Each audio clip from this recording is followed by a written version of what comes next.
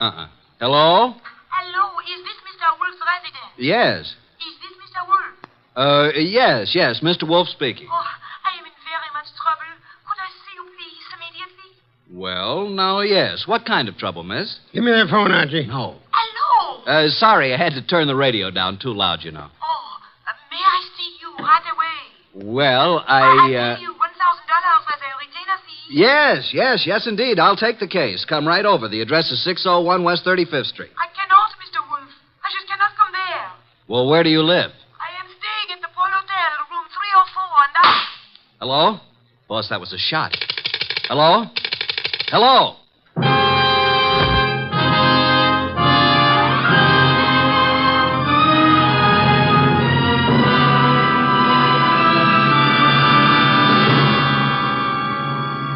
Ladies and gentlemen, it's that renowned genius who is the bulkiest, most ponderous, and most brilliant detective in the world.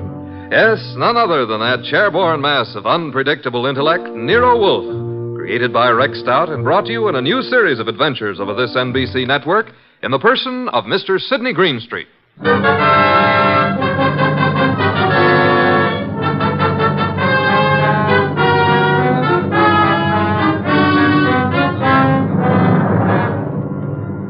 We've usually referred to this story as the case in room 304. The girl on the phone had a decided foreign accent. I wasn't quite able to decide what nationality she was, but it sounded like French.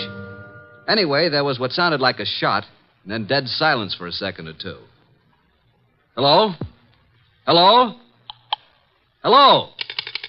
Well, Archie, another woman? Bah. Mr. Wolfe, I heard a shot, and then the line clicked off. Trouble. Women always trouble. I said I heard a shot on the phone. Indeed. I'm going over to her hotel and see what goes on. By all means, Mr. Wolfe. Yeah. Huh? Now that I've been insulted to the tone of being called a radio... I'm sorry, Mr. Wolfe, but we needed the money, and this was $1,000. If you'll excuse me, I have to attend to my orchids, Mr. Wolfe. What about the girl, the shot? Fascinating, isn't it? You figure it out. Okay. I've got to get over there. Room 304, Pole Hotel. So long, boss. Good luck, Mr. Wolfe. Please phone me from time to time.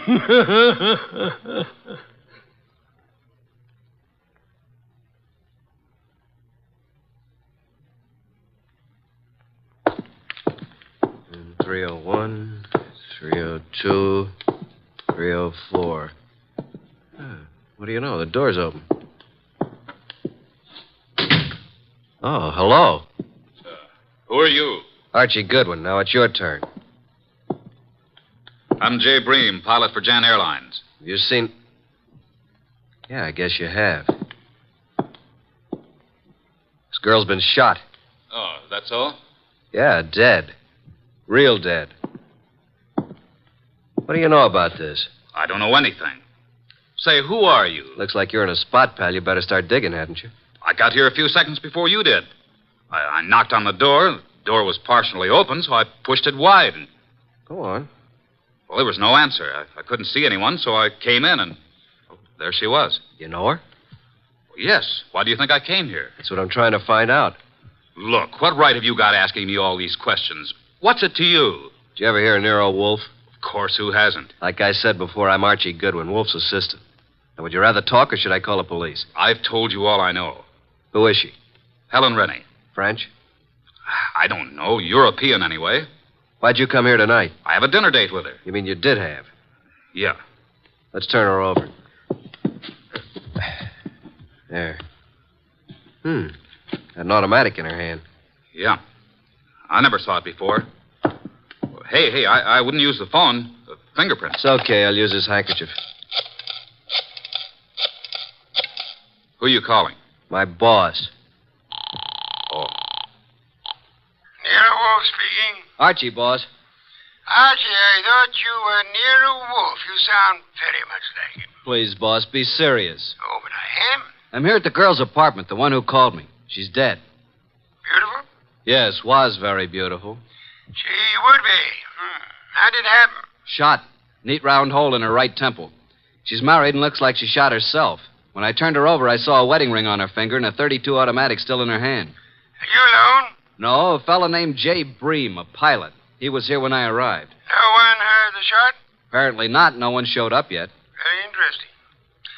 What do you do now, Mr. Wolfe? Should I call Inspector Kramer? No, say nothing to anyone. Get over here at once and bring Mr. Breen, the pilot, with you. Goodbye.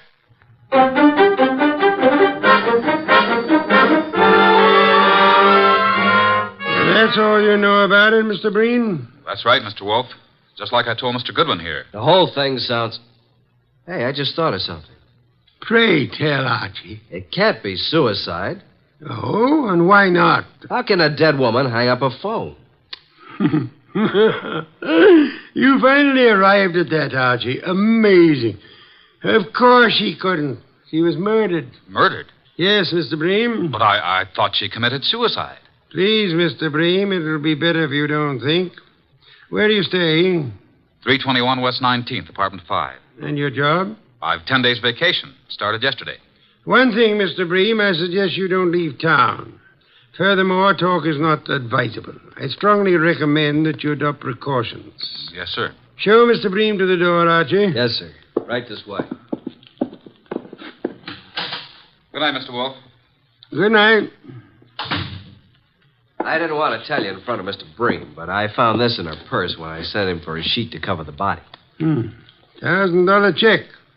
Made out to Mr. Nero Wolfe. Well, boss? I think it's time we phoned Inspector Kramer. Should I?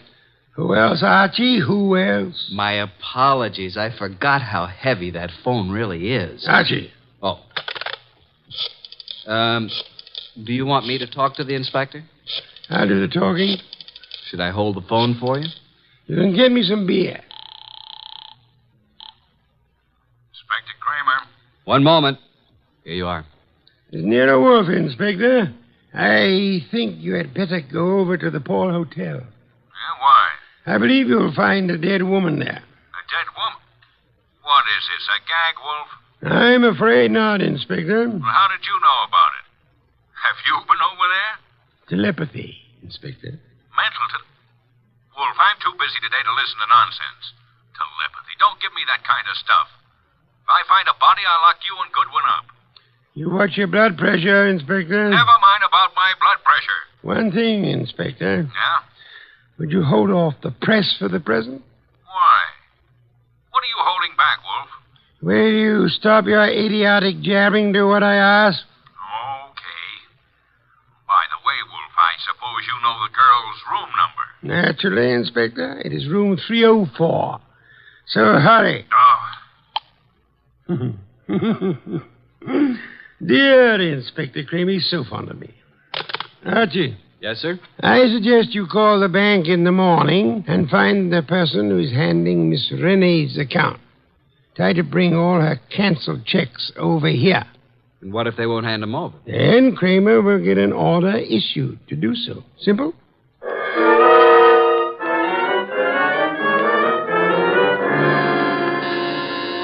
Coming.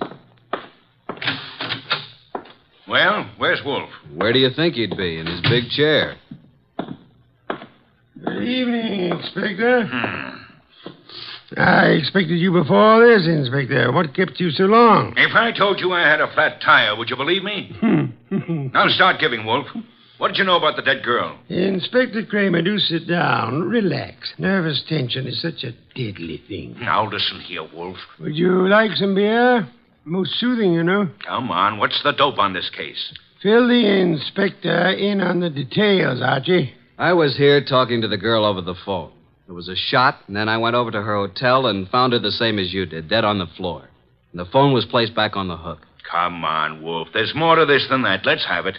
Really, Inspector? Who was she? You don't know? I mean, what do you know about her?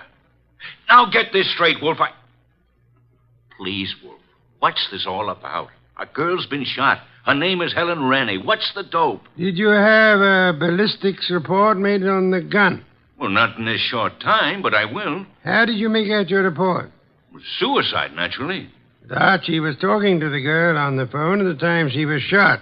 So she chooses to kill herself talking to your assistant. Why, you big, flat-footed... Inspector, precisely how can a dead girl hang up a phone? Why, she, You see, Inspector, quite impossible.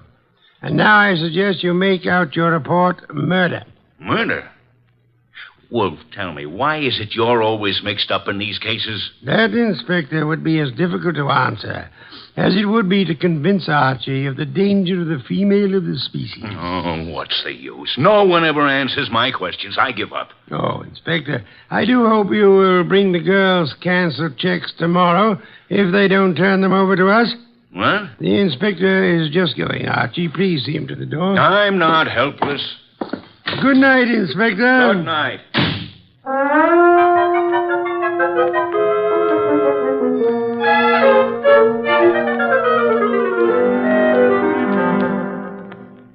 Please, boss, can't we have just a little air in here? You've been out all the morning. Isn't that enough? Gonna get me an oxygen tank to use in here. Did you contact the bank regarding the girl's account? I did.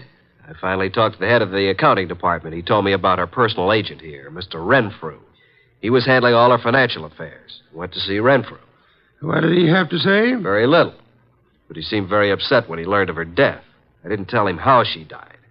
He said Helen Rene was here buying technical equipment for her government in Europe. Technical equipment? What kind? Laboratory stuff. Did she make any definite purchases? From the Arrow Company here in town, and Mr. Paul Morio is the head man of this Arrow Company. Mr. Renfrew, her agent, gave us quite a bit of an argument about coming over here today, said it was very irregular to show bank statements. But he finally gave in. I didn't need the inspector's help. What time do we have the honor? He said he'd be here at noon. Noon. You know I'll be busy at that time. Well, I didn't think you'd let... Archie, you never do. Your lunch will keep just this once, Mr. Wolfe. Not this once, nor any other time, Archie. You know I have lunch precisely at noon. Not after, not before. Understand? Yeah. I surmise you have the address of the Arrow Lab Supply Company. Yes, sir. You want me to go have a talk with Mr. Morio who runs the place? Sometimes, Archie. Your conclusions are fantastic. I'm leaving. One thing more. And? After you return from your visit with Mr. Morio, would you be so kind as to entertain Mr. Renfrew until after my lunch? And don't stand there with the door open. Sorry, boss. I'll go out through the coal chute. Do forgive me.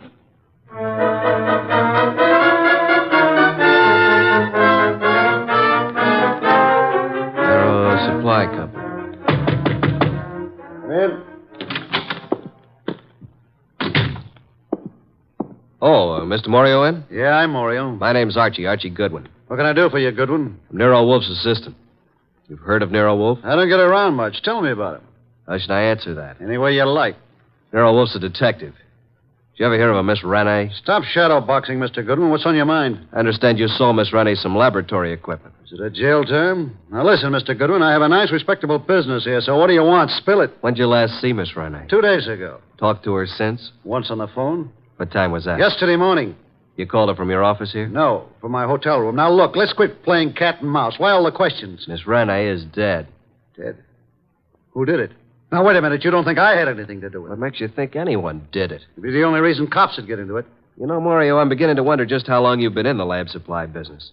You know what a retort is? And don't tell me it's a snappy comeback. Now, what's the matter, Goodwin? What's eating you? Look, Morio, I came here to find out something about Helen Rene. Just what sort of equipment did you sell her? It was heavy stuff, heavy chemical work. Where is it? We don't have samples, just pictures. Yeah, we ship it direct.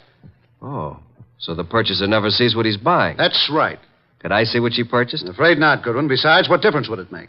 Did Miss Rene see what she bought? No, I already explained that. Now, I'm busy, Goodwin, so if you don't mind... Okay, I'll run along. Good afternoon, Mr. Morio. I'm sure we'll meet again. Soon.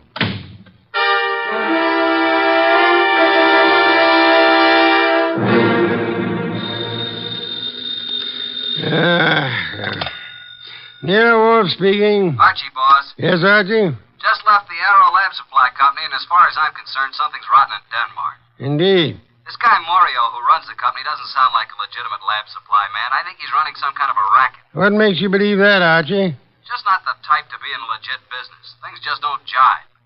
And she didn't see what she bought. You believe, then, that he would have reason to want Miss Rene out of the way? Yeah.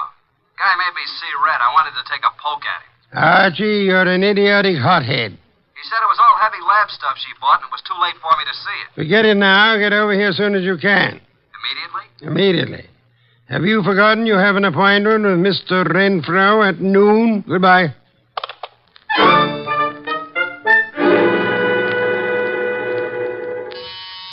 Coming.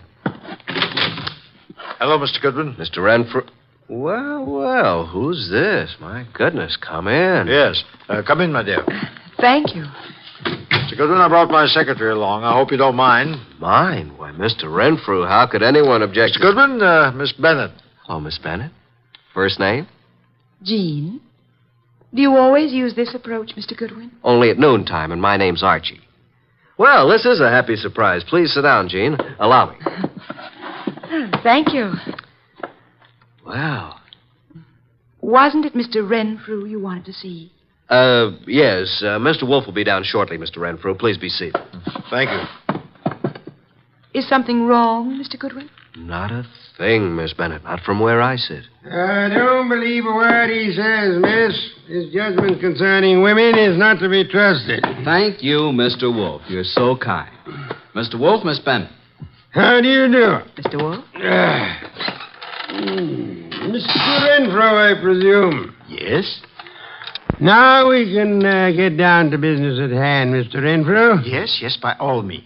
I don't understand why we couldn't have discussed this on the phone, Mr. Wolfe. The whole thing is highly irregular. Of course, I know you're trying to do your duty, but... I prefer not to discuss the dead girl's business affairs on the phone, Mr. Renfrew. You should appreciate that. Yes, I see. Now, what is it you wish to know? How long have you known Helen Renee? About a month. When's the last time you talked to her? Yesterday. What time? Why, about 2:30. I called her from my room. She was here on government business. You brought the canceled checks? Here you are, Mr. Wolfe. Quite sizable amounts, Mr. Renfrew. Very interesting indeed. Yes? You see, Miss Renee made some very large purchases, Mr. Wolfe, and of course they were all quite legitimate. Would you mind if I kept these checks overnight? Well, Thank you, Mr. Renfrew. By the way, was Miss Renee right or left-handed? Why, left-handed, Mr. Wolfe. Why? Just inquisitive. Now, if you will excuse me, Miss Bennett, Mr. Renfrew, I have a very urgent appointment. Well, if I can be of any more service, don't hesitate to call on me, Mr. Wolfe. Thank you, sir. Oh, dear. Poor Miss Renee.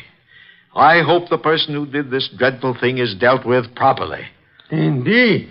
I must run along now. Yes, this way. Must you go too, Miss Bennett?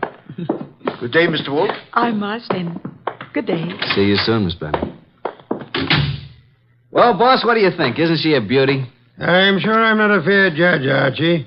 Do you happen to know where the Morio warehouse is? Why, yes, it's at the other end of town near the river. Oh, no, not again. 9 o'clock tonight. Okay.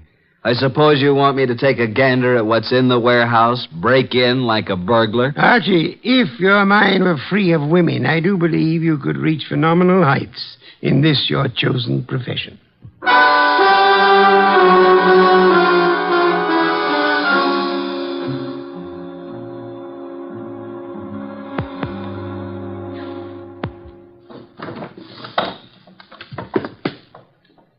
Nothing around here but a bunch of old tubes and glassware. I hope Wolfe knows what he's doing. I don't. All right. Stand where you are and reach. What's it? Flip the lights on, Joe. That's better. Now, sing up and tell me what you're doing here. I beg your pardon. I'm a little deaf. I couldn't hear you. I said, what are you doing here?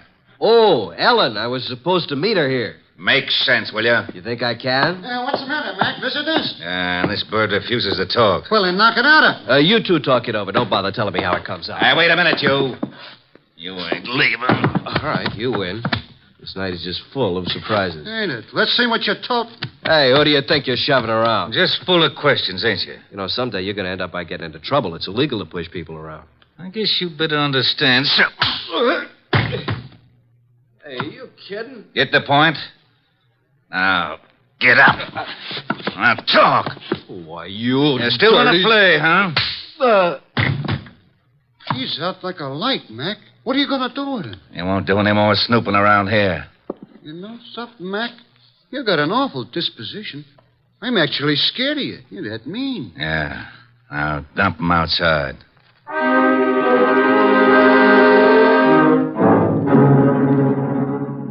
Hey, boss. It's me, Archie, remember?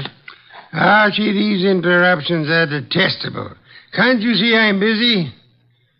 Is that you, Archie? I've been busy too, boss. Look at my face. I had an accident. From your appearance, I'd say that someone else had been busier. All right, Mr. Goodwin, as long as you insist upon interrupting my meditation, start at the beginning. Mr. Wolfe, I arrived at the warehouse. I went inside. I saw a lot of packing cases and a bunch of old glassware, worn-out junk. 2 men jumped me. I came to lying in the alley. I staggered to a cab and made it home. End of story. Archie, your repertoire of words is most astonishing. And your description of Morio's warehouse is without doubt most enlightening. I thought you'd like it. And now, Archie, I suggest you get Fritz to give you a piece of beefsteak for that eye of yours. And after that? I've arranged a gathering for 5 o'clock tomorrow afternoon. Then I shall repair to my bed to suffer in silence. You should be more careful on these nefarious expeditions. You might get hurt sometime. Yes, I've been a careless fellow, Mr. Wolfe. Good night. Good night, Archie. Pleasant dreams.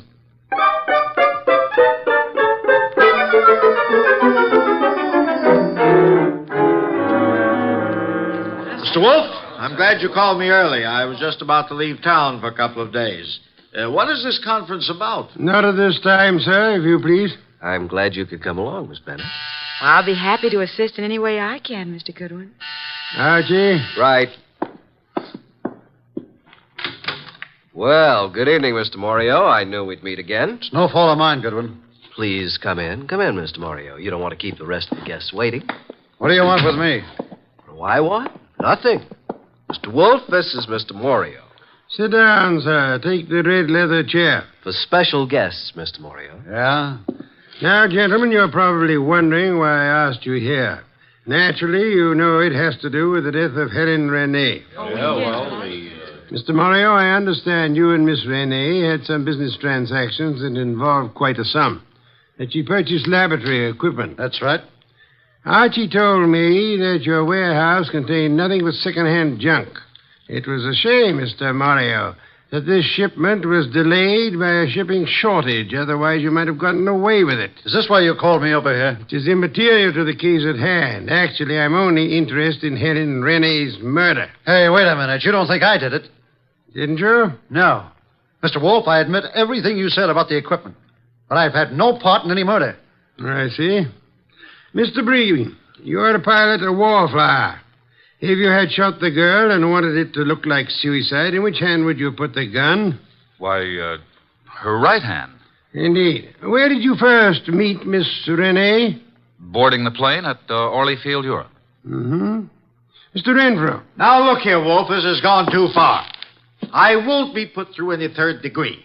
So if you'll excuse me, I have to get to the dip. Sit down, Renfrew. Well, Mr. Renfrew, I'm astonished that anyone would be as amateurish as they were in this case. I don't understand. Could it be that you killed Miss Renee and attempted to make it look like suicide because she was about to tell me that through forgeries her bank account was $50,000 short? Well, what reason would I have to kill her? You told me yourself you phoned Miss Renee from your hotel the day she died. Yet there was no outgoing calls charged to your account. Oh, this is nonsense. Ridiculous. She suddenly became suspicious of you. And you are probably the only person here who knew that she was left-handed. Well, what does that have to do with it? She was shot through the right temple, Mr. Renfrew, while talking on the telephone. With a gun in her left hand, wouldn't it be awkward for her to twist her arm around her face and shoot herself? In your excitement, you forgot you had shot her in the right temple. And what else do you know, Mr. Wolfe? That you once worked in Europe where you met Miss Renee, arranged to represent her in this country.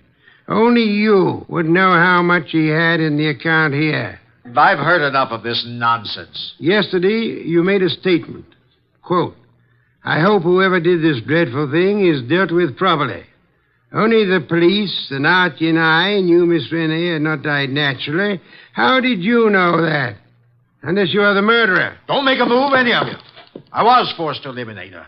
She accidentally learned about the shortage, and she became most unreasonable about it. Phoned you about it. Oh, dear me. So utterly weary of these melodramatics. Put up that gun. I've spent 15 years sweating, trying to get enough money to live the way that I want. And now I have it, and neither you nor anybody is going to take it away from me. I'll kill anyone who tries to follow me out of this house. Oh, no, Mr. Wolfe. Stand back. Mr. Renfrew, don't, please. I will take that gun from you and... Stop it, Renfrew. What the... Well, Inspector, you certainly arrived at the proper time, even if you are late. What do you mean, late? I've been standing out there listening to Renfrew for 5 minutes. Boy, that's too close. Glad he missed you, Inspector. Well, good night, Mr. Wolfe. Not so fast, Mr. Morio. I suggest you hold Mr. Morio here for swindling Miss Rennie and her government. And, Archie, Yes, sir? do you know how to care for a person who has fainted? I certainly do. Then look behind you. Your pretty Miss Bennett has collapsed.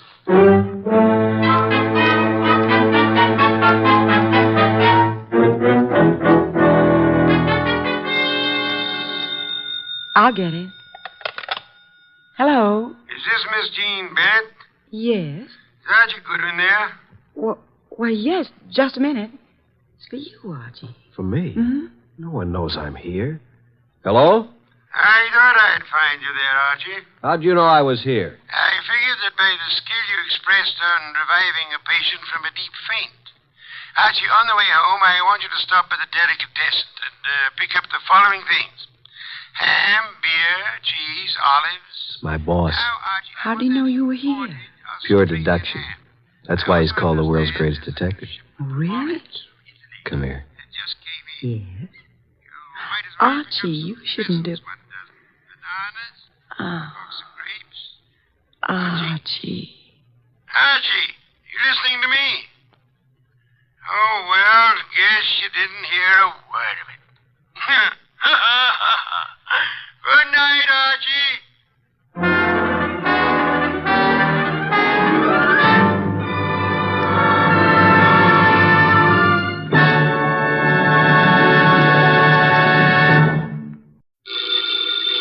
Ladies and gentlemen, the ringing of that phone bell brings you mystery, adventure.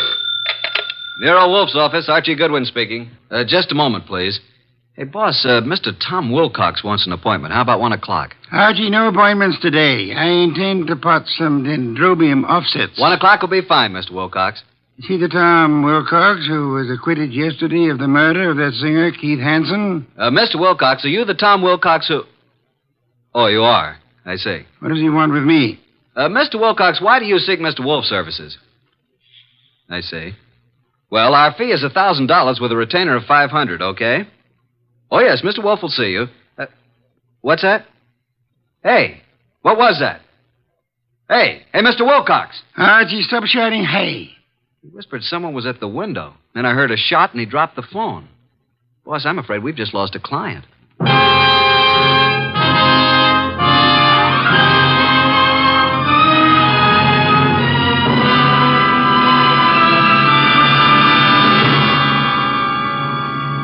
Ladies and gentlemen, it's that renowned genius who is the bulkiest, most ponderous, and most brilliant detective in the world.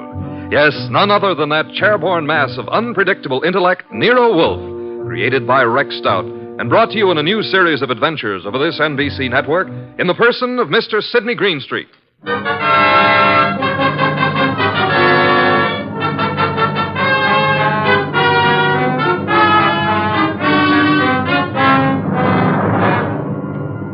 This episode is one Nero Wolfe refers to as a slight case of perjury. It all started with a phone call from Tom Wilcox and the ensuing shot, which I was sure had brought our newfound income to an early end. Anyway, there was the shot and... Hello? Mr. Wilcox? Hello? Oh, boss, I've certainly waited long enough for him to come back to the phone. We may have just lost a nice bankroll. Nonsense, Archie. Other clients will rescue us. Now for a cold bottle of beer, Archie. We're almost out of beer. I better get over there and see what happened to Mr. Wilcox. The beer first. Nero Wolfe's office, Archie Goodwin speaking. Oh, Wilcox, you all right? Was that a shot? It was, huh? I'm glad it missed. Tell him to come right over here. Yeah? You dug the slug out of the wall. Well, come right over. Boss, the police never found the gun that killed Keith Hansen. No gun was found. Wilcox said he thinks he was shot at with a .32. He dug the bullet out of the wall. The murderer of Hansen must now be after Wilcox. If Wilcox is telling the truth. He was acquitted. The society gal, Mrs. Patricia Park, established his alibi, said she was with Wilcox at the time the murder was supposed to have occurred. You read the papers, Archie. Where's last night's paper? Wow, boss, look at her picture. Ooh, she's a honey. Archie, will you get me some beer? Well, if you move your arm 6 1/4 inches, you can't possibly miss it. Mr. Wolfe, this is Tom Wilcox, our new client. How do you do? Archie, the red leather chair for Mr. Wilcox. Mr. Wolfe, I'd like your aid in finding the murderer of Keith Hansen. Indeed. Why do you suppose you were shot at this morning? I gave a statement to the press last night, which was printed this morning, saying that I was going to seek out the killer of Keith Hansen. The killer obviously wants me stopped. Here's the bullet, a .32, I'd say. Why did you go to Keith Hansen's apartment on the day of his death? I went there to tell him to stay away from my sister. We had a fight. The manager came and stopped us. I told Hansen I'd kill him if he didn't lay off. The manager heard this. Then I went home. What time was that? About 8:30. The police claimed I returned to Hansen's apartment and shot him. I couldn't prove I was at home all night. It was going rough for me until Patricia Park testified she was with me at the time when the crime was said to have been committed. Why didn't you tell the police in the first place that this Patricia Park was with you? Well, that's the whole trouble. She wasn't. What? Her claim that she spent the hours from 9 till midnight with me was a lie. In fact, I'd never met the woman in my life. Have you contacted this Patricia since your release, Mr. Wilcox? Yes, but she refuses to see me. Archie, phone Mrs. Patricia Park and tell her that she must see you at once for her own good. Time is of the essence.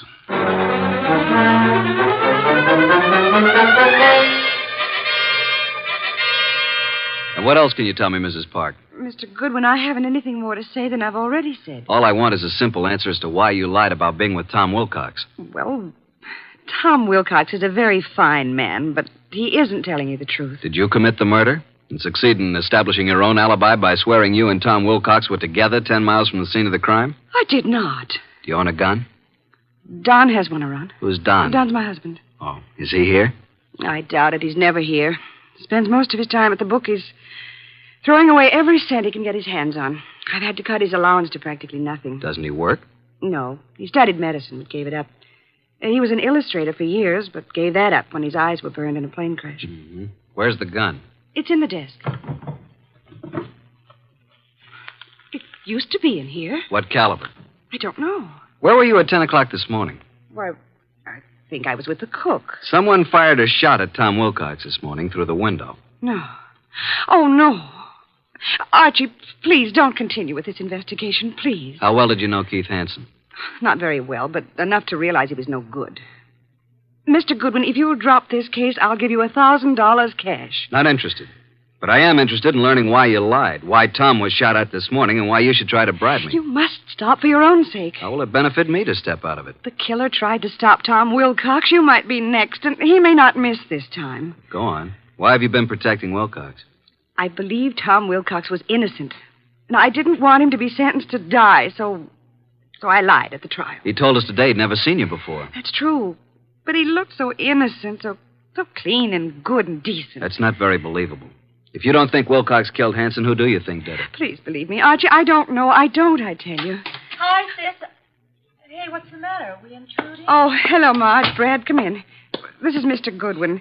My sister and brother-in-law, Marge and Brad King. How do you do? Hello. What gives, and who's Mr. Goodwin? A private detective, Marge. I've just explained to Mr. Goodwin that I wasn't with Tom Wilcox at the time of Keith Hansen's murder. Pat, why did you tell him that? Mr. Goodwin, I hope you will not use this knowledge against Pat. Did you all know Keith Hansen? Yes. And my husband and Keith went to school together. Keith, Don, and I were on the same polo team. Where were you at the time of the Hansen murder, Mr. King? He and Don were attending a horse show at Madison Square Garden. Marge and I didn't want to go. We stayed here. Where were you at 10 this morning, Mr. King? Why, I had an appointment with my dentist, Dr. Flagg, Rockefeller Center. And you, Mrs. King? I was shopping. Ilsa's salon, a sale on dresses. Why all this questioning? Marge, someone tried to kill Tom Wilcox this morning. What? May I use the phone, Mrs. Park? Yes, of course. First door to your left. Suppose you try to find the gun. Marge, that gun is missing from the desk. I haven't seen it. Do you know the caliber, Mr. King? 32, I think. It must be in the house. For your sake, I hope you find it.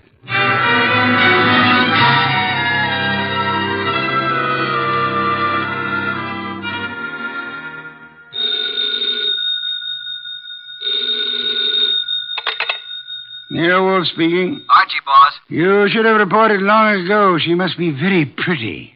That Park admits she lied. She claims now she was with her sister, Marge King. Marge and her husband, Brad, have alibis, and all have alibis for this morning. I'll check them before I return. Where were they the night of the Hanson murder? Well, Brad and Don Park, that's Pat's husband, were at the Madison Square Garden horse show.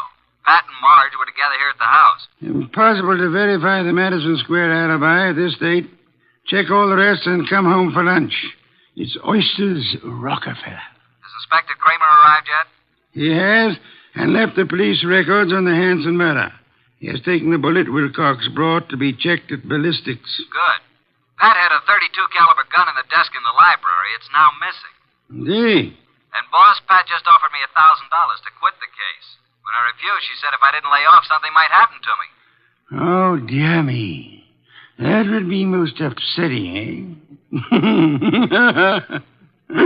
After lunch, I want you to visit the late Keith Hanson's apartment. Bye.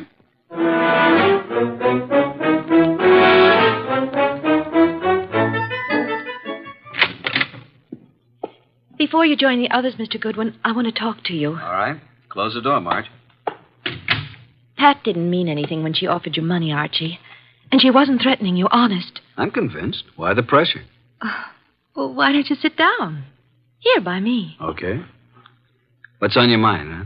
Archie, I can add another 1,000 to what Pat offered. Wouldn't that be enough, Archie?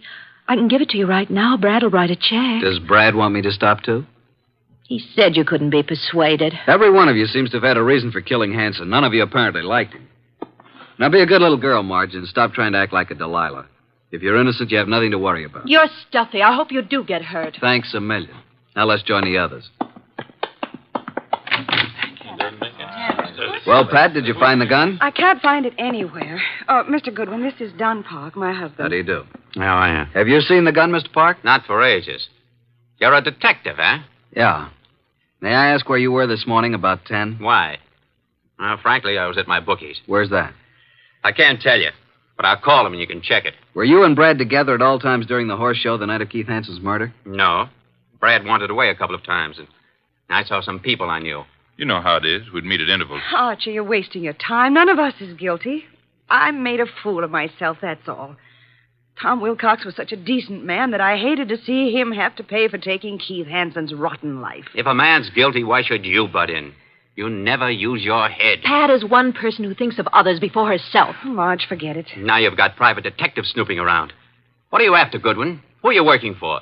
Why don't you let my wife alone? The case is closed, isn't it? Maybe. Don, this just makes it more interesting to Mr. Goodwin. As a matter of fact, I think you all know more than you're telling. I still think Tom Wilcox killed him. And there's only one reason why Pat should protect him. Don, that's enough. Nice, happy family, suffering all the torments of a guilty conscience. Is that it? What are you trying to do, Mr. Goodwin? Get your nose poked? Not exactly. If not, you'd better leave. Okay, Mr. King, I'll run along. Mr. Wolfe will be anxiously waiting to hear about this. So long.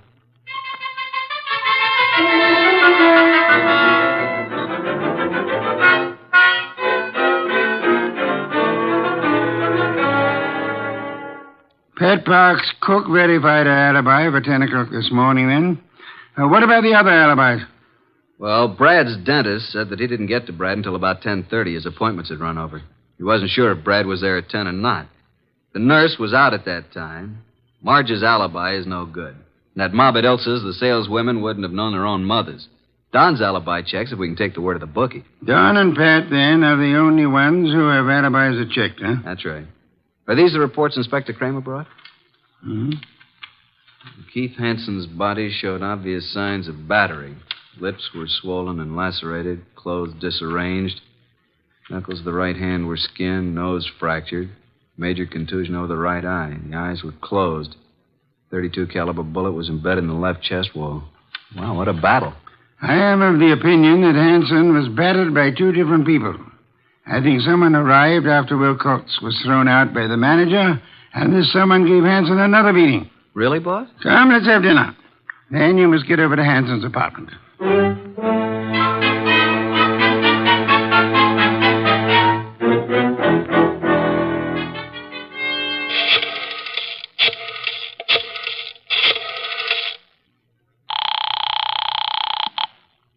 Boss? Yes, Archie. What have you found at Hanson's place? Well, the desk yielded one thing of interest, Keith's address book.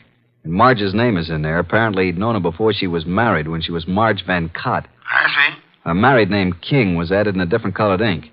Pat's phone number's there, and of course Don's and Brad's office numbers. There are a few bills, but no letters, no clues. Sure? Boss, I've combed the place, and there's no... Hey, wait a minute, I'll call you back. Who's there?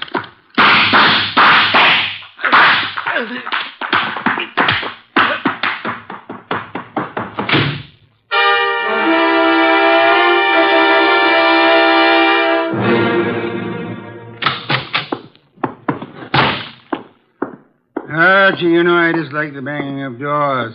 Sign of ill breeding. Archie, what happened to you? Target for tonight, Archie Goodwin.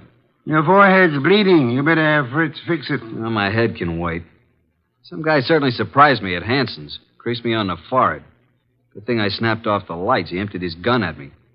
He scuffled and he got away. And then I dug his slug out of a chair. I think it's a .32. But look at this, boss.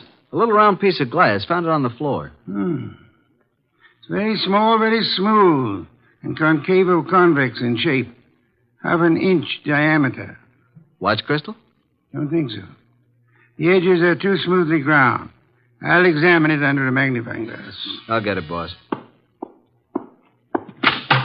Oh, hi, Tom. Come in. It's Mr. Wilcox, boss. Archie, hey, what's happened to you? Somebody tried to scalp me. Good evening, Mr. Wilcox. The red leather chair, Tom. Archie, please finish your report. Did you notice anything else of importance at Hanson's apartment? Is that where this happened? Yeah. Well, there were dozens of gals' photos scattered around. Photos, eh? But no letters, Archie? Not a one. There must be some letters, Archie. Love letters. Wherever we have girls' photos and telephone numbers, I assure you there are bound to be love letters. That is what we must find. But then we'll have a motive. Yeah, but where do I look, huh? Go to Hanson's dressing room at the Club Diablo. I have just phoned the place. A female singer is substituting for Hanson, but she won't arrive until supper hour. Mr. Wilcox, accompany Mr. Goodwin, if you please. Keep your eyes open. I need the boy. Then you do love me, boss? Come on, Tom. Let's look at this Club Diablo.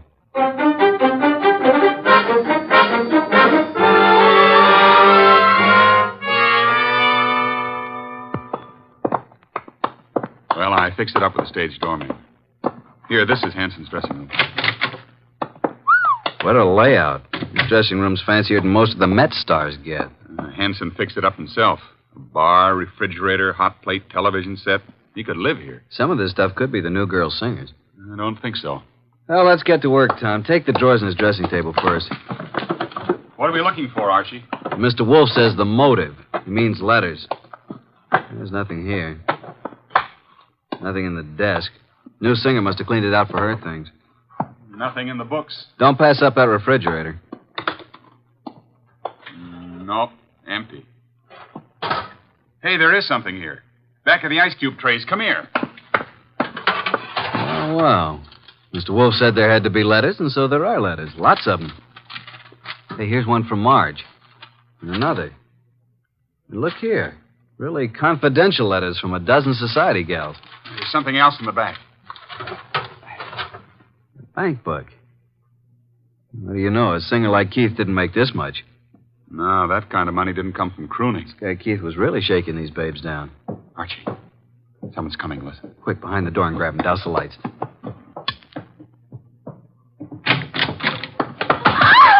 Marge, run! Hold it, Tom. Well, it's you two. You dirty rat. Higgin woman. What are you and Archie doing here? The letters. Oh, Archie, you found them. Archie, please, give me those letters. Don't touch. I'll just put them safely away in my pocket. Besides, you didn't write all of these. Give them to me. At least give me my letters. I'll tell you what. You go on home and stay there, and we'll leave it up to Mr. Wolfe. Tom, take him outside. I want to use his phone. Come along, ladies. Let us oblige Mr. Goodwin. I'll meet you at the stage door, Archie. Right.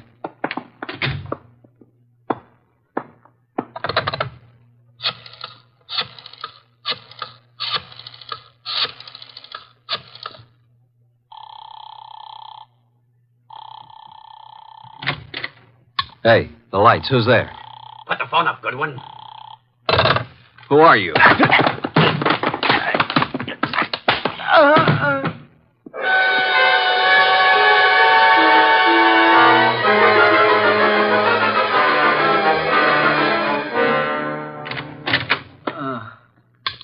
Archie, what happened? Are you hurt? Here, let me help you. I'm all right, I guess. Ooh, my head. Did you see anybody? No, I didn't. I shouldn't have left you. Turned out the lights before I saw him. He whispered. Got away with all the evidence. Where are the girls? I sent them home in a cab. Well, let's get over to Mr. Wolfe. This is tough luck. If I'm not mistaken, his next move will be to have a little get-together with all concerned. Come on.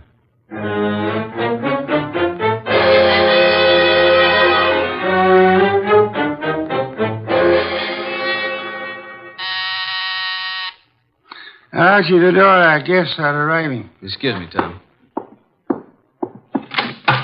Come in, Inspector Kramer. Goodwin. Good evening, Inspector. Well, Mr. Wolfe, got the killer? You said you'd hand him over to me this evening. In time, Inspector. You know Tom Wilcox, of course. Mr. Wolfe. Evening, Inspector. What about the ballistics report, Inspector? The bullet was shot from the same gun that killed Hanson. And that gun, I am certain, came from the home of Pat and Don Parks. Marge and Brad King also had access to it. I have one more bullet here, Inspector, one fired at Mr. Goodwin. I am sure it was also shot from the same gun. However, it isn't important now. Isn't important? It almost cost me my life. You can make it into a charm if you wish. Inspector Kramer, before our other guests arrive, I must tell you that Mrs. Park lied on the witness stand. She was not with Tom Wilcox at the time Keith Hanson was murdered.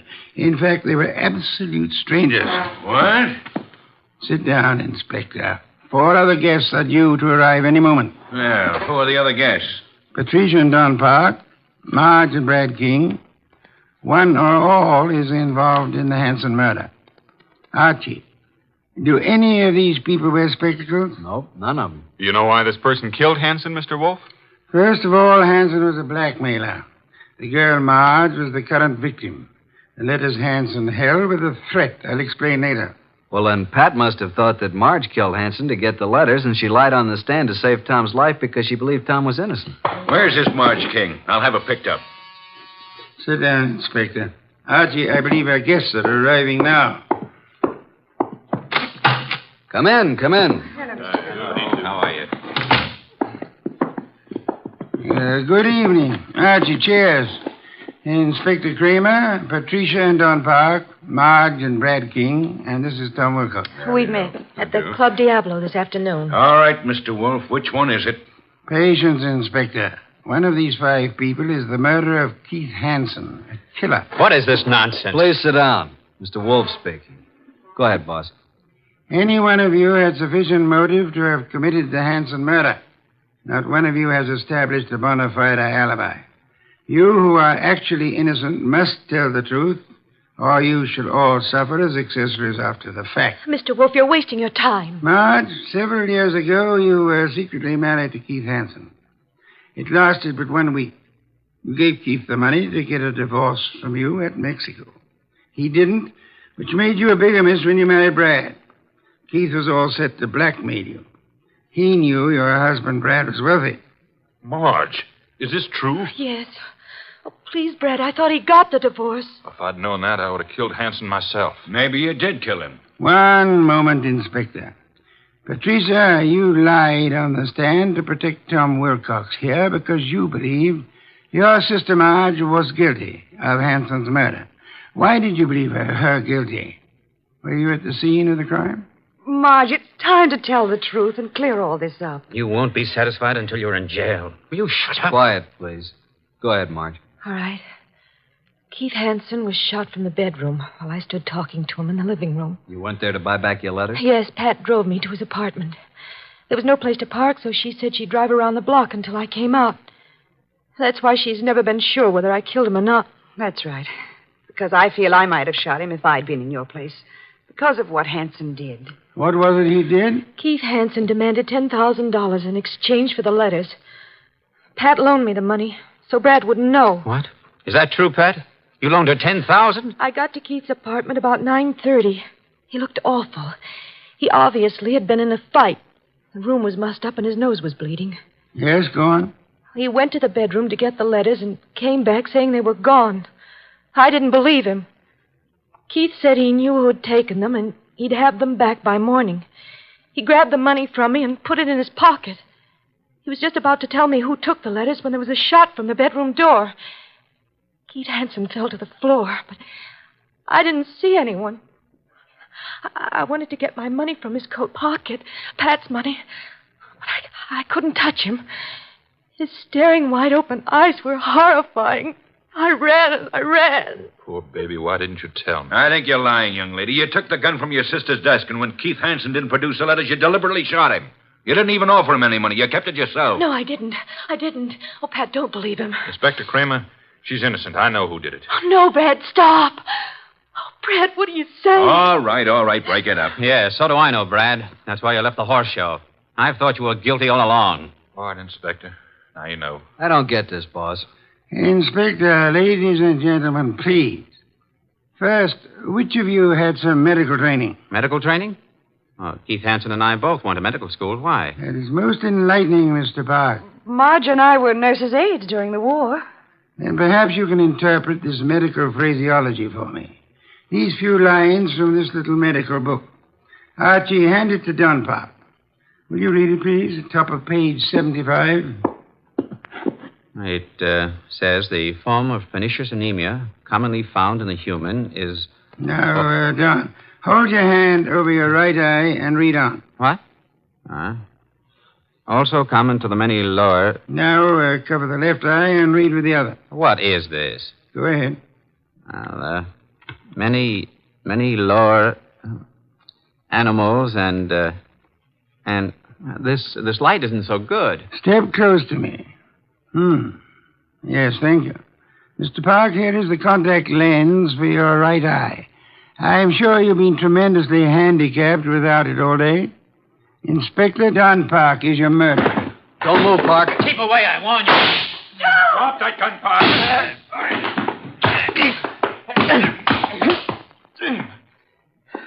Well, I got his gun.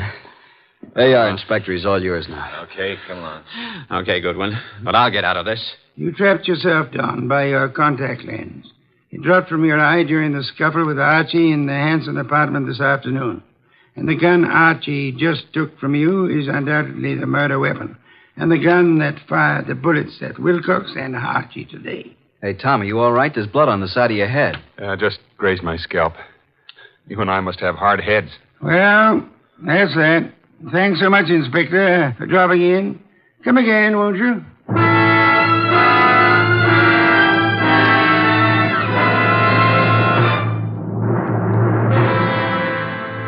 This was a rough day's work, boss.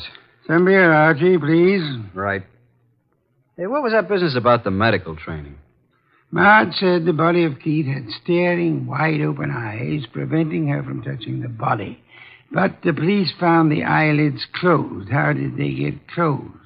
Well, he must have bothered Don, too, and he closed him. His medical training. Right. A layman would never touch the eyes of the dead. Marge couldn't, not even to get back the $10,000. Here's your beer. Why did Don do all this, boss? Obviously, he learned of Hansen's blackmail scheme and was trying to force him to agree to split Marge's $10,000. Don was quite startled a minute ago to learn that Pat, his own wife, put up the money. However, when they heard Marge arriving, Don stepped into the bedroom, found Marge's letters in there, and must have hidden in the closet. And then as Keith Hansen was about to speak Don's name, Don shot him and took Marge's money. And of course, he planned to carry on a blackmailing of Marge himself, thinking the money would come from Brad. Yeah. And you are warming that beer with your hot little hands. Pour it, please. There you are. You've had a rough day, beaten twice and lost to interesting women. Tonight you may open your bedroom window. Good night, Archie.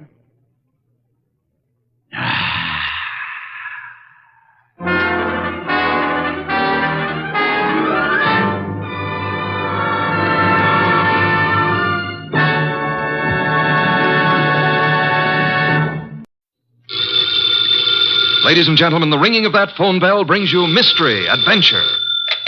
Nero Wolfe's office, Archie Goodwin speaking. What? Who? Who is this? Who wants to speak to Mr. Wolfe? Nobody. Nobody? I said that. Hang up. It's late and it's too cold. And even if it weren't, I would not consider for one moment moving from this room. Please, Mr. Wolfe, I can't hear a thing this old gentleman's saying. Does it matter? You heard what I said? No. Now, what did you say? You were late because she was killed. Who was killed? I can't hear you. What is it about, Archie? He says he was due here an hour ago, but she was killed. Who was killed? What does he want? Do you want us to solve the crime? I say, do you want us to find out who killed her? Oh. He says he knows who did it, but he has an important message for you.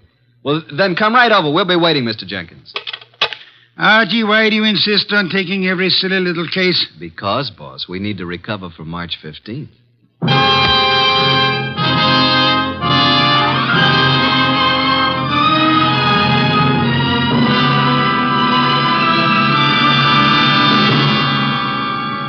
Ladies and gentlemen, it's that renowned genius who is the bulkiest, balkiest, most ponderous, and most brilliant detective in the world. Yes, none other than that chairborne mass of unpredictable intellect, Nero Wolfe, created by Rex Stout and brought to you in a new series of adventures of this NBC network in the person of Mr. Sidney Greenstreet.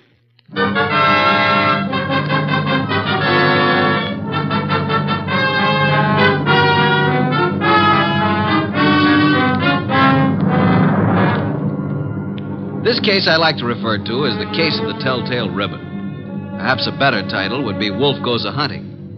For in a way, this was one of those unusual instances in which my boss, of his own free will and without any coercion, actually decided to leave the house and go to the scene of the crime.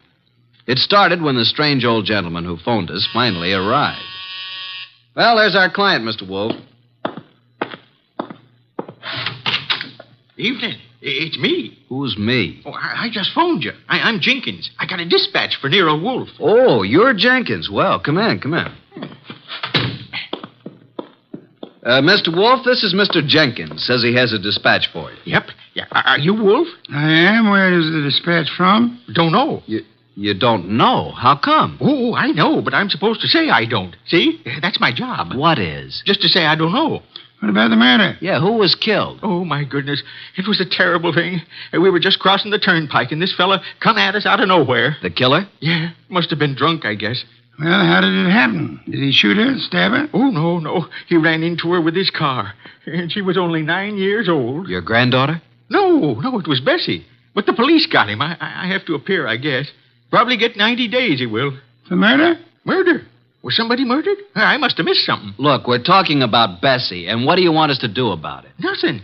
Bessie's my old horse. Oh, no. But say, who was it that was murdered? Nobody yet. Good night, Mr. Jenkins. I thought you said it was important. It might be. At least that's the way I was told. What might be? This here letter I was bringing to you. This dispatch. Well, gotta get along now. Goodbye. Well, get him. What a pixie. What is in the envelope? Mr. Wolfe, look. 5 $100 bills. And the note says, Mr. Wolfe, your services are desperately needed. Come up this weekend as my guest. Signed, Impolite. Edward Malotte, the wealthy manufacturer. Well, looks as though you're going out this weekend. Well, Archie, pay my respects to Mr. Malotte, and I hope you enjoy the weekend. Good night.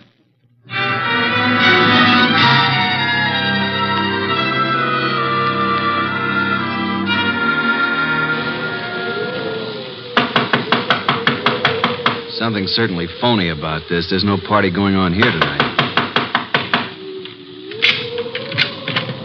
Yes? What is it? Is this the Malotte place? It is. What do you want? My name's Goodwin. I'm a guest of Mr. Malotte's. A guest? Yes, he invited me down for the weekend. Weekend? Oh. Well, you better step in, please, Mr. Goodwin. Quite a bolt you've got on that door. Yes, isn't it? Just sit down there, please. I'll get Mr. Malotte. He's in the library. Oh, here he is. This is Mr. Goodwin, sir. Says he's come down for the weekend. Mr. Goodwin, good evening. You've come for the weekend, you say? Well, yes, wasn't that the idea, Mr. Malotte? Well, I don't understand, Mr. Goodwin. Didn't you send me this note asking me to come here? Note? I did not. Oh, well, this is my personal note stationery, but I don't recall sending this. I didn't even type it. And I'm in the habit of signing my name with a pen, not with a typewriter. E. Malotte. You're certainly Edward Malotte. Yes. Services are desperately needed. What does this mean? What services? Who are you, Mr. Goodwin? Are you serious? I'm a private investigator. I'm Nero Wolfe's assistant. Oh, indeed. Nero Wolfe, eh? I know of him, yes, indeed. And you really don't know anything about this note? I do not. Are you having a weekend party here? I most certainly am not. Then who sent this? And there were 5 $100 bills as a retainer. I haven't the slightest idea. Oh, Dorothy. Yes? Will you step in here, please? Miss Davis is my private secretary. She may know something about this. Yes, Mr. Malotte. What is it? Dorothy. Oh. Dorothy, this is Mr. Goodwin. How do you do, Mr. Goodwin? Well, how do you do, Miss Davis? Yes. Well, Mr. Goodwin is assistant to Nero Wolfe. You don't say. Nero Wolfe, the detective? Well, I've heard a great deal about him. And about you, too, Mr. Goodwin. Well, now I'm mighty glad to hear you say that, Miss Davis. Mr. Goodwin has a note here. Is anything wrong, Edward? I heard voices. Oh, do we have company? Nothing is wrong, Eva. I was calling Dorothy, that's all. Oh, this is Mr. Goodwin, Eva. My wife, Mr. Goodwin. How do you do, Mrs. Malotte? Mr. Goodwin, yes. How do you do? Now, as I was about to say, Dorothy, Mr. Goodwin... What's going on? Mr. Goodwin, this is my son, Larry. Good evening. What's wrong? Mr. Goodwin has been invited here for the weekend. He has an invitation supposedly written by me. At least it's on my stationery. Look at this, Dorothy. Know anything about this note? No. I certainly didn't write it. But it's my personal notepaper, and my signature is typewritten. I'd never do that. Well, somebody sent it. Who's Jenkins? Jenkins? Never heard of him. A little dried-up old man. He delivered it to us. Yeah, maybe it didn't even come from this house. I'm positive that it didn't. Never heard of Jenkins. You have a typewriter here, of course. Yes? I'd like to see it. Certainly, Mr. Goodwin, in the library. How far have you come, Mr. Goodwin? From New York, Manhattan. Oh, and it's such a dreadful night, too. Yes. And it is rather late. Late? It's only 7:30. Why not stay here for the night? Plenty of room? Yes, Mr. Goodwin, plenty of room. Well, I don't really think that's necessary. On the other hand, it would be a tough drive back to the city in this storm. I'll accept your hospitality, Mr. Malotte. Very good. Oh, Jeffries, show Mr. Goodwin to the East Wing. And take care of his car. Yes, sir. Good night, Mr. Goodwin. You mean you're all going to retire now? I haven't even had my dinner. We retire very early here. But Jeffries will prepare anything you want. Good night.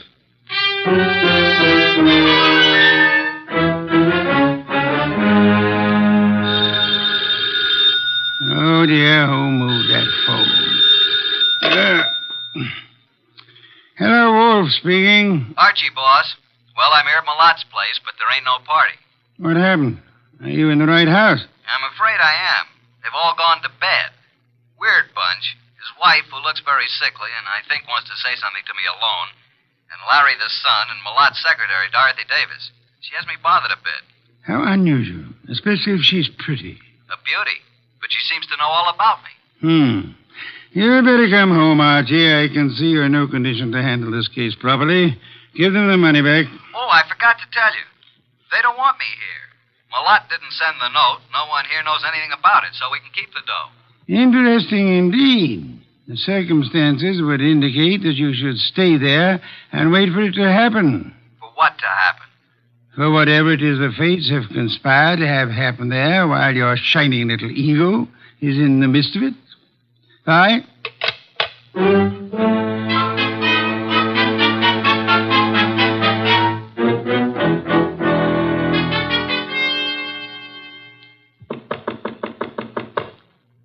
Who is it? It's Archie Goodwin, Mrs. Malotte. Come in, please. I saw you give me the eye when I was about to leave. I've been waiting till I felt sure they were all asleep. Now, what's up? I wrote you that note. I sent for you. How do I know that? Old man Jenkins is a scissor and knife sharpener who happens along every month or so. They wouldn't know him. I put 5 $100 bills in the envelope. Okay, why? My life is in danger. I've been threatened. I received 3 notes through the mail. They were all postmarked in New York City. Could I see them? Here they are. All typewritten. The first one reads, "There is no love for you" in Grey Gables. The second, "Why stay on in the face of death?" And the third, "The time is shorter than you think." Do you think this is an inside job, Mrs. Mallett? Well, at first I didn't. But lately I've come to think it is. What caused you to think that? For some time I've been having severe spells. I thought it was indigestion. But then it occurred to me that I always broke out in cold perspiration. I was left horribly weak and terribly thirsty. Thirsty? You fear you're being poisoned? Yes. And since the thought came to me, I've been living in fear. Fear of every bite of food or drink. It so shattered my nerves that I have to take these yellow sleeping capsules to even close my eyes. Well, here's your husband and his secretary and your son, Larry. Larry is my stepson. Which one do you suspect? The secretary, Dorothy, or my husband, or both. What's the motive? Well, they're in love. She's been here over 2 years, and they've spent most of their time together. The idea never occurred to me till last week. And when I watched them, it was quite obvious. Anybody else know about these 3 notes? Oh, no. Then I'll keep them for a while. Good night, Mrs. Mallett. And don't worry.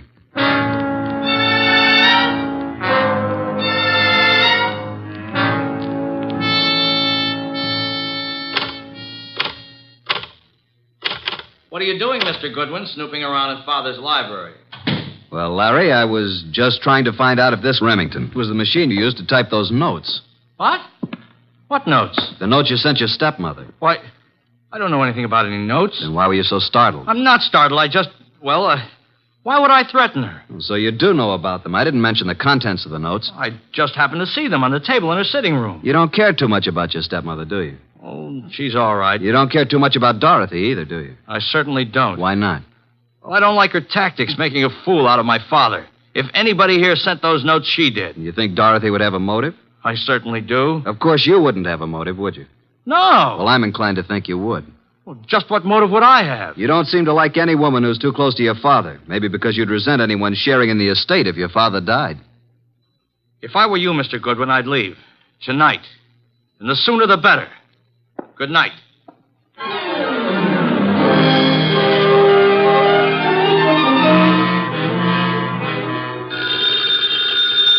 Oh, Archie. Archie. Oh, confounded boy. Yes, Archie? You have the wrong number. This is Sherlock Holmes speaking. Why didn't you go to bed like the others? You don't have to push it. It'll happen. Eva Mallett thinks she's being slowly poisoned. Suspects her husband and his secretary. She could be right. What are the symptoms she suffers? Gastric disturbances, weakness, thirst. Indeed. What about the son? Have any ideas? He doesn't like his stepmother and is decidedly against his father's secretary, Dorothy. He knew all about the notes Mrs. Mallett had received, saw them on her dressing table. He believes Dorothy's the culprit. Then I should say that Dorothy should be the next on your list. You can say that again. Be careful, Archie. Use your head this time. Incidentally, Larry advised me to leave the place tonight. Bit of a threat it was, too. What shall I do, Mr. Anthony? Do nothing. The trouble will come to you. Bye.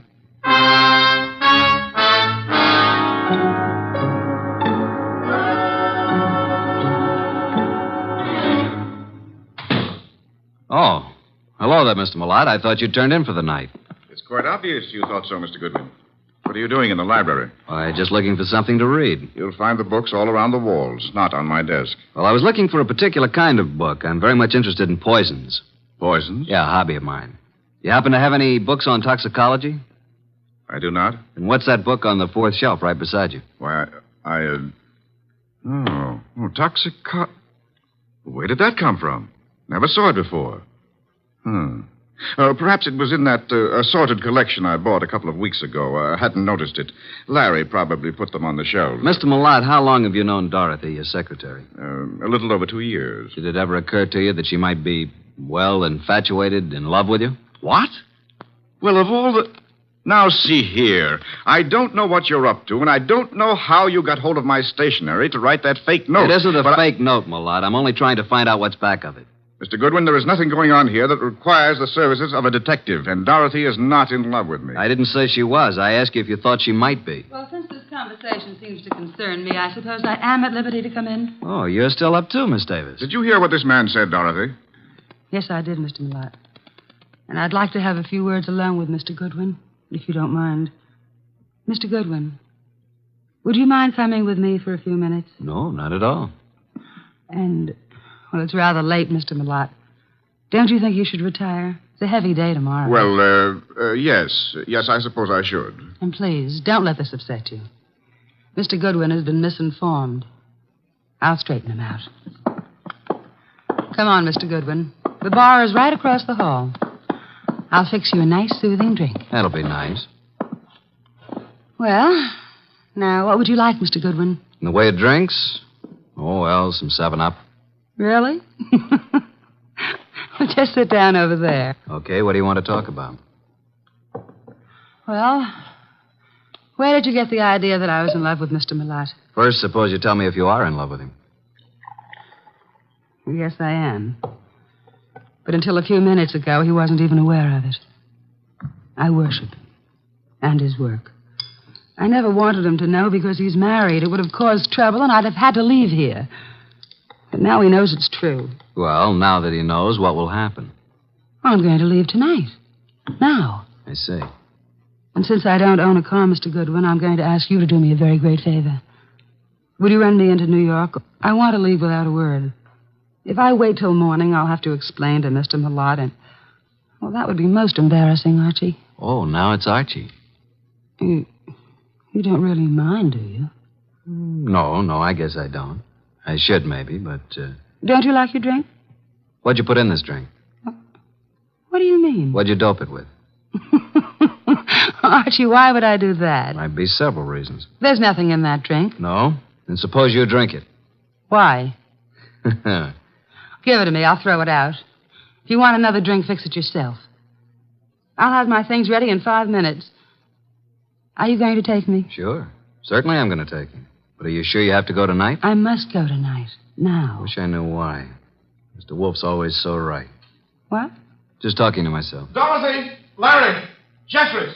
Come upstairs. What's happened? Call Dr. Hauser. Something terrible has happened to Eva.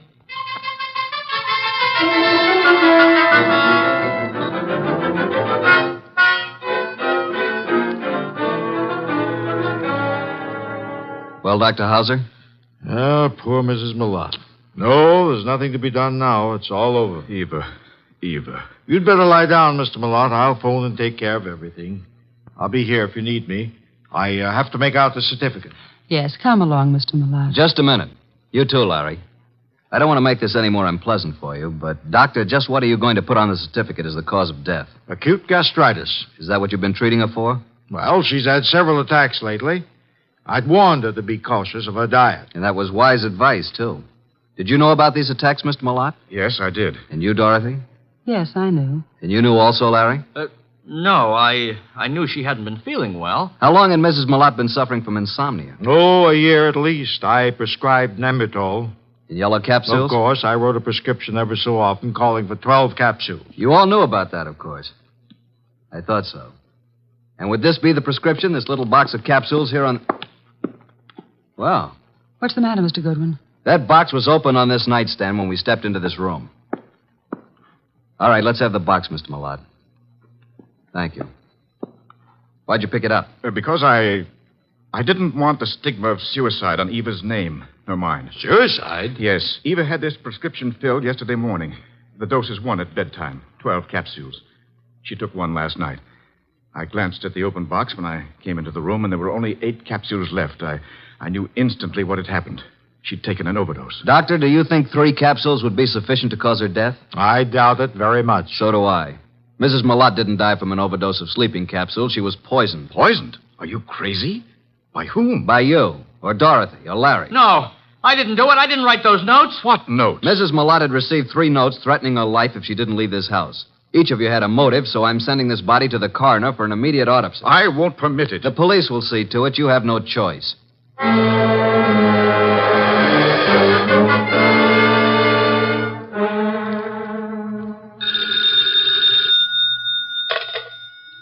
Yes, Archie. What now? Do you know who did it? How do you know anything's happened? Let us call it extrasensory perception. Well, Mrs. Malotte was right. She's dead. Her doctor knew nothing about the spell she was having as being caused by anything but indigestion. How about an autopsy? It's all in the works. Looks like a metallic poison, all the symptoms. Oh? Did you search the house carefully for such a poison? I did. And I'll check the drugstores in the morning. Somebody in that household purchased some poison. Let me know when the autopsy report is in. Right. Let's see now. We have Mr. Malotte, Dorothy Davis, and Larry the son. He's Mr. Malotte's son, but not the child of Eva Malotte, remember? Yes. Is it true that Dorothy is in love with Malotte? Yeah. Dorothy admitted it to me, but claimed Malotte wasn't aware of it until tonight. And earlier this evening, Dorothy tried her best to get me out of the house, insisted that I drive her into town. She tried to give me a drink, which I think might have contained knockout drops. You don't say. Archie, I should have Fritz drive me up to the Malotte place at once. Archie, are you there? No, boss. I just fainted.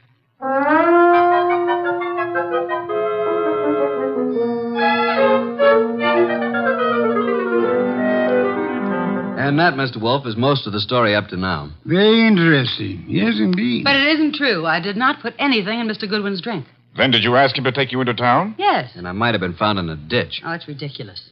Why did you try to get Mr. Goodwin to take you to town? Because I felt it would be too embarrassing to remain until morning. Maybe you'd already given Mother the big dose of poison and wanted Goodwin out before it was discovered. Well, you Wait a minute.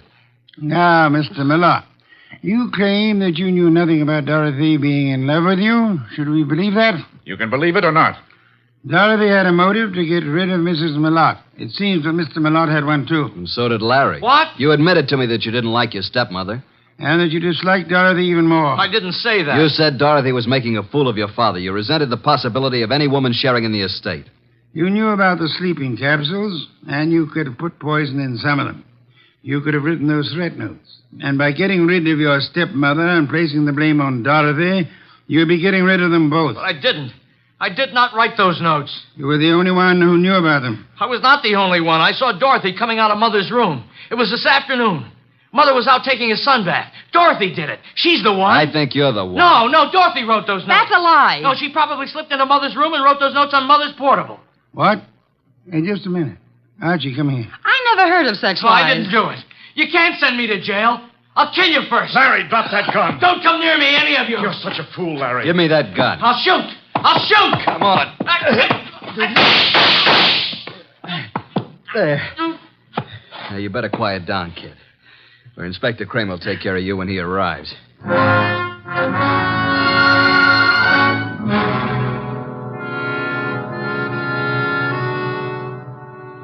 Well, Mr. Wolfe, what goes on here? Where's Goodwin?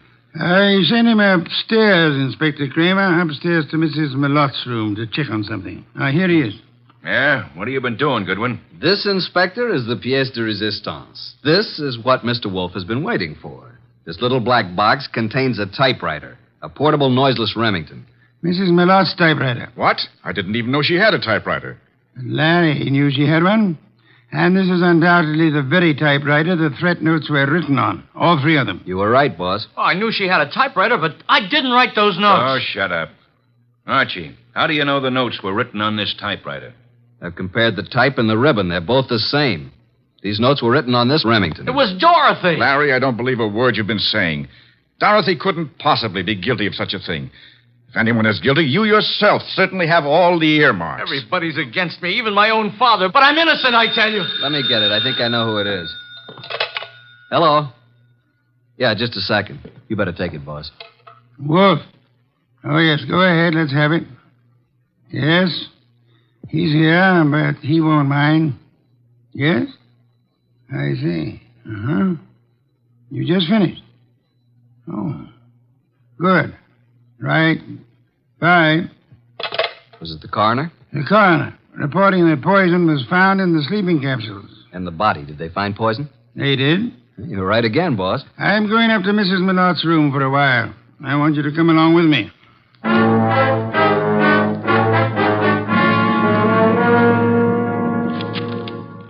Find anything yet, Archie? No, mostly bills and invitations to bridge parties and so on. Ah. You find something, boss?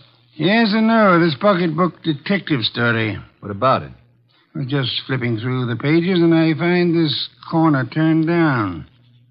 Well. What is it? Look and read. Why stay on in the face of death? Interesting. The very words used in one of the notes. Give me the book.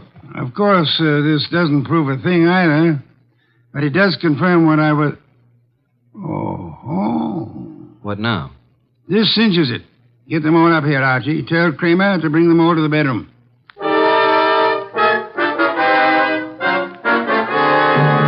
Well, Mr. Wolfe, what now?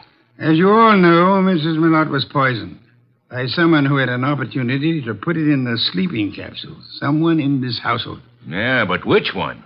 The kid? I never bought any poison in my life. Be quiet, will you? No, Inspector, it wasn't Larry. And I suppose you think I put the rest of that rat poison in your drink, Mr. Goodwin. No, Dorothy, it wasn't you. But how did you know it was rat poison? I didn't. I just guessed. I can think, too. Then if it wasn't Dorothy or Larry, you must mean me. No, Mr. Lott? No, wait a minute. It had to be somebody. Yes. This is going to be painful for you, Mr. Malotte. Well, you mean that Mrs. Malotte did commit suicide? It was more than suicide. It was suicide with an attempt to have both you and Dorothy convicted of murder. She planted things? She did? I can't believe it. Show him the pocketbook, mystery. Here's the proof. Some of the threat notes were lifted bodily from this novel. But look on the back cover. Isn't that Mrs. Malotte's handwriting? Yes, and this is the other note, the one to you, Mr. Wolfe, composed in pencil before she typed it out on her machine. Then, Wolfe, the note you received was the same typing as the threat notes. See for yourself, Inspector. Then why the dickens didn't Archie compare them right away? Just one of those things, Inspector. There are times when even a good detective is a bit on the, shall we say, dull side. Don't you find that often true, Inspector?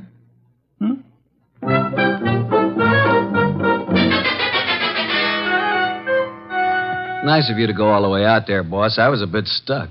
Quite all right, Archie. Yeah, there's something that still bothers me. So? How can such a sweet, motherly type as Mrs. Malotte cook up such gruesome ideas? She was a very sick woman, mentally as well as physically. She probably felt she was going to die. And her warped mind seized on the opportunity to make sure that this Dorothy didn't get her man after she was dead. And speaking of Dorothy, she's a mighty pretty... Yeah. Some beer, please, Archie. If you were so certain that Dorothy wasn't guilty, what was the idea of spending so much time questioning her? Huh? Why, I... Never mind the raised eyebrow department. Answer the question. Well, there are certain rules a good detective always follows. Some are in the book, others aren't. You mean there's nothing in the book which says a good detective shouldn't spend a few minutes with an attractive brunette, even though she is a murder suspect? The author of that book can be none other than the incomparable Archie Goodwin.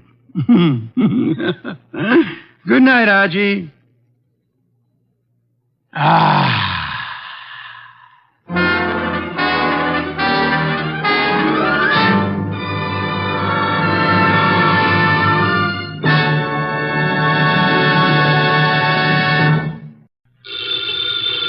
Ladies and gentlemen, the ringing of that phone bell brings you mystery, adventure.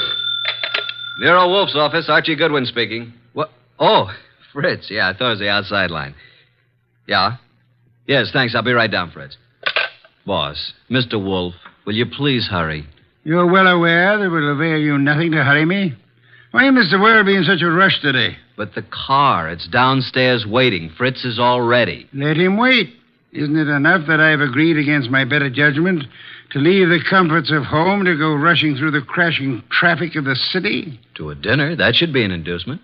Fritz could have prepared a delicious dinner. He has truffles in the pantry. Well, why did you promise Arthur Merle? You didn't have to accept the invitation. Quite so. He's an old friend. Besides, he does set an excellent table. It's just that I don't like the traffic. Traffic? I know why. It's that awful oxygen in the atmosphere outside. It's not the traffic. Archie, you're talking much too much. I know, boss. I'm impatient. Would you mind giving me some slight indication that you intend to move from that chair? Just as soon as I finish this beer. Sure you wouldn't care for half a dozen sandwiches before we go to dinner? If we were going anywhere other than to Arthur Merle's, I'd agree with you. He's the only person in the world I know of, except myself, of course, who has a proper appreciation and respect for the art of preparing good food.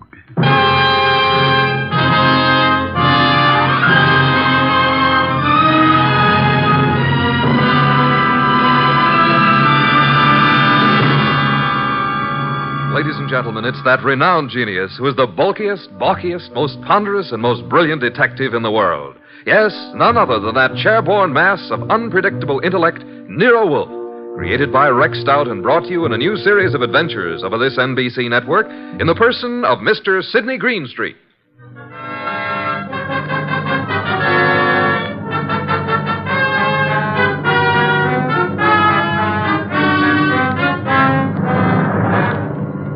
We usually refer to this story as the case of the final page. Under normal circumstances, the last page of a manuscript would be absolutely worthless unless you read all the preceding pages. But in this instance, the final page held the answer to a murder. Without that page, we couldn't arrive at the solution. Actually, we didn't even know the problem. Anyhow, I finally got Nero Wolfe to the lobby of Arthur Merle's apartment building. Going up. Up, please. Are you going up, gentlemen? Are you, honey? Certainly. It's my job. Then so are we. After you, boss. When did they install women elevator operators in this building? I've been here for 2 years. Floor, please. Arthur Merle's apartment, I believe it's 814. That's right. Are you Mr. Wolfe? No, this is Mr. Wolfe. I'm Archie Goodwin. Although the name Wolfe would be much more appropriate for him than for me. How did you know he was Mr. Wolfe? Mr. Merle came in half an hour ago. He mentioned that he was expecting you. You see, Archie, you rushed me unnecessarily. We practically preceded him here, and we'll probably have to wait interminably for dinner. I just hate to be late. Arthur Merle has never been on time in his life. He's no more punctual than any other writer. He's never been known to meet a deadline on time. This is your floor, gentlemen. Arthur Merle is just down the hall to the right, 814. Thank you. And by the way, I want to compliment you on your congenial attitude, miss. I'll speak to management. Oh, thank you, sir. Decent of you. What's your name, huh? Women are usurping everything. Really costs to live here. Merle's really in the chips. Every book he writes sells 1 million copies. Remember the last time we had dinner with Arthur Merle? I do. Delicious. Mountain quail. Shot them himself. Yeah, he's quite a marksman. Archie, such proficiency as Arthur Merle displayed in hunting is evidence of a wasted life. Sure, he probably never made over $500,000 a year in his whole life. Well, ring again. Don't just stand there. Surely he's expecting us. The elevator operator said he was? Yeah, she seemed quite well informed. If I were a judge of women, which I'm not, I'd say she has a line on every male in the building. She can get a line on me anytime she wants. Archie, your insatiable interest in the female seems sometimes to border on the psychopathic. You know a more pleasant way to go crazy? Phooey. It's strange. There's a light on in there. I can see it under the door. Shall I try the door? Do so, Archie. Thank you. Unlocked. Well, at least we can get in. He may be in the bedroom. Probably in the kitchen. I'll just sit here. I must forgo the comforts of my own home. I certainly intend to avail myself of the comforts of Arthur Merle's. Very much overdecorated. You wouldn't like heaven unless they had orchids and beer. Not a chair in the place worthy of the name. Well, I'll try that divan while you have a look around. For what? Arthur Merle, of course. Suppose you have a look in the study. Maybe writing. Have a look, my boy. I'm exhausted and thirsty. See if he has any... Boss! Good heavens, Archie, don't shout. I'm coming. It's Arthur Merle. Look, slumped over his desk, a knife in his back. Yeah, he's quite dead.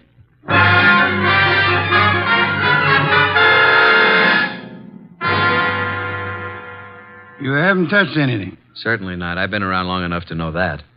Well, you just call Inspector Kramer at homicide. How long do you think he's been dead? I'd say a half hour. From all appearances, yes. And perhaps only 10 minutes. I can't understand it. Why would anyone want to kill Arthur Merle? Everybody liked him. Last man I'd expect such a thing to happen to. The answer is probably a considerable distance from the question, Archie. Inspector Kramer, homicide. Archie Goodwin, Inspector. Just a minute. Nero Wolfe wants to speak to you. Oh, no. Don't tell me you stirring up something on a night like this. It's 10 below zero. I'm sorry. Here you are, boss. Hello, Inspector. Yes? What is it this time, Wolf? Find a dead body under Grant's tomb? I'm sorry you'll forgive any apparent failure to find humor in your little witticism. But I'm at Arthur Merle's apartment. I suggest you come here at once. Seems that Arthur finally met a deadline.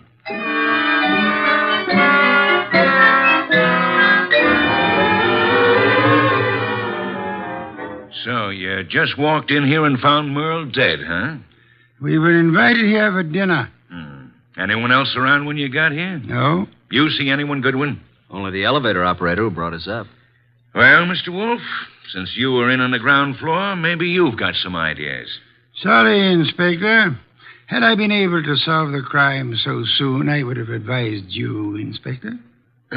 Yeah. Well, it's obviously murder. Obviously. You knew him well? Quite well. Ever know of his being in any trouble? No. Everybody liked him. Arthur Merle, I felt, didn't have an enemy in the world. Is that so?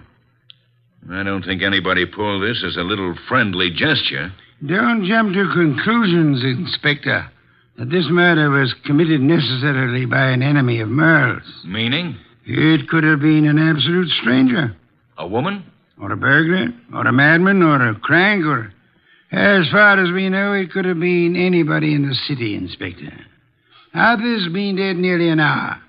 And an hour ago, I was in my own home, sitting comfortably in my own big easy chair, drinking a delectable glass of beer. Someone at the door, Archie. Yeah, just a minute. I'll answer that. Mr. Merle? No. Well, is Mr. Merle here? Yes, he's here. But he's not seeing anyone. Well, he's expecting me. I'm from the Serve Right Catering Company. We're ready to serve for 4 here tonight. The dinner has been canceled. Oh, but it's been ordered. Breast of guinea hen, cooked in wine and cloves, delicious. It's prepared and waiting. I'm afraid that I must insist on seeing Mr. Merle. Mr. Merle has been murdered. Well, I'm afraid I must... Murdered? Well, oh, my goodness, but... Well, in that case, Yes, good evening. Don't you think you might have taken a bit more time with the fellow, Inspector? Why? You might at least have let him serve the dinner. Guinea hen, wine, and cloves sounded positively delectably... Look, I've had dinner. I'm afraid you're too busy, Inspector. So busy that you've just passed up an extremely interesting bit of information. What are you talking about, Wolf? He said he was to serve dinner for 4. Well? Arthur Merle, Archie, and myself are only 3.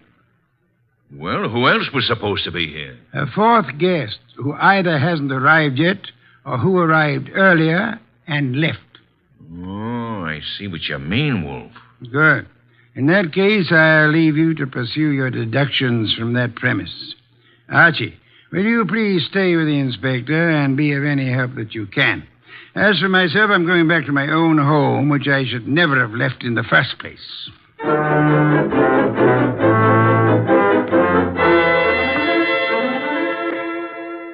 Okay, that finishes the apartment search, Goodwin. And what have we? Nothing. Except that Merle had over $300 in his pocket, and he was wearing a ring worth a couple of $1,000, so it couldn't have been robbery. And I don't think it was premeditated murder. Why not? The weapon. Obviously, if someone had planned on killing Merle, he'd have prepared it better. Used a better weapon than a blunt paper knife. No, as I see it, someone was here before you and Wolfe arrived, and for some reason that person found it necessary to kill Merle, and he did it on the spur of the moment. I'm listening. Well, it's obvious. Merle was slumped over his typewriter. This sheet of paper was in it. He'd been working. May I see it? Yeah. Starbreaker. Strange title. Page 189. He was getting well along with his latest mystery. Apparently. Gregory Thorne slipped the paper into his pocket. It was just an ordinary piece of paper, but Gregory knew its value. Used properly, as Greg knew how to use it, it would be worth $100,000.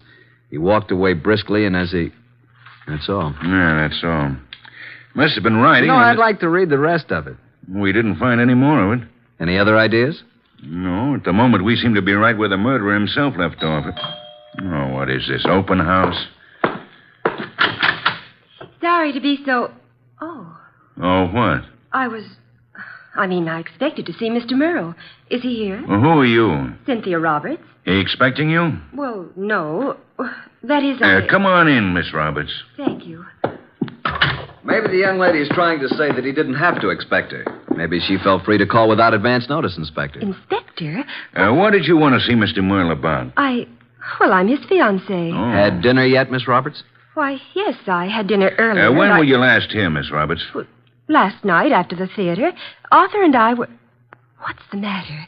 Is something wrong? I'm sorry to have to tell you this, Miss Roberts, but Arthur Merle was murdered.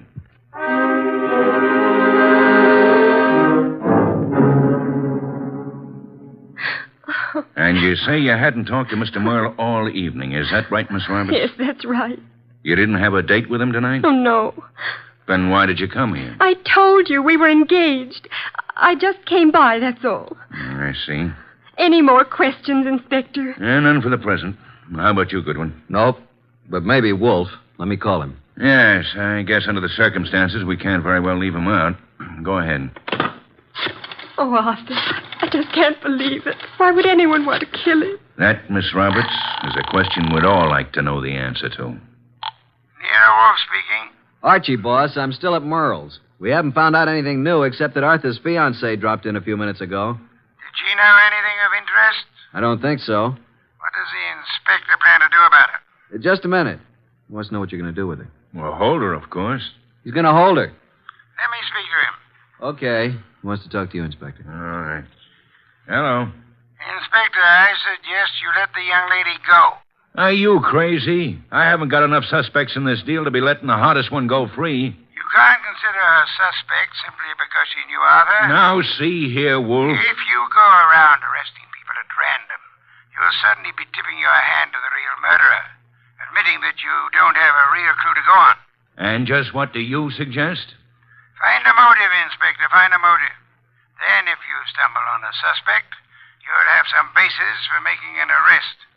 At the moment, I suggest that you let the girl go and tell Archie to stop wasting his time down there and come home at once.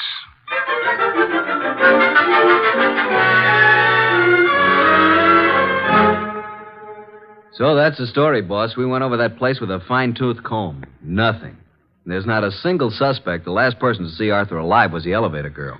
Correction, Archie. The last person to see Arthur Merle alive was the person who ended his life.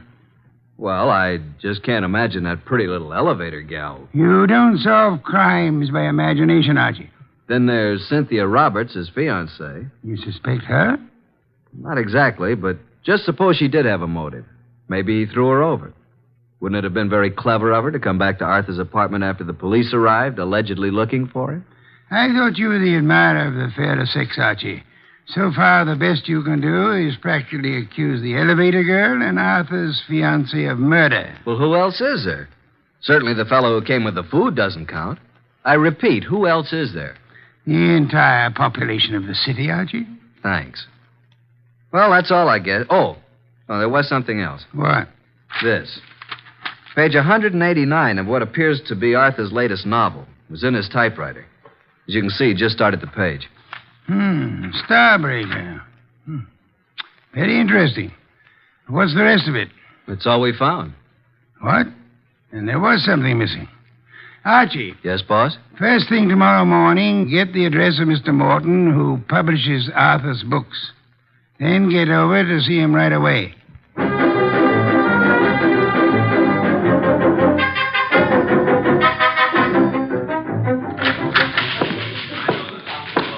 Yes, may I help you? I'd like to see Mr. Morton. Did you have an appointment? Tell him I'm from Homicide.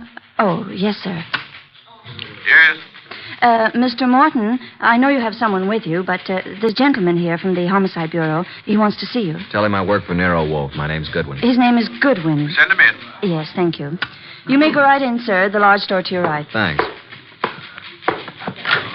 Come in, Mr. Goodwin. Come in.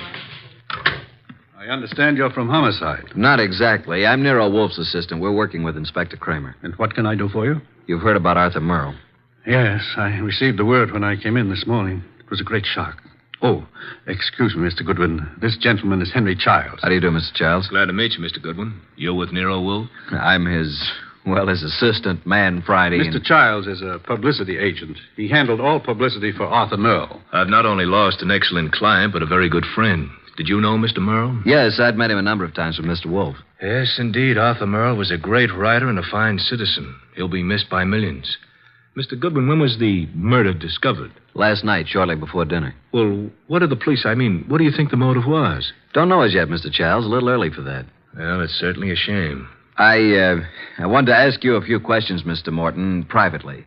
I hope you don't mind, Mr. Childs. Oh, no, not at all. I was about to leave. I'll run along now, Mr. Morton. See you again soon, Mr. Childs. Good morning, gentlemen. Well, Mr. Goodwin? You did a lot of business with Mr. Merle, Mr. Morton? I published every one of his novels for the past 8 years. And you intended to publish his new one, the one he was working on? Yes, we had a contract. The usual agreement between you. Naturally. Although I didn't know the story, I was always sure that if Arthur wrote it, it was good. Mr. Merle's name on a novel was a guarantee that it would sell 1 million copies. You don't know what this last one was about? Haven't the faintest idea. We relied completely on Arthur's judgment. Not even any carbon copies, huh? Not that I know of. Why? When Mr. Merle was killed, the only thing missing from his apartment was the novel. The novel? The first 188 pages. All we found of it were a few lines of page 189 in his typewriter. He must have been working on it when the murderer stabbed him. The rest of it's gone. You mean, Goodwin, the novel's gone? Oh, this will cost me $1 million. Well, it cost Arthur Merle his life. Arthur Merle dead and his novel gone. I can hardly believe it. Well, thank you, Mr. Morton. Oh, I hope I've been of some help, although I'm don't sorry quite see. You haven't. But we may call on you again. Before it's over, you may be a great help.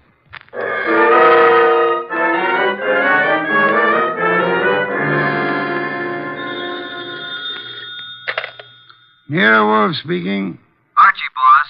I just finished with Morton. He doesn't know a thing. Merle never discussed his stories with anyone, and as far as Morton knows, he never made carbons. I see. Where do I go from here, boss? See Cynthia Roberts. Oh, then you haven't dismissed the possibility that she may have had something to do with it. Being his fiancée, she probably knows more about Arthur than anyone else. She may know who the fourth guest was to have been last night. And she also may know what Merle's novel was about. Right, boss. I'm anxious to know what the novel was about, too. I personally don't give a hang what the novel was about. What I want to find out is someone who does know the story. Because I have a hunch that whoever knows that is the person who killed Arthur Merle.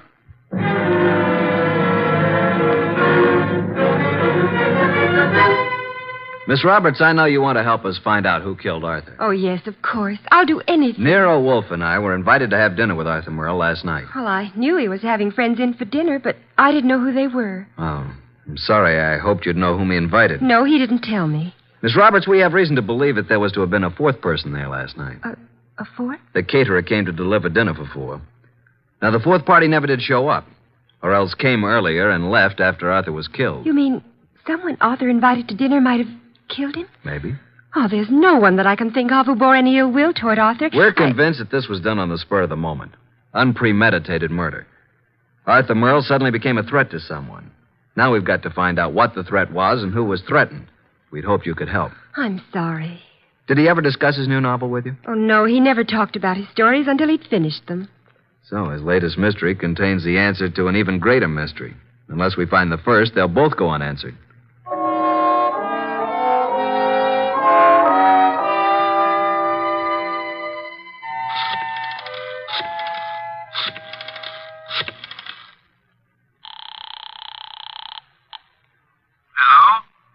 Mr. Morton? Yes? Nero Wolfe speaking. Oh, yes.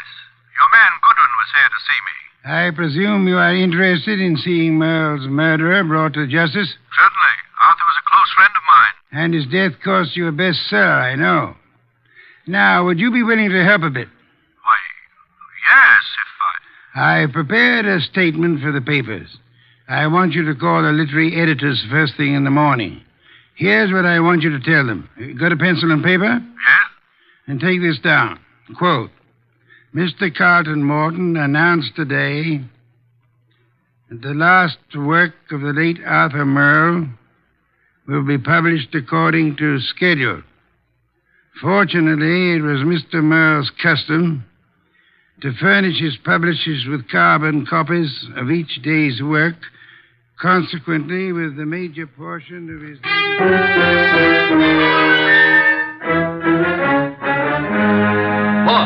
Boss! Good heaven, Archie. Please don't be so loud. Look here. In this morning's paper, why, that rat, he lied to me. That...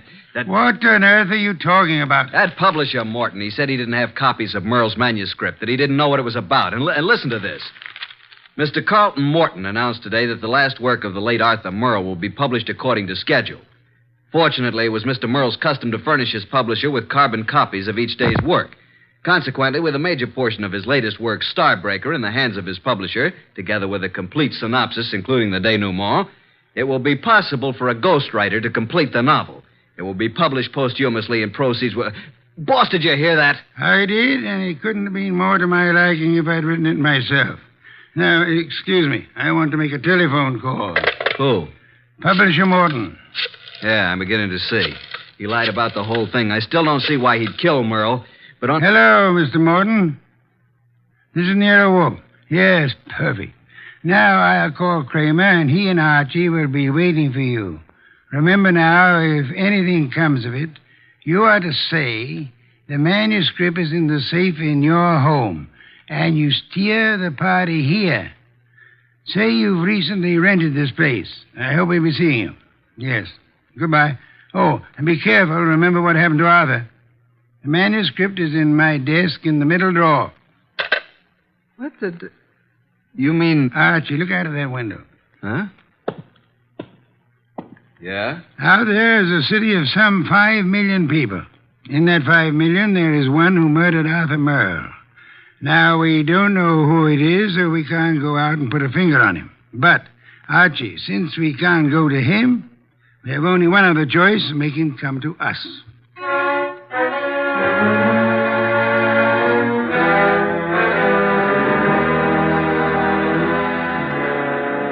Tell me why we're sitting here in the dark in Wolfe's office? Yes, Inspector Kramer. Mr. Wolfe promised us a caller. Mr. Morton is to pretend that he's rented this place recently. Well, who's the caller? Can't tell you until he or she gets here.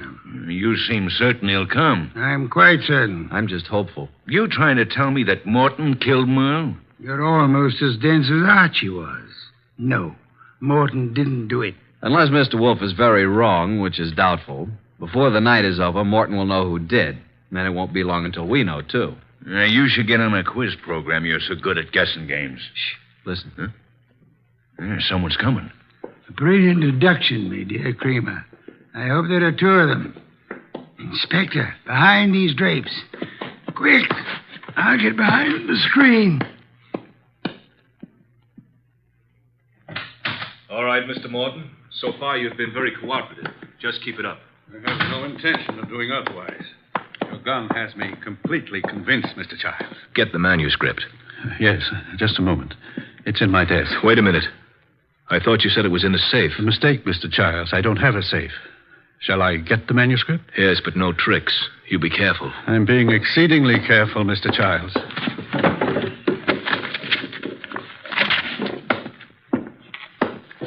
There you are. Starbreaker by Arthur Merle. Yes, this is it. Thank you, Mr. Morton. Now, I trust that's all you want of me. I'm sorry. I wish that were true. Unfortunately, you see, it's not the actual novel that I want. Oh? My interest in this copy is the same as it was in the original. And that is? That no one should ever learn the content. I take it you know what it's about, then. Yes. You see, Mr. Merle made the mistake of telling me when I called a bit early at his apartment for dinner last evening. I was forced to deprive him of his life once I learned the storyline of this novel. This story must be kept secret. Why? Most of you people in the publishing business know me as a public relations and publicity agent for several prominent writers. Yes?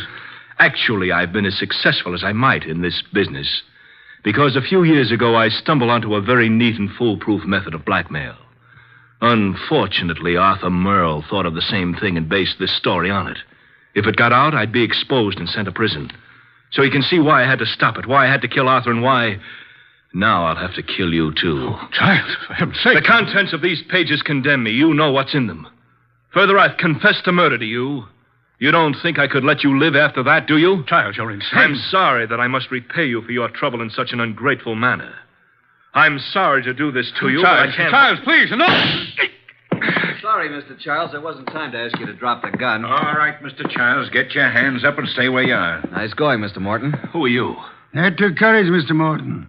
Sorry we had to wait so long, but we had to make Mr. Charles here convict himself. Convict? What do you mean? We've been waiting here for you, behind the drapes all the time. We heard every word. Mr. Childs, you're under arrest. Police? Yes, Mr. Charles. Only one person could have been so anxious over a copy of that novel. That's the person who killed Arthur Merle for the original. And we heard you confess to that. And that's all we need to convict you. We didn't have any proof until we set it up for you to make a second try to cover up for the first. Fortunately, the setup worked. Setup?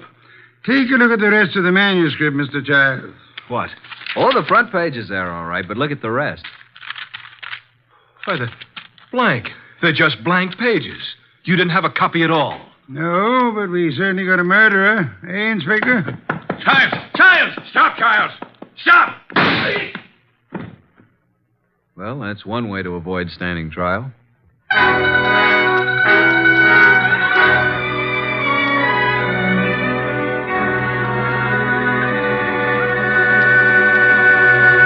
Well, Archie, I'm glad you and Kramer got Childs.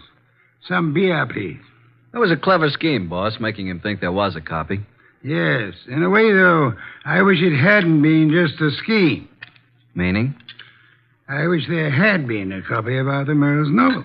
Why? You never read detective stories. No, but I've drummed up so much curiosity over this one, I'd like to know exactly what that blackmail gimmick really was. Good night, Archie.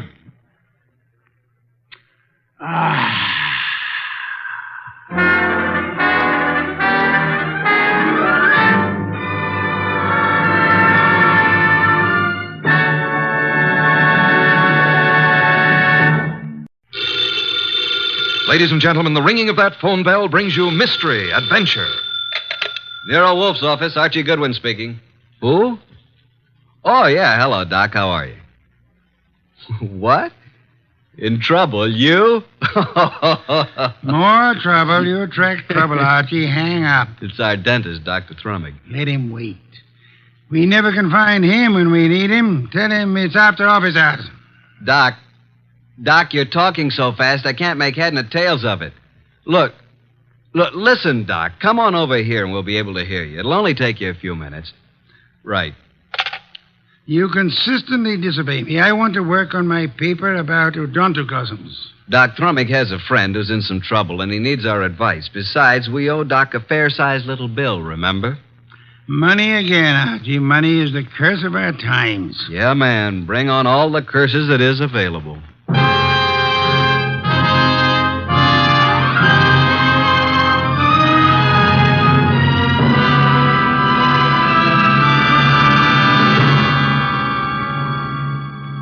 Ladies and gentlemen, it's that renowned genius who is the bulkiest, balkiest, most ponderous, and most brilliant detective in the world. Yes, none other than that chairborne mass of unpredictable intellect, Nero Wolfe, created by Rex Stout and brought to you in a new series of adventures over this NBC network in the person of Mr. Sidney Greenstreet.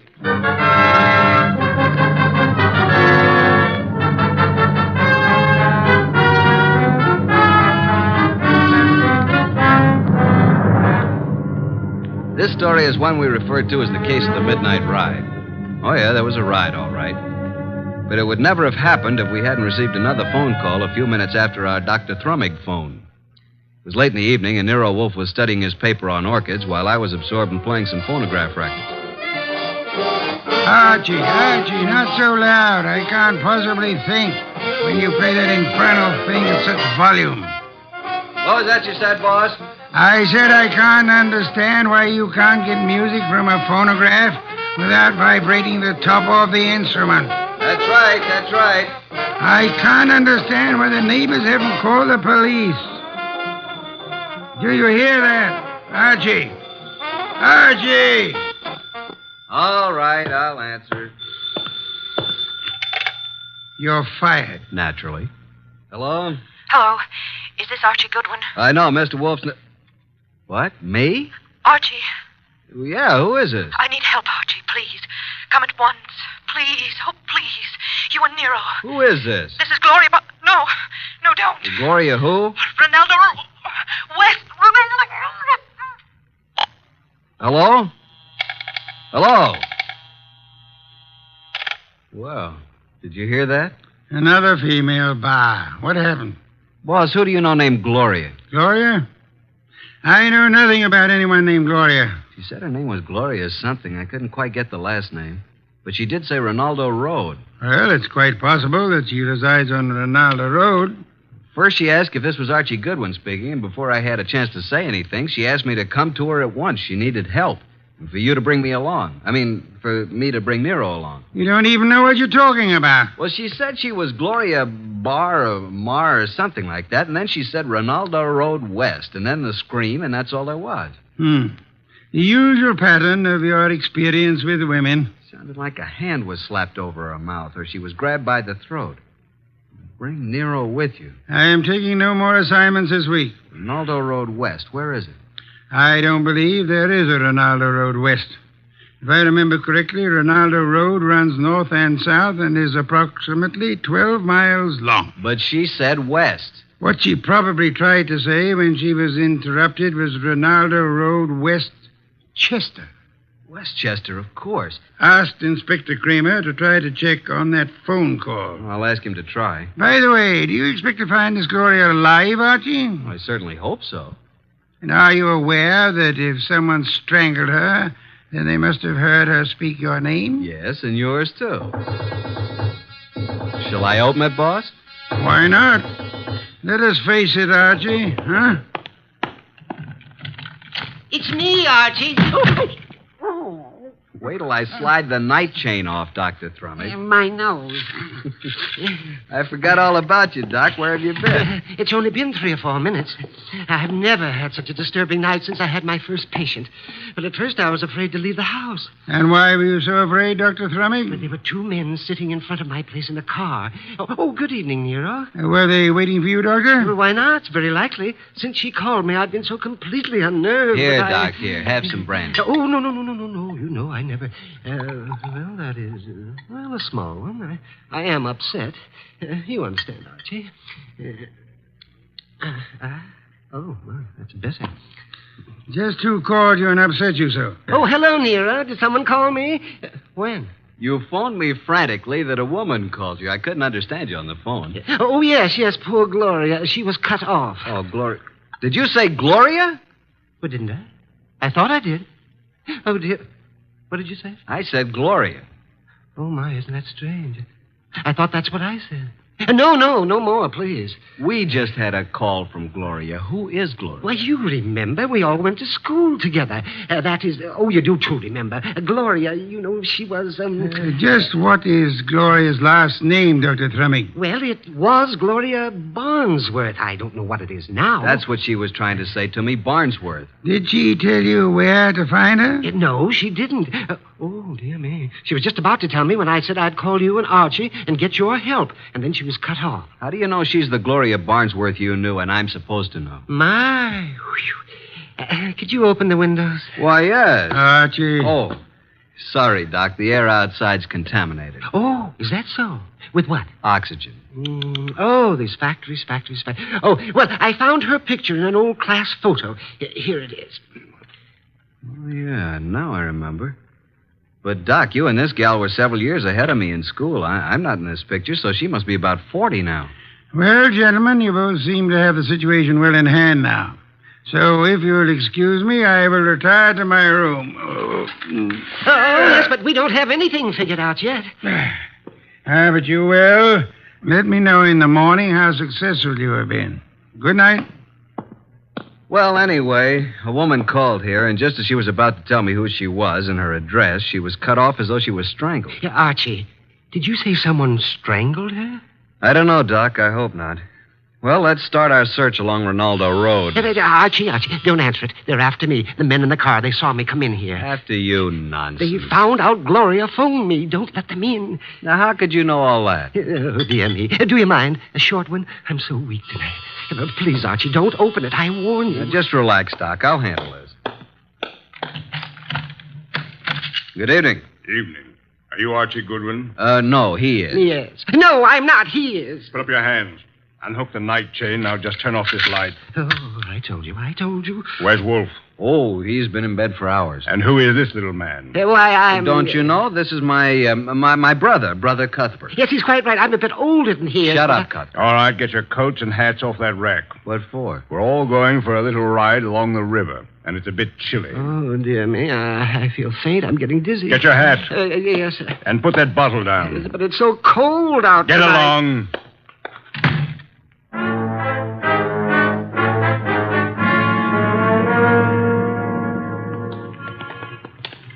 Here's the car. Now, Mr. Goodwin, hand over that gun in your pocket. But I haven't got... Okay, there you are. Thank you. Now get in the car. You get in the front seat with the driver, Goodwin. Your brother can get back with me. Okay, you know where we're going, driver. Yeah, but what?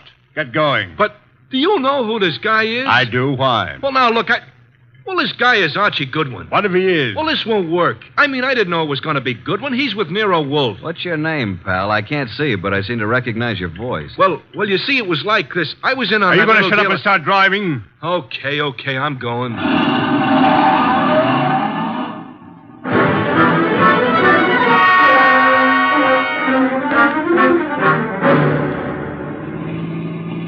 Now, see here, it's getting very late. I don't like this. Where are you taking us? Keep calm, Doc. Yeah, don't get excited. Just take it easy. Listen, Goodwin, I got a record Shut for up, you. you two. What's the idea back of all this, friend? Pull off the road here, driver. Yes, but we're way out in the country. Now, we'll all get out here. Now, wait a minute. I said get out. You too, driver. Oh, now, wait a second. What's the big idea? Now, all of you start walking over to that clump of trees. Go on. What's he going to do? What do you think? Okay, that's good. Just stand there. Now get out your gun, driver. Oh, now, wait a minute. This isn't Get the out way your you... gun, and don't turn around, driver. Now let him have it. Go on, or I'll kill you. I don't go in for this kind of stuff. Besides, shoot and empty your gun into them. Go on. Now just drop your gun on the ground. There. Now, I will take Goodwin's gun, and after I finish with it, I'll just toss it over beside his body. You what? Hey, now, wait a minute. You'll notice I have gloves on.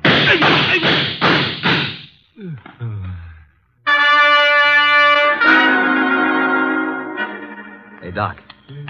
Dr. Thrumming. You all right, Doc? Oh, Archie, I'm sorry. I'm sorry I got you into this. I can't last long. Where are you hit? Tell Nero I make him a present of his new bridge work I put in. Let me have a look at you. I wanted to die in my bed with my friends around You're me. not bleeding. I wanted the choir to sing. What? I'm not bleeding? No. Are you? No. The driver was a bad shot. He missed both of them. Then what am I doing down here on the ground? You fainted at the first shot. I dropped purposely on the second shot. He missed every time. Come on, get up from there. We're very lucky people. What became of them? Hand me my gun. Oh, is this your gun? Wrap it in his handkerchief. Come over here. Yep. Here he is, the driver. And he's dead. This is dreadful, Archie. What do we do now? You got a lighter? Here's my pocket flash. Well, here's his gun beside him. Don't touch it. Have a look through his pockets. Wish I knew what he meant when he said he had a record for me someplace. A picture of a girl. Says, to Mike from Violet. Mike. The fellow's face is certainly familiar, but I can't... Hey, wait a minute. Mike Jordan, that's it. Mike Jordan? Yeah, Wolfe cleared him on a frame-up 3 years ago, and this girl Violet is an entertainer in a nightclub downtown. Violet, yes, but what does all this have to do with Gloria? Strange, there's no other identification on him. Maybe the other guy took it off of him. Well, now we got to find Violet. How? We can't even find Gloria. I think now that this guy Mike Jordan missed us deliberately. Let's start hoofing it back to that last crossroad. There was a telephone there. I'll call Nero.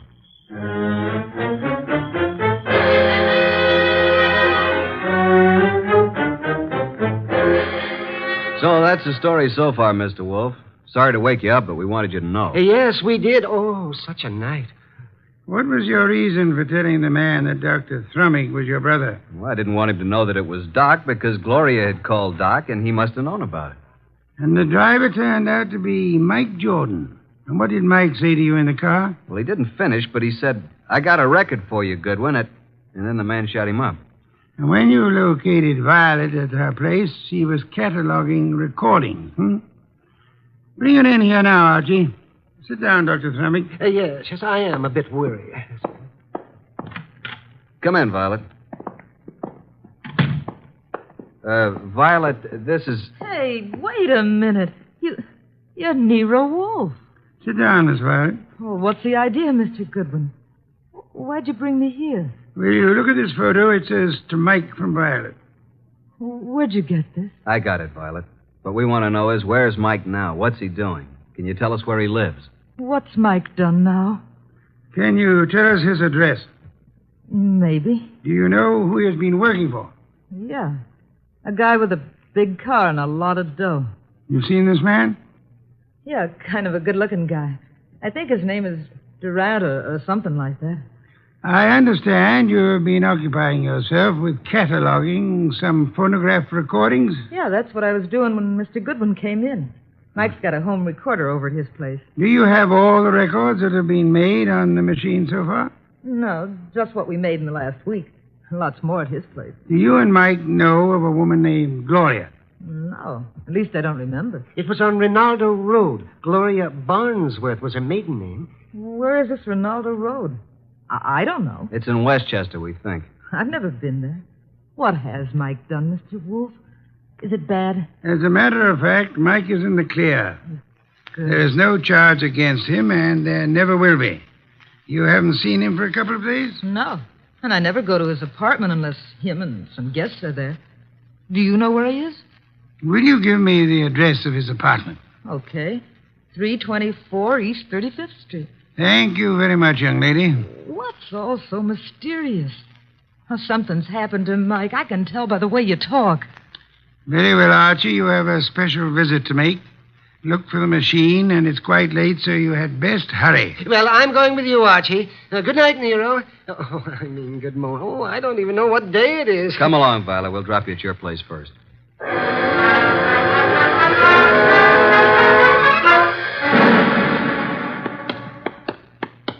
Well, here we are, Doc.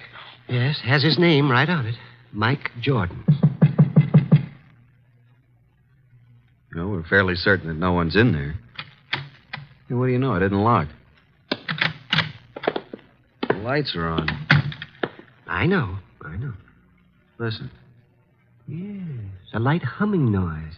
Huh. But where is it coming from? Over in that corner, those wall cabinets. There it is. A radio. And a phonograph combination. Yes, and a recording machine. And the recording arm's still down on the record. Just lift it off and put the playback needle on. Yeah, there we are. But look, I don't go in for that kind of stuff. You've been working for me for several weeks now, haven't you? Well, sure, boss, but I never went in for no kind of... We're going to pick this guy up and take him for a little ride. It ain't my line. All you do is drive the car. Okay, I'll take a chance, but remember, I'm just the driver of your car. If anything happens, I didn't know nothing. You'll do just as I say. Incidentally, I know a lot about you. Things the police would like to know.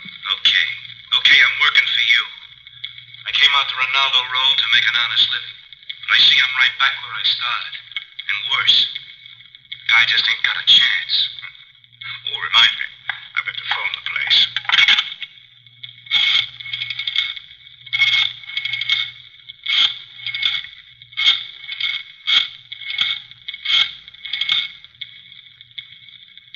Hello?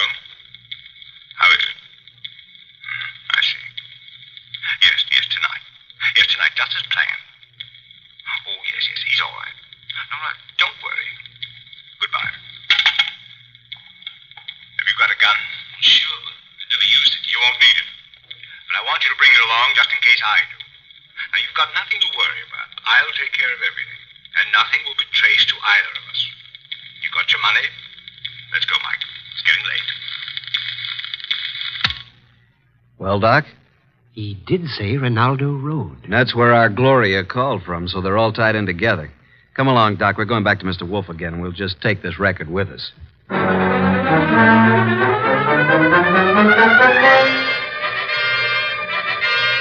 Well, Archie, I guess this phonograph was worthwhile after all. Yes, indeed. Don't you find this a very interesting recording, Nero? I'm sure we're going to add it to our collection. And these are the two men who took you on the ride. That's right. But we're really no further along in our desire to help Gloria. That's right. We're on Ronaldo Road. Boss, if we can find the address, will you go with us down there or over there or wherever it is? I might. And you already have the clue to the address. We have? Where? In that phonograph recording. Play it again, Archie. Just the part where he uses the telephone. And slow the speed way down. Then take down the numbers I call off. Okay, boss.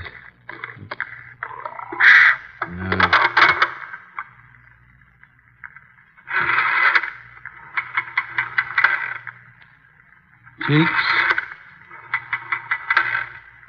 5, 3, 2, 2, 3. That's enough. By slowing down the record, we were able to count the clicks of each number he used on the dial. Now, there's the number the man called. We hope it is on Ronaldo Road. Have Inspector Kramer get the address of that number combination, and we are ready to make our assault. I'll call Kramer, and then I'll get the car out. It hadn't been out for weeks. Maybe it won't start. No such luck, Archie, I assure you. No such luck.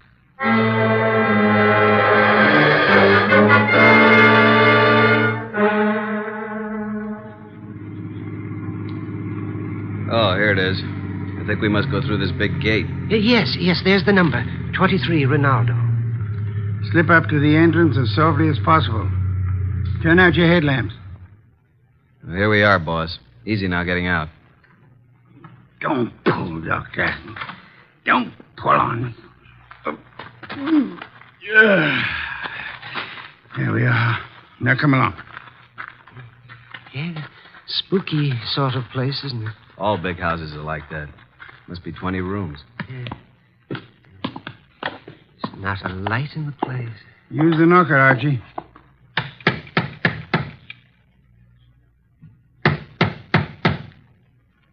Uh-oh, stand back. Here comes somebody. Yes? Is Gloria in? What? Gloria? And who are you? We are here to see Gloria. Come. It's this hour of the night? Certainly not. Just a moment. She's an old friend of mine. Yes, and his too. He's Archie. My good man, what is your name? Jennings, sir. And the household is in bed at this hour. What is it, Jennings? Who's at the door? They're asking for you, Miss Gloria. For me? Well, come in, gentlemen. You may go, Jennings. Please. Very well, miss. Just as you say. Now, what did you want? Say, Doc, is this the Gloria? Well, I don't know. It doesn't seem... Are you Gloria? Yes. Well, why did you call us? Oh, then you're Archie Goodwin. Yes, and I'm Dr. Thrumming. But you are... I called you because I need your help. Desperately. Gloria, what is going on here at this hour? Oh, and who are these gentlemen? Well, you see, Uncle, Mr. Goodwin came... Came to see you? Why? Well, because I think you'd better go to your room, my dear. Don't you think that is best? Your room and rest? No, I don't want to. I won't. Go to your room. No, I won't. I can't. All those people walk in and out. They want to kill me. Jennings, take her to her room. Yes, sir. Come along, miss. No, I won't. Let me go. There are hundreds of people. They'll kill me. Come along. No, please. No. I'm so sorry, but there's nothing we can do with her. Now, Mr. Goodwin. Yeah? What is it you wish? The girl called you Uncle. Oh, pardon me, I'm Nero Wolfe. How do you do, Mr. Wolfe? Yes, she called me Uncle, but I'm not really a relative. I'm Dr. Gunther, retained by the family. As you can see, the girl is quite ill. Oh, well, we're old friends of Gloria's, and we'd like to see her. But you just saw her. We don't refer to this young lady. We have in mind the elderly Gloria. Now, come, Dr. Gunther. You know to whom we refer. What? You mean the girl's aunt? Well, it's very strange. If you are a friend of the aunt's, that you are not aware of her condition. Her condition? Yes. The aunt has been bedridden for nearly a year. Paralysis. And it seems to be most coincidental with your visit, but she passed away this afternoon. Died? Gloria? This afternoon. But how could that be? We'd like to see the remains, Dr. Gunther. Yes, we'd like to see the remains. Just where are they? They are here, Mr. Goodwin. And if you and your brother and Mr. Wolfe will step this way to the small parlor. There you are, gentlemen. I'll leave you alone. I'll be in the library. Well, gentlemen, there she is. What do you say? Do you recognize this woman? Well, yeah. It's been many years, but that is Gloria Barnsworth. Well, good heavens, yes. It's Gloria, all right. Poor woman. I remember now. She married a very wealthy manufacturer named Kenton, who died. She's remained a widow, I guess. He said she died this afternoon. Are you sure it was an elderly woman who called you this evening? And by the way, just feel her forehead. It's warm. She couldn't have been dead more than an hour. She isn't dead. No signs of pulse. Your cigarette case, please. Very slight moisture.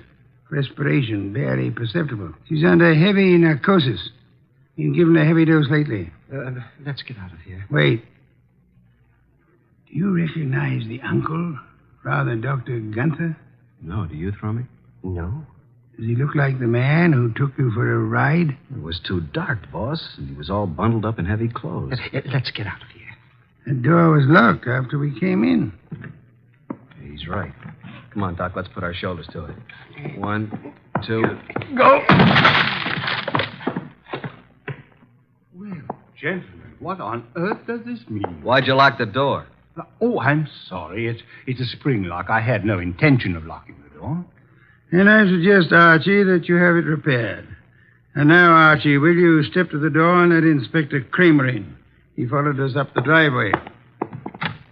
Yeah, about time. Getting cold out here.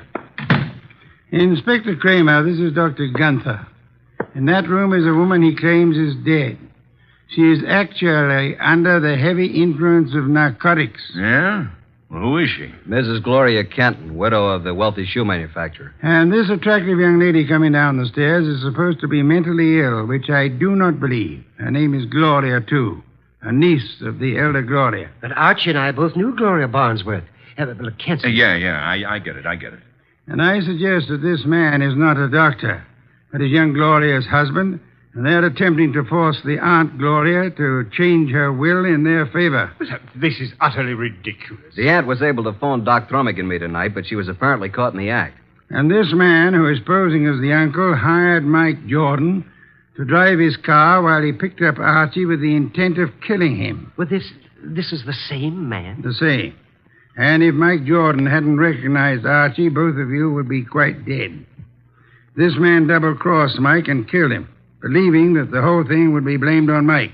Mike deliberately missed. All right, so what's he going to do about it? Come on, let's get out of here fast. Look out, he's a cop. All right, now get those hands up and keep them up. Come along, Archie. I have another appointment. The inspector can handle it from here on.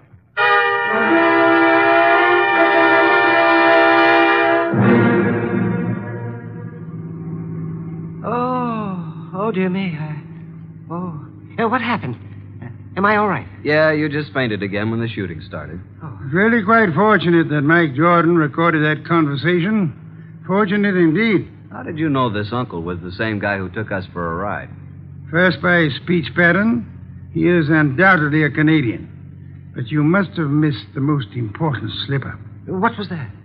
When he escorted us to see the body, he said to you, Archie, if you and your brother and Mr. Wolfe will step this way... Now, how would he believe that Dr. Thrummig was your brother? No one mentioned it. Of course, the clue I planted and then missed myself. Quite right, Archie, quite right. What time is it? 8 a.m. I certainly appreciate your coming out for me on this deal. Oh, but I didn't do it just for you. There is an orchid-lovers convention this morning at 9 o'clock. What? And you mean... Yes. I'm sure you'll enjoy it tremendously. Both of you. Oh, brother. What's that? Nothing, Doc. Nothing at all.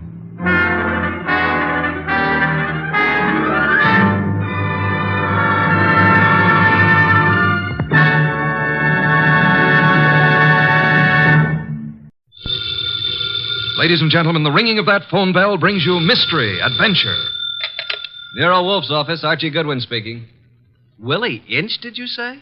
Just a second. Do you want to talk to a fellow named Willie Inch, which I doubt? No. He says he's got to see you. Got to. Who is he? I'll ask. Mr. Wolfe doesn't recognize your name, Mr. Inch. He wants to know who you are. Just a second, I'll tell him. Mr. Inch says he's a sneak thief. He says you never heard of him, but he's heard of you. Should I tell him to get lost? Wait a minute, Archie. Ask him what he wants. Inch, Mr. Wolfe wants to know what you want to see him about. A phony murder rap. Says a phony murder rap. It'd have to be, wouldn't it, Archie? How do you mean? Phony, I mean. Did you ever hear of a sneak thief committing murder if it could possibly be avoided?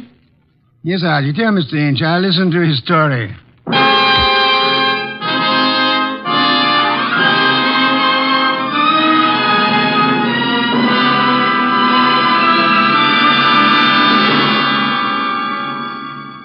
Ladies and gentlemen, it's that renowned genius who is the bulkiest, balkiest, most ponderous, and most brilliant detective in the world. Yes, none other than that chair-borne mass of unpredictable intellect, Nero Wolfe, created by Rex Stout and brought to you in a new series of adventures over this NBC network in the person of Mr. Sidney Greenstreet.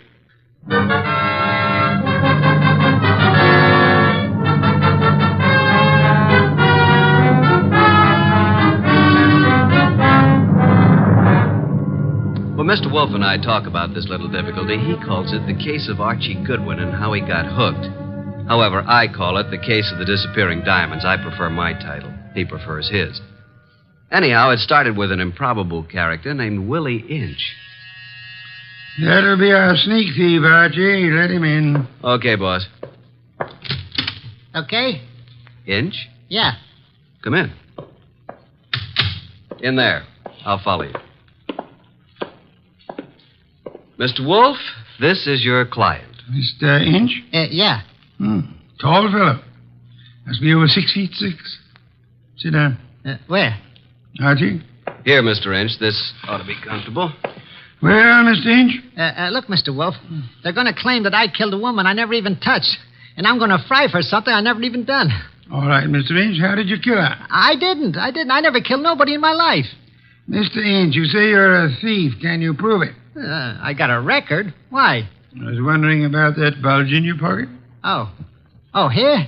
It's a silver cigarette lighter, ain't it? I guess it sort of dropped into my pocket as I was going by. You see the way it happened. Never mind, Mr. Inch. Now tell me how you didn't kill the woman for whose murder you will fry.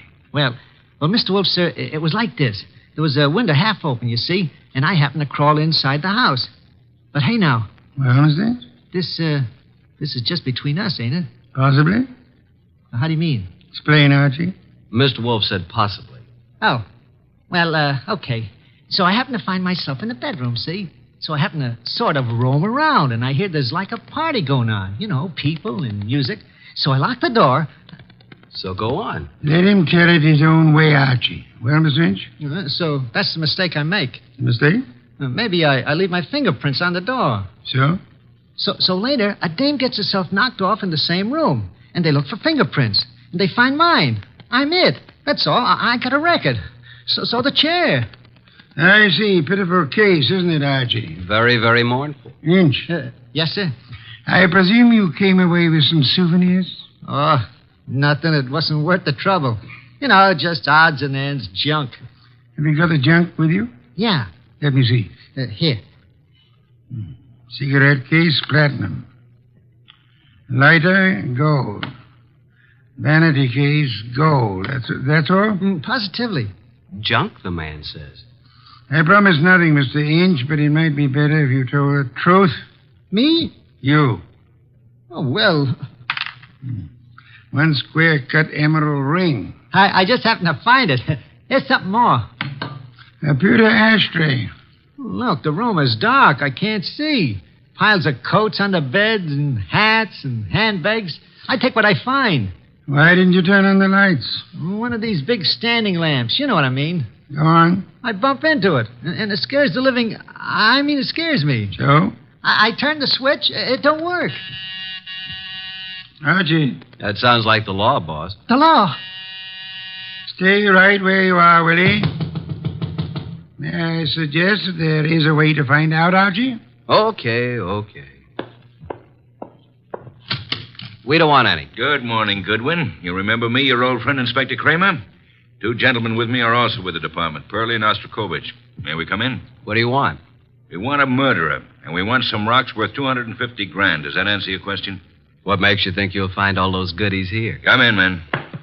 We know Willie Inch is here. Where is he? Now, just a second. We're coming with you, Goodwin. Okay, Inspector, come along.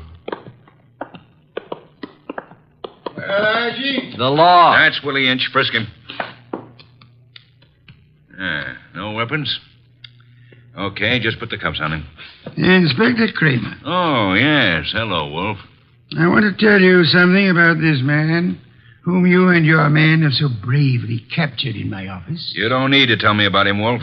We know about him.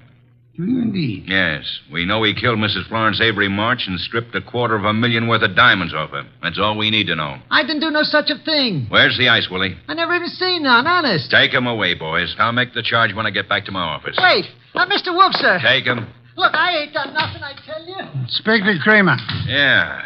We're going to have a little talk now, aren't we? If necessary. How do you mean?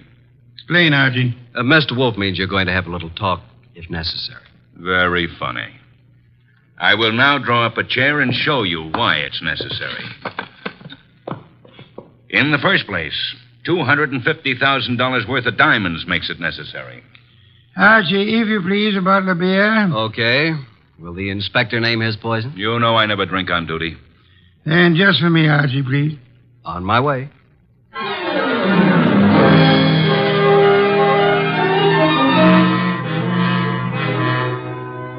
While I opened a bottle of imported beer, it occurred to me that I had something to be grateful for.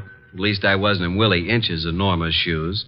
And as I went back to the office, I had time to wonder why Mr. Wolf would stick his fat neck out for a no-good like Willie. Thank you, Archie, and sit down, Archie. Inspector Kramer has a theory that may amuse you. Nero Wolfe's office. It's for you, Inspector. Hello, Kramer. Yeah? A gold cigarette holder? That's all? Okay. Inspector, do you realize that you have already taken a great deal of my time? Archie. Yes, Inspector? The great Mr. Wolf just said I had a theory that might amuse you. Would you care to hear it? I can hardly wait. Okay. My theory is that both Wolf and you are receivers of stolen property and possibly guilty of murder conspiracy. So far, you got me in stitches. Willie Inch, with a record as long as your arm, robs the home of Mrs. Florence Avery Marsh. He strangles her with a silk scarf, takes the diamond she's wearing, grabs everything else that's lying around, and then what? Is it a question? I'll tell you what. He will, too. Archie, listen. Then Inch brings the stuff here, the stuff that's piled on Wolf's desk, and the diamonds. You want me to tell you where the diamonds are? They're in that safe right there. Inspector Kramer, I know nothing about the diamonds. They are not in the safe, and they are not in the house. Now, you can take my word for it, or you can get a search warrant and make a fool of yourself. I'm going to have lunch.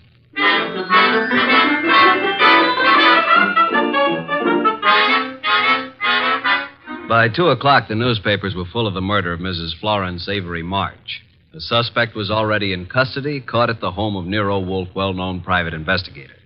Some of the stolen jewelry had been recovered, but not the diamonds. Then we had a visit from Mr. Anson Stark, who had opened Mrs. March's door and found her dead. Stark was a big athletic guy of about 30 or so, with the large, capable hands of a surgeon or a laboratory worker. He seemed annoyed at the inconvenience we caused him, but that was only natural. That's the story, Mr. Wolf. I don't see how I can add anything more to it. You had known Mrs. March for several years, huh? Casually. When you broke the door open, was it difficult? Not very. You were the first into the room? There were 3 or 4 of us. We pushed in together. You saw the body of Mrs. March immediately? She was lying across the bed that was heaped with coats and hats and handbags. You knew she was dead? Of course not. In fact, somebody else discovered that she had been choked to death. And who discovered that the diamonds were gone? I don't know. I didn't. Were there many diamonds, Mr. Stark? No, just a few, but big ones. She wore them on a pendant around her neck. Mr. Stark, I want to thank you again for having been so patient. I have been patient, Mr. Wolfe. I have my own business to attend to. Which is? Oh, I have a small but hopeful enterprise. Electronics, tubes for radio and television, mostly experimental. Well, that reminds me, Mr. Stark. When you entered the bedroom, was the light on or off? Let me see. Of course, it was on. It must have been on. Why? Just curiosity, Mr. Stark. Oh? Anything more? That's all, except thank you for coming here. Archie, will you take Mr. Stark to the door?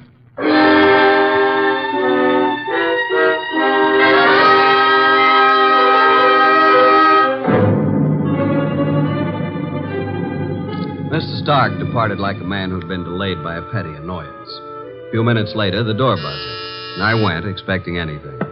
Anything but what was standing on the threshold when I opened up. A honey blonde. Or, to put it another way, a blonde honey. I said hello. No, more like hello. Are you Mr. Wolfe? I'm his assistant, Archie Goodwin, and what can we do for you? Well, I'm Valerie Ladd. And I'm Archie Goodwin. Or did I tell you that? Well, that's exactly where I came in. Well, I mean, where I thought you were going to ask me to come in. Oh, come in. I'm sorry. Well, is he here? Wolf? Mm-hmm. Does he know you? No. Is he expecting you? No. I see. Of course you don't see, do you? Well, this is it, Mr. Goodwin. I'm a writer. Well, I may not look like it, but that's what I am. And I want to do a profile, a character study of Mr. Wolfe for a magazine. Uh-oh. Well, what's wrong? Well, you see, there's a writer named Rex Stout. Oh, I know. He's written a lot about Nero Wolfe, but, well, can't I write about him, too? I don't know if he's going to like it, but you can't be shot for trying. Come on. Mr. Wolfe, this is Valerie Ladd. Pardon me for not rising, Miss Ladd. It is not impolite. It is merely impracticable. Miss Ladd wants to write about you for a magazine. Please, Mr. Wolfe. Nonsense. Mr. Wolfe, if I could just spend a few hours with you, that would be enough. Would it indeed? Oh, yes. Have you written much, Miss Ladd? Oh, reams. You know, the habits of writers interest me. The habits? Yeah, the writing habits. For instance, do you use a pen or a pencil? Do you dictate, or like most writers, do you do your own typing? Mr. Wolfe, if you knew the hours and days and years that I've pounded a typewriter. Of course. Archie. Yes, sir? Why don't you take Miss Ladd up and show her the orchids?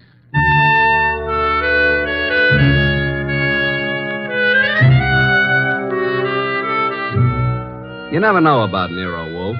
At least I never do. This was something I would have bet against 1,000 to 1. Couldn't understand it. But I certainly couldn't complain. Archie, look at this one. Oh, did you ever see anything so gorgeous? Very pretty. They're all just beyond belief. Yeah? But you're not even looking at them, Archie. What? Oh. Archie, are you always like this? What do you mean like this? Well, so distant and preoccupied. Honey, you got me wrong. Completely. I was thinking. Oh. Yeah, about telephone numbers. It's a lovely thing to think about. What can you think about telephone numbers? I was thinking how some girls have them and some don't. Oh, I see. Archie, I apologize. For what? I did have you wrong. You're not a bit distant. I can be a lot closer than this, honey. What is it? What's what? The number. Oh, well, it's in the book. Yeah? No wonder. Sound as if you don't believe me. Oh, I believe you, but here's a telephone book here. Let's look it up together, shall we? Archie. Yeah. I'm afraid I lied to you. I was afraid of that, too. Are you angry? Well, I can take no for an answer, honey. Even when it's hard to take. Archie, I've changed my mind. I want you to have my number. And I want you to use it, too. You know, honey, I'm beginning to take an interest in this dialogue.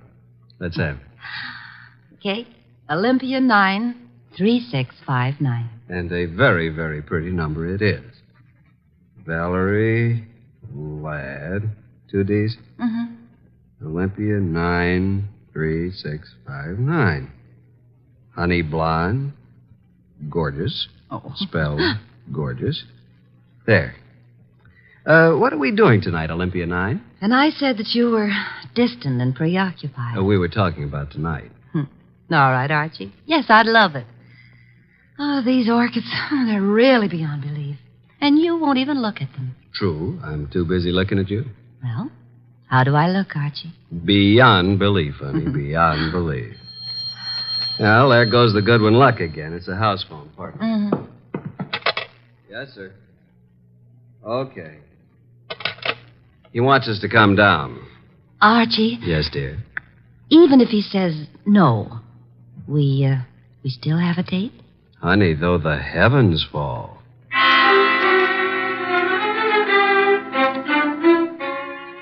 When we entered the office, Mr. Wolfe was frowning over a sheet of letter paper in his hand. He looked up and tossed the paper to me.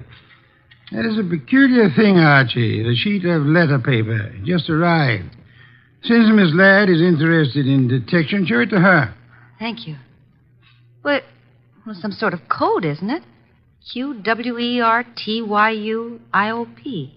That's all. What do you suppose it means? You're kidding. Archie. Oh. What? Did I say something wrong? No. Miss Ladd, I'm sorry, but I'm afraid I haven't time for an interview just now. Goodbye, Miss Ladd. Oh, but Mr. Wolfe. Goodbye. Archie? Say goodbye to Mr. Wolfe and let's go, honey. Goodbye. That's the way things can be around here. Well, here's the door, and shall we pause for station identification?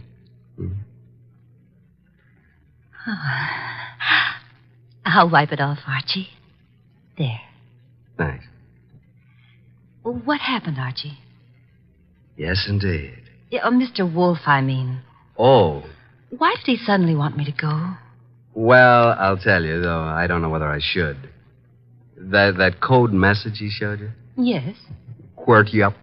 You remember. Yeah, sure. Because I use a typewriter. From left to right, it's the first bank of letters on any typewriter. I see. It was a test. Ah. And you flunked it, baby. You're no writer. Archie, I can explain Sure. it. Tonight. Tonight, Archie.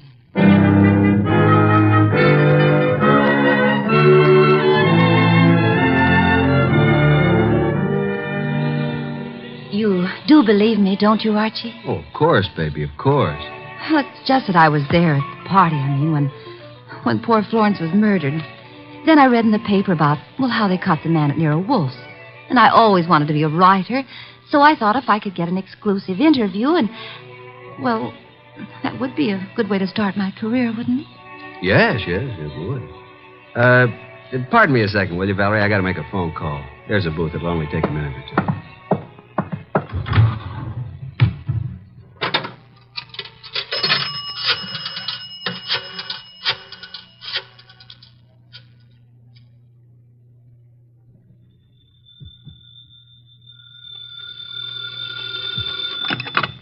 Nero Wolfe speaking. Archie, I'm at the Riviera with Valerie Ladd. I'm happy for you, Archie. I will remind you that I have not seen you since Valerie left the house. I was otherwise occupied, Archie. With orchids. With orchids? What do you want, Archie? Look, with that typewriter gag, you practically told me she was a phony, didn't you? Of course. Just for the record, how did you know? Have you looked at her fingernails? She never touched a typewriter in her life. I wanted to be sure. Okay, now do you want me to tell you something? You mean that your charming companion Valerie was at the party when Mrs. March was murdered? How did you know that?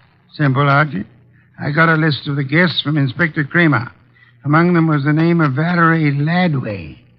Simple? Ladway. Ladd. Yeah, sure. Okay, what am I supposed to do about it? Just hang on, Archie. Just hang on.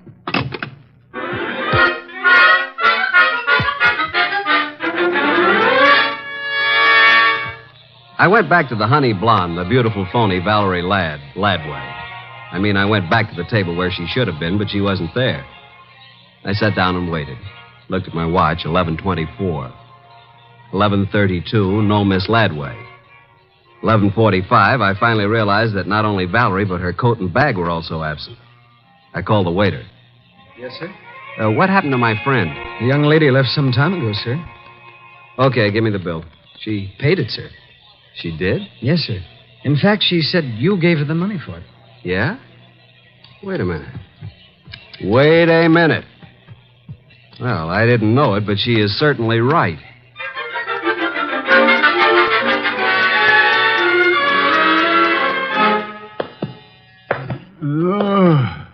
Oh, my. Well, Archie, this is most thoughtless of you. Sorry, I lost my keys. My money, too. Your keys, Archie? Yeah. Glad you were still up. You lost Miss Ladway, too? Definitely. I'm going to bed. Good night, Archie. You think it's funny, don't you? Yes, Archie. Yes, I do. Good night, Mr. Wolfe. Archie. Yeah? Before you retire, one thing. What? Open the safe, will you? And leave it open. Why? Because there's nothing in it of importance. And it's a valuable safe, and I don't want it damaged. Good night, Archie.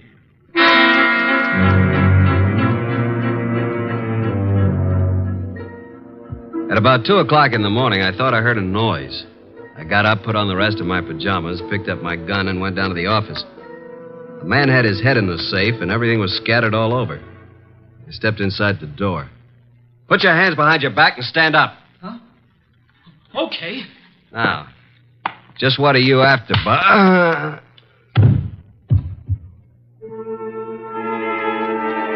When I woke up, I was alone on the office floor. I did not feel good. The place looked as if a hurricane had struck it. Every file drawer had been empty. I felt a draft from somewhere. Got to my feet, trying not to joggle my head too much. There was the front door standing open. I closed it gently. Then, very, very gently, I groped my way to the kitchen for ice, water, and towels. Archie. What? Oh, didn't you hear me scream? No. Is it bad? It's better. You're angry, aren't you? Nuts. What, Archie? I said nuts, Mr. Wolfe. Nuts. I'm sorry about what happened. Yeah, you expected it. But I didn't expect you to be caught by somebody behind you. You must have known there would have been two of them. Now, how would I know that? How? Think of Mr. Ladway's delicate hands. Do you believe she intended to open the safe herself? You think she stole my keys and so on? Well, let me tell you... Hey, wait. That guy was digging in the safe that... Then who hit me in the head? Gee, someday you'll be the death of me. In the morning, will you tell Inspector Kramer I'd like to see him here?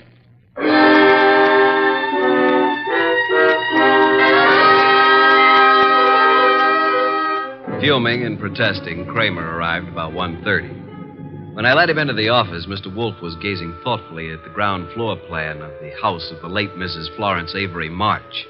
We'd gotten it from the original architects. Wolfe looked up and almost smiled. Thank you for coming to me, Inspector. You know how difficult it is for me to come to you. Okay. What's up? I take it you haven't found the diamonds. No, not yet. We'll break inch down, though. Don't think we won't. Oh, I'm sure. But this is what I want to ask you, and it's quite serious. Okay. All right, what? After the body was found, your men arrived at the house before anyone left. Right. And before anybody was allowed to go, every person was searched thoroughly. Nobody could have gotten a pin or a needle out of that place. I know something about police methods, and I believe you. Now, how thoroughly did you search the house itself? Wolf, look. We've got that floor plan you're studying now. There are no hidden closets. Every square inch of that house has been examined. The diamonds aren't there. Willie Inch killed the dame and snatched the diamonds. What he did with them, we'll find out. Possibly. Goodbye, Inspector. At approximately 3:15, the postman arrived with an envelope for me. The envelope contained my keys, the bill from the Riviera, and the money left after the check was paid. At approximately 5:07 p.m., I discovered that Wolfe had been using the telephone all by himself. He explained. He was going to have a party. He had invited all of the guests who were at Mrs. Florence Avery March's somewhat fatal party, including Anson Stark, Willie Inch, and Valerie. Nero Wolfe, the natural-born ham, he made an entrance that would have been worthy of Queen Victoria in her heavier days. He sat in his oversized throne behind his oversized desk and beamed at the peasants. Valerie moved toward me. I'm I'm sorry, Archie, but you must know why I did it. Why? Well, you said I wasn't a writer. I wanted to prove that you weren't a detective. Did you take the stuff while we were dancing? I could have, couldn't I? You could have bumped me on the head last night, too, couldn't you? Oh, Archie. Let it go. It was humiliating, though. Ladies and gentlemen, I'm sure you realize the purpose of this party. We want to know who killed Mrs. March and what became of her diamonds. Mr. Inch. Yeah? When you visited the room where the body was found, the room was dark? The bulb was burned out. I tried to turn it on. If there had been a body on the bed, would you have seen it? Maybe. With all those coats, maybe not. Sure. Mr. Stark? Yes, I said the light was on. Perhaps I was wrong. What of it? You're engaged in the manufacture of tubes for radio and television, huh? I told you that. Inspector Kramer. Yeah, what? A light bulb was found in the wastebasket in the room where Mrs. March died. Yeah. Like you said, we tried the bulb in the socket and it worked. So what? One more question. Does anybody remember whether Mr. Stark was carrying a bundle or a package under his arm when he arrived at Mrs. March's party? Oh, I do, Mr. Wolfe. I think he had a box of flowers. That's true. I did bring flowers. No, Mr. Stark. That box contained 2 parts of a light bulb and some adhesive. During the party, you strangled Mrs. March, put the diamonds into the light bulb, assembled the thing, and screwed it into the lamp socket. Archie, stop him.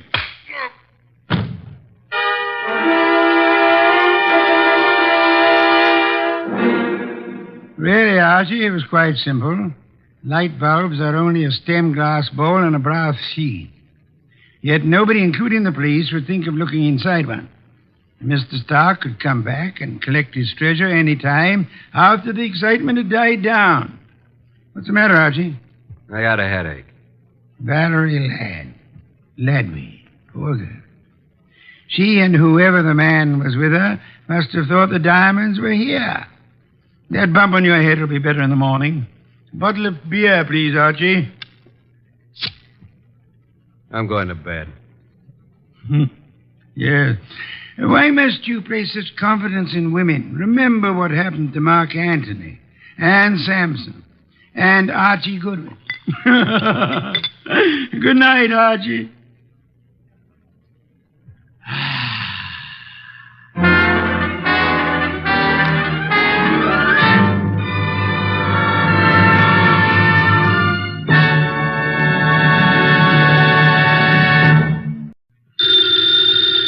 Ladies and gentlemen, the ringing of that phone bell brings you mystery, adventure.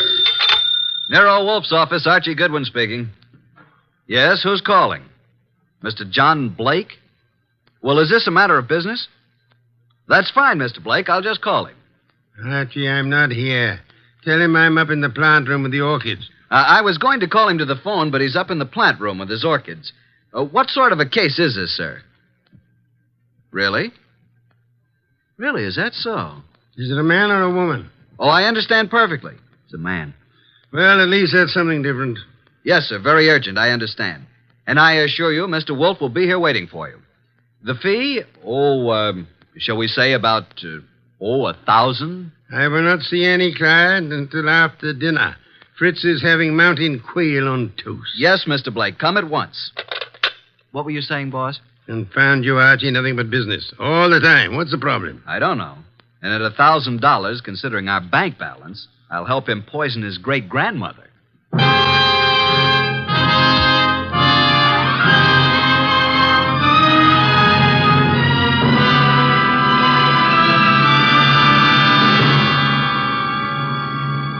Ladies and gentlemen, it's that renowned genius who is the bulkiest, most ponderous, and most brilliant detective in the world. Yes, none other than that chair-borne mass of unpredictable intellect, Nero Wolfe, created by Rex Stout and brought to you in a new series of adventures over this NBC network in the person of Mr. Sidney Greenstreet.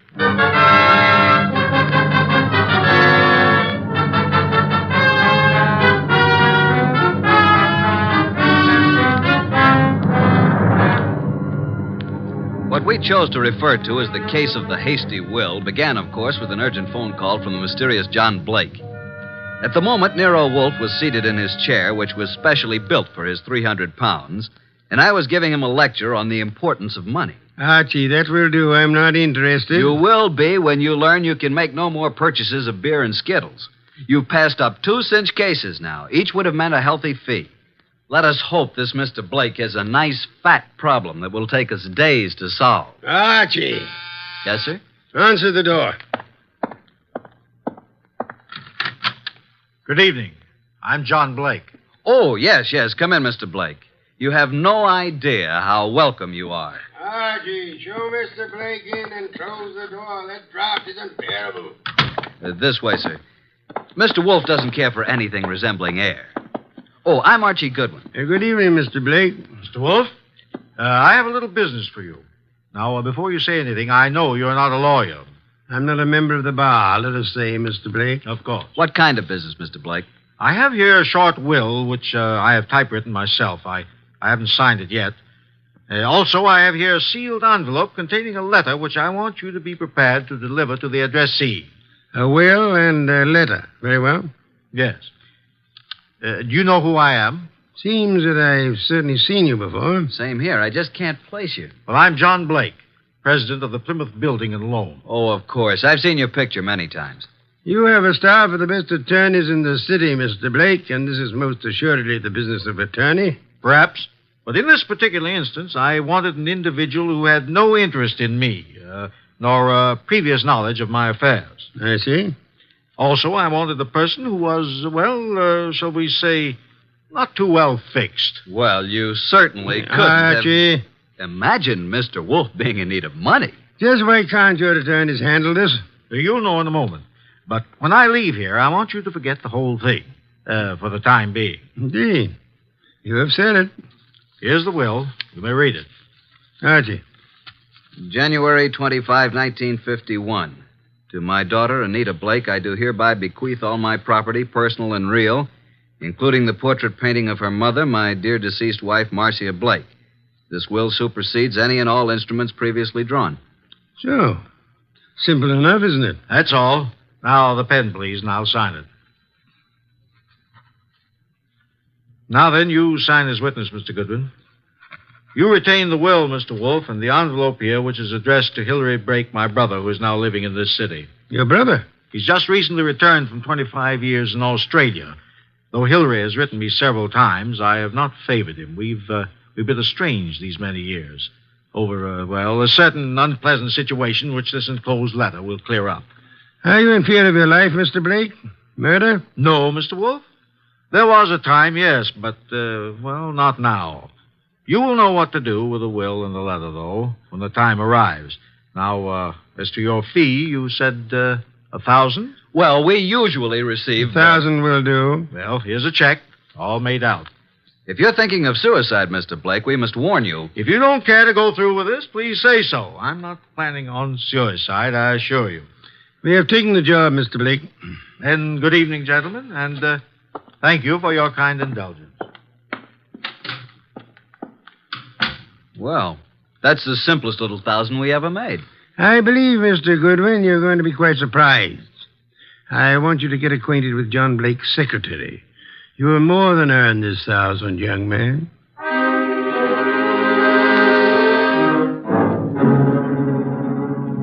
Archie. Archie, is that you? Yes, boss. What time is it? It is 6 p.m. The clock is right in front of your eyes. I'm thinking, Archie, it's very interesting. Very. An entire day has passed since the visit from John Blake. Did you learn anything from Blake's secretary? I did. He left his office late yesterday, she said. His daughter Anita is quite upset because he didn't come home. Check his club? Yup. I didn't talk to the daughter, but I learned that she's engaged to a young fellow named Wilbur Martin. She told the secretary that her father had been acting strangely of late, a bit morose. And what does the daughter feel has happened? Anita's afraid he's been kidnapped. You haven't met nor talked to any other than the secretary? Not yet. And so far, no one's called the police. Good. We must, for the time being, prevent that. What did you learn of Blake's brother from Australia? He's been here only a year. They've met only once or twice since his return. The secretary thinks the breakup was because of their love for the same woman. Hilary became very wealthy in Australia. Very well, Archie. It is time for you to visit Miss Anita Blake at her home. I'd love to, boss. She's a mighty purty gal. Boy. Archie, you can do me a great service. Anything. Be sure to close it tightly as you leave. Close what? The coal chute, of course.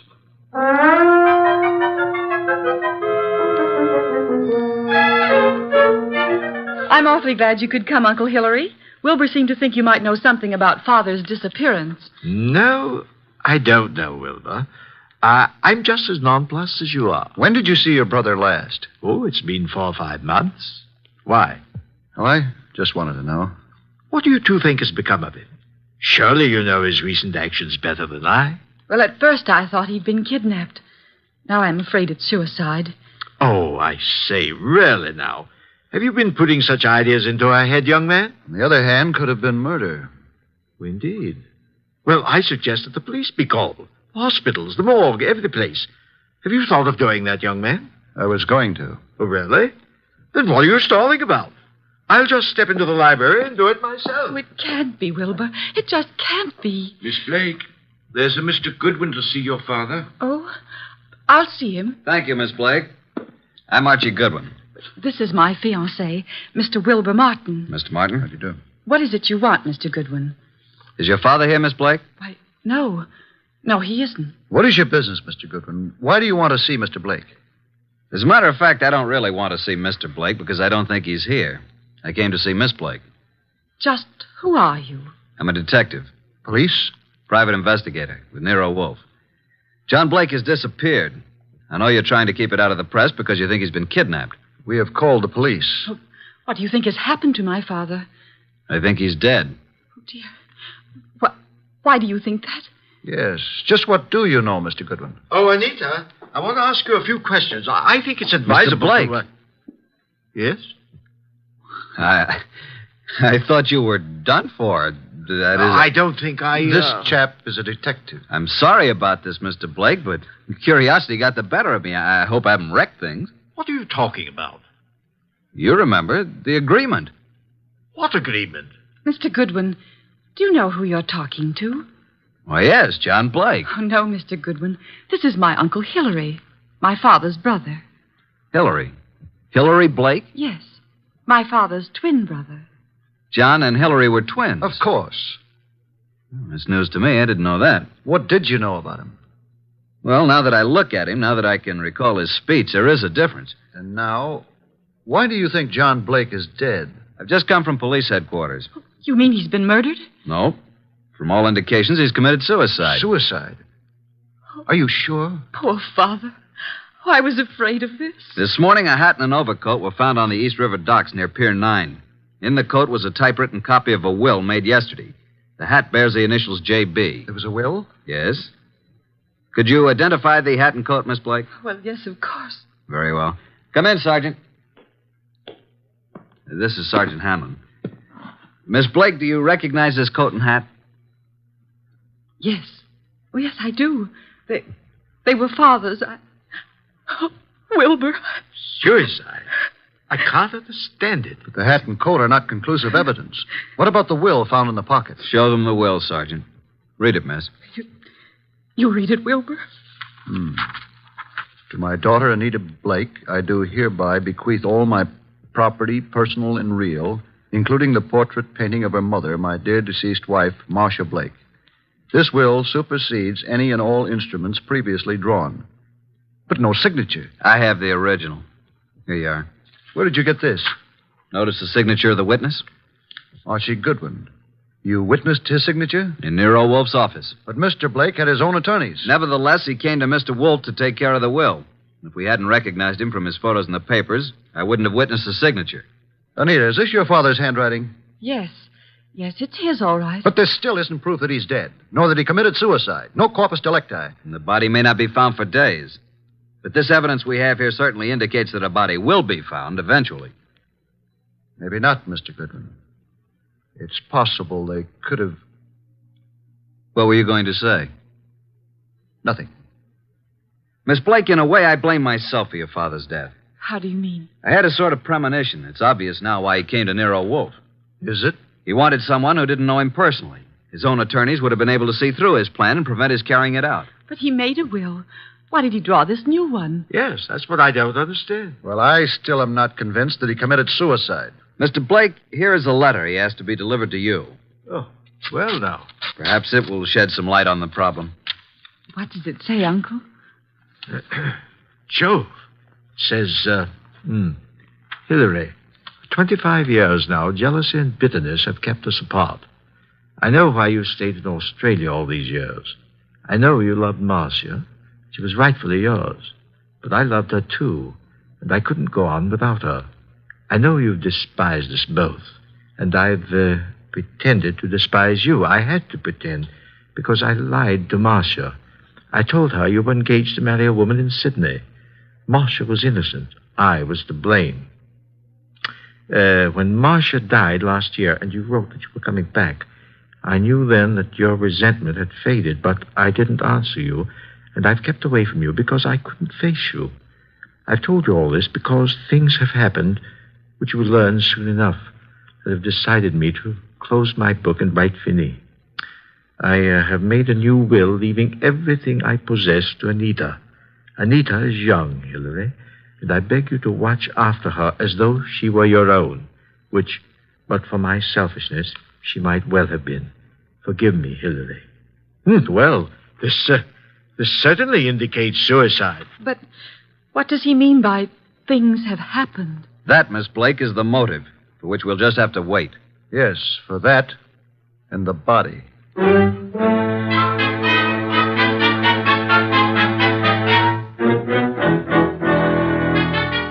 Well, boss, up here in the conservatory a bit early, aren't you? How are the orchids? Oh, it's a nice sunny morning. Even though it is around 0 outside, the sun is fine for them. And behold, Archie. Huh? What is it? The Dendrobium sclerostel. Yes, indeed. What about it? Showing 2 buds. Most encouraging. Indeed so. Boss, I can't take the steam heat here.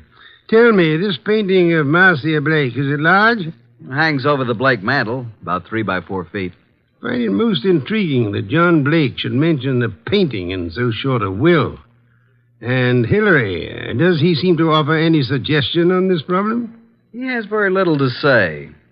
Wilbur has definite ideas, and he's in there pitching all the time. He has a rather unpleasant way about him, though. You have talked with Inspector Kramer? I have. And asked Miss Anita and Hillary to meet you at the morgue to look at the body? Right. And I left Wilbur out of this gathering. This body is practically unidentifiable, huh? In Kramer's opinion, it is. After you're finished down there, I'd like to have a chat with this Wilbur Martin. Okay, but you'll get nothing out of him. I've tried. Archie, you're becoming so conceited. Soon I fear I'll have to fire you. If it were summer, I would forthwith resign. Run along and close our coal chute behind you.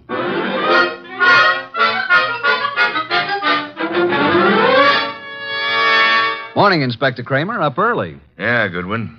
I'd just love to come down to this morgue. This is Miss Anita Blake and her Uncle Hillary Blake. Howdy How do you do. do? Good morning, Mr. Goodwin. I hope you don't object too much to my joining the proceedings. Oh, I know, Wilbur. I suppose it's all right. Please, Mr. Goodwin, what's happened? There's a body here. Rather badly bruised and cut and in a bad condition, but I think you should look at it. Oh, I'm sorry, Miss Blake, but I'm afraid it's necessary. Very well. I'll be all right. Now, I'd like to come along. Oh, yes, Wilbur, you must. Well, come on. This way.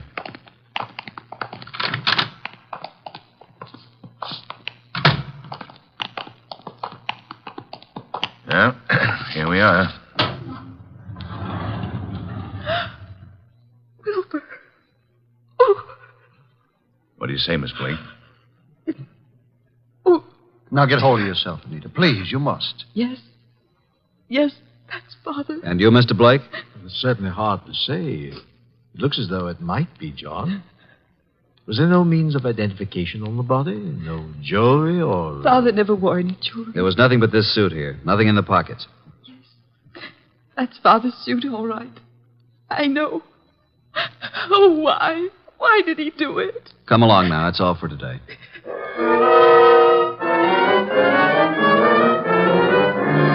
Mr. Wolfe, this is Mr. Wilbur Martin. Ah, yes. How do you do, Mr. Martin? Sit down. Thank you, sir. No. Take the red leather chair. That's right. So glad you could come. Archie, beer first. Tell me, Mr. Martin, you saw the body? I did. Whether it was John Blake or not, I'm not sure. But Anita feels positive enough. You are skeptical about the suicide theory, eh? Well, yes, I am. Are you trying to cast suspicion on someone else? No. He thinks he was murdered. I do? But not by you, of course. Certainly not. But who would know that John came here, signed the will, and gave us the letter to his brother? He must have contemplated suicide, don't you think? Are you positive it was John Blake who signed the will? How interesting. You think it was his brother Hillary who came here, posing as John, huh? It could have been. But the man was quite gray and had no Australian accent. Hillary could have dropped the accent for a short while and grayed his hair, and they were twins. So enlightening, Mr. Martin. Do go on. After he left you here, he could have killed John and thrown him in the river, and left his overcoat and hat on the wharf. And why would Hillary kill John? Well, there may have been several reasons. Maybe because of Marcia. Well, several reasons. Tell me, did John Blake object to your engagement to Anita? No, why should he? I don't know.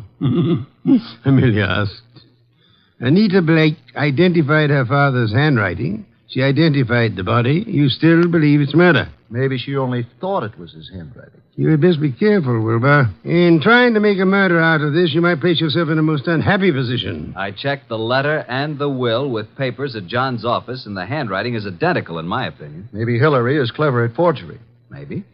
Did you have the experts check the writing? Not yet. Then how can you tell unless you had a bona fide sample of Hillary's writing? I take it that you found a sample of Hillary's writing? Some letters from Hillary to John? Yes. I found a package of them in John's desk at his home. That, Wilbur, is most encouraging. Here they are. Several of them tied together. Some written in 1928 and a couple in 1948. Now, we'll tell you something. We never thought John committed suicide either. You didn't? No. And before you go, Wilbur, write your name here on this pad. Very well. Thank you so much. I hope we shall see you tomorrow.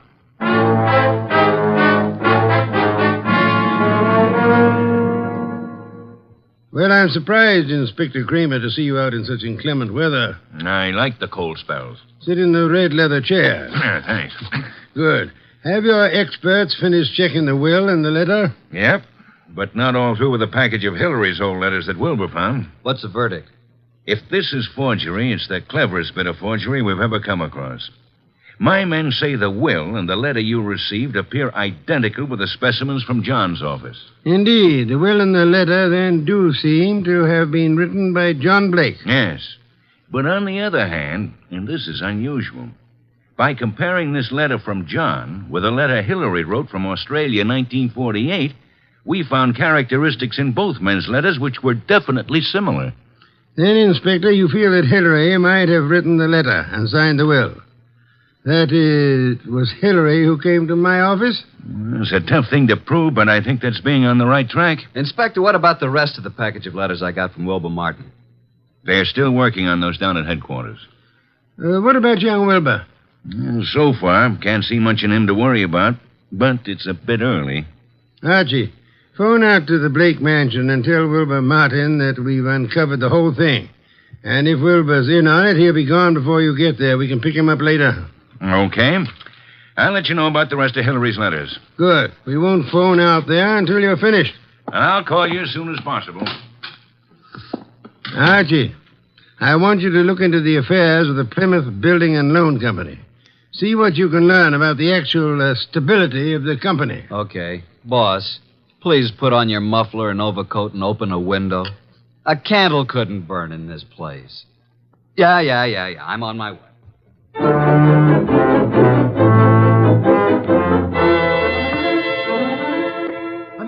Anita! What is it, Wilbur? What's happened? I came out as soon as I heard. Well, what's happened? Speak up, man. You haven't heard? You don't know? No, what? Look at these headlines. Plymouth Building and Loan crashes.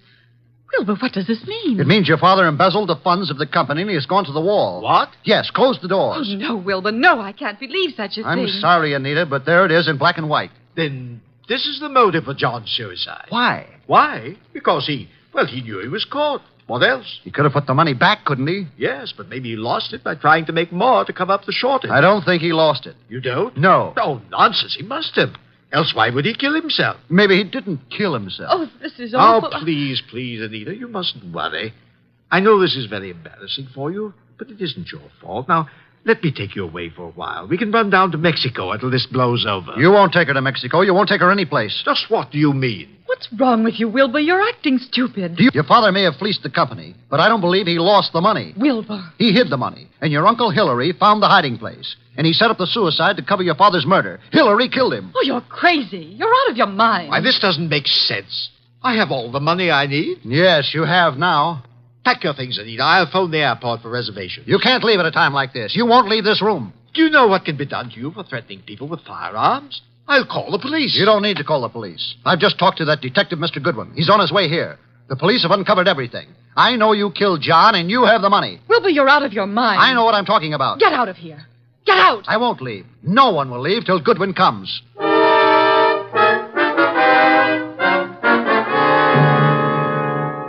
Ah, Archie, come in, Miss Blake. Mr. Blake, Mr. Martin, glad you were all able to accept my invitation. You too, Inspector Kramer. Yeah, I know how glad you are I could be here, Wolf. Please be seated, folks. Hillary was going to Mexico on the next plane and taking Anita with him. Mexico? John Blake stole the money from the company, but Hillary found out about it and killed him. Mr. Wolf, this is utter nonsense. Mr. Blake, Inspector Kramer's handwriting experts have examined the will and the letter left with me. They have also checked them with your recent letters from Australia. Indeed. And your letters from Australia show a definite resemblance, having the same characteristics as the letter and the will you've given me. You mean you think that I signed the will and wrote the letter? Definitely. Ridiculous. But there's something else. The will mentions a painting of Marcia Blake, Anita's mother. Archie, where is that painting? Did you bring it? It's here. Bring it in here, Sergeant. Just a moment. I hope you don't mind, Miss Blake. What are you doing to it? Tearing off the paper backing of the picture? Yes, and there you are. There's the reason for the whole thing. Bonds. Pasted in the back. Thousands of dollars in negotiable bonds. Then Hillary did know about the money. He killed John for all this. He had Anita order the picture to be credited for shipping. I did no such thing. Nevertheless, you didn't kill John Blake. Certainly he did. Look at these two letters from Hillary Blake to John here in America. What are the dates? September and November 1948. Those were supposedly Hillary's most recent letters to John. And look at these letters, June and July 1928. Notice any difference? All are signed by Hillary, but the ones dated 1928 are not at all like the ones written in 1948. Not the least similarity. The ones dated 1928 were written by Hillary. But those dated 1948 were written by John. By John? How do you mean? Carry on, Inspector. You're under arrest, Mr. Blake.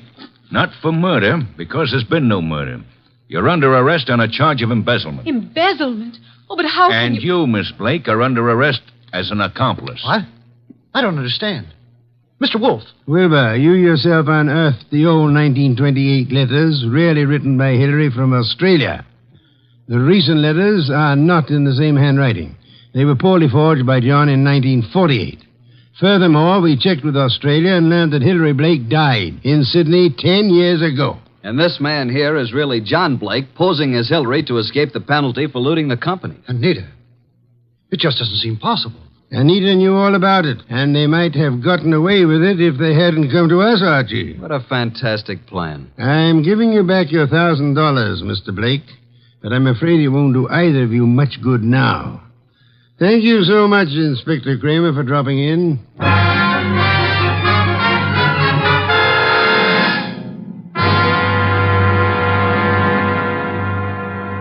Well, boss, that was a clever bit of deduction. You really think so, Archie? It was quite a blunder for so clever a man as John Blake. Why did he make the mistake of coming to us? There are many holes in the plans of the criminal mind. He must have forgotten about the 1928 letters, or he would have destroyed them. And he underestimated Wilbur's intelligence. And I thought he was a dope, too. But he was half right. He really slipped up on the body in the morgue. Inspector Kramer was most kind to cooperate with us in that little act. Anita was too eager to identify the first body she saw. And the painting. You sensed there was more importance attached to it than the fact that it was a work of art. True. Some beer, please, Archie. Coming up, boss? Now, that brings me to an unpleasant subject. What's that? You were talking about resigning. Are you still in that frame of mind? Resigning? When did I say anything like that? Then you're going to be content with conditions as they are? Why, of course. What are you saying? And you don't mind it a bit as long as this dreadful weather continues? Well, not at all. Don't mind what? Going in and out of the house through the coal chute.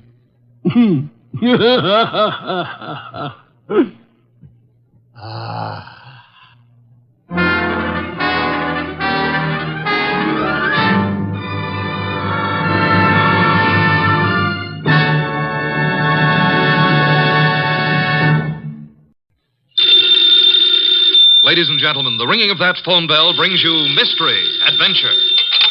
Nero Wolfe's office, Archie Goodwin speaking. Who? Mr. Hal Horton, United Industries? Oh, I see.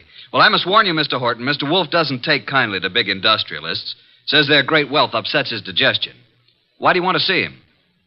The connection's bad. I don't hear you. Who? Who? Mr. Horton, who? We're cut off. What is it, Mr. Goodwin? Mr. Hal Horton called. I understand that. I won't see him. Tell him what money I have to invest I put into orchid plants. Mr. Horton wasn't promoting anything. And what did he call you for? The great Horton needs a detective. Maybe just my occupational reflex, but I thought he said somebody'd been murdered.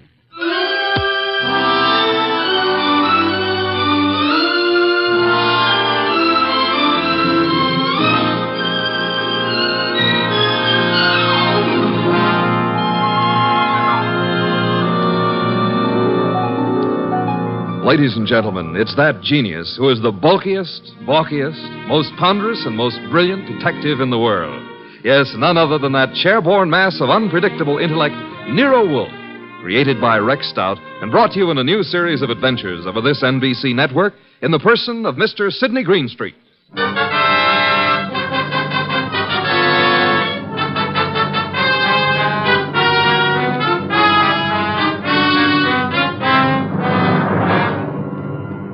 It turned out that what Horton had said had been murder, which became celebrated in the case of the Malevolent medic. But its solution wasn't a simple matter of following up his accusation. It had false clues mixed all through it like raisins in a pudding. The man we came to know as the Malevolent medic was young Dr. Benjamin Sloan. The case began on the sunny afternoon when Grace Banks, his nurse, came into his private office. Waiting room's finally empty, I take it? Well, there's one more patient, darling. I'm sorry, doctor. Mrs. Horton's here for another of the thiamine chloride shots you ordered for. I said you could give her those, Grace. She doesn't have to wait to see me. Oh, she's hung up her mink coat, parked her orchid and her alligator bag, and filled up all the ashtrays with lipstick cigarette stubs. Mrs. Horton prefers to wait for you. She seems very upset. I hoped she'd get hold of herself. Mrs. Hal Horton, with all that money. Whatever gives her such jitters? Darling, if I ever get in that condition after we're married, please shoot me. I've advised her to go to a specialist. Hers isn't a true medical case. Well, I'll do what I can. Get a needle ready, will you, Grace, and show Mrs. Horton in. Yes, darling. I mean, doctor. Mrs. Horton, will you step in now?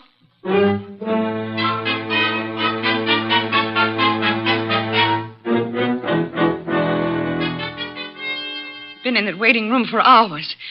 Ben, I wrote you every day this week. Why didn't you answer me? You say your health hasn't improved, Leslie. I'm worse. Much worse. Still chain smoking, drinking, and the sleeping pills? I have to take something. I can't walk the floor all night, can I? Thinking.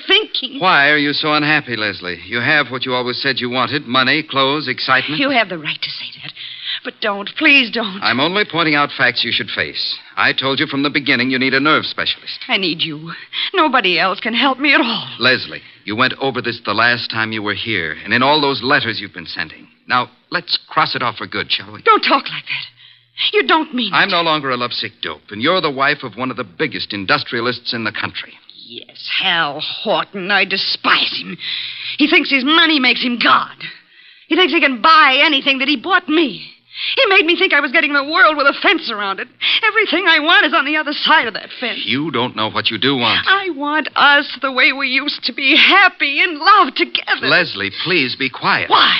Miss Banks is in the laboratory. She can hear you. What of it? I'm not ashamed. I'll tell her. I'll tell everybody. Imagine Hal's face when he finds out I'm leaving him, but I'm coming back to you. He already knows about you. I told him you were in love with me, that you're jealous. He doesn't like it. Leslie, you're raving. Now stop it. You always said I was the most attractive woman in the world. You made your choice. Now get this into your head. I'm really in love now. In a few weeks, I'm going to be married. Now I'll get your medicine. So it's really true. You are going to be married. Yes. I'd heard it, but I didn't believe it. Going to marry a nurse. All my friends have known and been laughing at me. Please, now that's enough. I made a plan, a wonderful, beautiful plan about us. Ben, you love me. Ben, say you love me. Mrs. Horton, that is all over.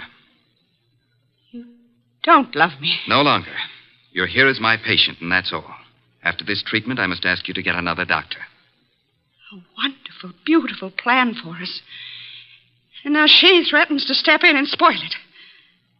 Well, maybe I'll spoil a few plans. How would you like that? Threats will accomplish nothing.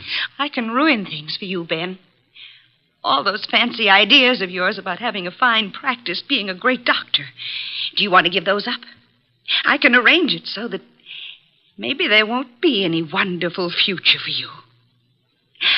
Are you prepared to face that possibility? Because I'm prepared to make it a reality. And I mean it. You'll regret this day as long as you live. I'll get your medicine, Mrs. Horton. Hand me my bag. Thank you.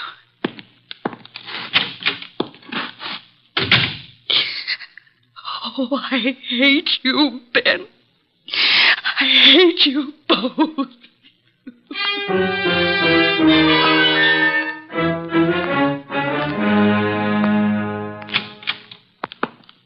Sorry to have kept you waiting, Mrs. Horton. Miss Banks had to do a repair job before she could use the sterilizer. Alcohol, Miss Banks? Yes, Dr. Sloan. Now, Mrs. Horton, may I help? Thanks. So nice of you. There. Right side for the hypo this time, isn't it? Just touch with this cotton. Ready now, Doctor. Oh, what's the matter, Mrs. Horton? I'm just cold. Alcohol. After this, I advise you to go home and rest. These massive doses are a little painful, but they give results. There. That's all. Just relax here, and you can leave in 10 minutes. Come, Miss Banks. I want to talk to you.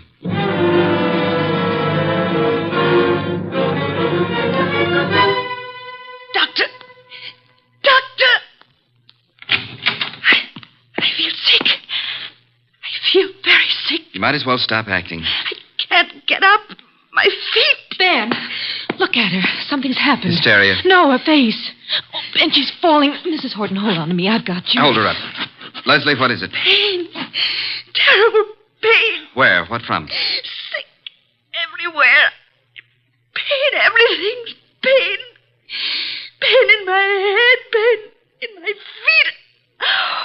My feet. My feet.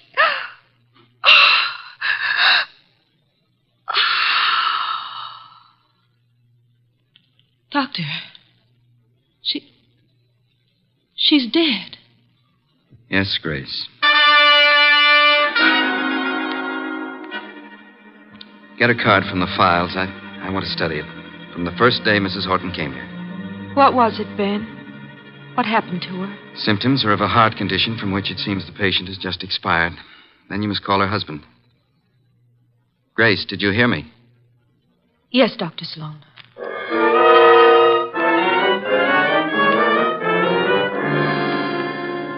Well, I discourage your visit here, Mr. Horton. I do have a sort of curiosity about the operation of so-called big business. Maybe offer you a glass of beer and hear an explanation of the rise and fall of this morning's stock market. You don't think I've come here socially?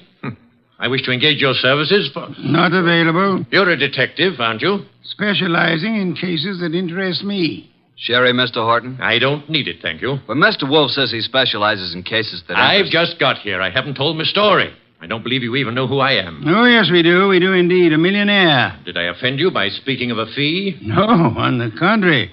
It is that portion of your conversation which interested me most. Frankly, I planned to spend the evening examining the first edition of Henry James I'd like to purchase, and the word fee suggested a possible way. Now, what have you done, sir? What have I done? One doesn't have to be a detective to recognize you're in trouble, Mr. Horton. Look, Mr. Wolfe, I have done nothing. But I've got a question I've got to have answered. I need facts. They tell me you're the man who can give them to me. If Nero Wolfe can't get them for you, they're not facts, they're fancies, Mr. Horton. Well, my story's involved. But the gist of it is your beautiful wife, a former model, died last week. The death certificate indicated a heart attack. You suggest she was murdered. How did you know? Never mind how I came to my conclusions. How did you come to yours? Leslie had been going to a Dr. Benjamin Sloan. She said he was a specialist. Some friend had recommended. She'd been upset. He was giving her vitamin B shot, she told me. You doubt that was true? Dr. Sloan informed me, after she died in his office, there'd been a heart condition from the beginning. Well, I don't believe it. Leslie was a very emotional girl. She'd have been quite frightened of a heart ailment. She'd have told me about it. Maybe she didn't comprehend its seriousness. Dr. Sloan did. Why didn't he get in touch with me at once about it? Then, when I went to clear up Leslie's room, I discovered something. Leslie didn't go to Sloan through a friend. She'd known him when she was a model and he was a hospital intern. She'd kept letters he'd written to her then.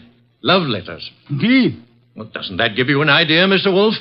Sloan lost Leslie to me. No man who'd been in love with Leslie would ever get over it.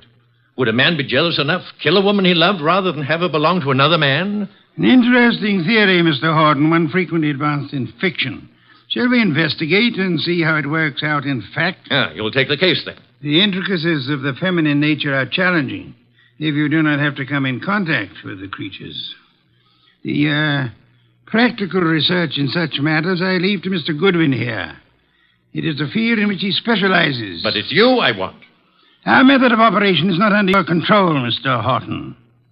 You'll be so kind, Archie, get a first-hand report of Dr. Benjamin Sloan and the women in his life.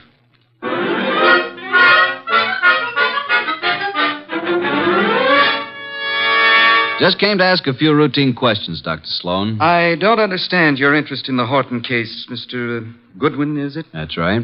The death certificate was signed and a report made to the medical inspector. Detectives are a snoopy lot. Detectives?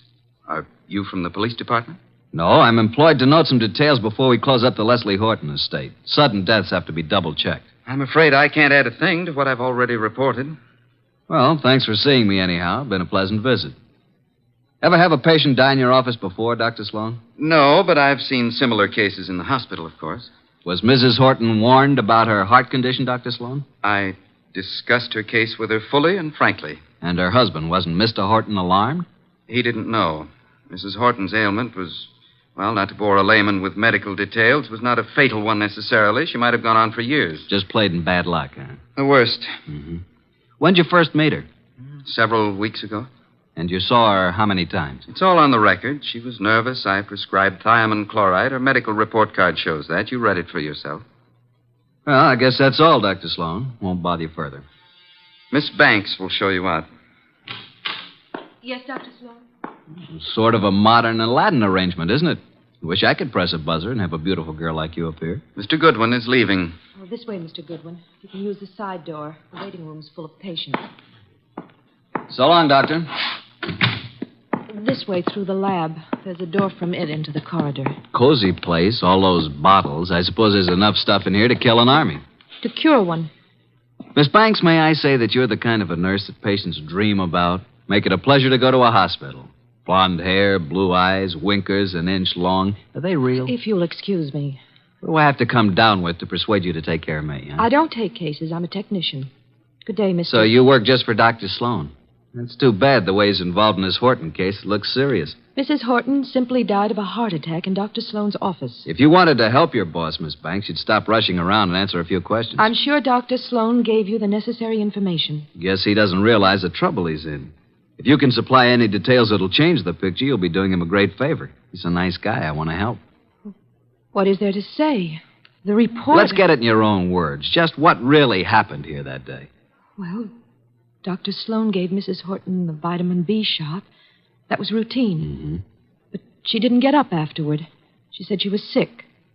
And then she fell and I caught her. And Dr. Sloan administered emergency treatment. What did that consist of, Miss Banks? All that is in the office record. What would bring on such an attack? It could have been several things. Could it have been something she ate? Acute indigestion affects the heart. Maybe Mrs. Horton would be here now if the doctor thought to use a stomach pump. He did use one. He did everything there was time to do. She certainly went in a hurry. Suffer a lot? She said she was in pain. Where? Her stomach? No, not her stomach. Where then? She seemed to be in pain all over. Reflex, maybe? When it was over, what did you do, Miss Banks? Called Mr. Horton. Must have been a blow to the great man. I understand she was younger than he is and quite a sultry gal. I've talked to you professionally because you said it was necessary to help Dr. Sloan. Is that all, Mr. Goodwin? I guess it is for now. Unless you'll have dinner with me. Thank you, no. I'm handsome, hardworking, and harmless. I'll bring you references from my employer. What do you say? The express elevator's the one on the right. Must be there's another man. Wouldn't be the doctor, would it? Well, you'll fit better in a Pullman kitchen than here among the test tubes at that. My reluctant congratulations.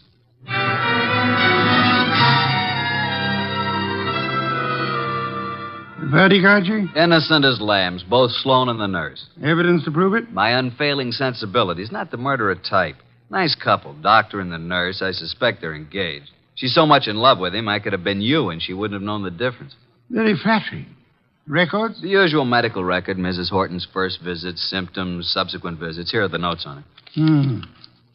Vitamin B shots. No chance they brought this on, huh? Dr. Sloan says absolutely not. I checked that with other doctors. But Mrs. Horton did go into this right after the hypo. Nurse's story jives with Sloan's? A little more detailed. She says he did everything. He even used a stomach pump. The woman was in pain? What's this? Head to feet? My way of saying pain all over. What other papers did you examine? Only the medical record. Get back to Sloan's office late tonight and examine all the papers in his desk. Can't you trust me? I tell you, there's no reason even to suspect these two.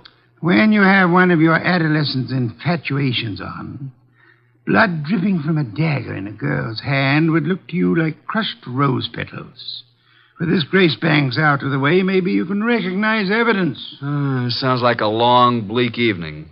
Hand me that medical book, and then be on your way. I want to think.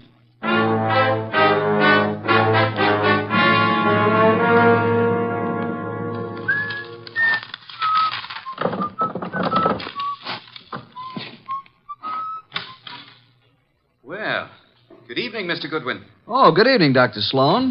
This is a surprise to us both. I didn't anticipate that you'd be keeping office hours after midnight. What are you doing in my office at 2 o'clock in the morning, Mr. Goodwin? Reading your mail and having a ghoulish time surrounded by all these shiny instruments of yours. You've been rifling my desk. I wouldn't do that if I were you.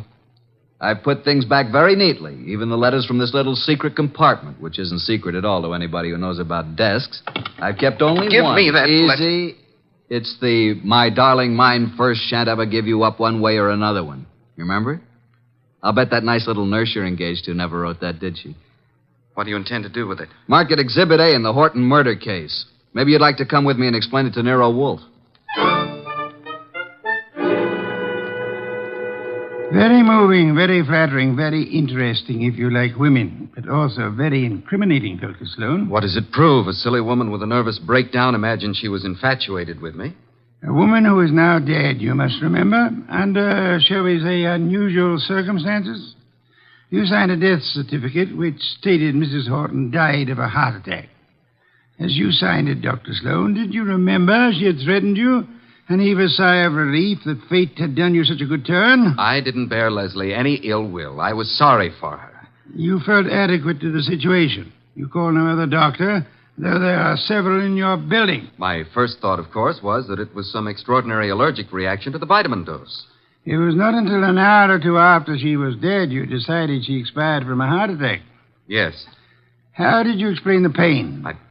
I reported no pain. Miss Banks said Mrs. Horton had pain from her head to her feet. Grace said that? Well, not in those words, but that was the general Dr. Sloan, why did you use a stomach pump on a heart case? Why, I told you I tried everything. Sometimes an acute digestive disturbance. I suggest you did it because to you, as to any qualified physician, the pain in the feet suggested poisoning, a particular kind of poison, an inorganic poison. There wasn't any in her stomach. You maintain that?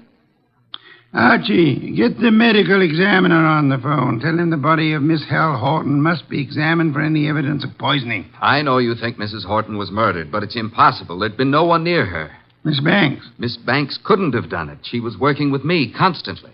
That's what I thought you'd say, Dr. Sloan.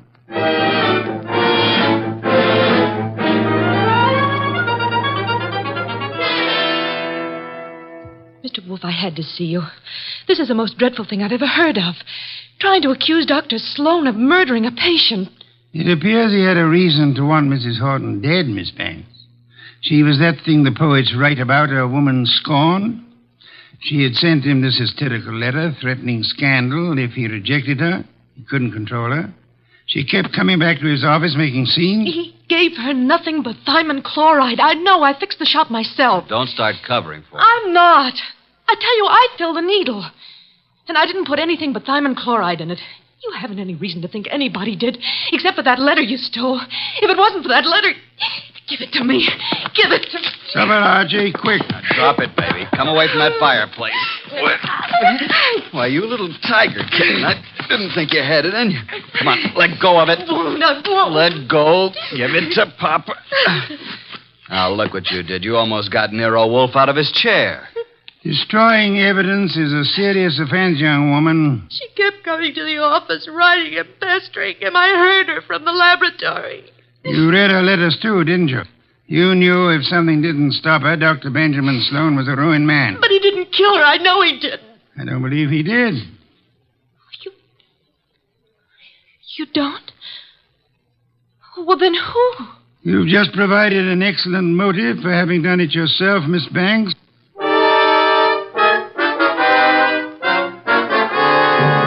Pears and white wine. Cold, luscious, exotic. Excellent, Fritz, excellent. Best thing that's happened today. I don't like this Sloan case. If you ask me, I think that Horton dame got what was coming to her. Those are not the words of abstract justice, nor the phrases of a gentleman of culture. A good detective never plays favorites.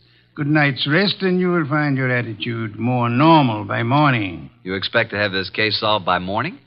It's solved now. Thanks to the expedition I sent you on this afternoon. The arrests can wait. No one will escape. I feel like a murderer myself. If I hadn't wormed it out of Grace about the Horton woman complaining of pain, and if you hadn't jumped at the word feet... That, Archie, my dear fellow, is the purpose for which you exist, to discover pertinent facts. Have we quite finished? Coffee in the study, then. Here's the door. I'll go. Mr. Wolfe in? He isn't seeing anyone this evening, Mr. Horton. Well, he's seeing me. Archie, if that's Mr. Horton, I'll see him. You'd better. Sorry you found Mr. Goodwin so impossible, Mr. Horton. He came to pay you a call this afternoon. I sent him, but he didn't find you in, did you, Archie? No, but I made myself at home. I knew anything that would help to solve this case you'd want us to have. What do you mean? You were in my house? What did you take? Nothing of monetary value, I assure you, that will not be returned in due course. But before I announce the solution of a case, I like to have all my little props in place. I appreciate a well-rounded performance. Mr. Wolfe, I've had enough of this foolishness, this delay. I hired you to convict Sloan, not to play parlor games. You must be patient, Mr. Horton. Don't force me. I want action. Well, I had planned to wait until the morning, but if you insist... These papers here may interest you, Mr. Horton. Mr. Goodwin here collects them, your wife's letters. Leslie's? You recognize the script?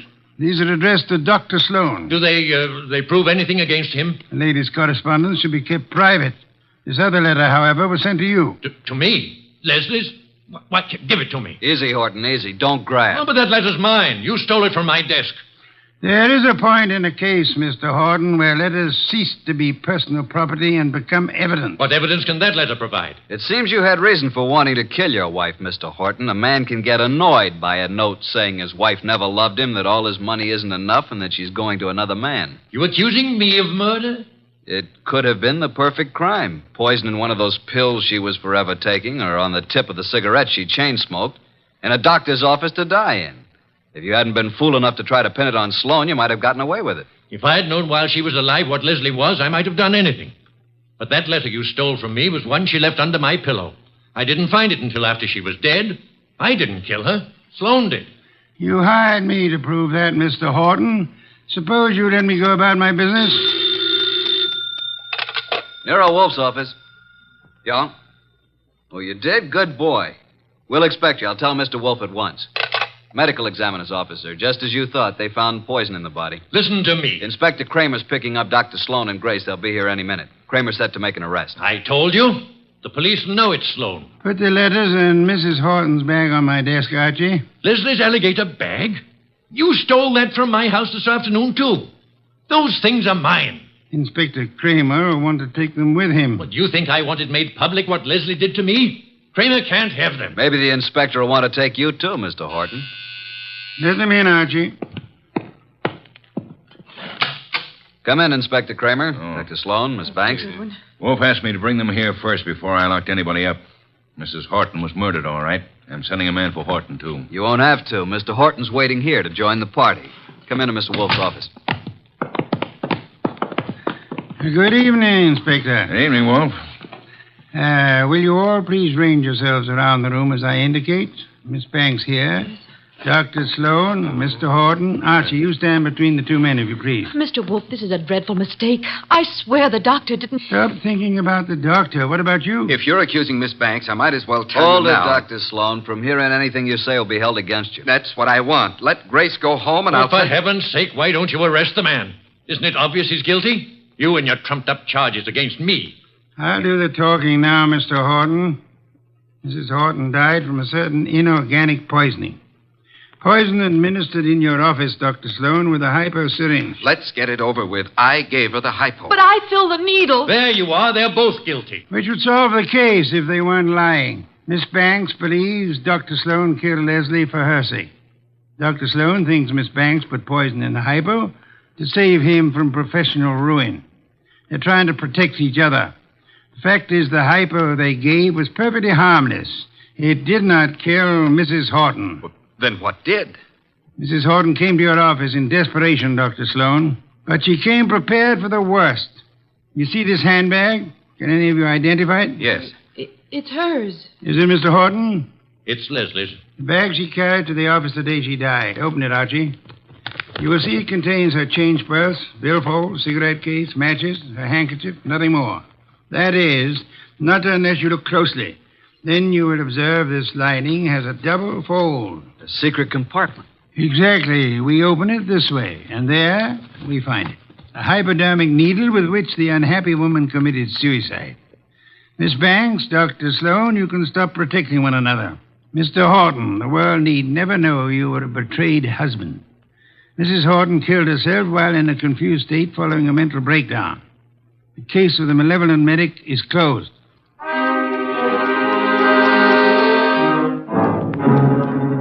How did you ever get the hunch about the handbag, Mr. Wolfe? I know nothing about women, but on my occasional trips abroad, I have been forced to observe their handbags. Monstrosities. They hold anything and everything. Now that our guests have gone, Fritz is bringing coffee to the study. Would you like some beer? I believe I would. Somehow I feel I've earned it. Here you are. Poor fellow, I'm very sorry for you. How so? This is one case in which there is no falsely accused, unattached young lady for you to squire about. Well, here's to your better luck next time.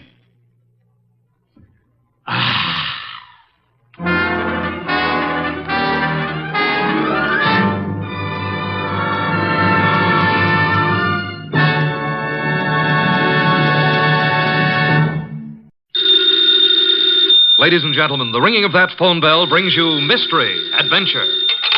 Nero Wolfe's office, Archie Goodwin speaking. No, I'm sorry. Mr. Wolfe is busy planning a menu. I'll see if he can talk to you. What's the name again? You want to talk to a dame named Mrs. Collins? Hang up, Archie. Do we know a Mrs. Collins? No. I don't suppose you care, but I think her voice is very charming. Doubtless. Every female has a charming voice to you. Hang up. Okay. I'm sorry, Mrs. Collins, but at the moment, Mr. Wolfe is too involved with his digestive system to be interrupted. However, if I may introduce myself, Archie Goodwin, Mr. Wolfe's assistant, if I can be of any help. Archie. Yes, Mrs. Collins, I'll ask him. Cocktail party. Hang up, Archie. Mrs. Collins, I'm afraid it would be better if you didn't expect Mr. Wolfe. Goodbye. Cocktails. Phooey. Absurd. Perfectly absurd. She says you promised to come to her cocktail party, and why aren't you there? Because you are going to attend the cocktail party and the probable unpleasant ending.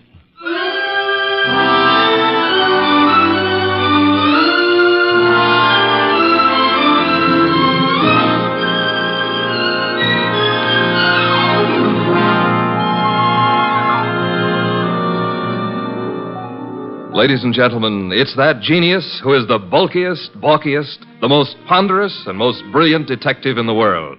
Yes, none other than that chairborne mass of unpredictable intellect, Nero Wolfe, created by Rex Stout and brought to you in a new series of adventures over this NBC network in the person of Mr. Sidney Greenstreet.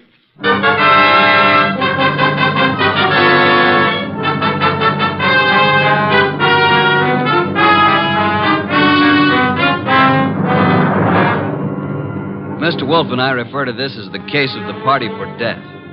Nero Wolfe really should have gone to the party since he'd accepted, but I was delegated. I can't complain now since it was there that I met Georgia, the most beautiful redhead. Well, that's my weakness, redheads. Yeah, blondes and brunettes. Well, anyway, Mr. Wolfe was adamant about going to the party. I've never been to a cocktail party in my life. You know, I drink nothing but beer. You could take your beer with you, couldn't you? I could not. Do we know a Mrs. Collins whose cocktail party you said you'd go to? The phone rang and I picked it up. Where was I? Exactly. Okay. So a Mrs. Collins with a beautiful, seductive voice conned you into accepting an invitation to a cocktail party that you knew you weren't going to. Archie. Yes, master. Just a little less sarcasm, perhaps. Sarcasm? Call it impertinence, then. Impertinence, master? Exactly. Less of that. Much less. Okay. Continue now. Where was I? You were reading the duck recipe. Oh, yes, the duck. Oh, here we are. Dodine de canard. The dodine is one of the oldest dishes in the repertory of French cooking, being mentioned in books of the 14th century. Le Grand Cuisinier de toute Cuisine. Hooey, what time is it, Archie? Almost 6:30. Oh, in that case... You going to get up? Here on this card are your instructions, Archie. If you are still alive tomorrow, you may make your report. I helped the huge bulk that was Nero Wolfe out of his specially built desk chair and walked with him to the elevator that would take him upstairs to his orchids. I stepped back to the desk and found the card which bore my instructions. In his small, perfect handwriting, I read, Mrs. Albert Collins, Empire Towers. Arrive at 7, say I sent you. After the murder, telephone me before the police arrive. At exactly 7, I rang Mrs. Collins' doorbell.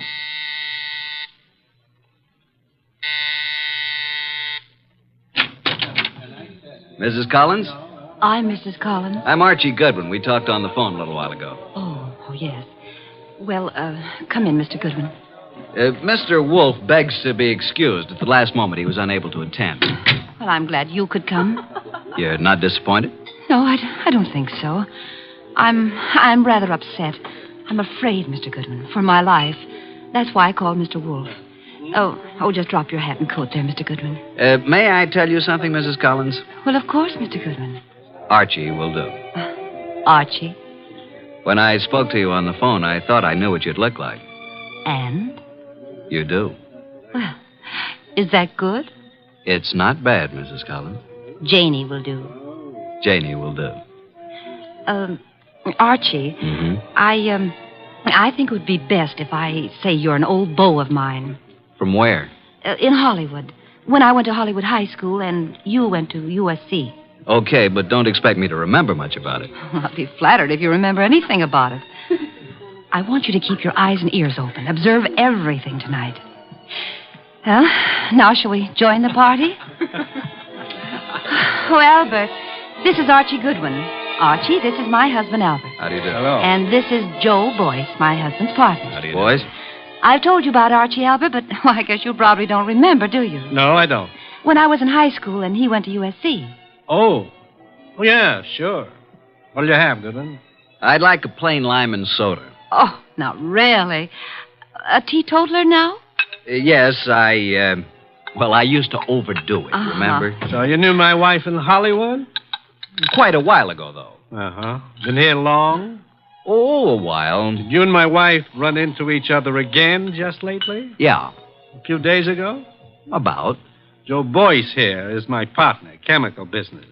Makes this sort of an old home week, doesn't it, Joe? In a way, Al. I guess it does at that. Joe knew my wife back in those days, too. And they're still. very friendly. Yes, yes, indeed. You two have got something in common to talk about, haven't you, Goodwin? Mrs. Collins, you mean? We never knew each other very well. No? Okay, Goodwin, let it go. Why, look. Look what I found. A new man. Just what I need. I'm Georgia. Archie. Archie, dear, will you fix up my drink, please? Anything for a lady. Let's go to the bar. Eh, Archie? I'm determined, Joe. If it were only the money, or only Jane, I might listen. Oh, Al, can't we talk about it later? I like talking about it now, Joe. You're going to be sorry about this, Al. I am already. But you'll have 20 years or so in prison just being sorry. I've got the papers you forged right here. You're hysterical, Al. Let's face it. The firm went broke, but I suffered too. So let's forget it. Yes, Joe. The firm went broke, but you didn't. And I don't think my wife did either. The two of you had everything figured for yourselves. Well, I'm turning the papers over to the DA tomorrow.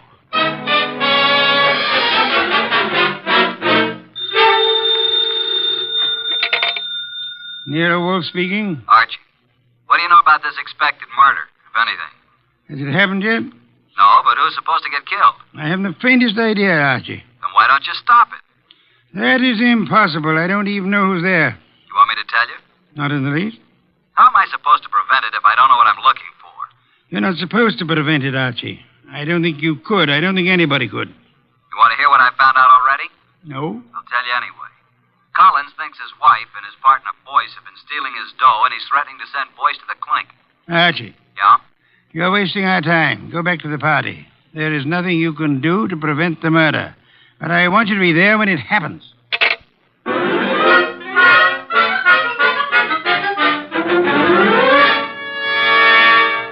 Now that all the guests have gone, let's sit down here, Georgia. When Janie was in Hollywood, she must have had more good-looking boyfriends. Let's get personal about this, Georgia. Yeah, let's. When you say good-looking, do you mean me? I don't mean anybody else, Archie. You know, I think you're pretty, too. You'd better not let Jane hear you say that. You think she'd care? I thought you knew Jane. Only slightly. You don't like Jane too well, do you? Why? Why? Why what? Why don't you tell the truth about it? No man as attractive as you ever knew Jane slightly. Either they knew her or they didn't know her. Maybe you think I'm getting a little tipsy. The idea never occurred to me. No? Well, it has to me. Refill your glass? I'll come with you to the bar.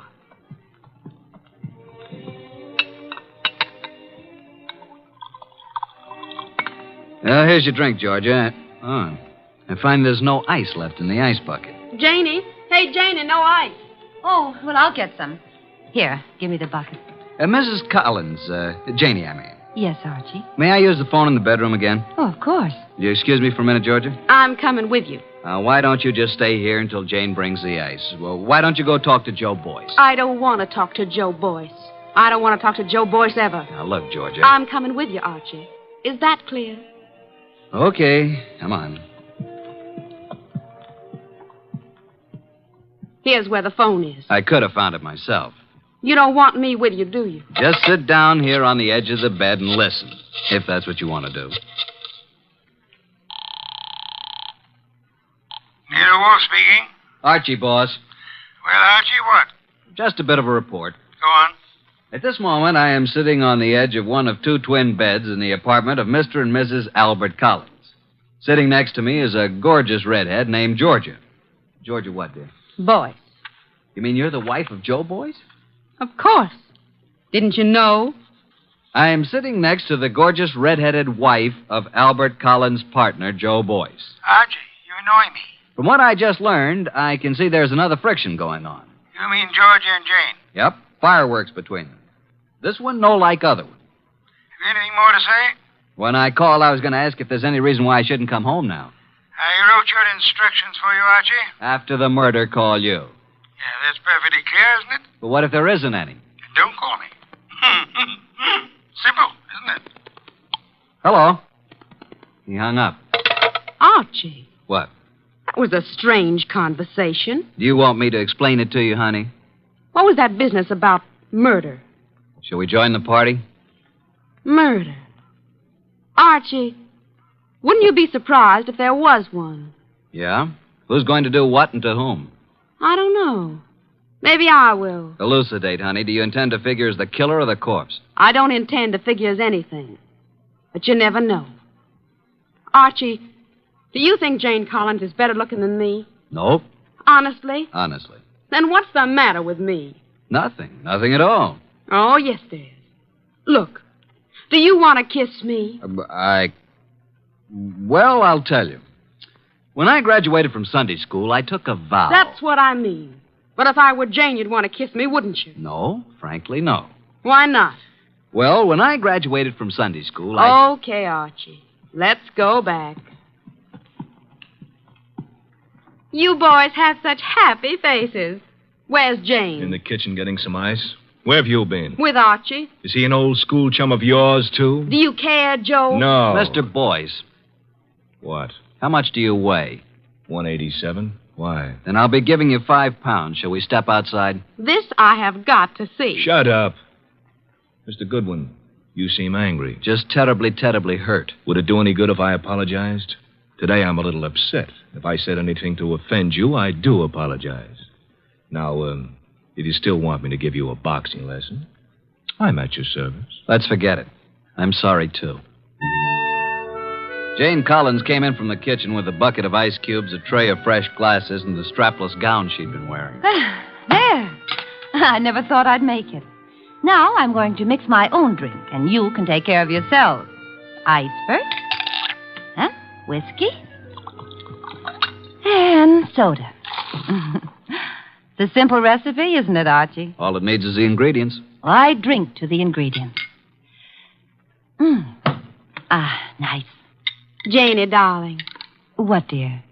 Would you mind very much if I took Archie away from you? Haven't you done that already, dear? To listen to those girls, you'd think, wouldn't you, Goodwin? Me, I never think. What do you do, Archie? I concentrate. On what? On not thinking. I did some serious concentrating on not thinking about Nero Wolfe or about the conflict of the partners, Albert Collins and Joe Boyce, about the jealousies of Jane and Georgia. The next 5 minutes hardly seemed an hour. Jane and Boyce murmured to each other. Collins drank gently but firmly. Why can't you be honest, Archie? What's the matter with me? What, Georgia? You weren't listening, were you? To every gorgeous word you said. What did I say? I want to hear it again, just the way you said it before. I said, why shouldn't there be a murder? Why not? It's in order. It's just not considered the thing to do. Thing to do. Can you think of anything better? No, frankly. I can. My glass is empty. My glass is empty, too. Jane. Jane! Oh, I'm sorry. I'm not much of a hostess, am I? Oh, don't answer that. Oh, you're all empty. But I've only drunk half of mine. You don't usually drink so slowly, Jane. Well, I'm just not in the mood tonight. I usually drink faster to keep you from drinking mine. See, Albert always gulps his and then reaches for mine. What's the difference? Well, I'll fix you some fresh drinks, but put my drink over there by you, Georgia. And lay off, Albert. I only had about 3 swallows of it. Besides, you don't need any more. I suppose we know what dear Jane is going to do, don't we? Lay off, will you? Lay off. It's my husband who said that, Archie. Archie, meet my husband, Mr. Boyce. I will now explain why dear Jane took our glasses away to the kitchen when she could have bought a drink right here. Listen, Georgia, will you... Mr. Boyce is speaking, Archie. What, Mr. Boyce? Nuts. Mr. Boyce says nuts, Mr. Goodwin. What do you say, Mr. Collins? I think Joe has covered the field. We were talking, weren't we, Archie? Possibly. We were talking about dear Jane. She's got to be always the prettiest, always devastating. Right now, she's putting on a completely new face. And in about 20 minutes, when our tongues are hanging out, she'll come back, all horsed up and bright and smiling, with another tray of drinks. Yeah, she'll take all night to fix them. Well, I'm going to get some air on the balcony. Don't jump off. Al, you're drinking too much lately. I shouldn't worry you, Joe. Especially now. When you start drinking not only your drinks, but everybody else's too, well... Jane's right. Is that what worries you? Slide Jane's glass down. The ice is all melted. You see what I mean? Okay, Joe, let's not be nasty until tomorrow. That gives me an idea. Think I'll propose a toast. Until tomorrow. You know, it may be rather fitting that I should drink a toast from the glass that Janie left. Until tomorrow.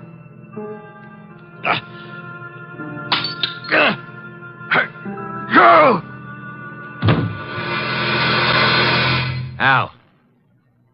Al?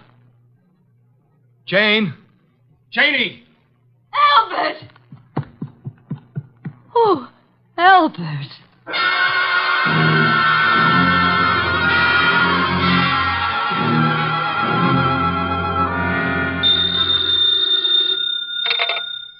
Nero Wolfe speaking. May I come home now?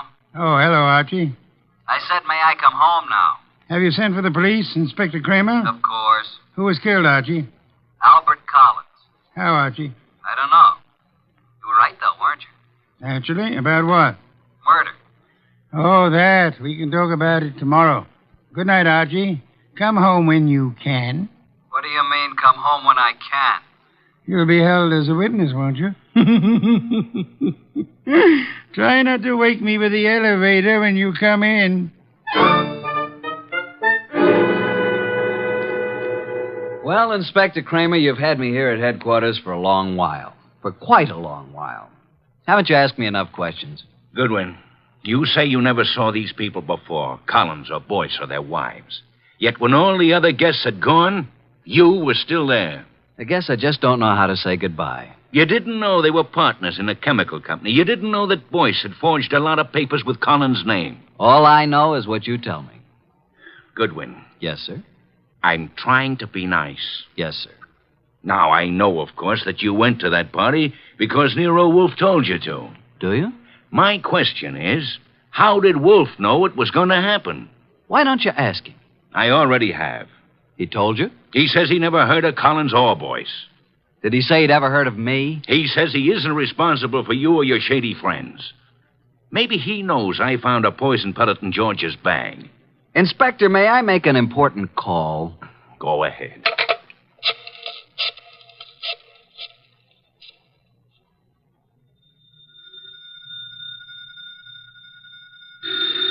Archie.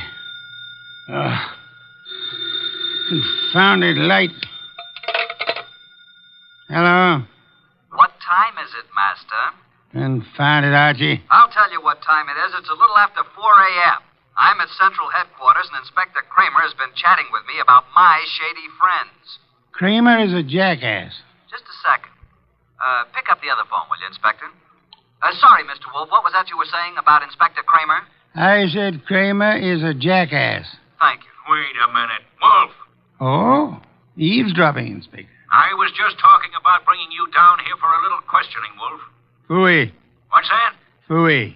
It can be spelled in several ways. I spell it P-F-U-I. Phooey. You think I won't bring you down here as a material witness? Yes, I think you won't. I think you'd be making a great mistake if you did. A great mistake? Why?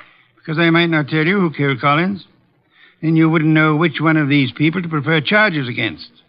Now send Archie home. Even he needs an occasional night's sleep.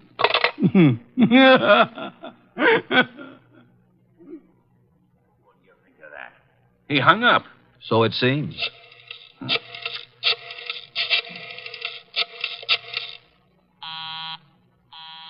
Busy? He's probably left the phone off the hook, Inspector. By now, he's probably asleep again. You know I can go out there, don't you? Sure you can. More important men than you have tried it. And where are they now? Goodwin? Yes, sir? I'm going to let you go. I'm sure Mr. Wolfe and I are very grateful, Inspector. You want to know why I'm letting you go? I know why. Why? Because if you're nice and cooperative and don't make too much trouble, Mr. Wolfe will solve this case for you and tell you whom to prefer charges against. Goodwin. Sir? Get out. Thank you, Inspector.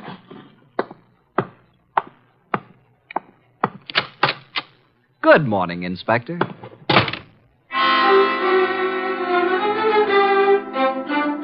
At 3 o'clock the next afternoon, I was rearranging the furniture in Nero Wolfe's office while the great man sat behind his desk watching me perspire. Are you finished now, Archie? Yeah, I guess so. And tell me where they sat. There were 2 couches, like this, in front of a fireplace. Collins and Boyce were sitting together on one couch. When Georgia and I came in, they were looking at some canceled checks. Where was Mrs. Collins? I told you she was getting ice and fresh glasses. Why was she getting fresh glasses, Archie? Where were the empty ones? I don't know. Maybe they were the same ones she brought back, washed and polished. Archie, I trust your powers of observation absolutely. That's why I sent you to Mrs. Collins' cocktail party. Okay, how did you know there was going to be a murder? If it was a murder. It was a murder, Archie. But isn't it obvious? How is it obvious? Suppose Collins slipped a few drops of the poison into his drink himself. It's very strong, very deadly poison, with a remarkably strong odor. Like almonds, I know. I smelled it when I picked him up. Archie, was anything found on the body that might have contained the poison? A fountain pen? Whatever? Not even that. Inspector Kramer found a poison pellet in Georgia's handbag. He thinks she poisoned Collins' drink. Say, could be. But it wasn't his drink, it was his wife's. Then Georgia was trying to kill Jane, and Collins got it by mistake. We shall soon see, Archie. I was expecting a murder because you told me to expect it. I watched every move that everybody made. There's no possibility that Jane's glass, the glass with the poison in it, was tampered with by anybody. Yes, I believe. Okay. Archie, you're sore, aren't you? Have you ever spent the night with Inspector Kramer? He's really a good man, too. Why did you say he was a jackass? Because he didn't know who killed Collins. Do you? Of course. Was there ever any question about it? Just a moment, please. The only trouble is it may be difficult to prove. That's why we are giving this little cocktail party this afternoon with the help of Inspector Kramer. By the way... Yes? Call Mrs. Collins and tell her to bring a bucket of ice from her refrigerator. Why? Because our refrigerator's broken down. No, it hasn't. I was just out in the kitchen a minute ago. Our refrigerator has broken down. And it would be very helpful if Mrs. Collins would bring a bucket of ice cubes. What makes you think she'll do it? She will. Call her. 6:45. There we were in Wolfe's office doing a repeat performance of last night's smash hit. Two couches faced each other, a cocktail table between them. On one couch, red-headed Georgia and me. On the other couch, it was a big one, Joe Boyce, Jane Collins, widow of the lately defunct Albert, and Nero Wolfe. Jane had been drinking a little slower than the rest of us. Our glasses were empty. Hers was still half full. Wolfe said... Archie. Yeah? At this point in last night's party, Mrs. Collins got up and left to get some fresh drinks. Repeat what she said. Approximately? Approximately will do. I think she said something like this. She said, put my drink over by you, Georgia. Lay off, Albert. I've had about 3 swallows of it. Besides, you don't need any more, Albert. Am I right, Jane? Close enough, Archie. But what of it? Now, what is this nonsense all about, Wolfe? Mr. Wolfe is trying to make something out of nothing. I think Mr. Wolfe is going to turn up something mighty interesting. Don't look so perturbed, Joe. Since I'm playing the part of the late Mr. Collins, pass me Jane's glass. I'll keep my glass, Mr. Wolfe. I haven't finished my drink. You're a very clever woman, Mrs. Collins. Would it be too much if I ask what this is all about? What worries you, Archie? You make it sound as if that drink she's holding is poison. But it can't be, because as yesterday, she's already drunk half of it herself. When our freezer broke down, she was more than willing to bring a bucket of ice cubes, wasn't she? So? What would happen, Archie, if you froze a gelatine-coated pellet of poison in the center of one particular ice cube? Mrs. Collins hasn't finished her drink. Notice the ice is all melted now. She hasn't taken one sip since the ice melted completely. She came prepared in case she was exposed. Smell it, Archie. No, Archie, stand back. I can easily swallow this before you can reach me. Mr. Wolfe, in a few seconds, I'll drink it. But tell me something first. Tell me how you knew. Jane, listen to me. I knew there was going to be a murder last night because you said so. I knew that it was you who would commit the murder because it was you who invited me. You hoped an expert witness would prove that you couldn't have killed your husband. So I sent Archie Goodwin, whose observations are always exact, even when he doesn't know the import of what he's observing. She brought back clean glasses. She poured the drinks out of bottles already open. And if anybody had put anything in or touched one of those glasses, I would have seen it. Exactly. The poison pellet was frozen in a certain ice cube. Mrs. Collins put that cube in her own drink, drank it until the ice had almost melted down to the poisonous pellet center. And then she took all the other glasses away, leaving only hers half full. And as usual, her husband drank it. No, Jane, don't. Too late, Joe. too late.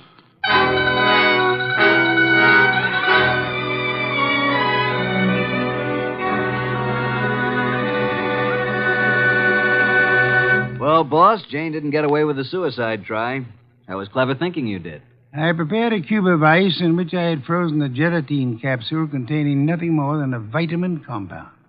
I substituted for the cube in which Jane had placed the poison for herself. Wonder why Jane Collins wanted to have Joe. He'd stolen practically all the money in the company. He was just a crook. Birds of a feather, Archie. I don't believe Joe Boyce had any idea that Jane was planning a murder. And he still had all the money. Well, the forgeries will put him away for a long time. And poor Georgia could have had it pinned on her if it hadn't been for me. Yes, yes. You knew all along, didn't you, that Jane had planned to have Georgie accused by planting another pellet of the poison in Georgie's handbag. Jane would have gotten rid of her husband and Joe's wife in one stroke. You knew all that, didn't you? Well, how about a bottle of beer, boss? Could you spare the time? Georgia.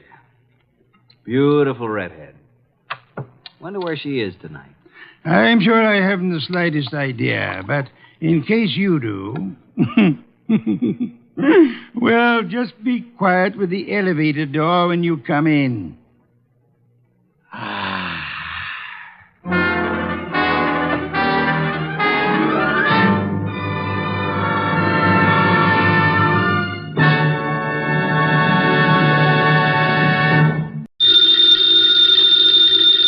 Ladies and gentlemen, the ringing of that phone bell means mystery, adventure.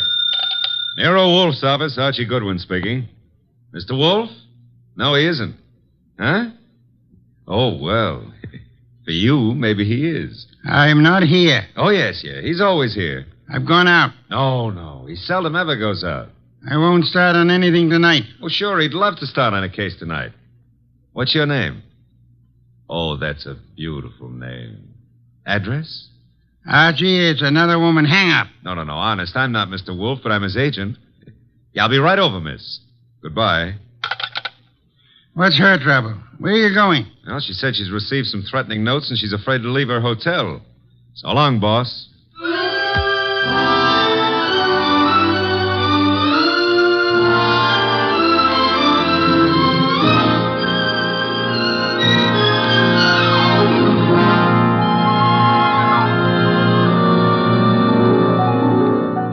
Ladies and gentlemen, it's that genius who is the bulkiest, balkiest, most ponderous, and most brilliant detective in the world.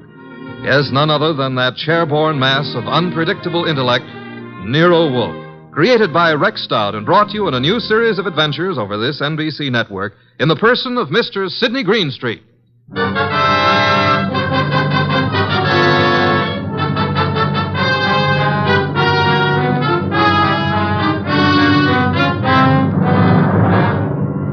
We prefer to call tonight's story the case of the vanishing shells.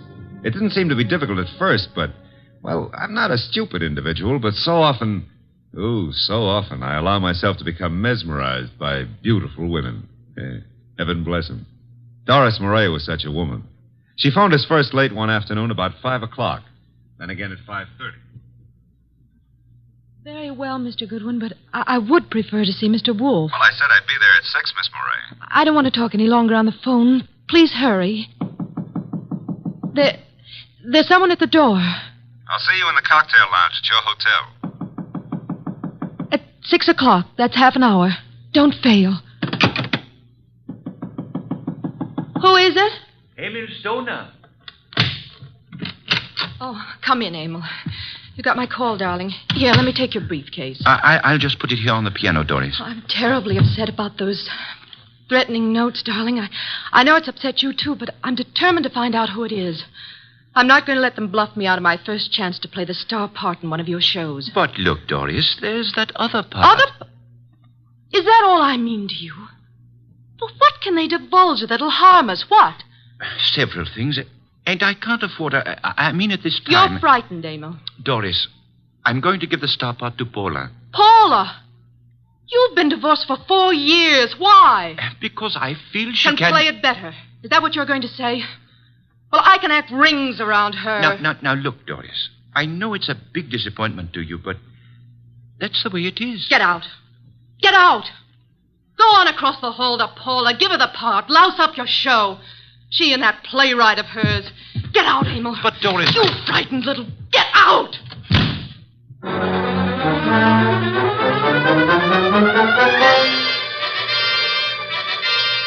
I believe, Mr. Wolfe, you're making a great mistake in not coming along. Indeed.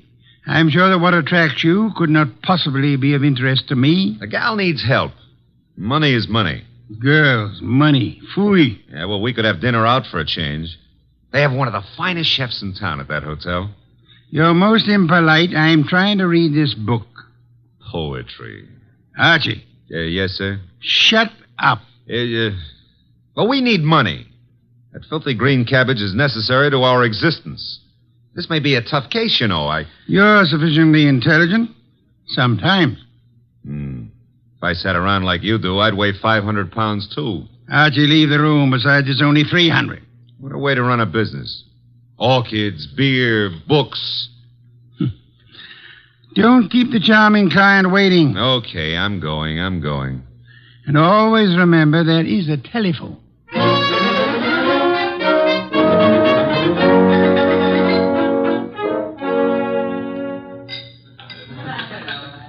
Thank you, waiter. Oh, good evening, Miss Moray. I'm Archie Goodwin. Well, I didn't expect... please sit down. Well, I think I should explain the absence of Nero Wolfe. There's so much of him that it's not too convenient to transport it about. I do all the outside work. And I'm sure you do it well. Mr... Well, you know, some women call me Goodwin and some call me Mr. Goodwin, and, Yes? the unattached call me Archie. Hello, Archie. Oh, splendid. I'm glad to hear it. Now we can get right down to the nasty old business that's troubling you, Doris. First, here's the 500 retainer fee. Well, thank you. Now, what's the note about? Well, there are 2 notes, both printed by hand. Uh-huh. Will you hand me my purse, please? Oh, sure. Thank you. Oh, I see. Doris Moray. If you fail to withdraw from the cast of Stoner's next production by start of rehearsals Monday, both you and Stoner will have a blasted reputation and perhaps other injuries from which you will be unable to recover. The other one is like it, only more vehement. Someone or a group of someones are intent on keeping you out of Stoner's shows, huh? It's too bad. His next one is said to be a sure smash hit and a star-making part for the leading woman. Yes, Emil Stoner wants me to play it. He's been planning on it ever since David Banning wrote the play. What does David Banning think of you playing the part? Well, I don't think he's too enthused about it. You see, Mr. Stoner and Paula Kenyon have been divorced for 4 years, but she has continued to be his top leading woman. Now she's engaged to David Banning, who wrote this play. Oh? Makes things a bit difficult. Well, of course, Rick Hunter, Stoner's director, is... Hunter's somewhat in favor of your playing the part. Well, Rick Hunter is very fond of my work. And very fond of you as well, huh? Yes, unfortunately. I like Rick Hunter tremendously, but Emil Stoner has been of greater interest to me. In fact, we're more or less engaged, Mr. Goodwin. Oh, well, had any words lately with the ex-Mrs. Stoner? Paula Kenyon, is that her name? Paul and I were great friends when I first joined the Stoner Productions, but I don't know, I don't think she appreciated the fact that Mr. Stoner and Rick Hunter, the director, took such an interest in me. Tell me, did you ever think you were in love with Rick Hunter? Yes, at first I was thrilled by his artistic imagination. And then as time went on, I realized that he was subject to melancholia. Mr. Stoner was more stable, and I needed someone older to advise me. Well, what's wrong with your reputation of Mr. Stoner's? Well, there's nothing I fear, but I'm afraid Mr. Stoner is somewhat disturbed by these threats. He feels there's something in his past of sufficient import to really harm him. I think it's nonsense. Well, then what we have to do is uncover this person or persons before you end up with ruined careers on Broadway. Where does the ex-Mrs. Stoner live? Well, as a matter of fact, she lives just down the hall from me. Lived here for years. Oh, well, I think it's advisable, honey, that you stay close to your room until we solve this thing. Oh, but I'm not afraid for my life, Archie. No? Well, I am. I'll see you into your room, Doris. Oh, now, please, Mr. Goodwin, if you... Oh, you don't trust the boy, huh? Oh, well, Such beautiful eyes. Oh, Lovely red hair. Yeah. You could have the lead in my new play. I never wrote one, but for you, I'll try anything. Come along. Here's your bag. Well, hello, Doris. Oh, hello, Rick.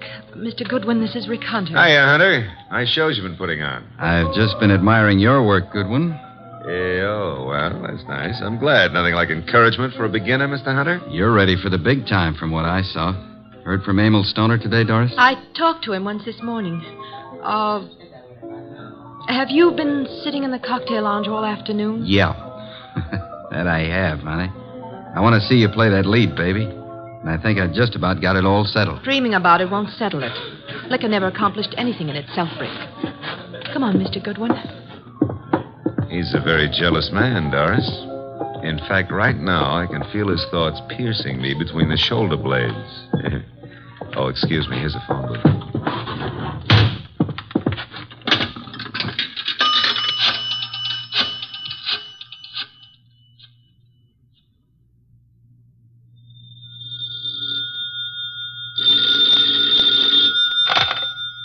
Yes, Archie? How do you know it's Archie?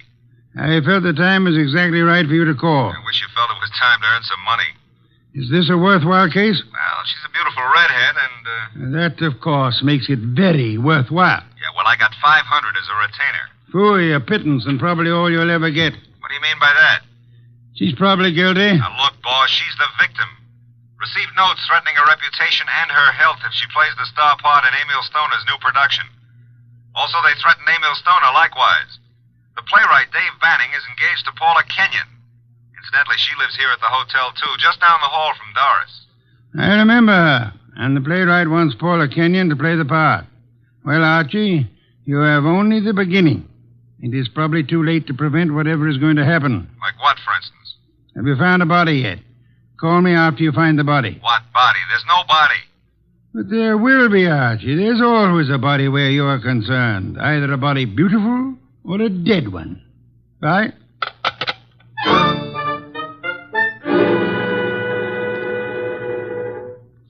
Thanks for seeing me to my room, Archie. Oh, I'm not stopping here, Doris. I'll take a look inside. But I'm not. Oh, I insist. Part of my job, you know.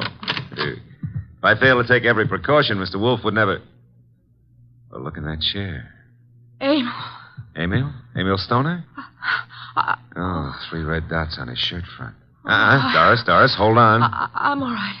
Yes, I'm all right. All right, sit down. That's it. Now, let's see. The body's still warm. What's this crumpled in his left hand? A horoscope. Between the fingers of his right hand, an unlit cigarette. Monogram PK. Paula Kenyon. This horoscope is for March. Something he picked up from your desk here? I don't believe in astrology. Where'd he get this cigarette with Paula Kenyon's monogram? Poor Emil. Poor Emil. I didn't believe anyone would really harm us. Why was I so stubborn? When did you see him last? Please, shouldn't we do something? Call the police? No, not yet.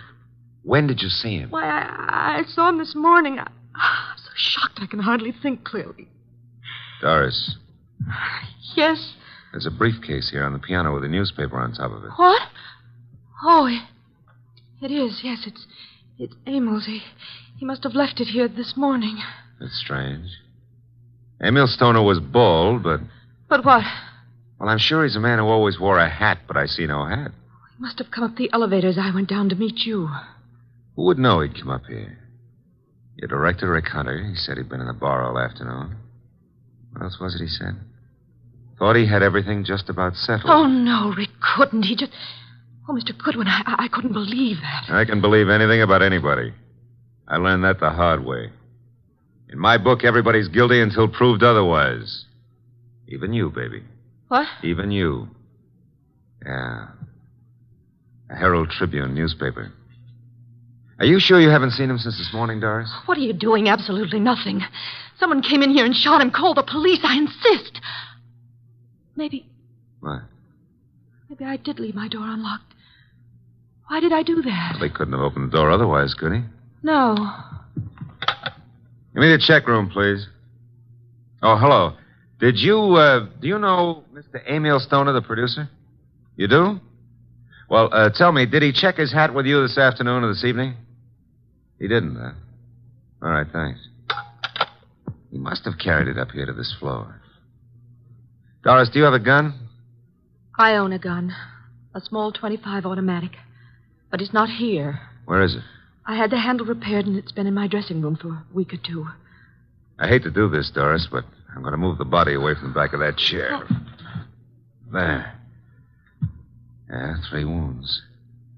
1 bullet went through the upper part of the chest, out the middle of the back. I'd say right through the heart. By the angle of the wound, he was shot while sitting down. Please, Mr. Goodwin, must we stay here? I want to give this room a thorough going over. We'll go down to the lobby. I want to use that phone booth again. And, Doris, I hope... I know what you're going to say. You hope that gun of mine... is still in your dressing room at the theater.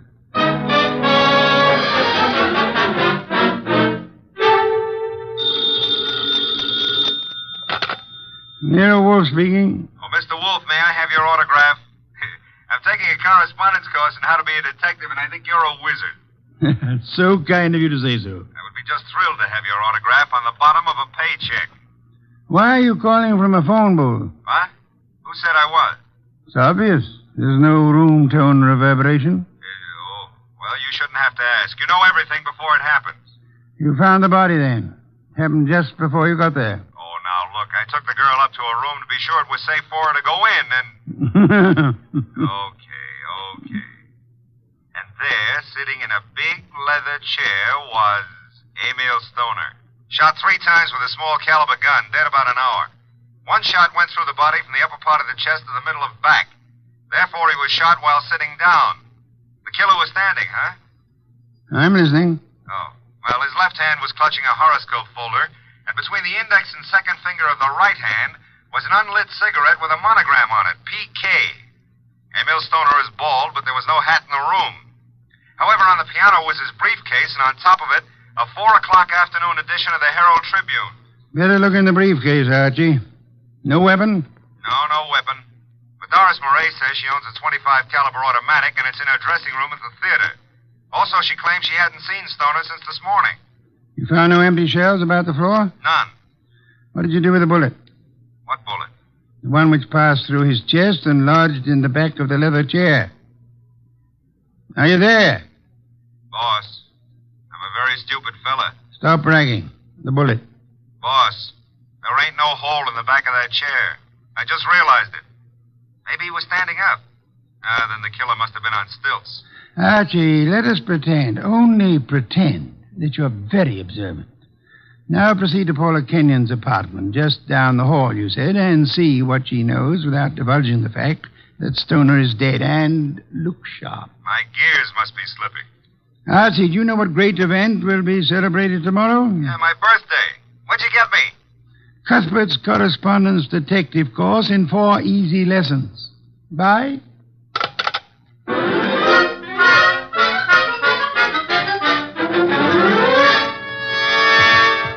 This is Paula's apartment.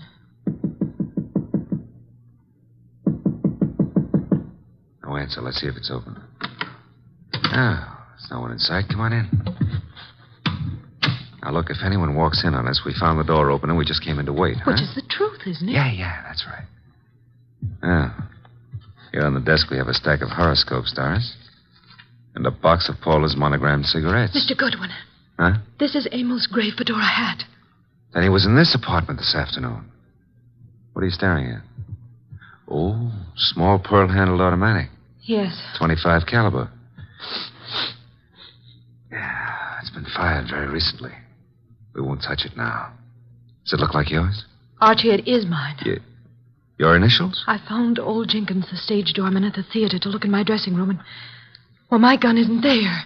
Did you leave the gun out in plain view in the dressing room? Yes, for several days anyway. Then I put it behind the mirror. I suppose many people have seen it then. I'm sure. I hope, Doris, that your fingerprints are not the only ones on that gun. If they use my gun to shoot him in my apartment, why would they bring the gun back here and leave it in plain Well, sight? maybe they didn't do it just that way. No? His hat's here, the gun is here, and yet he's dead in your apartment. How can you answer that? Well, maybe he was sitting here waiting for Paula, and someone called him out and over to your place and shot him. That's no good. Doesn't make sense. Now, if he was sitting in this chair here and someone entered that door, Hey. What is it? Look in the chair back. Huh? Little round hole. Start looking for some empty shells around here. You find something? No, I want to make a call. He was shot with this automatic. 3 shells were ejected. They certainly vanished. Nero Wolfe speaking. Archie, I'm at Paula Kenyon's. She's not here. Found his hat, a stack of horoscopes on the desk, box of monogrammed cigarettes, a .25 automatic which belongs to Miss Moray, recently fired, but not an empty shell in sight. No blood, but a single small hole in the back of the chair near the desk. Doris Moray is with me. I will call Inspector Kramer now about the body and have ballistics check the bullets with the gun. The bullet in the chair back? Did you find anything of particular importance in Emil Stoner's briefcase? Yes, I found... Never mind. Bring the girl here at once. Okay, boss. Say, don't you think I better wait for Paula Kenyon? Uh-oh, here she is. Bye. Bring her along, too, if you can. Goodbye. Hello, Paula. Well, Doris, what are you doing here? I wasn't aware that I left the door unlocked. Seems to be contagious this evening. I left mine unlocked, too. Hello, Dave. Miss Kenyon, Mr. Goodwin. Hello, Doris. Hello. Archie, this is Dave Banning, the playwright. How are you, Mr. Banning? How do you do? I've heard all about your new play, and I wanted to meet you. Doris thought you might be over here, and the door was ajar, so we, well... I just walked in. I hope you don't mind, Paula. Certainly not. I'm used to people just walking in. We were here a while ago, went down to the cocktail lounge for a while. When does the play open, or have you cast it yet? Mr. Stoner handles that part of it. Are you a prospective investor, Goodwin? Oh, I've had a number of flings in the business. Matter of fact, I expect to see Mr. Stoner tonight. You do? Tonight? Here? I don't understand. What's this fencing all about? Doris, you're not just visiting me. We've hardly spoken for... Oh. Is that your gun, Miss Kenyon? It's yours, Doris. Yes, that's right, Paula.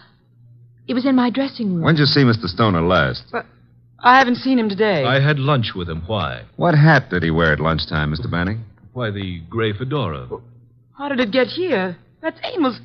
What is this? What are you two doing here? Where is Emil? Come on, cut out the melodramatics. Mr. Stoner is dead. He's what? Paula. And without any further explanation, I shall have to ask you to accompany me downtown. Police? If you will, please.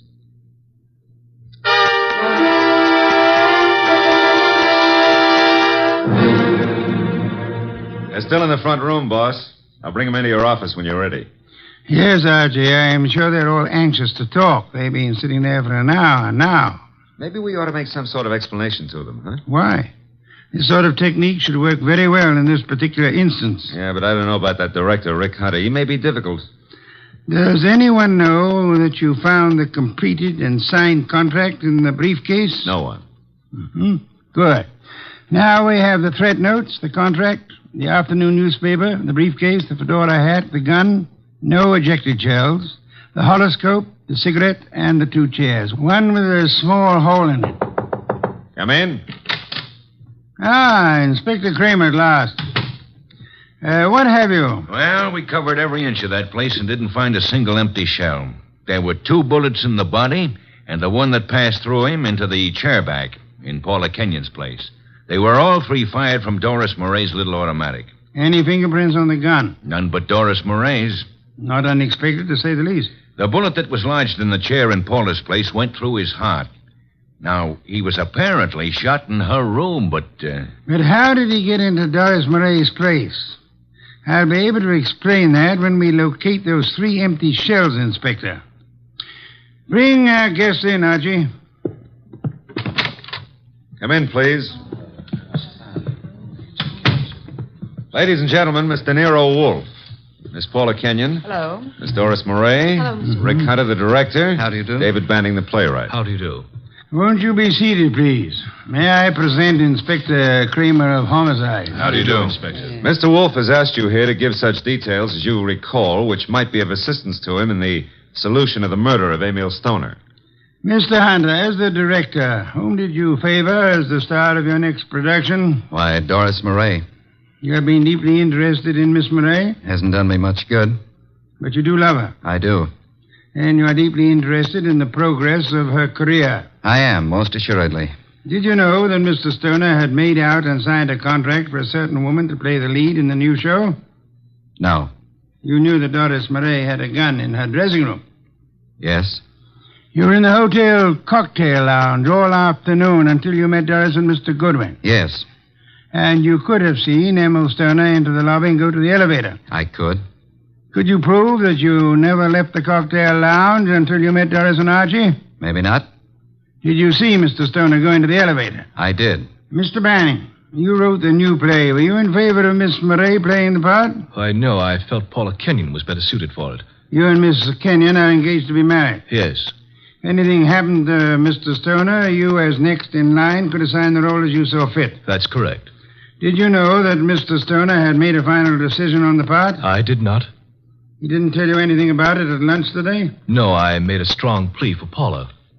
You know about the gun in Miss Murray's dressing room? Everyone did, apparently. Very well. Miss Kenyon, did Emil Stoner visit your apartment often? Not often. We were not on too friendly terms. Did you phone him to visit you this afternoon? No, who said I did? No one? I merely asked. Were you, by any chance, still in love with Emil Stoner? Now, see here, I don't appreciate that kind of talk. Relax, Mr. Banning. I was not in love with Mr. Stoner. That was over. You and Doris Murray were at one time very friendly. Yes. Well, I found out how two-faced she was. Emil was a fool to fall for her, but you couldn't tell him anything. All she's interested in is a career. You're not interested in your career, Miss Kenyon? Well, yes, in a way. You wanted the star part. You phoned Stoner this morning. Yes, but he said he was going to give it to her. You knew about Doris's gun? No, I didn't. You recognized it immediately, boss. Well, yes, I knew. What if I did? Then you wrote these threatening notes to Miss Murray. I did not. I did not. You didn't know the contract had already been signed? No. Then you still had a motive to kill him. I wrote those notes. She had nothing to do with it. You can check them on my typewriter. We know, Mr. Banning. We've already done that. I know how it looks, but Paula didn't do it. I knew he was coming to her place. I called him. I knew Paula was out. I did it. If so, what did you do with the ejected shell? I threw them away. How many? 3. Oh, no, David, please don't. I don't believe you, Mr. Banning. Miss Murray, did you know the contract had been made out and signed? No. You're lying, Miss Murray. You said you didn't see Stoner this afternoon. I didn't. You called him and asked him to visit you. You did get the threat notes, and they frightened you. But you didn't know they would frighten Stoner. I did not phone him, nor did I see him. Yes, you did. His briefcase was on the piano. And he was there in the late afternoon because he brought with him a 4 o'clock edition of the Herald Tribune. What if he was there? I didn't kill him. He told you then about his decision. He left hurriedly. We got the briefcase and went to Paula's apartment to wait for her. That's not true. That's not true. Filled with rage, you got your gun, which you said had disappeared from your dressing room, then calmly put it into your bag, walked across the hall, and shot him as he sat reading a horoscope. No. Archie, a handbag. Thank you. Notice, I run my finger through a hole in the corner. She fired through the bag. And see, 3 empty shells. No. And here's a contract made out to Paula Kenyon. Too bad, Miss Murray.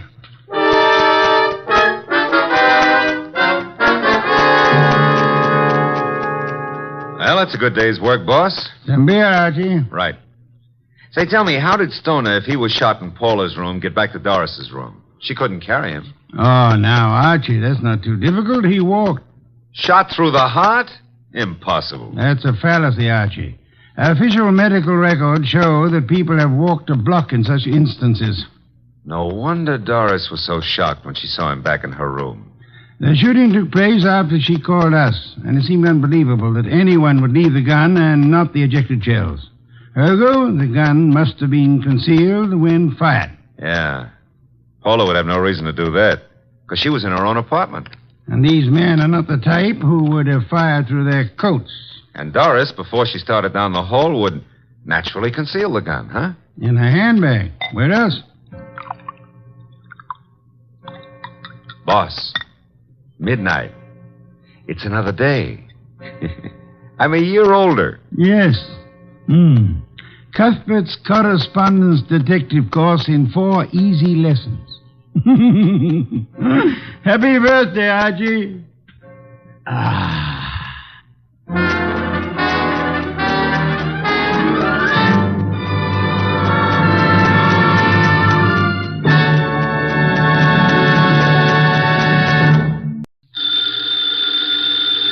Ladies and gentlemen, the ringing of that phone bell means mystery, adventure. Nero Wolfe's office, Archie Goodwin speaking. What? You're expecting Mr. Wolfe at your place in 3 hours? Your place is where? Yes. Well, I'm expecting Hedy Lamarr in 15 minutes. Yeah, but, mister, we're both out of luck. Archie, what are you babbling about? There's a character on the phone who's laboring under the naive delusion that you're about to make a trip upstate. His name? Finley, he said. In that case, he's quite correct. Yeah, he's quite Yes, Mr. Finley. Mr. Wolfe will be there. Yeah, goodbye. I shall need some beer, Archie. The bottle opener's in the right-hand drawer. Thank you. What one of us needs is a psychiatrist. You're voluntarily leaving your happy home, exposing yourself to the elements, entrusting your only life to a savage automobile? I am. Oh. Somebody's offered you the United States Treasury, huh? Mr. Finley happens to grow orchids. Among them, he has developed a plant possessing spurred labilli. I have an opportunity to purchase a couple of the plants, therefore... I don't believe it. But, Archie, according to the reports I have received, he has produced a strain of black cypripedium. Oh, well, in that case. But, Mr. Wolfe, while it's true that black may be the color of your true love's hair, it is also true that black is the color of funerals.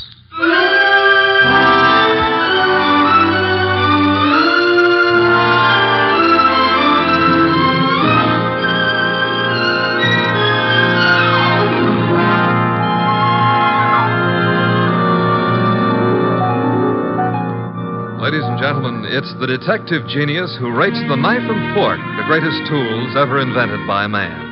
The ponderous, brilliant, and unpredictable Nero Wolfe. Created by Rex Stout and brought to you in the person of Mr. Sidney Greenstreet.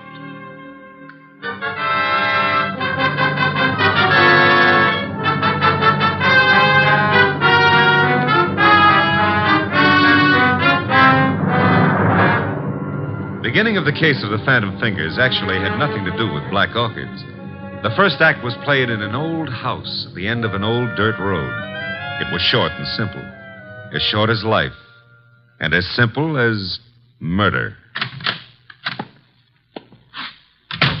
Joe, I didn't believe the letters I got.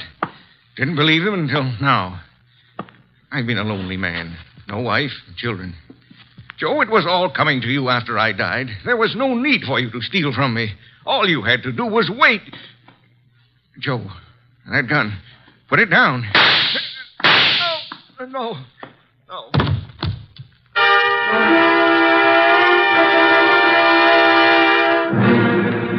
Archie. Yes, Mr. Wolfe. How much longer? Oh, an hour, maybe. Why? I'm a fool. Yeah, well, payday's tomorrow. I refuse to agree with you. Besides, the trip's been fine so far, huh? So there's snow on the road, but, Phooey. Well, it's nice snow. Pretty soon it'll be spring, and in the spring... If you mention old Tidmas once more, I shall strangle you. No, it's against the law. But you know, if that snow melts much faster, the trees won't look so pretty. Trees, are they really necessary? Uh-huh. People cut them down and make paper out of them. And they take the paper and make dollar bills. Mr. Wolfe, we're surrounded by future fees. I prefer the finished product. What on earth is that? Sounds like a river. Indeed. Except there aren't any rivers around here. Hey! Yeah? Up ahead. What? Huh? It's a river. Only it isn't a river. It's wet. It's wet and it's got waves on it. Had to start raining, too. Nature. Phooey. The road behind us is covered with water. We'll just have to keep going onward and upward. Would you like to recite Excelsior to me? Why, sure. Shades of night were falling fast when through an alpine village passed... An idiot of your caliber, no doubt. Oh. That infernal engine has died. No, the road dips up ahead. And where it dips, there's a junior Mississippi growing up. Splendid. Not so splendid. We can't go back and we can't go forward. Why not? They didn't build this model to swim. No foresight. What do we do now? Well, we could abandon the car and, Walk, are you mad? Are you seriously suggesting I indulge in a foot race with the flood? Yeah, well, not seriously, but,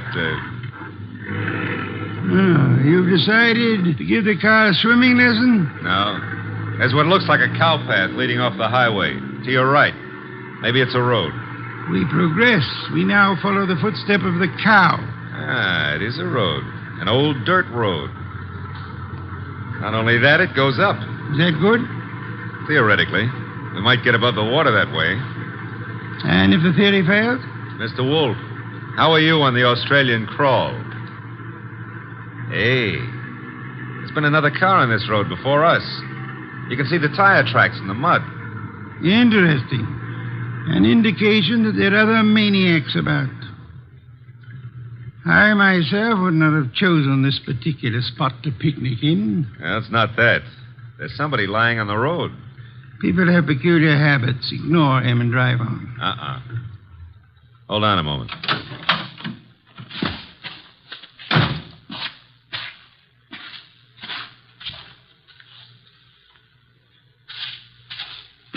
Mr. Wolfe, you better come out here. My madness has its limits. The answer is no. Serious, Archie? Very serious. Oh, very well.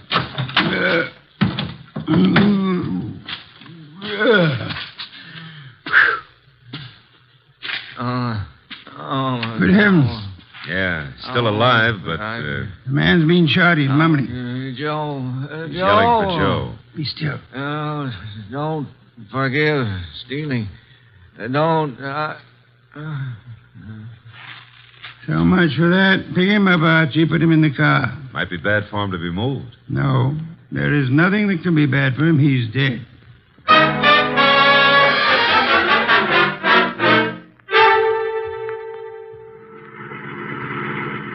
Is this blasted road leading anywhere, Archie? Well, seems to be a clearing up ahead. Maybe... Hey, it's a house. Splendid. I'm not so sure. It's perched up on top of a cliff, surrounded on three sides by nothing. On the side facing us, there's a deep ravine and a small wooden bridge. An island in the air. Yeah. High enough to keep above water, maybe, but... Now, that bridge doesn't look too good. Rain may have weakened it. I have no choice, Archie. I have no intention of being drowned in these barbaric surroundings. The bridge, Archie.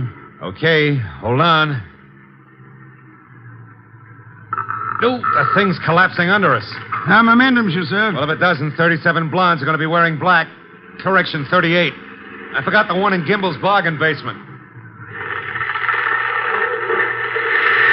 Hey, we made it. The bridge will never be the same, though. There's a car ahead of us in front of the house. The car from which our dead friend, was thrown. Only one set of car tracks in the mud along the road, and here... And all we have to do is walk in, ask for the owner of the house, and, Possibly, and possibly not. Archie, go through the corpse's pockets. Oh, that's not cricket. Yeah, all right. I'm going through. There's not much on him. Handkerchief, silver, driver's license. The name was, James Miller. Address Garner Lane, Walden. Now, I've got an idea this is Garner Lane, Mr. Wolfe. In which case, someone named Joe was looking after the house for him, committed theft, and murdered Miller. Miller's body was then dumped on the road in the hopes that the floods would wash the body away. No one at the house seems to have noticed our arrival. Nope. Well, let's go in and ask for Joe, huh? Very well.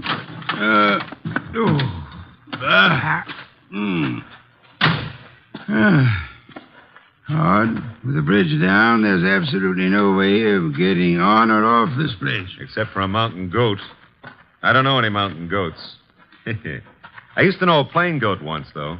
Indeed. Yeah, he ran at the 5th at Jamaica. Stop maundering. I never maunder. Also, I never win bets on horse races. That's why I continue to work for you. That is also why you had better ring the doorbell. Okay. Nobody's going to break a leg rushing to open the door. I suppose you try it. I have had more than enough of the weather. Is that polite? Besides, the killer may have some more bullets in that gun. Are you afraid? Sure. Fooey, the door, Archie. But old Dr. Tidmouse would say... Well, never mind. Hey, somebody was careless leaving the door open like that. On the other hand, has a spider ever shut its web? The answer is no. Are we flies? Yes. Out of my way, Archie. There are lights up ahead. Must be the living room. Excuse me.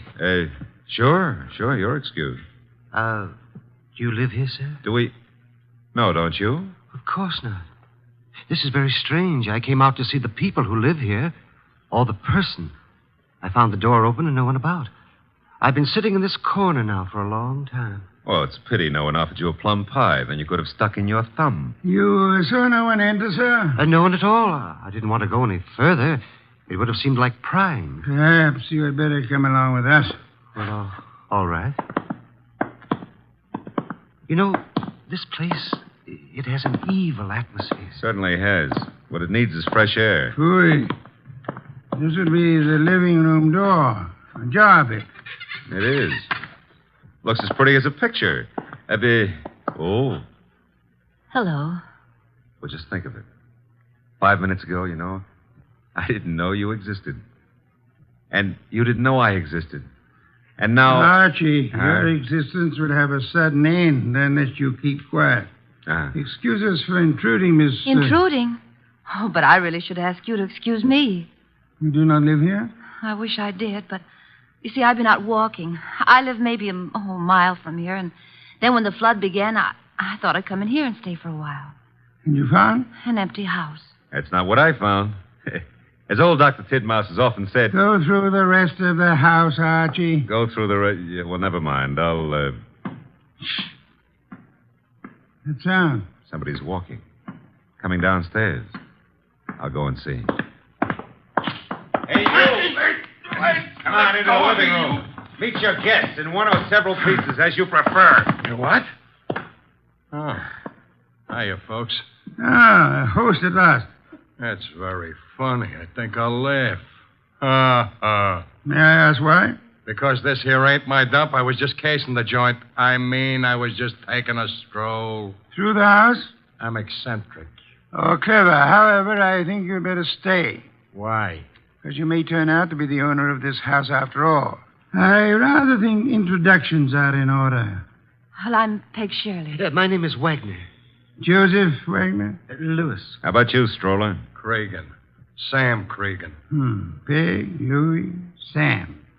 Mr. Cregan, while you were strolling upstairs, did you notice anyone else about? No. There was no one outside when Archie and I entered. The bridge is down, effectively cutting us off from further visitors. We may assume, therefore, that we are the only people in or about this house. Yeah, it's cozy, ain't it? Which further means that one of you three is a murderer. What are you... What did you say? The murderer is the person who owns or lives in this house. All three of you denied being that person. Conclusion, one of you is a liar. How dare I hardly expected a full immediate confession. However, we are absolutely isolated here. No one is going to come or leave until we have our killer. You know, you can't really keep us here. The flood can and will. Remember, the bridge is no longer. So you see, just the five of us alone. No one else inside the house, no one outside. Therefore... Correction, Mr. Wolfe. Maybe it's a branch or something tapping against the door. Unlikely. Archie. Okay, I'll go see who or what it is. Hey! Who in the world is that? What? I got him. Somebody shut the door. Yeah, all right, I get it. A disreputable and unwashed gentleman. Head badly hurt. Is he conscious, Archie? I don't know. He's mumbling something. Legs pushed off. Fell from the ledge. He's passed out. I guess he was trying to say that somebody pushed him out on a ledge. On the side of the cliff, maybe. He must have regained consciousness and crawled to the house. Where'll I put him, Mr. Wolfe? Bedroom, I suppose. He'll need first aid. We can't get a doctor. Cregan, where are the bedrooms? Yeah, one right up at the head of the stairs. And don't ask me how I happen to know. We shan't. Archie. Okay. I'll need somebody to help me carry him up without shaking him too badly. Cregan? Okay. Let's go. As for the rest of you, Mr. Wagner, Miss Shirley, I suggest we return to the living room. But I don't see any reason why we should take orders from you. One of you is a murderer. I include Mr. Cregan, of course. Oh, but that poor man wasn't dead. Not for lack of trying. However, I was not referring to him. You mean someone else has been killed? Precisely. That is why I hope we shall not hear another knocking at the door. It could only be a corpse.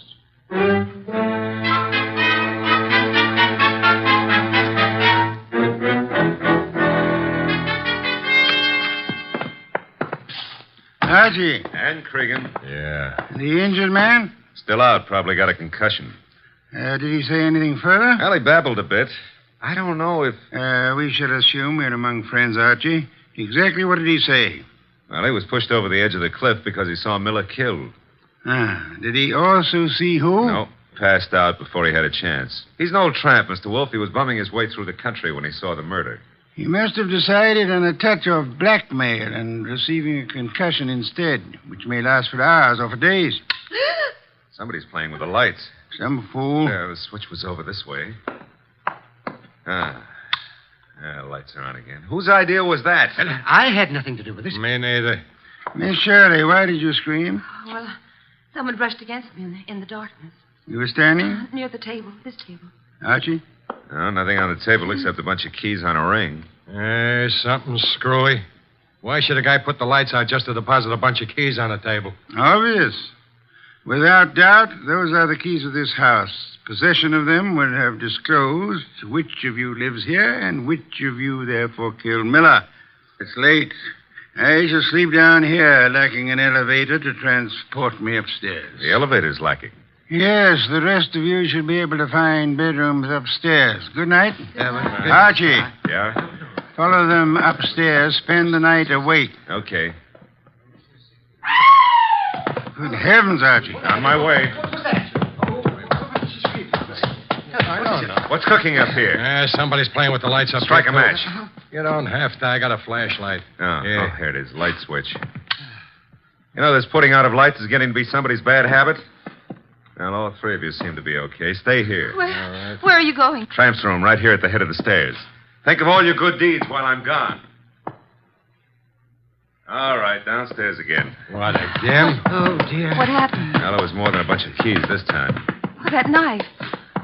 There's blood on it. There should be. I just pulled it out of a man's heart. Well, Mr. Wolfe, one of these three babies doused the lights, popped into the tramp's room, deposited the knife in his chest, and popped right out again.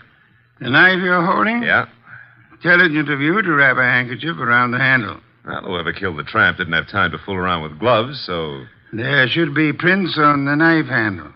Satisfactory, Archie. That's mild enthusiasm. Archie, on that desk, an ink pad. Yeah. Miss Shirley, you carry face powder, of course? Yes, I do. Archie will need it to bring out the prints on the knife. He will then fingerprint each of you. Compare your prints with those on the knife, and we shall have a murderer to hand over to the police. Archie, will you begin, please?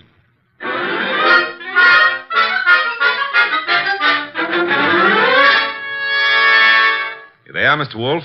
3 cards labeled with Miss Shirley's name, Cregan's, and Wagner's. Their respective prints are on each card. Good.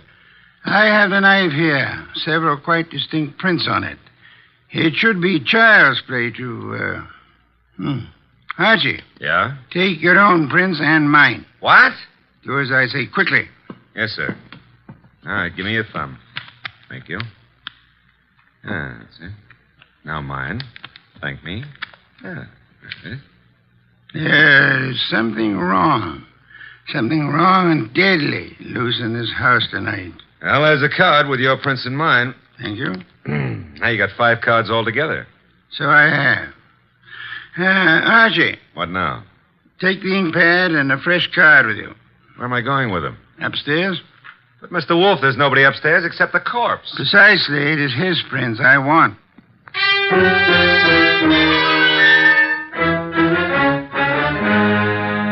Oh, this is so ridiculous. It's over with. Tired of it.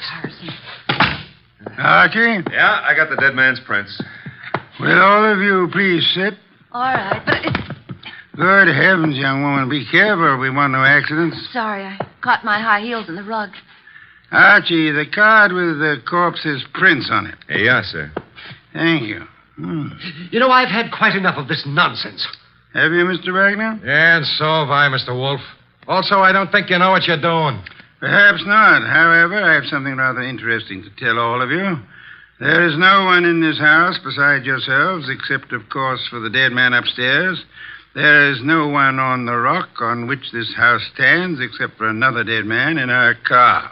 Look, we already know all that. Bear with me. We may rule out secret passages, unusual hiding places, or anything of that esoteric and childish nature. We may also rest assured that no one has come to or left this house or rock within the last few hours. Well, that means we're kind of hermetically sealed here, huh? Meaning also that whoever was here when the tramp was killed is still here. Still here in this room. Correct, Archie. Now then, I have checked the dead tramp's prints against those on the knife. Theoretically, suicide was possible. However, the prints do not match. That guy was in no condition to kill himself anyway. True. Then I checked Archie's prints and mine against those on the knife. No similarity. Oh, but no one suspected either of you. Thank you, but I had to be thorough. That left only the three of you. I compared your cards and the prints on them with the prints on the handle of the knife. And? I want you to remember one thing very clearly. We are the only living people in this house or on this rock of land. No tricks are possible and may be ruled out. All right, so what? This. The prints on the handle of the knife that pierced the heart of the man upstairs do not match his prints or the prints of anyone in this room. Mine wouldn't match. Would you mind saying that again? He doesn't have to. And those cards, Mr. Wolfe, has the prints of everybody here. And yet none of them match the prints on the knife handle. But, well, in that case, who or what killed him? Why, there must be someone else in the house. I give you my word there is not. Hey, you thinking about ghosts or something? Ghosts never leave fingerprints. I've got to get away. I can't stand this. Me too. Come on, lady. But I'll come along with you if you don't mind. Mr. Wolfe. Let them go. The bridge is down. They can't get far. Okay. I don't get it. Get what? Well, the fingerprint business. And who killed Miller plus the tramp? The identity of the killer, Archie, is quite obvious. It is? To who? To whom? Who's whom? That's a joke. Yeah, I'm stalling for self-respect. You know? Of course I do. I have no conclusive proof, however. I had hoped the fingerprints would be of assistance there, but they proved to be phantoms. I'm still smarting about the other thing. You know, it's at times like this that I almost agree with you about my intelligence. Lack of intelligence? Yeah, well, don't rub it in. Don't rub it in. Just go ahead. Yeah, well, maybe you better rub it in. From now on, you may refer to my brain in the negative. In the negative? Bless you, Archie. What I've just done, I don't know, but can I have a raise? No. I'll take it back. You can't. Get the others in at once. Mr. Wolfe, you now have the appearance of Mr. Wolfe being surrounded by several dozen bottles of beer. What have I done? You've explained the fingerprints, Archie. Hurry. I don't want to keep the killer in suspense.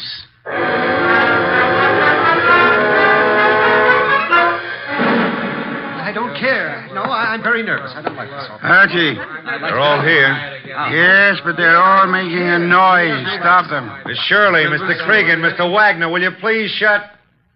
Mr. Wolfe, they have. Thank you, Archie. Now then, I have known for some little time which of you killed the tramp and Miller. I lack proof, however. And you have it now? I will admit for a while I was flummoxed by the negative evidence of the fingerprints. They seem to indicate that the tramp was murdered by a phantom. However, the word negative itself has solved the minor problem. Minor to who? To whom? Never mind. Shh. Archie, what is the salient feature of a film negative? Well, I suppose it's the fact that the darks are light and the lights are dark. Huh? Precisely. A reversal, then, of the actual appearances. Now, are there any similarities between filmed images and fingerprints? Oh, in a way. You could call the whorls and hollows that determine the individual characteristics of a fingerprint the lights and darks, huh? You could. I shall. Miss Shirley, would you help in an experiment? Well, of course. Thank you. Archie, I want you to take Miss Shirley's fingerprints once again. Okay. Pad and card. Here you are, Miss Shirley. All right. Archie, quick. Huh? Grab her arm.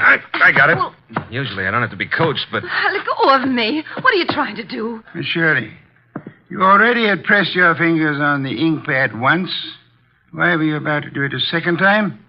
Well, I just wanted to make a better impression. Phooey. Archie, wipe some of the ink off her fingers. Oh, but then it won't be any good. It'll be very good, Archie. I've done it. And take the print. No, let go of me. Maybe. I never hurt women if I can help it, but right now I won't be able to help it. Mr. Wolfe wants your prints all over again, so down on the nice white card. No. There, thanks. Will you let me have that card now, Archie? Sure. In the meanwhile, hold on to Miss Shirley. A pleasure. Indeed? Would you continue to think so, Archie, if I told you that Miss Shirley's first name is not Peg, but happens to be Josephine, for which the diminutive is Joe?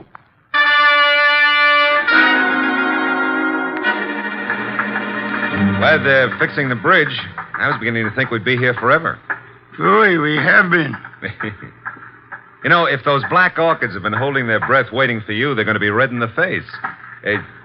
Hey, new breed, red orchids, huh? Archie, must you talk? Well, it's fun. Also, you've been holding out on me about the case. I surrender. Okay. You know, when we compared the new prints of Josephine with those on the knife, you could have knocked me over with a sash weight. They were identical. Naturally. She stabbed the tramp. Yeah, but what was the fingerprint gag? She merely loaded her fingers so heavily with ink that she falsified the markings. She filled up the hollows and walls with ink.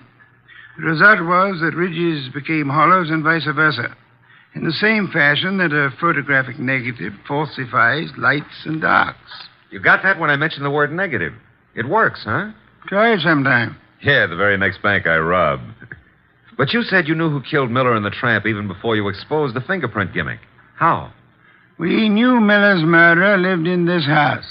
Had been stealing from him and so on. Uh-huh. Stealing what? Cash, of course. He, as the girl admitted, was an eccentric, kept his money on the property. Cregan had probably heard of it, hence his casing of the house. Yeah? Our problem, therefore, was to discover who lived in this house. All three suspects denied it. Josephine Shirley told us, as you may remember, that she'd gone for a walk and then been driven by the flood to this house where we found her. Well, that's what she said it could have been. No, because as you may also remember, she tripped at one point over the living room rug and mentioned why. Sure, she said she was wearing high heels.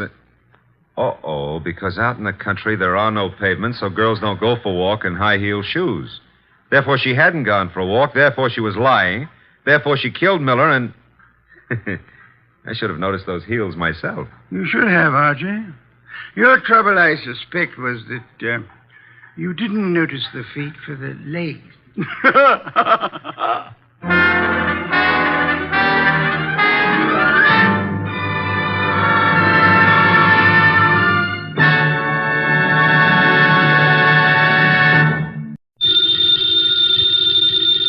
Ladies and gentlemen, the ringing of that phone bell means mystery, adventure.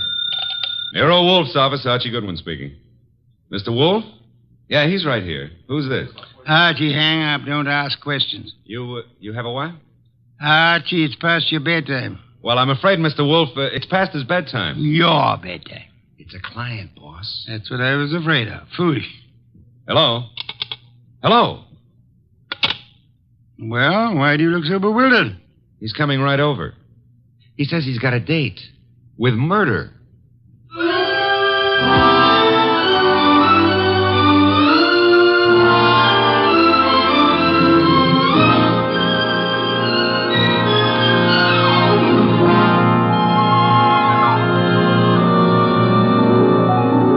Ladies and gentlemen, it's the detective genius who rates the knife and fork the greatest tools ever invented by man. The ponderous, brilliant, and unpredictable Nero Wolfe. Created by Rex Stout and brought to you in a new series of adventures over this NBC network in the person of Mr. Sidney Greenstreet.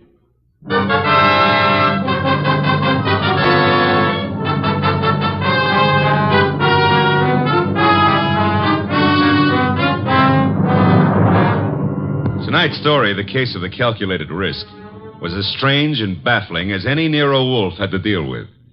It started late one night when a big-shouldered man sporting a reddish beard and billing himself as Dave Caffrey pushed his way in, walked up to Nero Wolfe's desk, and rocked him with this opener. Tomorrow morning, Mr. Wolfe, I'm going to kill a man. I beg your pardon, sir? I'm going to kill a man with these two hands. I've been told strange things across this desk, Mr. Caffrey. This is the first time a murderer has confided his intention to me in advance. This man you speak of. I'm not telling you his name. I'm not telling you where I'm going to meet him. The session tomorrow is going to be private and personal. But if anything happens to me between now and then, I want you to take over. Mr. Caffrey, do you seriously think I could assist you in a matter of private vengeance? That's not what I'm asking. This guy deserves to die. I plan to kill him with these two hands, me, myself. But if I slip up, if he gets me first, I want you to see that justice is done. But I assure you, sir... I told you this guy deserves to die. Let me tell you why. Years ago down south, there were three men in business together, partners. Me and two others. Your notebook, Archie, if Mr. Gaffrey doesn't mind. You're wasting your time, Wolf. The names I'll use will be phony. I won't give you anything you can check back on. We'll take our chance, sir. Please proceed. It happened in a town about 40 miles from the place where we had our business. We'd gone there to collect some money, the three of us. Carl, Mitch, and me. Dave Caffrey. But all we collected was bad news. So bad that Carl hadn't even given our right names at the hotel. Said he was scared some of our creditors would come hitting up on us for what we owed. Three of us had some drinks, and we'd been pacing around for nearly an hour. I can still remember the way Mitch stood and looked at me. And then up at Carl, when Carl suddenly pulled to a stop and came out with this idea of his. So, Dave, you got 6,000 cash on hand. You counted it, Mitch. Well, didn't we make it 62.40, Carl? Whichever. We've got this 6,000 odd, plus some slow accounts receivable against debts of 38,000. With three of us trying to live from the business, we haven't got a chance. Well, we ain't got much of a one, Carl, but... It's hopeless, Dave. With two partners, though. Two partners? You reckon on pulling out, Carl? I say we cut cards for it, Mitch. Low man drops out. Break up the partnership? After sticking together all these years? Oh, wait a minute, Dave. Wait a minute. Maybe Carl's right. Maybe this could work. Carl, you mean the low man drops out clean? Right now? Right now, Mitch. Other two to take over assets and debts and see if they can get this thing back in the black. Okay, Carl. Get the cards out. Dave? Well, that's what you guys want. Okay, then. Here's a new deck. Shuffle them, Mitch. All shuffled. Cut them, Dave. Go ahead, Mitch. You get first pick. Spread them if you like. Here goes. 6. Your turn, Dave. Okay. 9 of clubs. Lucky guy, Dave. That puts you in whatever Carl pulls. I'll pull it fast. There she is. Denise. Sorry, Mitch. That leaves you elected. Well, Mitch, I'm sorry, too. I guess we all had a fair whack at it, but... Hey, wait a minute. Let me see that ace again, Carl. Easy, Mitch. I said I was sorry, Look, Dave. Yeah, what is it, Mitch? All the aces are marked.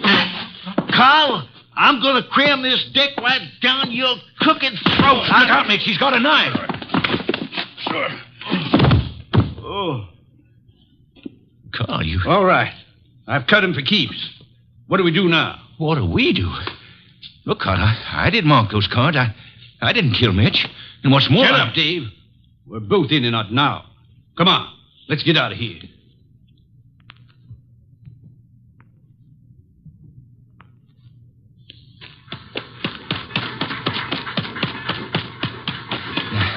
Now what, Carl? Look, Dave, this is where we split up.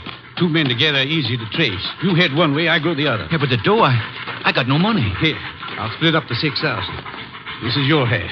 Here, stick the envelope in your pocket. Now, grab that freight. Get set. I'll catch the next one going the other way. Get going, Dave!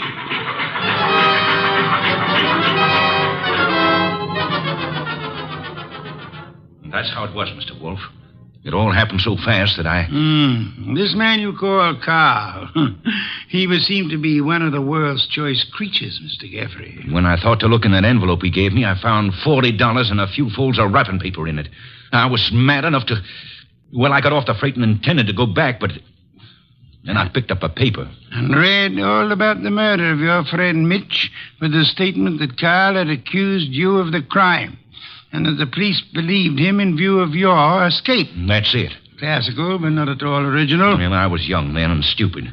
And I'd had those drinks to start with.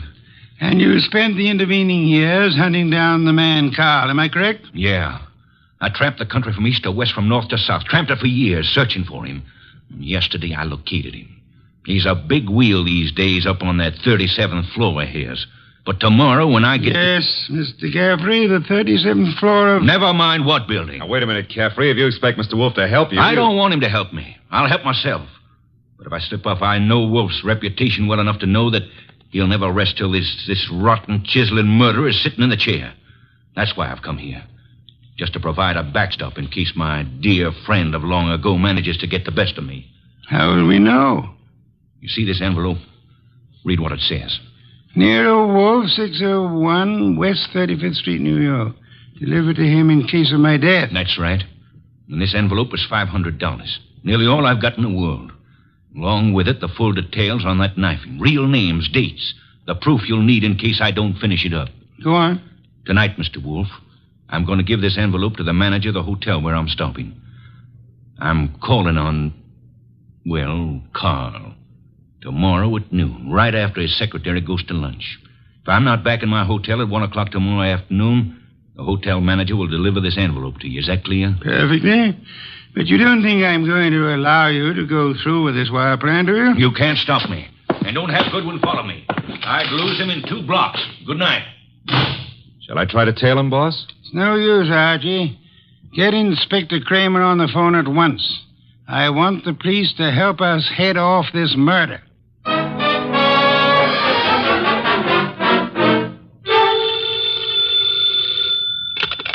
Nero Wolfe speaking. It's Archie. I'm calling from the morgue. And? They found Caffrey's body in a subway washroom, mugged and stabbed. Wallet gone, pockets cleaned out, no envelope. Just 2 hours ago he was here. No envelope, eh? Gone. Witnesses? None so far. Homicide's calling it straight mugging and robbery. As it well might look, except for a guy named Carl. How much do I tell Kramer? all of it. Ask the inspector to start queries throughout the South on the original killing. The original killing? Look. It's our best chance of getting a description of the man called Carr, the original killing, and the partnership. Starting from, say, 8 years ago and working back to the middle 20s. Tell him to concentrate on towns on railway lines. Putting out pictures of Caffrey and... Pictures and dentistry. Fingerprints to Washington. Kramer will know. And if I come across a haystack, do I keep my eye out for needles? We are going to find Carl, Archie. We are going to find him if it takes from now till doomsday.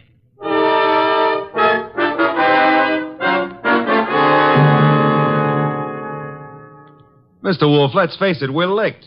Licked, Archie? 3 days now. We found Caffrey's hotel here in New York. No traceable phone calls. Not a witness has turned up on that subway washroom party. And Kramer says he's getting nowhere with those answers from the Southland. The original story is bound to come slowly, Archie. We are asking a check on the unsolved killings of a dozen states over a 20-year period. And what now? You start trudging, Archie. Trudging? Through office buildings, through 37th floors of many office buildings. You keep trudging till we find him. Oh, now, wait a minute. Mr. Wolfe, this is a big city, remember? I might have to go through hundreds of buildings. This morning, Archie, the Municipal Reference Library informed me that there are exactly 34 buildings of 37 floors or higher in Manhattan.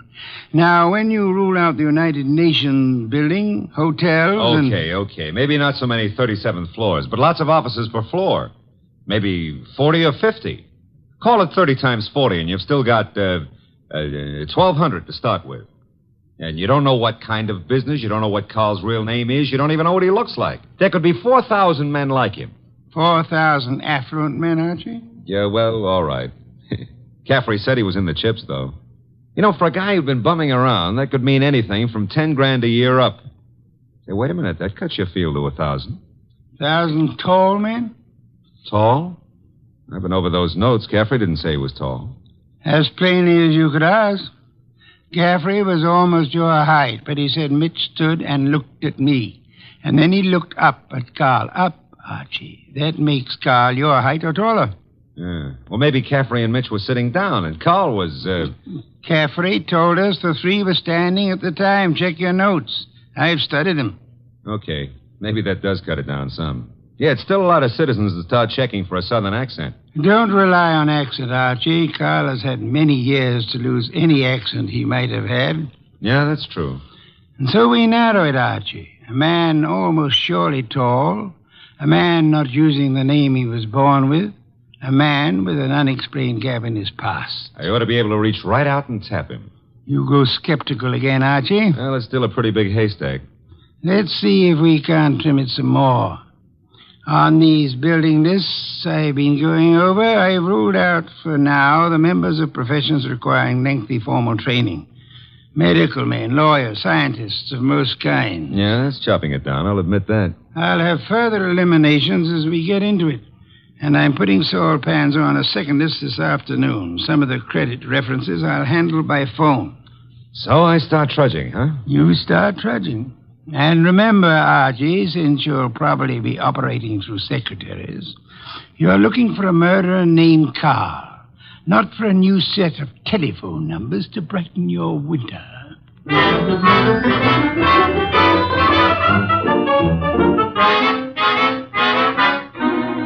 Tall? Well, I don't know what you're peddling, Goodwin, but if my boss put his elevator shoes on and stood on a box, he'd still be down somewhere around my necktie. If he stood on his money, though, we'd need a helicopter to get up near his shoelaces.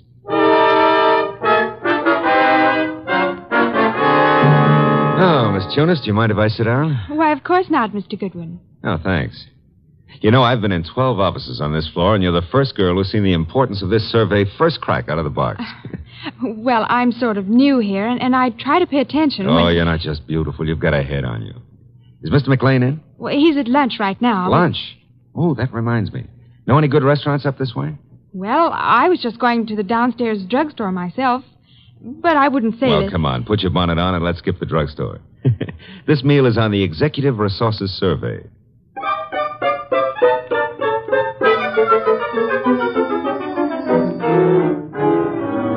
There you are, boss. The boil down.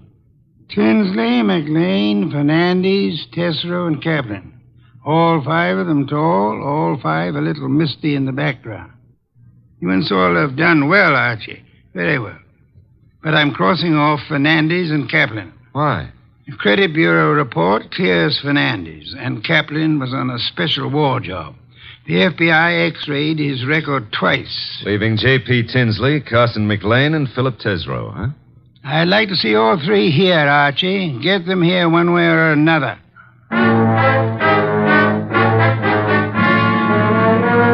And so you do admit that Tinsley isn't your real name? Mr. Wolfe, are you a blackmailer or what? I'm a licensed private investigator, sir. Any disclosure you make will be kept in confidence, provided it doesn't touch on the case I'm engaged on. You haven't said what the case is. I don't intend to. If you prefer to explain this mysterious gap in your background at the district attorney's office... Well, I'm using the name Tinsley because I've got an undivorced first wife out on the coast. We broke up 20 years ago, but she said she'd see to it that I never married again. And she knew where I was today. Well, I don't say I'm a saint, but she's a vindictive woman. I see. May I have names, dates, and places starting 1924?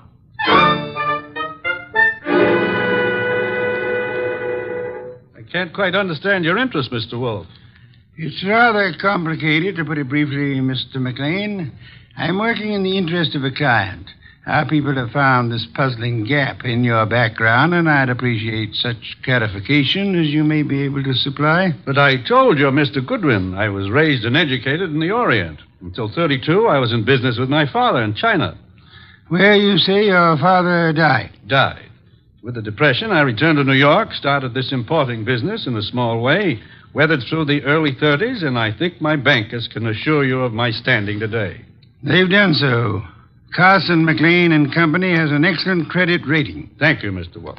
To switch somewhat abruptly, Mr. McLean, would you happen to remember how you spent the evening of the 19th? Of this month? Of this month? Well, I could hardly... Wait. You say the 19th. Would that have been on a Tuesday? Yes, it was Tuesday. Well, that simplifies it. I'm nearly always at the office on Tuesday nights dictating the revisions in our weekly wholesalers' lists. Let me see. Yes, I was there on the 19th. Had a tray sent in. Miss Tunis and I worked till just after midnight. Miss Helen Tunis, the secretary Mr. Goodwin spoke of. She's been with me for 2 or 3 months. Miss Tunis can confirm this dictation on the night of the 19th? Of course. And Mr. Wolfe, your manner is so persuasive that I'd scarcely realize you're asking some extraordinary searching questions. May I ask why in the world you... If you'll indulge me, Mr. McLean, my prying is nearly concluded. You say you were in China until 1932.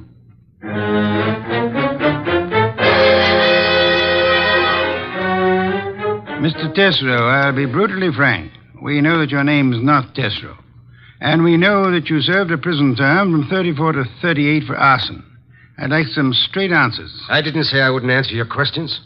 The past can remain your own, provided... Look, Mr. Wolfe, I've been going straight for 12 years, and this business of mine is on the level. Now, if this is a shakedown... I'm asking where you were on the night of the 19th. And I'm telling you I stayed in town. I ate alone, and I went to a movie. I caught the 11:35 for Stanford, and that's all there is to it. You're denying that you were ever in business in the South? I was born in the South, but I haven't been back there since I was a kid. What about the arson? I put in 4 years squaring for that mistake. Let's start again, Mr. Tesoro.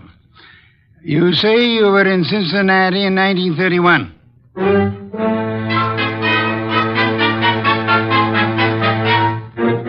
Okay, Mr. Wolfe, 3 candidates, and we're still on the 1-yard line. Our 1-yard line. Tesoro, McLean, Tinsley. No, rule out McLean. He gave references enough for those years in China. And with Helen Tunis, he's got the one firm alibi we've laid on to. Caffrey was killed before midnight.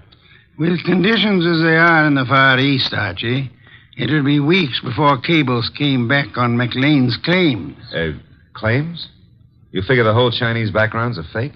I want you to see Miss Tunis again, Archie, taking all precautions for her safety. And this is one time I give you permission to ply her with all the attentions you can contrive. Are we far enough to pull tails on any of these 3? I've got Saul Pans on, Tesoro. And Saul promised to have men on Tinsley and McLean.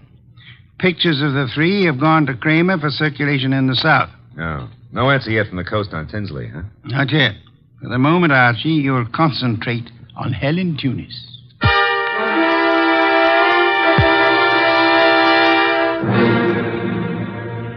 Helen, I've got to see you tonight. I'd love to, Archie. Now, look, but... Helen, I phoned you to come out in the corridor this way because I didn't want McLean to know we're talking. Do you still say you got that new mink coat on your own money? Mr. Goodwin, I don't know what right you Helen, have if you get 5 guys to buy your stuff, it's your business. Mr. McLean said his wife might be sent detectives around. You can go right back to your old Mrs. McLean and tell her that I... Easy, Helen, easy. He was dictating to me. You know, baby, the harder you lie, the prettier you look. But if this is a fake alibi, and if you keep propping it up, you're going to find yourself in trouble. Bad trouble. Now, how about it? Do I see you at your apartment tonight, or would you rather come down with me to Nero Wolfe's right now? Archie, All right. I can't go with you now, and I've got a dinner date with my aunt tonight that I can't break, but I'll try to be back at my apartment by 11.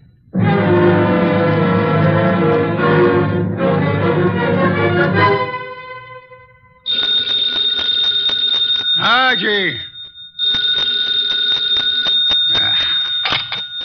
Nero Wolfe speaking. This is Archie, Mr. Wolfe. I'm at Helen Tunis' apartment. Well? I could cut my throat for not making her come with me this afternoon. Trouble? Not for her anymore, poor kid. I got here 3 minutes ago and found her strangled. Couldn't have happened more than half an hour ago.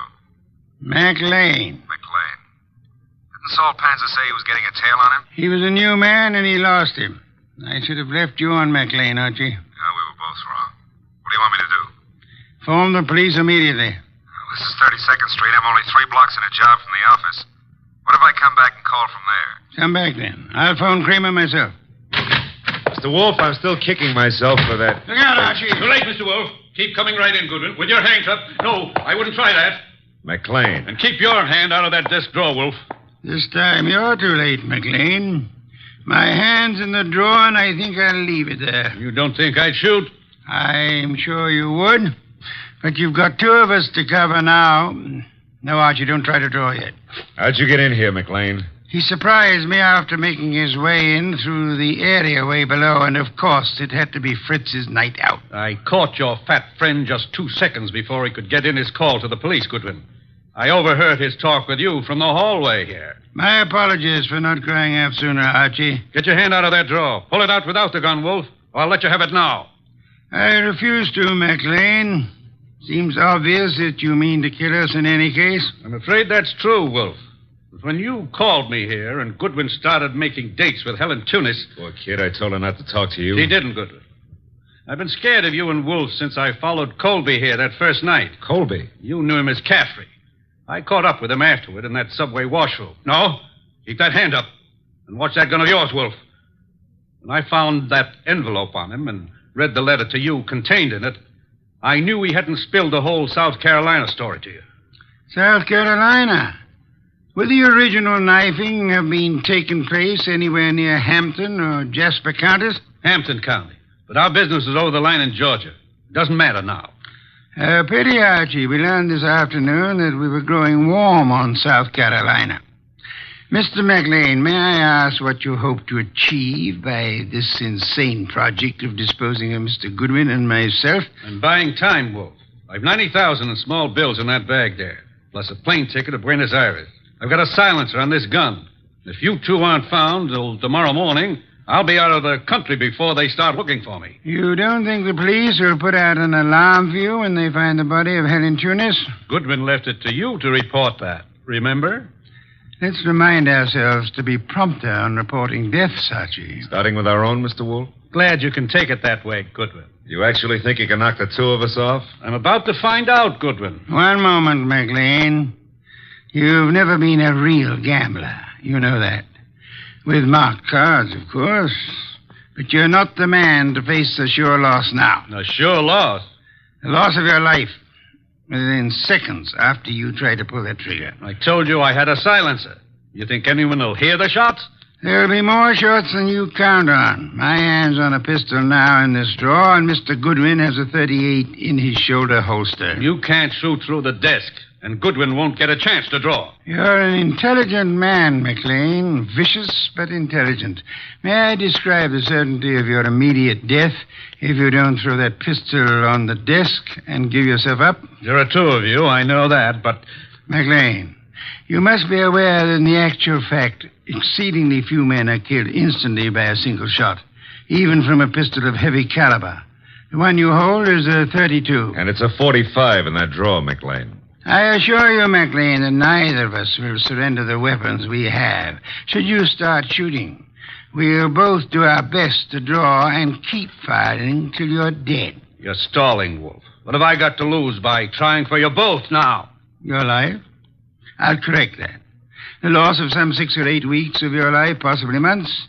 Whatever the time necessary to bring you to trial and to convict you and execute you for the murders you've committed. Suppose I cancel you out and then take my chances with Goodwin. A better choice, but still a dubious one. I'm fat, exceedingly fat. And for perhaps the first time in my life, I'm thoroughly grateful for that. My bulk affects the calculation, McLean. McLean, you could pull off all 7 shots and still not hit Mr. Wolfe where it counts. If you have to start, you better start on me. You exaggerate, Archie, and I thank you for the gallantry of it.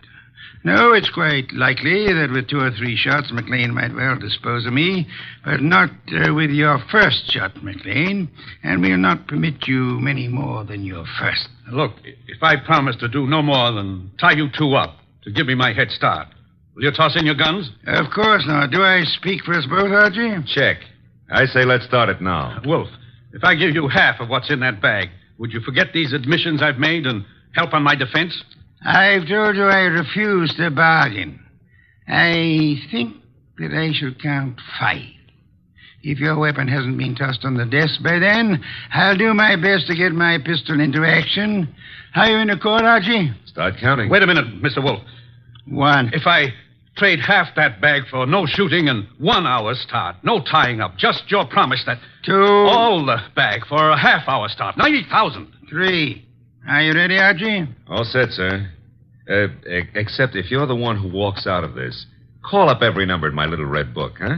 And tell each girl I was thinking of her just before you got the 5. Agreed. I resume 4. Okay. You win. Holy sweet Susan, it worked. A commendable choice, McLean, for us at least. You see, I'm afraid I forgot to mention one slight factor which might have operated in your favor. What's that, boss? I must confess, Archie, that my .45 is in the upstairs den where I took it to oil it last night. Holy cow, you didn't have a gun? Why, you dirty... Take it easy, McLean. I've really got one. Oh, by the way, Mr. Wolfe, signal's off on those women, huh? When my heart gets back down out of my throat, I'll call them myself. I'll trouble you for a beer first, Archie. And then, if you'll be good enough to phone Inspector Kramer, you can bid him pick up his triple murderer. The one-time cutter of cards. Fortunately for us, who's never been a real gambler.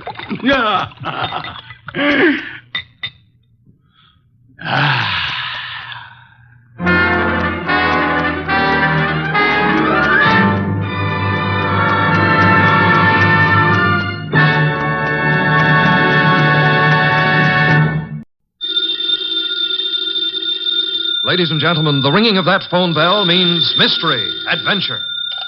Nero Wolfe's office, Archie Goodwin speaking. You want Mr. Wolfe to what? Mr. Wolfe will do nothing of the sort, Archie. Mr. Wolfe is thirsty. Hold on for a moment. The bottle opener's in the left-hand drawer of your desk. Thank you, Archie. Mr. Wolfe, I've got a man named Denby on the phone. He wants you to umpire a card game. Man is insane. He's offering a fee. The answer is no. I know nothing of card games, nor do I wish to learn. Okay. Well, the answer's no, Mr. Denby. Sure, I'll ask him again. After he finishes the beer he's working on. Goodbye. People appall me. The fantasies they indulge in.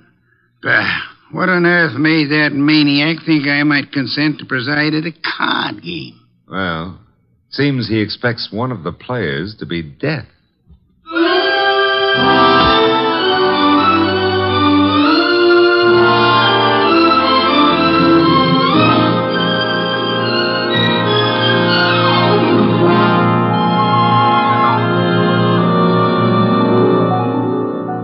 Ladies and gentlemen, it's the bulkiest, balkiest, smartest, and most unpredictable detective in the world. That chair-born genius, Nero Wolfe. Created by Rex Stout and brought to you in a new series of adventures over this NBC network in the person of Mr. Sidney Greenstreet.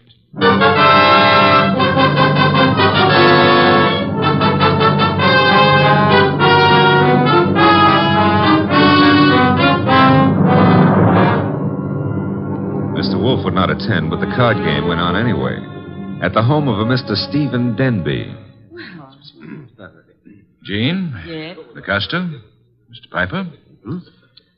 I think we're ready to begin, eh? I'm ready. Yes, Jean. You always are. How I like that remark, I'll have to decide later on. Yeah, please do. LaCosta? It's all right with me. And Mr. Piper? I brought a deck. No, as host, I shall supply the cards. Before we play, I examine them, yes? Of course. Here you are. Chuck? Yeah, Mr. Denby? You will remain outside the door until called. No one is to enter this room under any circumstances. Got it. LaCosta? The cards look all right. Thank you. Now then, shall we make things absolutely clear? You mean, should you make a speech? I don't mind. But make it short, huh? I shall. The four of us seated at this table are joint owners of the Candy Club, a rather successful institution devoted to the sale of food, liquor, entertainment... And the gambling. And games of chance. For some time now, we have all resented sharing the profits. Some of us have attempted to buy out the others. Denby, you needn't babble on. No one wants to sell. We know that. True, Mr. Piper. Which is the reason for this little game of cards. One hand shall be dealt to each of us. A hand at poker. Whoever wins gets the club. The others retire as gracefully as they can. Agreed? That's why yes, we... agreed. Very well. The cards are shuffled. I'll place them in the center of the table. LaCosta, would you like to... I cut. Good. If nobody minds, I'll cut them too. After Mr. LaCosta. Nobody minds? Happy now, Mr. Piper? Let's get going, huh? Very well. Unless Jean would care to... Oh, thanks. We're all crooks here, which sort of cancels out any funny business with a card. Very well. We shall all draw a card in turn until 5 cards are drawn by each player. Shall we start, Jean? Sure. LaCosta? Okay. Mr. Piper? Yes, of course. And myself. We just keep going in rotation. This is fun. Fun? No. There's too much money which rides on these cards. That's what makes it fun. Would you mind keeping quiet? I'm nervous. We all are, one way or another. I think we all have our 5 cards now. We all got them. Very well, then. In the same order that the cards were dealt. Jean? A pair of 3s. LaCosta? Nothing. Mr. Piper? Kings. 2. The lights! Piper. What?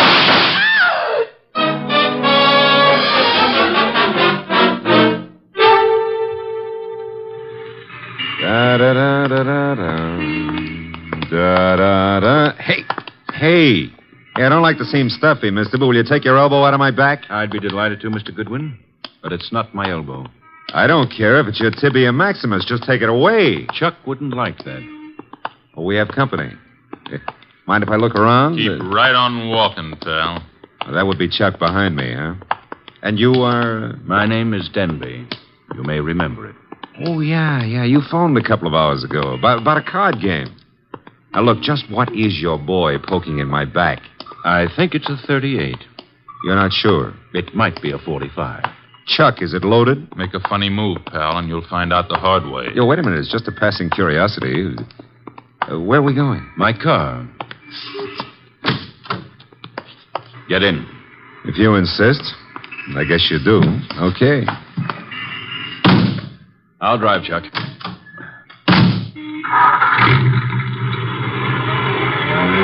car bulletproof? No, that's hardly necessary. Chuck shoots first. Well, that's a saving, I guess. The only thing is, I hadn't figured on taking a ride. I told Mr. Wolfe I was going for a walk. He disapproved, You're but... going for a ride. Isn't that a little corny? Now, there's a minor difference. Usually the guest, shall we say, is killed at the conclusion of the ride. In this Let's case... not make the difference too minor. Huh? You will survive the ride. It's what comes afterwards that might kill you.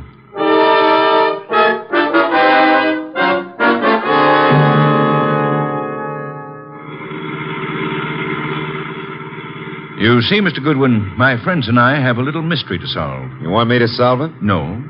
We want Mr. Wolfe to solve it. In order to do so, he must leave his house and come to mine.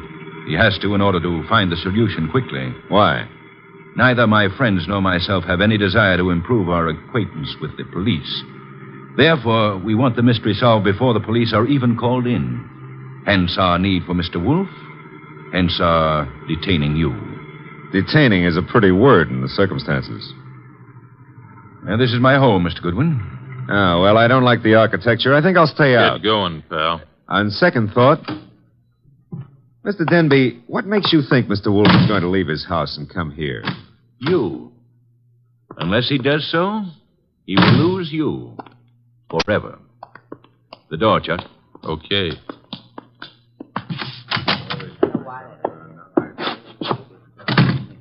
Mr. Goodwin, may I introduce you to my associates in business and in poker? To your right, Mr. Lacasto, a charming but impulsive fellow. Hello. He's only the stooge. Where's the fat fellow? In time, Lacasto. The lovely lady whose back is to you is Jean. Jean something or other. She's always changing her name. Hello. Hello. And the gentleman facing you is Mr. Piper. How do you do? Is he exclusive or just... Hey, he's wearing his red carnation a little low, isn't he? Over his heart. Except that's no carnation. That, Mr. Goodwin, is blood. Lifeblood.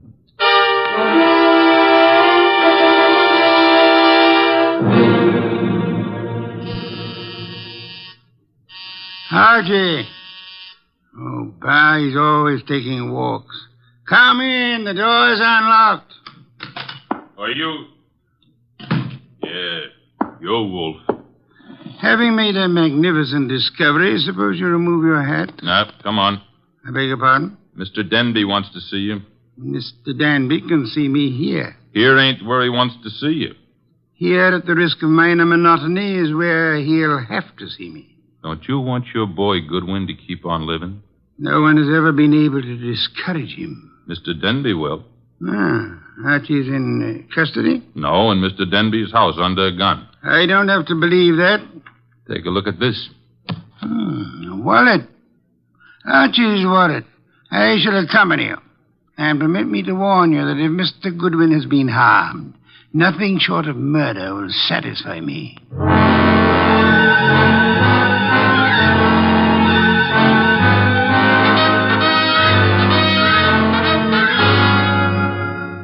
It's getting late.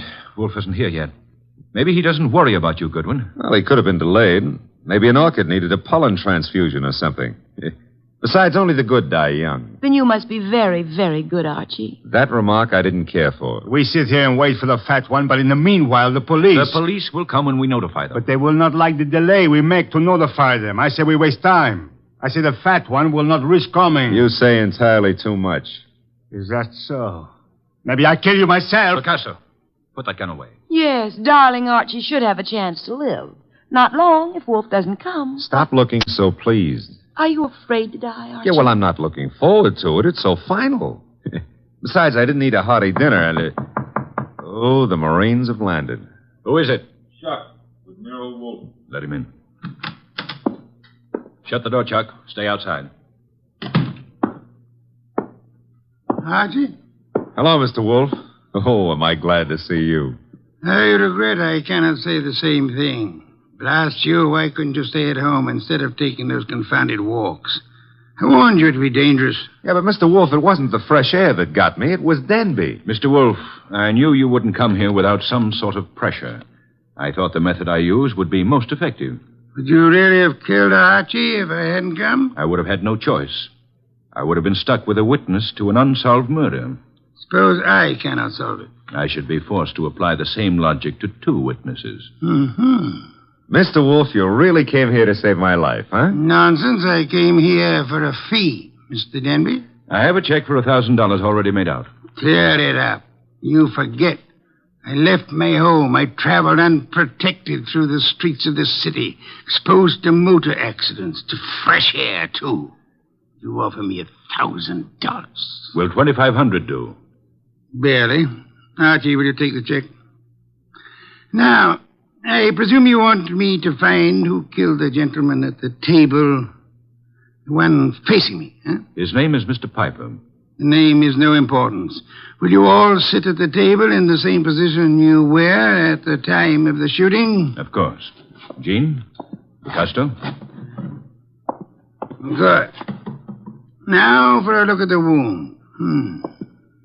The lights, I should imagine, went out for a while when the shooting occurred. They went out? Yes. Of the three of you at the table, which one had the best motive for the murder? We all have the same motive. The club. Helpful. There was no one else in the room at the time? No one. The door? Locked, with Chuck on guard outside of it. So much for that. The windows, I notice, are closed. They were closed when the murder took place? They were closed. The window panes are all unbroken, which eliminates the possibility of the shot being fired from outside of them, unless one of them was raised and lowered. That wouldn't have been possible. The windows are secured by catches. Archie, will you check that? Okay, Mr. Wolfe. I shall for the moment assume that the windows are neither lying nor untrustworthy. Does anyone remember anything unusual occurring at the time of the shooting? Well, someone whispered Piper just before the shot. Indeed. You all heard that whisper? We heard it. Man's voice or woman? Well, I can't say. A whisper doesn't reveal much of anything. The windows weren't open, Mr. Wolfe. Which leads to... The fact that it had to be one of us in this room. But which one, Mr. Wolfe?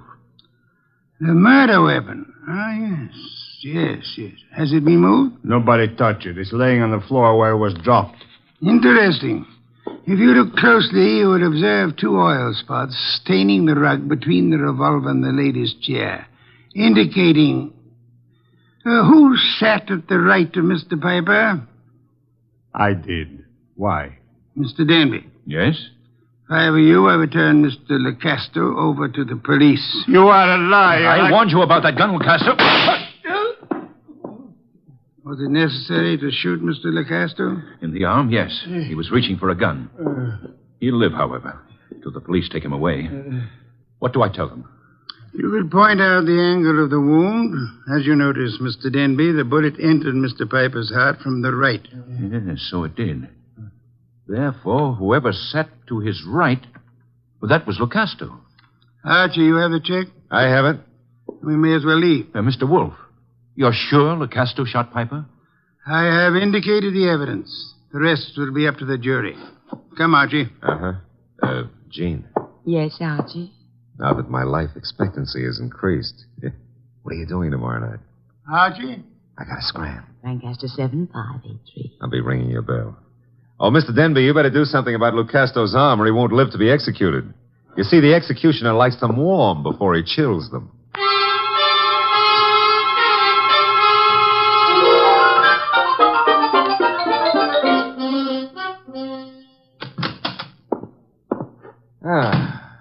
old homestead looks very nice, Mr. Wolfe. Yes, Archie, you should stay in it more often. Yeah, but you never get to meet babes like Jean that way. You never get kidnapped either. Nor would I have had to leave my home in order to rescue you. Well, you earned a nice fee, fast. Indeed? You seem doubtful about it. Positive, Archie. I know. I have not as yet earned my fee. Huh? You mean Denby might not turn Lucasto over to the cops? Of course he will. The trouble is, you see, Lucasto did not murder Piper. No? He just thought a bullet in the heart might be good for Piper's rheumatism, huh? As it happens, Piper suffered from asthma. That's beside the point. Fine. Mr. Wolfe, I'm going to take it for granted that you know who did kill Piper. I'm also going to take it for granted that you won't tell me until you're ready. But why turn Lucasto over to the police? 2 reasons, Archie. First, I had no proof against the real killer. Secondly, we had to supply a scapegoat in order to be permitted to leave the Danby home. You were unarmed, helpless. Go ahead, rub it in. Nonsense. It was an interesting problem. I enjoyed it. It was, huh? Well, to me, it's still in the present tenses. Which reminds me, as old Dr. Tidmouse said, there's always a future tense. And in that future tense, Jean. No, Archie. Oh, Mr. Wolfe, stop. That girl's got a love for blood that appeals to the ghoul in me. Besides, did you notice what she does to her dress? Archie, I was merely about to say that I have no objections to your dallying with the girl. Oh, I don't believe it. My ears need overhauling. I objected only to the future tense. Why not call her now? Yeah, well, I won't pretend I understand this sudden enthusiasm on your part about my love life. Probably there's some foul, scheming motive at the bottom of it. But who am I to look a gift horse in the mouth? Now, let's see. Her number was, Lancaster 7583, of course.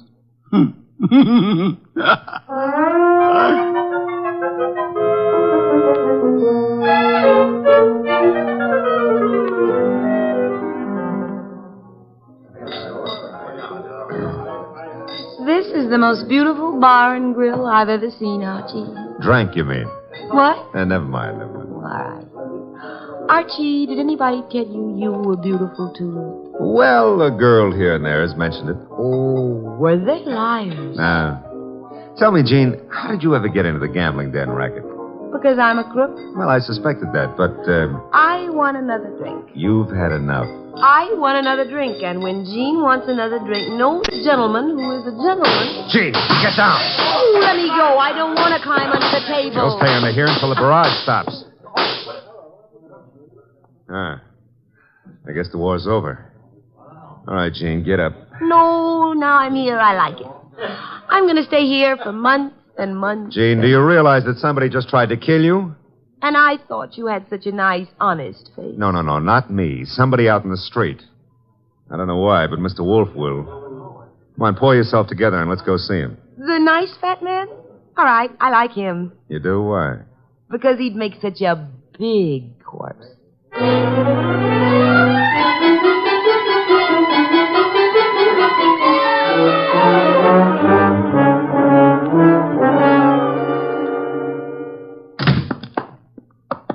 Is that you, Archie? Plus Jean.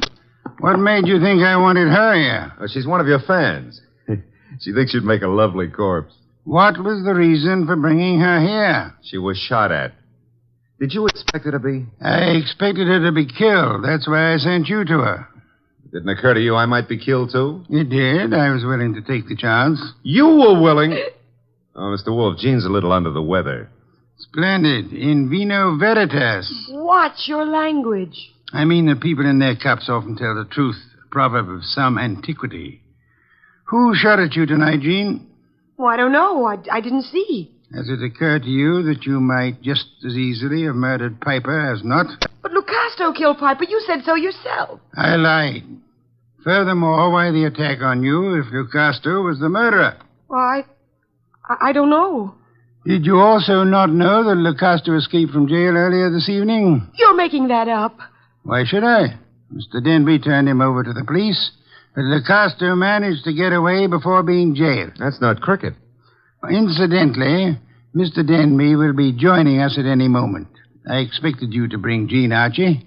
Therefore, with the exception of Mr. Piper, who is resting in the morgue, and Mr. Lucasto, who is at large, we shall have all the participants in the card game. With them, perhaps we can deal a new hand, Archie? Okay. Maybe it's the morgue to tell us Piper escaped.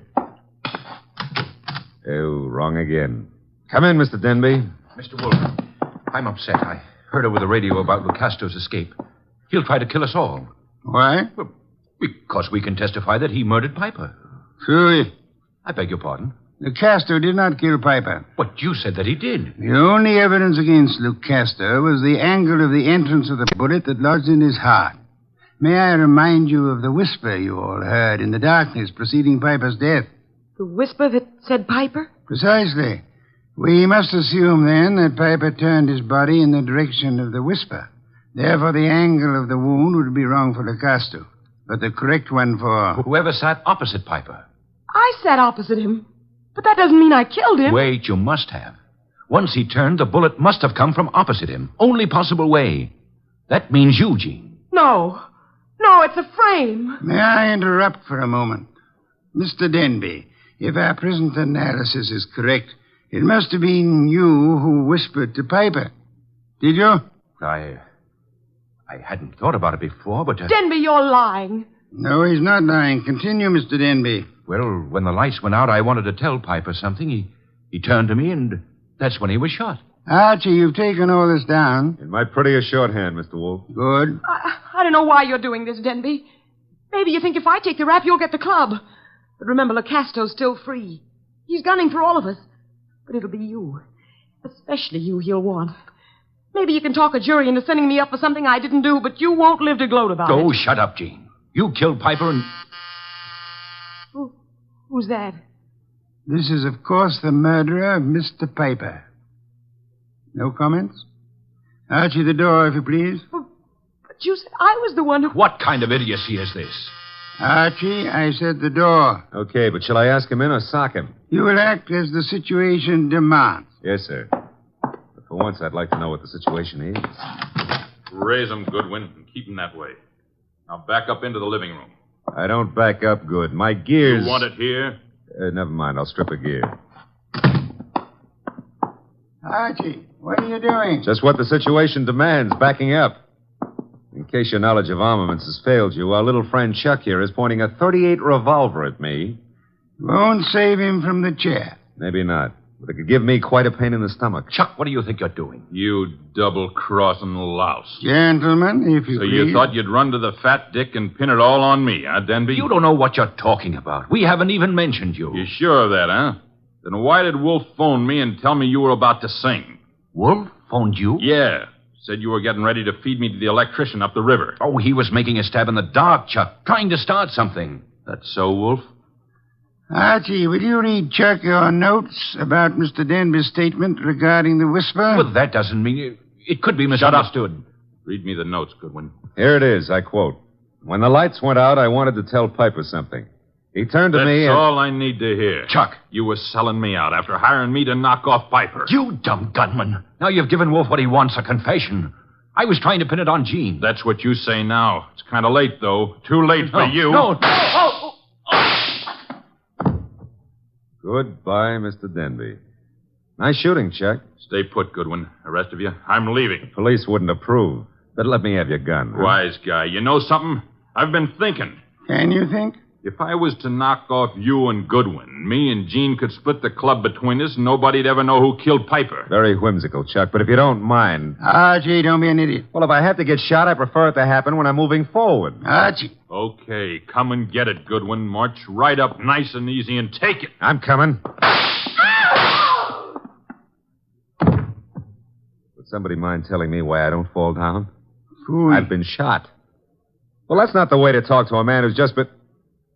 Hey, Chuck is lying down. Is he dead? Well, there's been a mistake. I didn't shoot him. He shot me.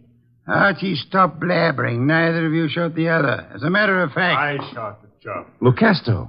Lucasto, Archie? Well, I thought he escaped. No, I'm not crazy. I do not escape. The fat one, he phones the police to tell them how I'm innocent. Yes, I had the police announce the escape, however, for reasons of, shall I say, strategy? Well, on account of there are no bullet holes in me, you can say whatever you like, Mr. Wolfe. Thank you, Archie. That announcement helped heighten the tension our murderers were under. And then they explode. The fat one, he says to me, "Look, Astor, wait in the next room. Watch careful. Maybe there's trouble." I watch. And now? Now there's no more trouble.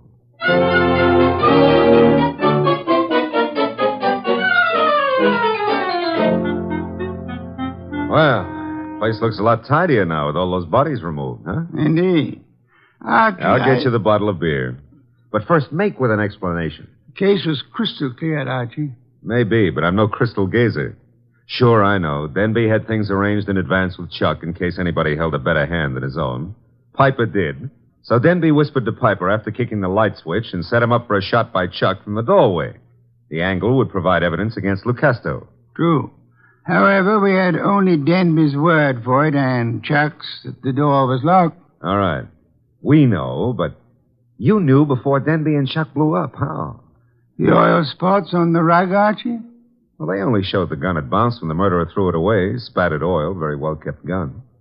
They showed more than that. Where were those spots in relation to the gun? Think back, Archie.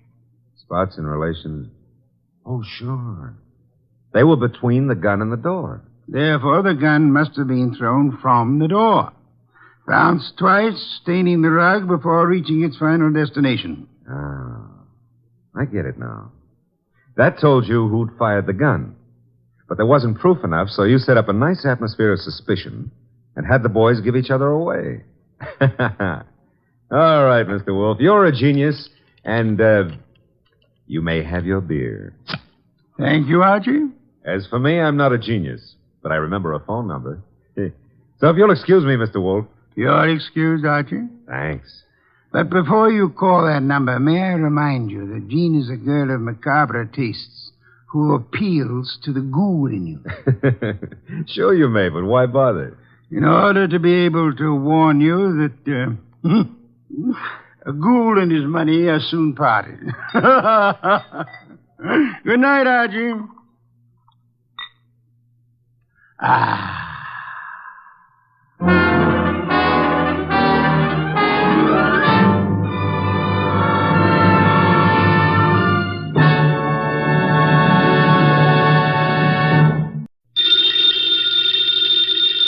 Ladies and gentlemen, the ringing of that phone bell means mystery, adventure. Nero Wolfe's office, Archie Goodwin speaking. You're up. And you've lost your... Oh. Archie, the answer is no. Hold on a second. The answer to what is no, Mr. Wolfe? I shall not attempt to find a blonde for anyone. You've got the man on the phone a little wrong, Mr. Wolfe. He's not looking for a blonde. He's looking for a prize fighter. Indeed. Have him come here. Okay. Mr. Wolfe will see you at 8. So long. I was all set to argue with you about taking the case. You gave in too fast. Nonsense. I'm fascinated by the thought of anyone misplacing a prize fighter. They're usually quite large, aren't they? They are. But what this guy is worried about is not only finding his boy, but finding him alive.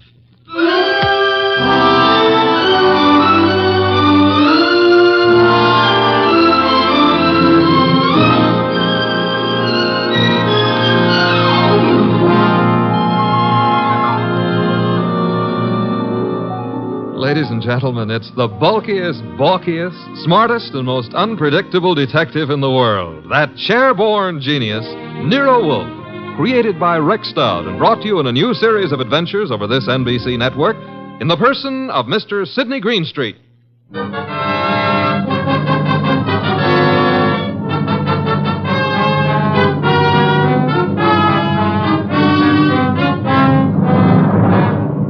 The case of the deadly sellout. That's what my boss, Nero Wolfe, called it. And it almost meant curtains for the firm of Wolfe and Goodwin.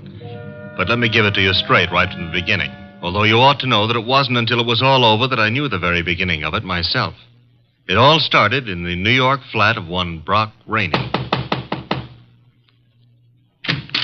Yes? The name is Jerry Fay. I'm supposed to know you? Being a very good friend of Pepe Gatto's, it's time you got to know me. May I come in? Sure.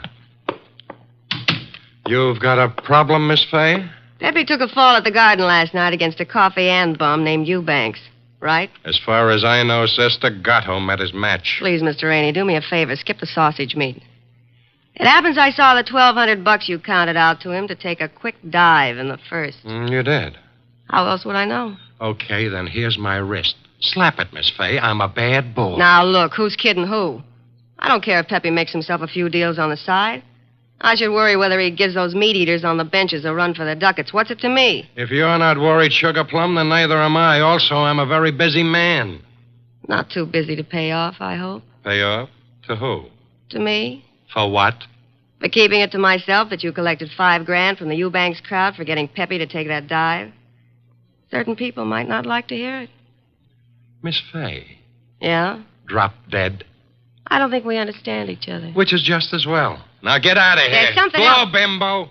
Okay, Mr. Rainey. Have it your way. I'll go find someone with a more sympathetic ear. Someone like Lawson. Arnold F. Lawson. So long. Wait. Where does Lawson come into this? You asking is stalling. Lawson dropped a sizable piece of change on last night's two-step. No. Close the door, Jerry. Oh, yeah.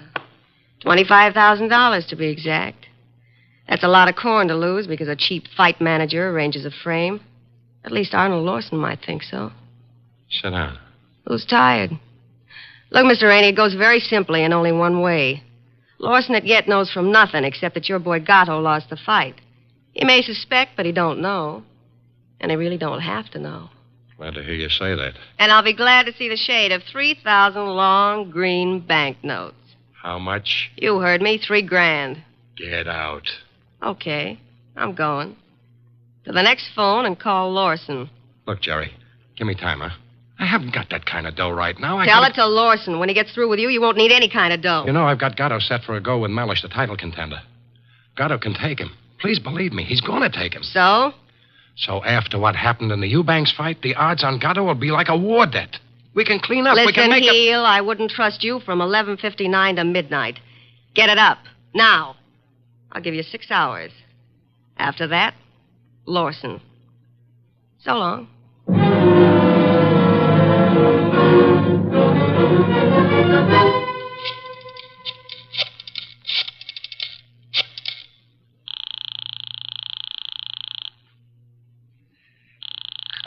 Come on.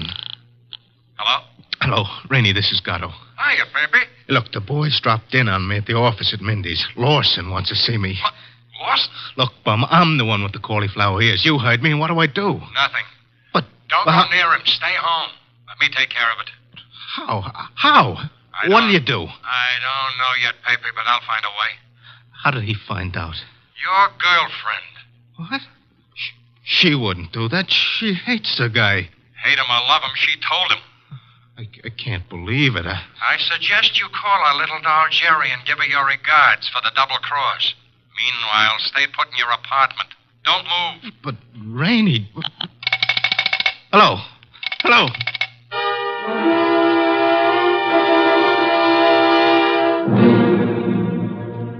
75, 319, 3... Archie.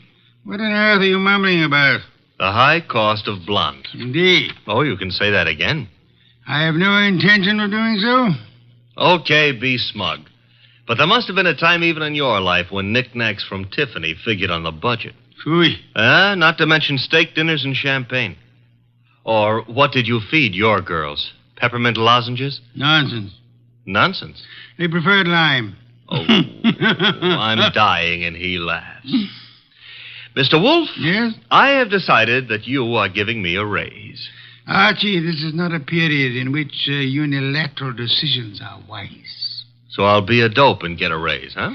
As for your future mental attainments, you may be right. As for a raise... You want to drive me to gambling? Like betting on fights or going... Okay, it's the doorbell, and I'm answering it. The name's Rainey. You're Goodwin? I'm Goodwin. Come in. Is Wolfe in? Mr. Wolfe is always in. Unlike prize fighters, I guess. Come on. Thank you. Mr. Wolfe, this is Mr. Rainey, the man who lost his prize fighter. How do you do, sir? I'm not doing so good. Mr. Wolfe, you got to help me. That would depend. On what? The fee? I digress. Your problem is what, Mr. Rainey? Mr. Wolfe, I manage a fighter named Gatto. Maybe you've heard of him. I have not. However, that is of little significance. You are having difficulty with this Mr. Gatto? I'm not having difficulty with him. I can't find him. Maybe you better let me give you the whole picture, huh? Very well. Well, Gatto is an up-and-coming boy, Mr. Wolfe. He had a little upset last week with a guy named Eubanks. But everybody knows in spite of that, Gatto's heading for the big time. I think he'll prove that when he goes against Mellish. Mr. Mellish being another pugilist, huh? That's right, Mr. Wolfe. Now, Pepe, that's Gatto. Pepe was due at the turf club this afternoon to meet the opposition management and go over the setup. He was due, but he didn't show. I waited all afternoon, and then I started the phone calls and taxis. The results? No results. I combed every joint I ever knew him to buy a beer in, and the score was 0. Matter of fact, nobody's even seen him for 4 days. You would have tried the gymnasiums, naturally? I did. Does this pugilist have a home? Yeah, 206A Rathburn Street, a penthouse on the roof. He was not at home during all this time? It's where I tried first. It was empty as a bank on Saturday afternoon. I see. And you want me to find him for you? If Pepe blows this fight, Mr. Wolfe, it'll ruin his career. And the preservation of his career is worth a good deal to you? I got a check for $2,000 right here. Archie? I'll get it. $2,000. Very well, Mr. Rainey. I shall take immediate steps. I got a cab waiting outside. We can get started right away. We? Phew. I shall remain here. But how do you expect to... Archie. Yes, Mr. Wolfe. You will leave with Mr. Rainey. I need information. You might try the Rathburn Street penthouse to start with. But I've already been there. With all due apologies, Mr. Rainey, suppose you restrict your activities to pugilists. Archie is a trained observer. You are not. Archie, you will pick up whatever you can at Gatto's apartment. I especially suggest a careful check on his wardrobe. Wardrobe? If his clothes are missing, Mr. Rainey, it would indicate that he left voluntarily and deliberately, for whatever reasons he may have had. If they are not, Archie, you will phone me from the apartment after your investigation is over. Okay. I shall, in the meantime, devote some thought to the subject. Huh? For $2,000, all you're going to do is devote some thought? Mr. Rainey, if I were not a modest man, I would point out to you that you're getting quite a... a bargain.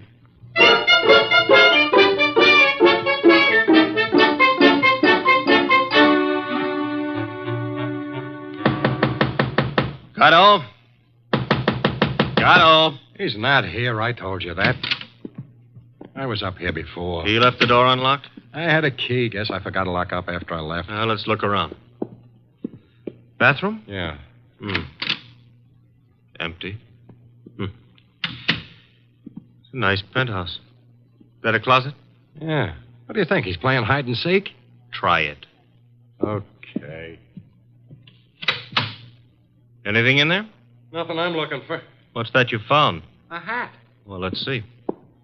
Lady's hat. Yeah, smart and expensive. Label reads a Madame Yetta original.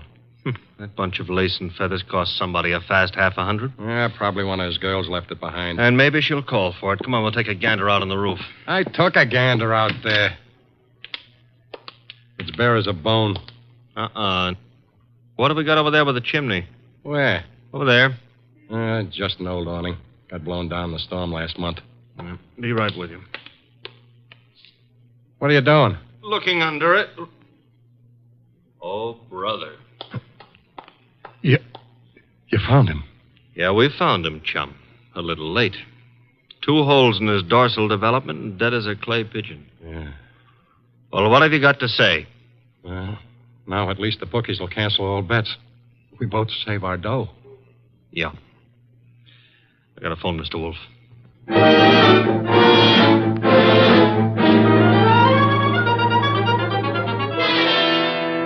And there he was, Mr. Wolfe, under the old canvas awning. Where's the hat? Oh, this is it. That's it, boss. Snazzy number, no? Where'd you find it? On the floor of the closet. You're right, Archie. Frothy little bit of millinery caprice. Have you any idea whose it may be, Mr. Rainey? I wish I did. You have to find out. Well, how, boss? The hat is an original. See, the label under the band reads a Madame Yetta original. Tomorrow morning, Archie, you will interview Madame Yetta. Yes, boss. And discover in your inimitable fashion for whom she made this chapeau.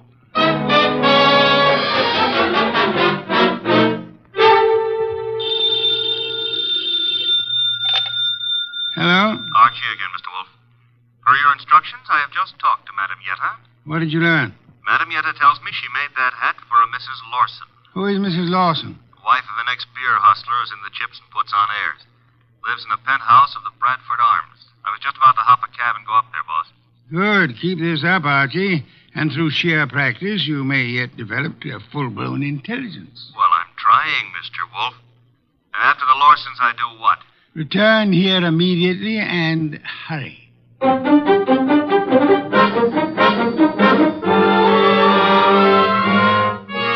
do you do, Mr. Lawson? Oh, Mr. Goodwin. My secretary tells me you're a detective. My boss might argue with you on that, Mr. Lawson. Your boss? It happens I work for Nero Wolfe. I see. And you wish to see me about... About this hat. Hat? Oh, I see, yeah. Well, Mr. Goodwin, please believe me, I never wear hats like that. Would your wife be likely to say the same? My wife? Just what are you getting at? Would I seem too nosy if I asked how well you and your wife know Pepe Gato? How well do we know who? Pepe Gato. The pug? No, not such a pug. No, huh? I lost $25,000 on him in the Eubanks fight. If you ask me, he laid down like a dog. And did you talk it over with him? Talk it over with him. Never seen the man in my life. Not even at the fight? No, I placed the bet over the telephone. I'd scarcely have anything to do with a character like Gatto, Mr. Goodwin. You surely won't from here on out, Mr. Lawson. What do you mean? Gatto is dead. You don't say. He was murdered last night. Murdered? And what would you say, Mr. Lawson, if I told you that this hat is your wife's and that it was found in a closet in Gatto's apartment? Now, wait a minute. Let me get this straight. Are you implying... Not implying. Facts are sticking out. What time was this dumb brute done away with? Oh, I'd set it at somewhere between 5 and 7 p.m. last night. Well, you said it very conveniently. Thanks. Why? My wife and I drove out of the city at 4:30 yesterday afternoon. Didn't get back until 2 this morning. And this hat? It took wings and flew into Gatto's closet? Is that the answer? No, that's not the answer. Then what is? This is. A month and a half ago, I was with Celia on a bus top. She was wearing that hat, and the wind blew it off her head. I see. And from there, we figured that somebody picked it up, and it finally wound up at Gatto. You can figure anything you please. Personally, I don't feel in any way obligated to figure anything. Darling, I was just on my way out and... Oh, I'm sorry. I didn't realize you were busy. Yes, I am busy, Celia. Wait a minute. He's not all that Run along busy. now, dear. You'll be late. But I want to talk Run to you. along, Celia. Yes, darling. Sorry. I'll see you later. Beautiful. Really beautiful. I've always thought so, Goodwin. You, didn't give me much of a chance to talk to her, did you, Lawson? If I didn't, it's for your own good. My good? I don't get it. Celia's a sensitive person, and I won't have her bothered.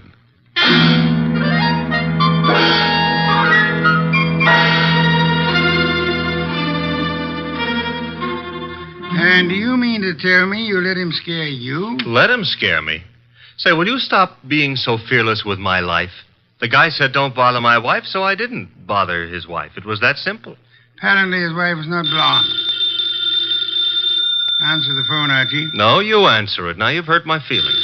Oh, well. Hello? I want to speak to Mr. Nero Wolfe. Mr. Wolfe speaking. Oh? Is it true that you're interested in the Gatto murder? Who are you, and how do you know he's been murdered? The second question is none of your business.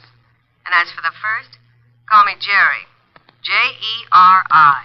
How do you do, Jerry? Jerry. Where do you call? Would you like to come to an auction? An auction? You know, going, gone, to the highest bidder. And what are you placing on the auction block, Miss Jerry? A few facts. All in good condition and guaranteed to make it a cinch to snag the Gatto killer. Sounds promising. Only you'll have to bid against real money. May I have the address of the auction room? You'll have no trouble finding it. Your assistant was there last night. Where? The penthouse on top of 206A Rathburn Street. The big item goes on at 4 bells.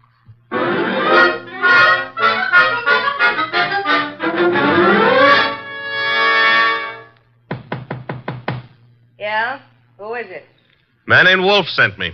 Just a sec. You're Jerry, huh? I was expecting the man named Wolfe. Unfortunately for me, honey, when he's expected, I usually show up. Come on in. You? See, I'm the legs of the combination. He's the brains. It makes a nice division of labor. I see. You came in plenty of time. On the nose is our custom. Where are the rest of the bidders? Any second now. Mm-hmm. How many besides me are coming? One. Small auction. But big action. How'd you happen to decide on this? I knew Gatto pretty good. And you were fond of him pretty good, huh? How did you guess? Well, you've got a key to this place of his, or you couldn't let yourself in. It adds, no? Gee, you should have been a detective. Just what I keep telling Mr. Wolfe. Look, tell me, Jerry, darling, this other person who's coming to the auction, who? The killer? You don't say. You sure the killer isn't here already? Look, I didn't kill him. The story you would like me to believe is that you witnessed the killing, huh? Called the killer and Mr. Wolfe and said, come on, kids, you can get me either to talk or shut up, depending on who pays the most. That it? Something like that. Mm-hmm. Okay, prove you know what you're talking about. Who is the killer? Is it Block Rainey? Should also have your head examined, pretty boy. I talk for dough and only for dough. Not that I'm mercenary or anything, but... Okay, tell me this. How come you saw the killer in the act? Simple. I was here with Gatto. Called me to come see him. While I was here, the shot came through the window there from the roof. You know something, sweetheart? What? I can't understand how a girl like you, a pretty nice girl under all that paint and powder and Broadway shellac, how you could do a thing like this. You were in love with Gatto, I know that. Everybody does. And still you're willing to keep your mouth shut if the killer pays enough. How come? What's the matter, honey? Did I hit a tender spot? I don't think you understand. Sure, I was in love with the goof. Then along comes this other dame. She's rich and beautiful, and she has everything to give him. Ooh, do I know her? Of course you do. She... Jerry. Oh. Jerry.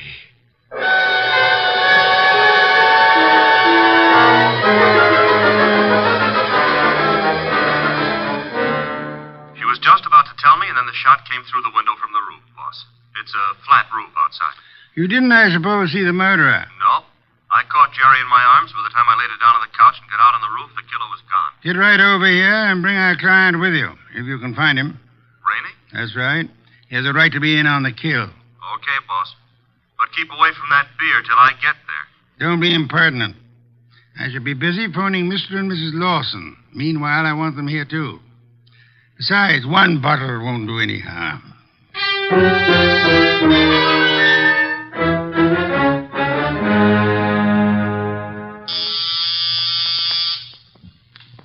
There they are. Let them in, Archie. You remain seated, Mr. Rainey. Okay, Mr. Wolfe. Well, come in, Mr. Lawson. Come in. Mr. Wolfe here? He's here. Nice of you to come. Anything to help the law. Ah, Mr. Lawson. Your wife didn't come? No, Mr. Wolfe. She was out when you called. Sorry, I forgot to tell you. I left word with the butler, however. Mr. Lawson, about 20 minutes ago, a girl named Jerry Fay was killed. So? She was killed in your neighborhood, in a flat formerly occupied by one Pepe Gatto. Well, where would that be? Maybe your wife knows where the flat would be. How dare you, sir? No histrionics, please. Where was your wife when the girl was killed? I'm advising you that if there is an alibi, now's the time to state it. I wouldn't humiliate Celia by alibying for her. Then the police will pick her up. But she didn't kill this girl, Mr. Wolfe. You have reasons for that opinion? The best of reasons. I'd be grateful if you'd state them and let me be the judge of their excellence. One should do. This one. Celia's out in the country visiting her mother. Oh? Does that settle it? Possibly. What's her mother's telephone number? Why, Merely a routine check. Well, can't you take my word? I'll take her mother's number. Well, Mr. Lawson? I'm sorry. I hoped you'd buy this story. What do you mean? Her mother's been dead for 10 years. I see. Well, I don't. What's the idea? It's known as marital devotion, Archie. I suppose you realize, Mr. Lawson, that in shielding your wife, you're aiding and abetting a murderess? I haven't stopped to realize anything. When Goodwin brought me that hat, I didn't know what to say. Oh, you pitched me a curve then, too. Well, I suppose you might call it that, but... And she didn't lose the chapeau off a bus top. No, but you've got to understand. Celia's the dearest thing in life to me. Yeah, so's a lady rattlesnake to its husband. I suggest it is time for you to be objective in this matter, Mr. Lawson. What do you want to know? Tell us where she can be found. I have no idea. When is she expected to return home? Never. Oh? You see, we had an argument. I doubt that I'll ever see her again. Then we're quite on our own, Archie. To do what? To make a journey to Gatto's apartment. Gatto's apartment? She probably has a key to that popular abode. But she wouldn't go there, boss. On the contrary, I am of the opinion that that's just where she would go. Give me my hat. Don't tell me you're going to stir yourself. It's a most unpleasant necessity, Archie. But the lady in question is dangerous and not at all hesitant about indiscriminate gunplay. Get out the car, Archie. We'll make the journey to Rathbun Street penthouse with the hope that Celia Lawson will show up in time to mourn her lost love. You want me to go along with you too, Mr. Wolfe? Yes, indeed, Mr. Rainey, I do.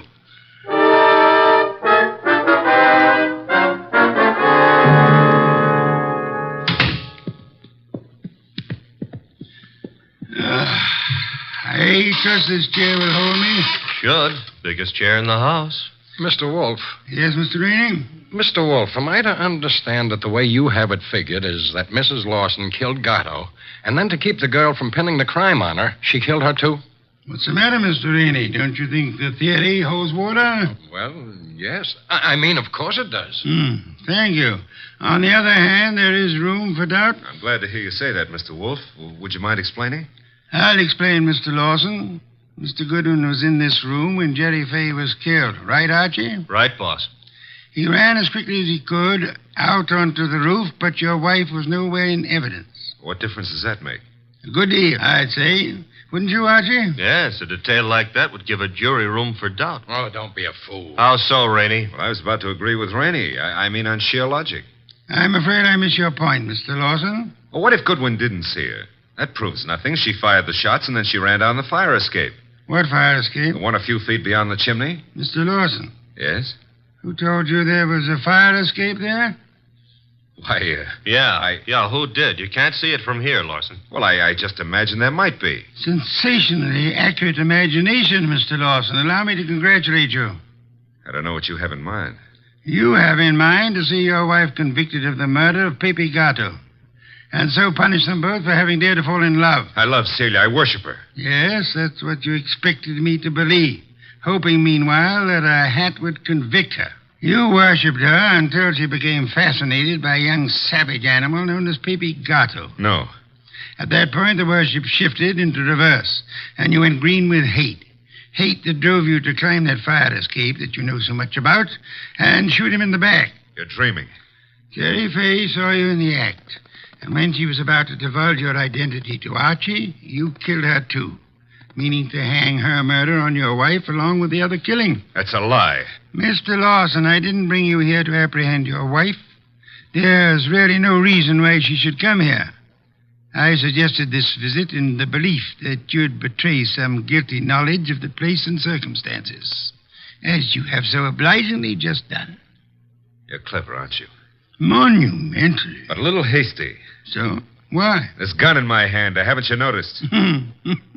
Of course, sir, but yours is not the only gun in the world. What? Sit still, Arnold, and don't turn around. Your wife, Mr. Lawson. Come in, my dear. Celia, what are you doing here? I came to get a hat that I'd left in Pepe's closet. It suddenly was clear to me what was in the wind. And I thought I'd better remove all evidence that you could possibly use against me. Celia, listen, you must understand I it's for you. understand one thing only. Pepe's gone. And you took him away. Listen, please, if you let me explain, you'll understand. Yeah? Please, honey, help me. Sure, I'll help you. Celia! Well, that's all, Mr. Wolfe. What now?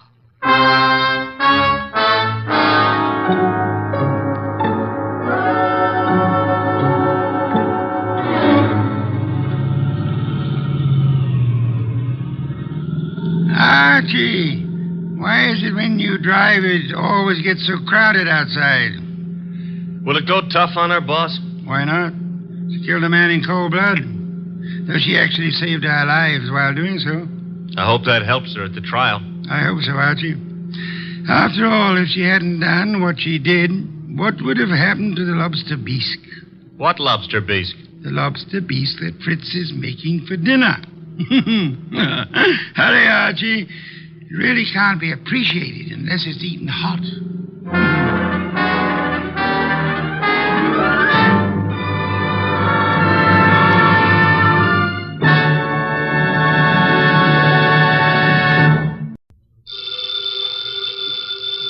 Ladies and gentlemen, the ringing of that phone bell means mystery, adventure. Nero Wolfe's office, Archie Goodwin speaking. Who? Oh, I see. Oh, and you think Mr. Wolfe might be interested in going over and... Hold on a minute. Archie, I'm not interested in going anywhere. Ill-considered movement is the curse of our times. Not to mention the mania for fresh air. Phew. Bottle opener, if you please. Here you are. But that was Zabro's flower shop, Mr. Wolfe. Indeed. Got a new shipment of orchids from upstate. In that case... Mr. Wolfe, remember the curse of our times? Not to mention the mania? I'll be there. He'll be there. After all, a man must risk his life sometimes.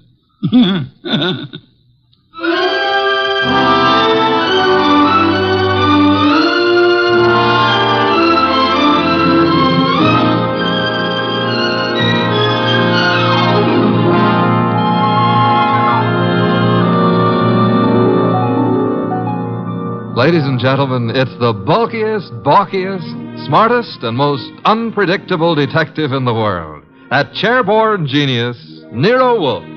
Created by Rex Stout and brought to you in a new series of adventures over this NBC network in the person of Mr. Sidney Greenstreet.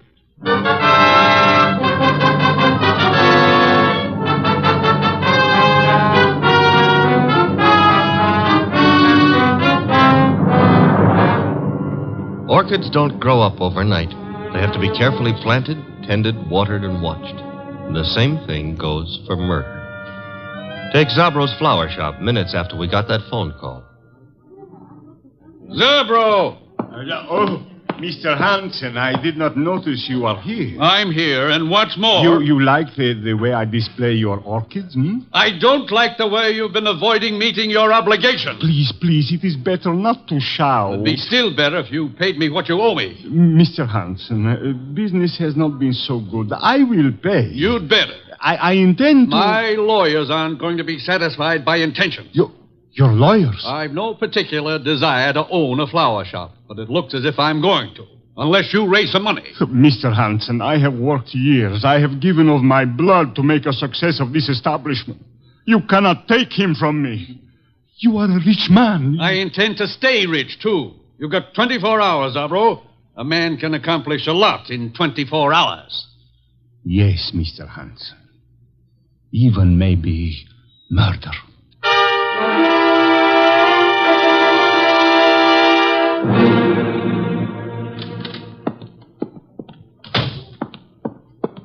Mr. Zabro? Oh, good afternoon, Miss Hansen. Is Uncle here? Yes, he is here. At the display, towards the back of the store. Thanks. How is he? Oh, He is the way he always is. Hard, vindictive. Mr. Zabro. I am sorry. Excuse me now. Uncle? What is it, Enid? Have you seen my display? The lilies? Uh-huh. Yes, pretty. Well, thank you.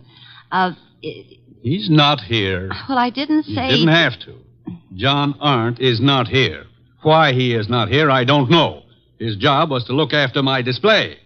Perhaps he doesn't need a job anymore. You know he does. Fiddlesticks. After all, if he marries my heiress... Uncle! My dear girl, John Arndt is a fairly capable man with orchids. Outside of that, I have no use for him whatsoever, especially in the role of your husband. Well, isn't that for me to decide? Of course it is, except that, pretty as you are, John Arndt is seeing you through a golden haze. To be precise, the money that will come to you from me when I die. That's nasty. It's the truth. Well, you can't know that. I'm going to find out. What? I saw my lawyers this morning. Among other things, I instructed them to draw up a codicil to my will. A codicil to the effect that all my money goes to you on one condition. Oh, you couldn't. I did. The condition was that you refrain from marrying John Arndt, either now or at any time in the future. Well, that's not fair. It's a very good way of discouraging Mr. Arndt. What'll you bet his ardor cools off quickly, You told him? Yes. Probably why he hasn't appeared as yet. He's sulking. You really signed that codicil? I will, as soon as the papers are drawn up. Where are you going? I don't know. I've got to get away someplace and think. Very well. Think about forgetting John Arndt. Best thing in the world for you. Uncle, do you really think you can manage other people's lives for them? I don't see why not. No? Well, people don't like to be managed. They get desperate sometimes. And sometimes they kill.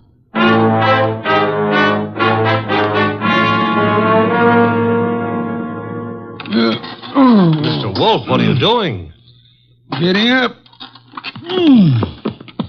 I'm up. Well, that makes you eligible for the Explorers Club or something. Ah, my coat and muffler, Archie. I got him here. Thank you. You're really going out into that weather outside? Archie, must you try to be witty? It amuses me no end. Haven't you seen enough of those weeds yet? An orchid is not a weed. Another muffler, Archie, the woolen one. You've already got 2 on.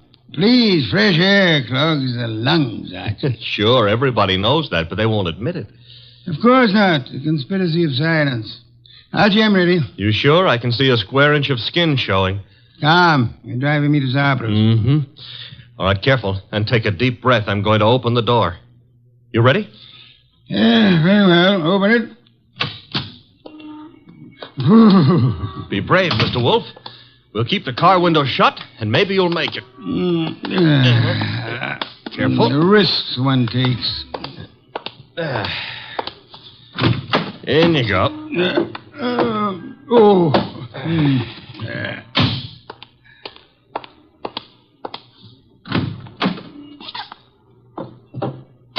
Well, okay, boss. Now, where is Zabros? 45th Street. Gee, 10 blocks. Grit your teeth, Mr. Wolfe. We're off.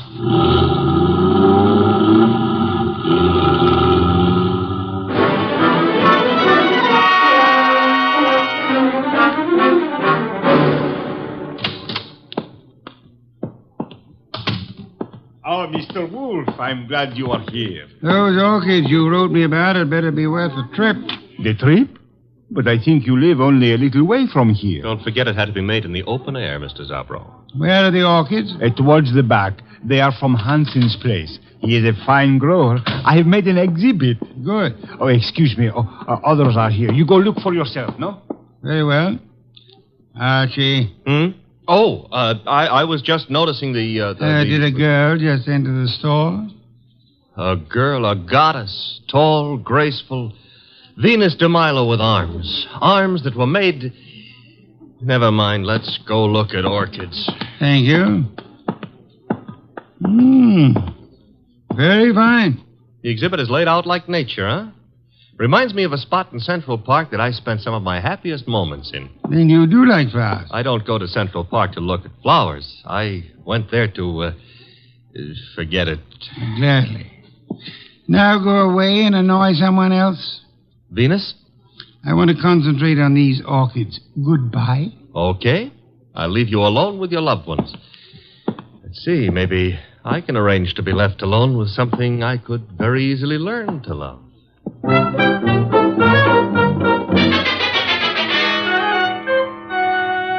Hey, boss. Don't bother me, Archie. Oh, this is serious. There's a lily display just like this one over at the other end of the store. Nothing connected with lilies could possibly be serious. Maybe not, but there's a corpse planted among these lilies.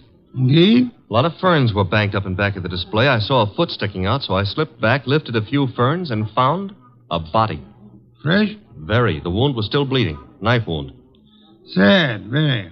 Now run along. Well, aren't you going to do anything about it? Why should I? Anyone who would permit himself to be found dead or alive among a display of lilies is beneath contempt. Well, maybe the poor guy didn't have a chance to crawl into an orchid display before he died. However, if that's the way you feel, I'll tell the police all about poor Mr. Hansen and let them... Who? Hansen, the orchid grower. He's one of the finest in the country. Not is. Was. Wasn't me who pushed him under the lilies. Under lilies? Bah. He would have hated that. Have you told Zabro? No. Zabro's been busy up front. Where is this display? Right along here. There's been a number of people in the store since we came. Someone else may have noticed that dead man's foot. I covered it. Satisfactory. At times you give the illusions of intelligence. Is this the display? Yep. Come around to the back. There's a little space between the back of the display and the wall. Yeah. Now, here, right under this pile of ferns. Yes, Archie? Hey, that body. What about it? It got Bashful. It's gone. Indeed. The corpse was dead. Corpse is off now.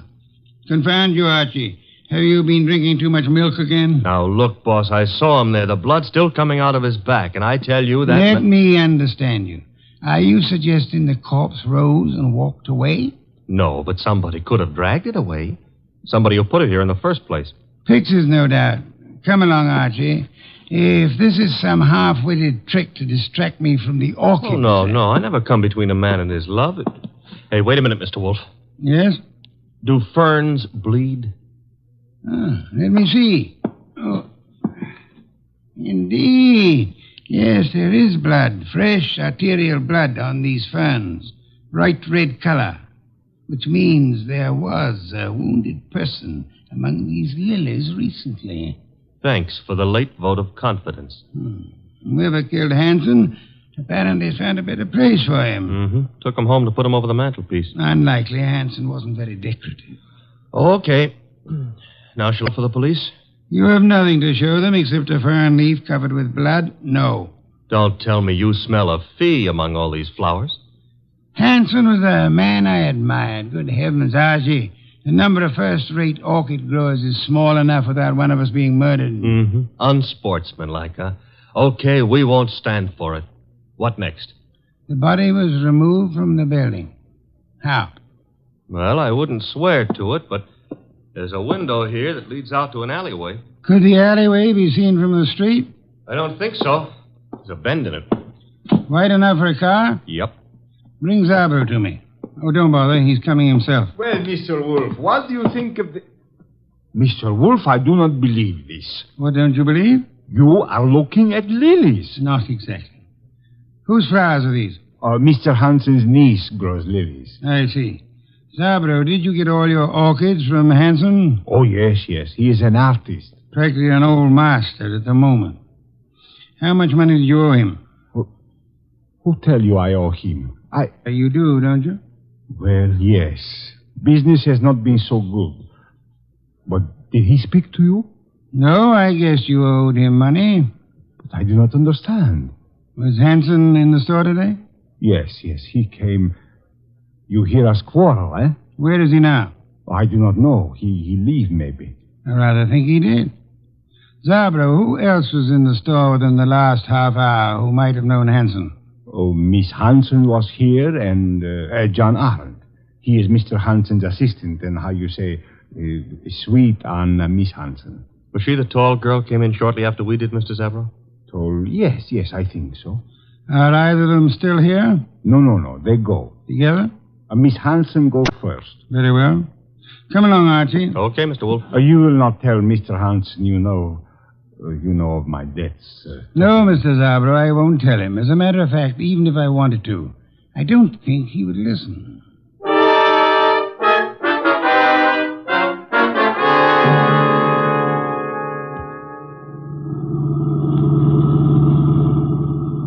I love these long drives in the country. Where are we going? Hanson's place. Oh. You think he returned to it to haunt it, huh? He was returned there, I suspect. Uh-huh. In order to cast suspicion on himself. Miss Hanson lives with him. Mr. Arndt works for him on the premises, therefore... Miss Hanson will be there? I imagine so. Why? Oh, nothing. Nothing at all. Boss, can we stop at the next town? Why? I want to buy a book on lilies. This sudden... You mean Miss Hanson grows them in there? Uh-huh. You see, that way we'll have something in common. Perhaps, but Archie, is an interest in flowers what you want to have in common with her?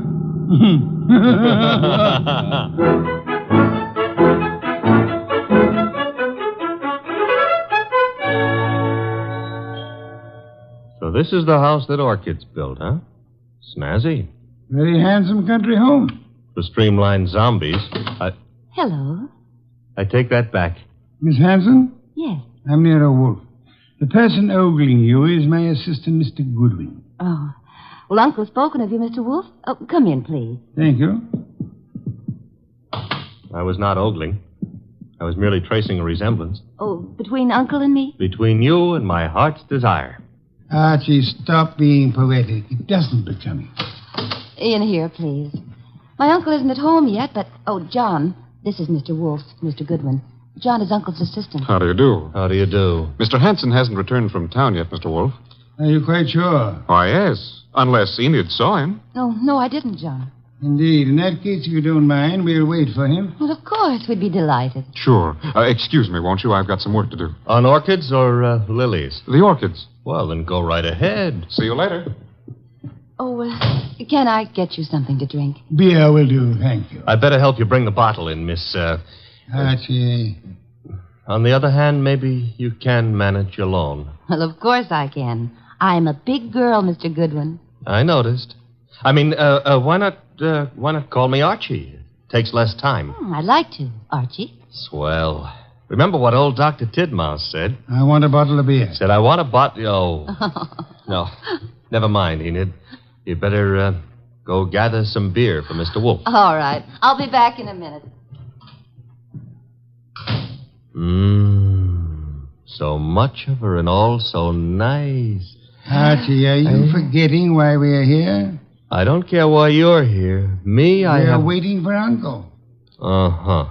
Mr. Wolfe, it's unlikely that Uncle is going to walk in through that front door. True. That is why you're sneaking out the back door to find him. How do you know he'll be around here? This is where he lives, isn't it, Archie? Yes, but if you'll remember, Uncle gave up living earlier this afternoon. You mean he was persuaded to? Nevertheless, I rather think he'll be around, body and all.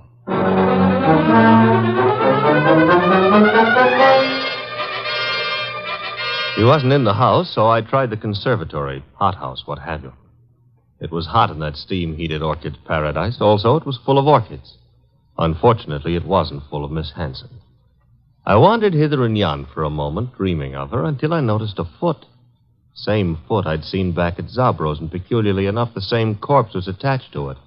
Uncle's. I was bending over to take a closer look when I felt a thud. I realized that thud was the sound of something hitting my head, and I began to realize, too, that I'd been knocked almost unconscious, which the second blow did.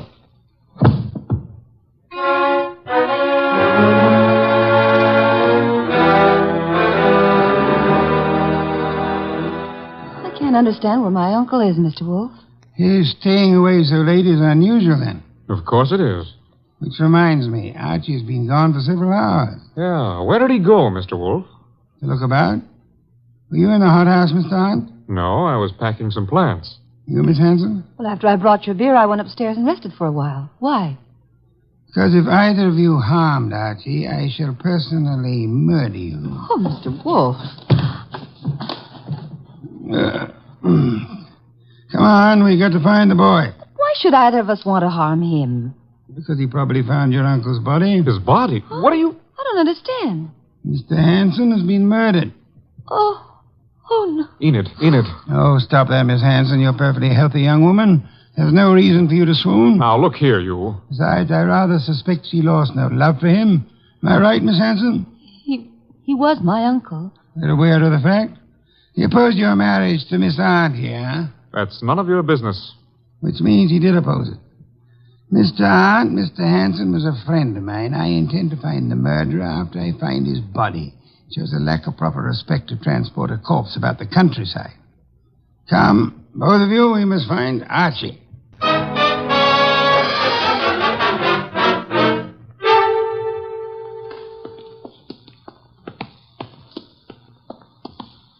This whole thing's like a nightmare.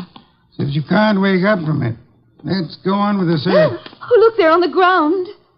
Archie. I'll see if he's all right. Why, this is fantastic. Mr. Hanson stabbed to death, and now Goodwin. He's just been stunned, thank heavens. He's coming to. Oh, I died. Oh, correct me if I'm wrong, but I'm dead. Archie, speak to me. Oh, I went to heaven. Are you all right, Archie? Uh-oh, the other place. Get up. Sure, if somebody will hold my head. Oh, Are we having an earthquake? You poor boy. Take my arm here. I'll take both. Phooey, he's normal. What happened, Archie? Somebody hit me when I wasn't looking. Yeah? Why? I don't know. Oh, yes, I remember. Yes? I found Uncle lying right there. Right there. The poor boy's delirious. Don't tell me he's gone again. I'm afraid he has, Archie. Are you sure you saw him? I'm positive, and then somebody slugged me. That corpse is the shyest one I've ever met. Blood would have dried. There'll be no signs of his having been placed here. Bad. Why? Your testimony would be valueless, especially since you were found unconscious. The jury would suspect you of having hit the bottle.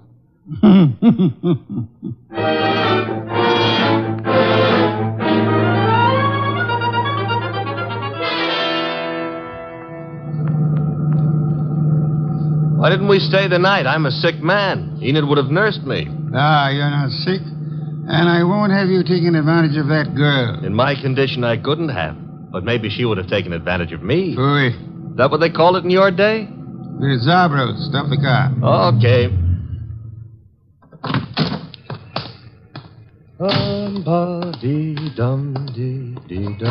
Here we go. Oh, I can manage. I'm not entirely helpless. Place is closed. Dark. I was afraid it might be. Don't tell me Zabro's gone traveling, too. Possibility, Archie. You mean he killed Hanson to cancel the debt he owed him and then followed us out to the country house and dumped Hanson there, hoping to pin suspicion on Enid and John? Perhaps. Uh-huh. Slugged me when I found the body too soon, and then... Uh-huh. Guess we better get into the joint. Door's locked? A guy I know got out of jail the other day. Yeah? He's reformed, so he gave me all his skeleton keys. You have them with you? Mm-hmm. And we'll find out in a minute just how good a burglar he was. Very good. Will you come in? Shut the door. Okay. Now. What's that? Somebody's been hurt. The lights. Nothing up front here. Back of the store where the exhibits are. I'll go see. Maybe you better stay here. Nonsense. Oh, where? Uh-oh, among the lilies again. But this time there are two bodies there. Sabro. Quick, Archie. Mr. Zabro? Mr. Zab? He's been shot, boss. Bad. He's trying to say something. In the lilies. Mr.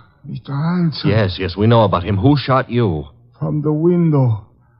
Alleyway. Came in. Mr. Zabro, who? He inherit money. Inherit. Down, Mr. Wolfe, quick. Somebody shooting from that window.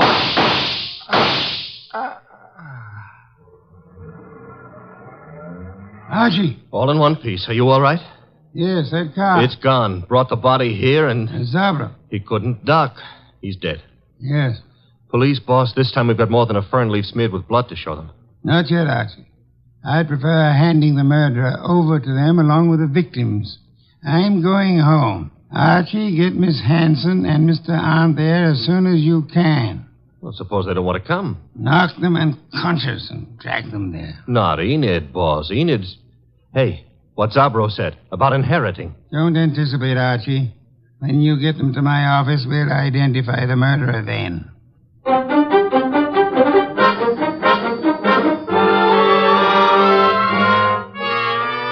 Mr. Wolfe, don't you think this is all a little high-handed, dragging us here in the middle of the night? Murder is even more high-handed, Mr. Arndt. Please, John. Miss Hanson, do you inherit? Well, I guess so. I'm Uncle's only relative, so I suppose. Wait a minute, Enid. Mr. Wolfe, are you suggesting that she had anything to do with this invisible corpse? The corpse is no longer invisible, Mr. Arndt. You've seen Uncle? Yes, dead in Zabro's establishment. Lying with a knife in his back in his own orchid display. Now you're trying to pin something on me. You know I set up that orchid display. Indeed. The police will be interested in that information. But he wasn't found in the orchids. He was... Yes, Mr. Arndt. He was found where? I don't know. You were about to say the lily display, weren't you? I wasn't going to say anything. You're a little late. You already informed us that you knew his body was not placed in the orchid display. How did you know? I just guessed. The jury will be very much impressed by your remarkable clairvoyance, especially since Archie asked Mr. Zabro to come in. Mr. Zabro? Okay. Don't bother, Goodwin. John, that gun. Shut up, you little fool. Enid's a big girl. I don't know how you tumbled, Wolf. Lucky guessing, maybe. Oh, come now. Neither of us has indulged in guesswork. You killed Hanson, placed his body in the Lily display to attract suspicion towards Miss Hanson. You felt sure she wouldn't be convicted, so you were safe. She would inherit, you would marry her, a marriage which your uncle opposed. When you saw that Archie had discovered the body too early for you to establish an alibi for yourself... Then he sneaked the body out of the window into his car and then dumped it in the hothouse. For time. Go on, Mr. Wolfe. He didn't intend it to be discovered there, which was why he knocked you unconscious, Archie. Oh, I'm so glad he had a good reason for it. He had a body on his hands. He decided to double back, put the body in its original place, and carry through his plan. But Zabro caught him at it, poor fellow. I thought Zabro was in the other room. Lost you fool. Do you think I, too, am addicted to carrying corpses about? Zabro is dead. And you've given yourself away unnecessarily. Archie? All right. Archie, quick. Let go, Edith. I've got his arm. I'll give him mine with a fist attached. Oh. Very satisfactory, Archie. Now call the police. Inform them you have 2 corpses and a murderer for them.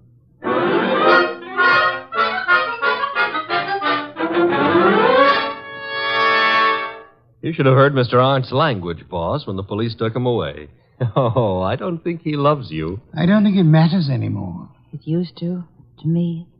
Growing pains. You'll get over it, Miss Hanson. You trapped him, Mr. Wolfe, but what made you so sure he did it? At the hothouse, when you were unconscious, Archie, Mr. Arndt deplored the fact that Mr. Hanson had been stabbed in the back. And no one had mentioned how he was killed. Therefore... The reason Arndt knew was because he himself had killed Mr. Hanson. Murderers seldom get away with it, no matter how tightly they button their lips. Well, mine, however, are not buttoned up. Archie? Oh, the beer is on your desk. Thank you. Miss Hanson, stop brooding. Try some of this beer. But Mr. Wolfe, my heart's broken. As a man who has lived a good many years, Miss Hanson, permit me to assure you that the easiest way of mending a broken heart is by filling the stomach.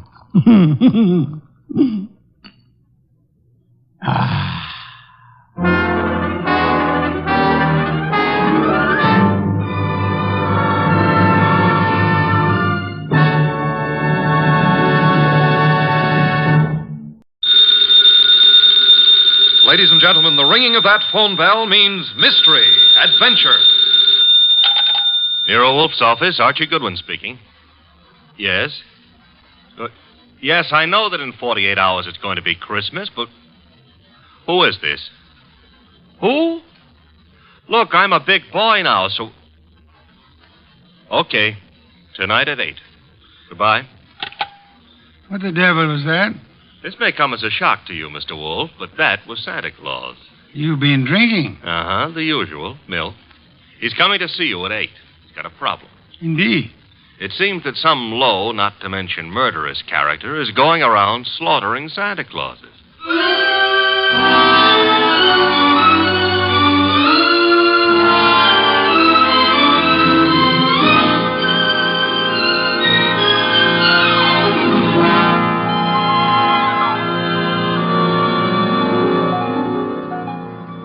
Ladies and gentlemen, it's the bulkiest, balkiest, smartest, and most unpredictable detective in the world.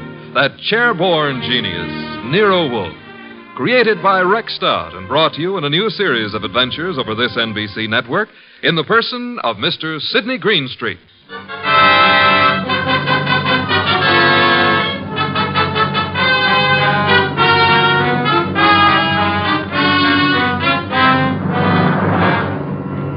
Began earlier than 8, however, the case of the slaughtered Santas.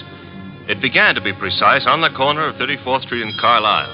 The hour was close to 6, the weather cold, the sky dark. How you doing, Santa? I'm freezing to death, officer. It's a cold day. You packing up? Yeah, I guess so. Not many people around anymore. Oh, heading for home and dinner. How was the collection? Well, I don't need no armored car, but a few dozen kids are going to have something for their Christmas stockings. Your competition, the guy in the opposite corner, is already screaming. Probably got low blood pressure. Yeah, give me a hand to get the collection part off the chains, eh? Sure, there you go. Yeah, thanks. Yeah, I'll just walk you down the block. Got to phone in. Okay, fine. One Santa's still left. Wonder what he's waiting for. Santa Claus. Well, watch yourself going down those chimneys tonight, eh? Sure. Well, I'll cut across the avenue here. Be seeing you. Hey, that car coming down the street. Got its lights out. Look out!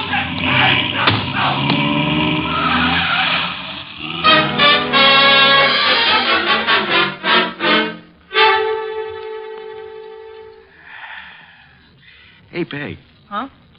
Did I ever tell you I love you? Oh, it's not me you love. It's a hot soup. Now, you're not the only woman who can cook a dish of soup. Huh? It helps, though. I'm just beginning to thaw out. Yeah, that's a cold corner you play Santa Claus on. Well, don't hurt to make a few bucks.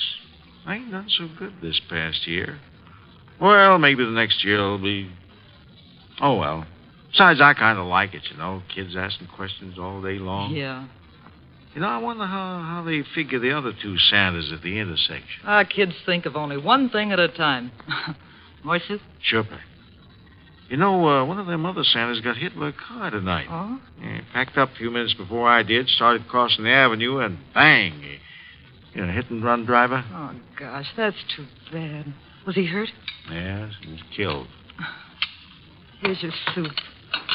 Oh, with traffic the way it is nowadays. Well, I better take a look at the stew. Somebody at the door. I'll get it, Peg. Okay. Yeah, what? Oh! Mike!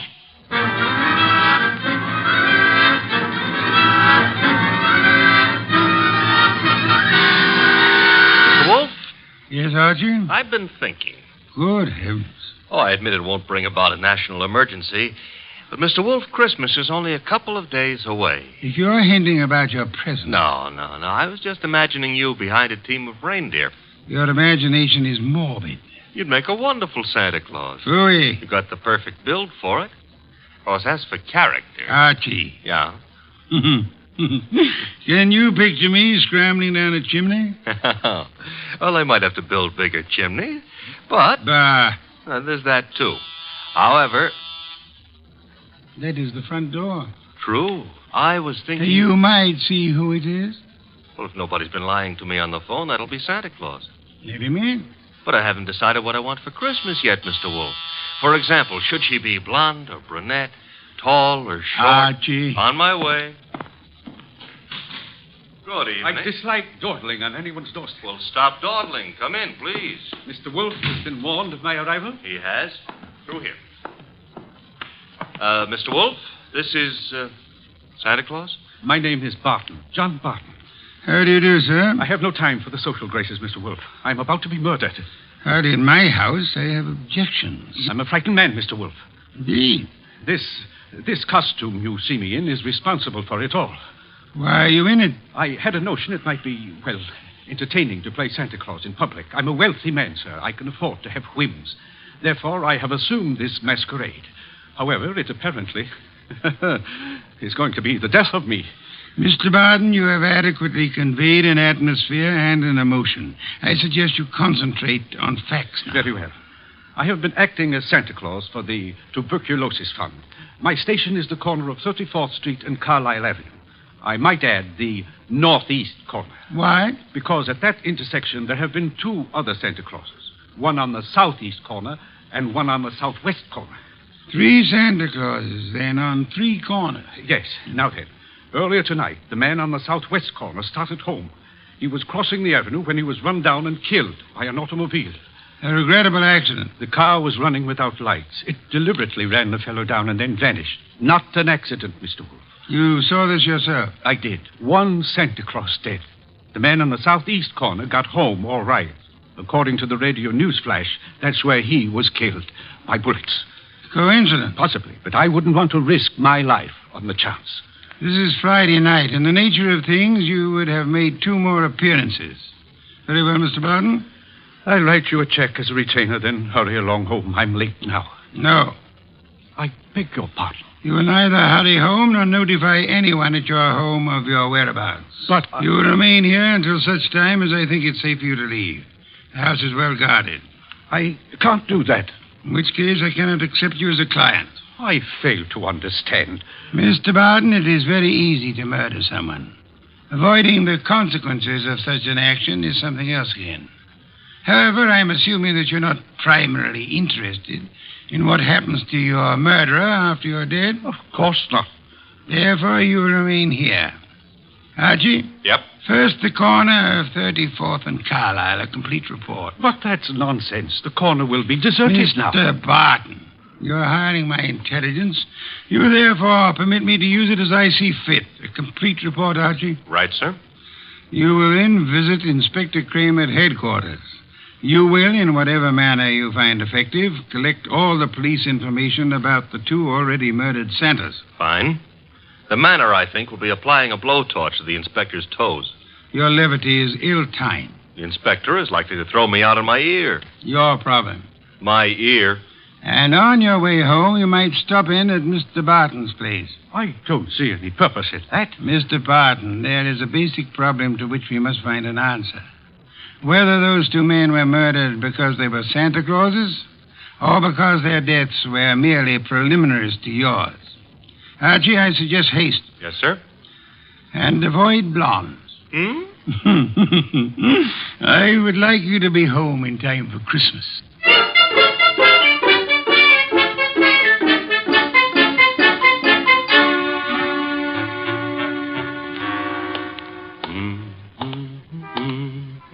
Hey, Bud. Yeah? Got the price of a cup of coffee? You sure you mean coffee? Either you're gonna dig it up or you ain't. Never mind the questions about my personal affairs, see? Oh, I apologize. Here. 2 bits. Thanks. You're welcome. Don't let me keep you. You're not. 34th and Carlisle, huh? During the day filled with milling throngs. Hey, that's a nice phrase. I'll have to remember it. Milling throngs. And now desolate and deserted. Well, that's life.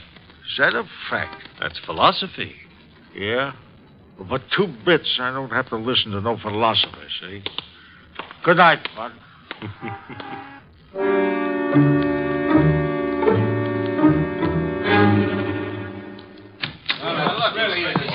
Uh-oh. The inspector's got company. If all you reporters will shut up and ask your questions one by one, I'll answer. Inspector Kramer, it's true a couple of Santa Clauses have been knocked off tonight? It's true that 2 men who have been employed as Santa Claus by charitable organizations have been murdered, yes. Any connection between those 2 guys, or does somebody just hate Santa Claus? Well, so far as we know, there is no connection. That means it could be maybe some kind of maniac who decided he doesn't like Christmas or Santa Claus. Is that right? The department is investigating along those lines. Like how? Well, we're checking all the local asylums for possible escaped lunatics. Yeah, but, Inspector, suppose this nut has never been in an asylum. That'll be all, boys. Oh, but listen, I said that'll be all now. Anything new comes in, you'll get it, understand? Goodwin. Hello, Inspector. Yeah, I spotted you coming in. What happened? You decided to reform and got a job on a paper? Nope. I'm a public-spirited citizen, that's all. Yeah, I could add a few things to that description with practically no strain at all. Mr. Wolfe and I are very sentimental about Christmas. We object to Santa Claus being killed. Nuts. Oh, Inspector, aren't you in favor of Christmas? I'm in favor of Christmas. I'm in favor of motherhood. Leave motherhood out of this. Neither of us are mothers. Our chances of becoming mothers aren't too good either. And furthermore... Okay, you're not giving, so get out of here. Thank you, Inspector. But Goodwin, Yeah? in case Wolfe decides to send me something for Christmas, you know what I wish he'd send me? What? Your head.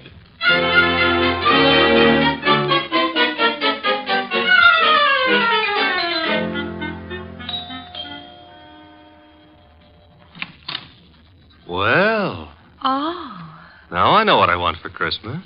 What did you say? I said my name is Goodwin, and it's cold on your doorstep. Oh, I'm sorry. Come in. Mm-hmm. You didn't mention your name. I'm Laura Barton. Mrs. Laura Barton? No, Fine. That is, what relation are you to John Barton? his niece. Why do you ask? Oh, you've got a beautiful voice. All this marble and no butler? I don't know where Pleasant is. He should be here. Have him shot at sunrise. Oh, Laura. Wayne, this is Mr. Goodwin. I never heard of him. What does he want? Well, I don't know. Wayne what? Stevens? Uh-huh. Friend of Mr. Barton? Half-brother, but we seem to be doing all the answering. How about your answering some questions, Goodwin? I'll try. Come into the library.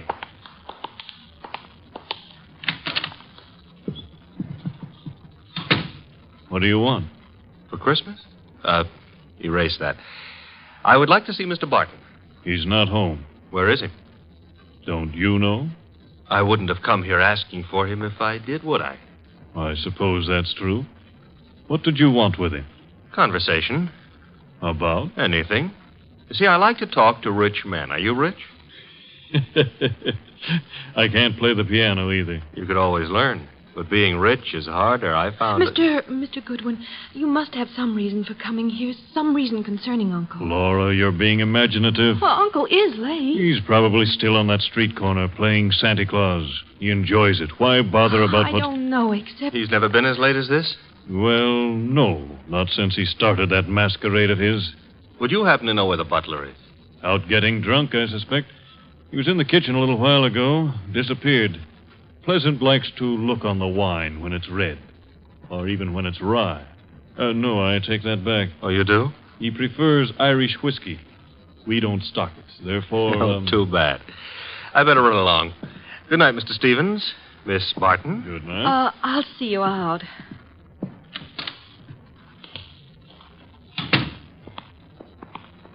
Prettiest butler I ever saw. Blonde. Now, old Dr. Tidmouse always said, beware of blondes because... Mr. Goodwin, Well, I'm waiting. Well, Mr. Goodwin, you must know something about Uncle. Something you didn't want to tell us. Makes you think so? Well, otherwise your visit was just pointless. Let's suppose I know. Now, I might be a kidnapper. Oh, no. My honest brown eyes. Your first name is Archie, isn't it? Archie? Archie Goodwin. Goes together nicely, don't you think? You work for Nero Wolfe. You're going back to him now? I might be, but then again, I might be going to the movies. I recognized you. Your pictures have been in the papers. Take me with you to see Mr. Wolfe. You can trust me. I never trust blondes. That's unfair. Well, no, I don't trust brunettes either. Furthermore, I'm not sure Mr. Wolfe would want to see you, so So? So why don't you, trail me home,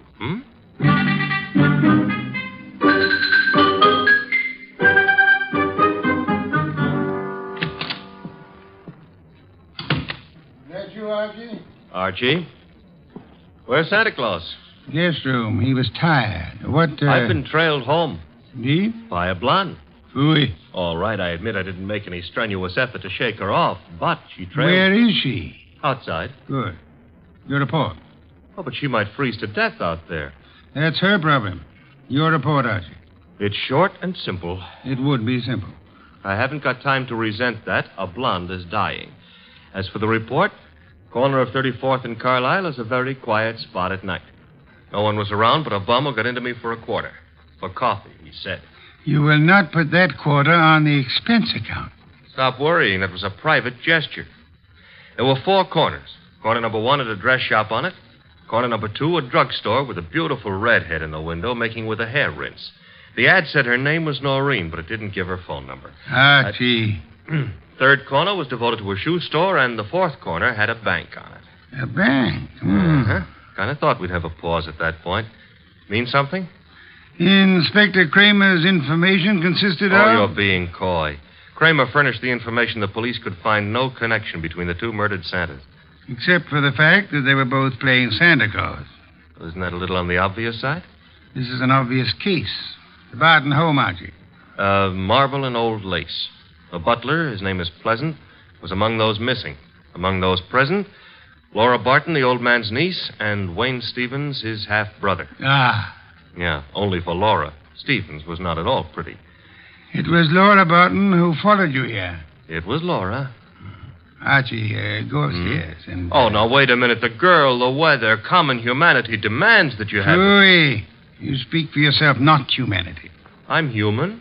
On occasion, a debatable point. Very well. Let her in. Oh, thanks. Laura, come in. Laura Barton, Mr. Wolfe. How do you do? How much money do you inherit on the death of your uncle? What? That is known as the shock treatment. However, I need an answer. Uncle isn't dead, is he? That, for the moment, is irrelevant. How much? Half his estate. The other half? Wayne, Uncle's half-brother. Very well. Archie, will you go upstairs and inform Mr. Barton that his niece is here? Uncle is here? On my way.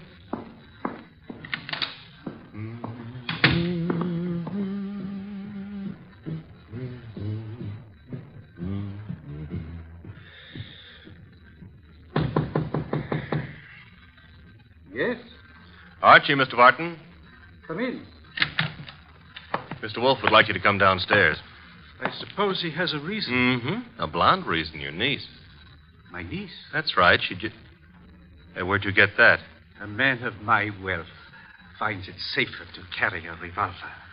Yeah, but it's not safe to point it at people, especially for the people. Turn around, Goodwin. But, Mr. Barton, we're protecting you. By letting that girl into the house? If I had the time, I'd be amused. As it is.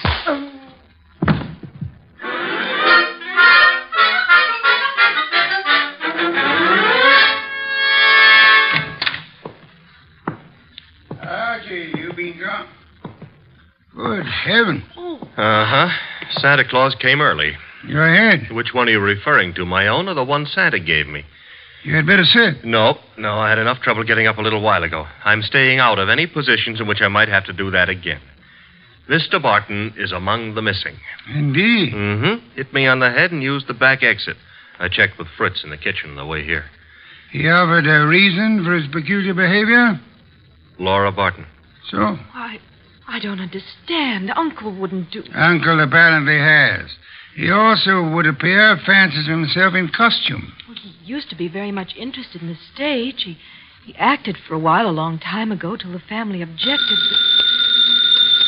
Archie? Got it. Nero Wolfe's office, Archie Goodwin speaking. You recite very nicely, Goodwin. This is Kramer. Let me have Wolfe, huh? Mr. Wolfe? Inspector Kramer. Yes, Inspector? The papers haven't been carrying it, Wolfe, but you're working on the Santa Claus case, aren't you? Possibility? You didn't send Goodwin down to headquarters on a possibility.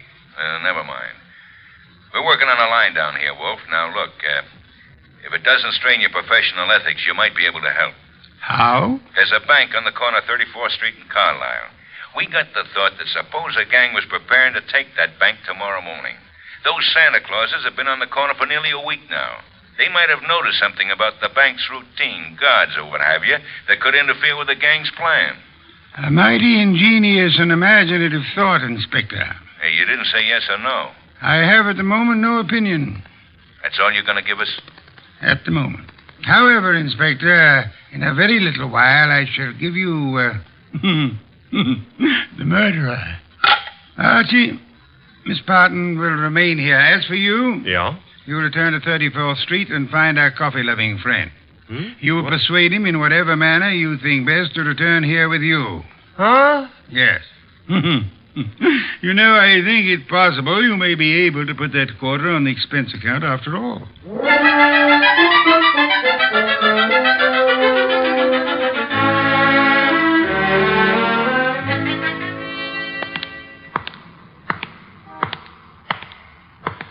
You. What? Oh. Why, I've seen you before. Yeah, I've learned to love the neighborhood. That's why it's going to break my heart. What is? Leaving it with you. With... It's sensitive about having guns pulled on me tonight. Let go of me, will you? Not until I tell you that, McGill. Yeah. Will you? Gun looks in a lot better shape than you do. You're coming with me. Oh, where? Mr. Wolfe would like to see you. Nero Wolfe? Yeah. Well, why? He's trying to salvage a quarter.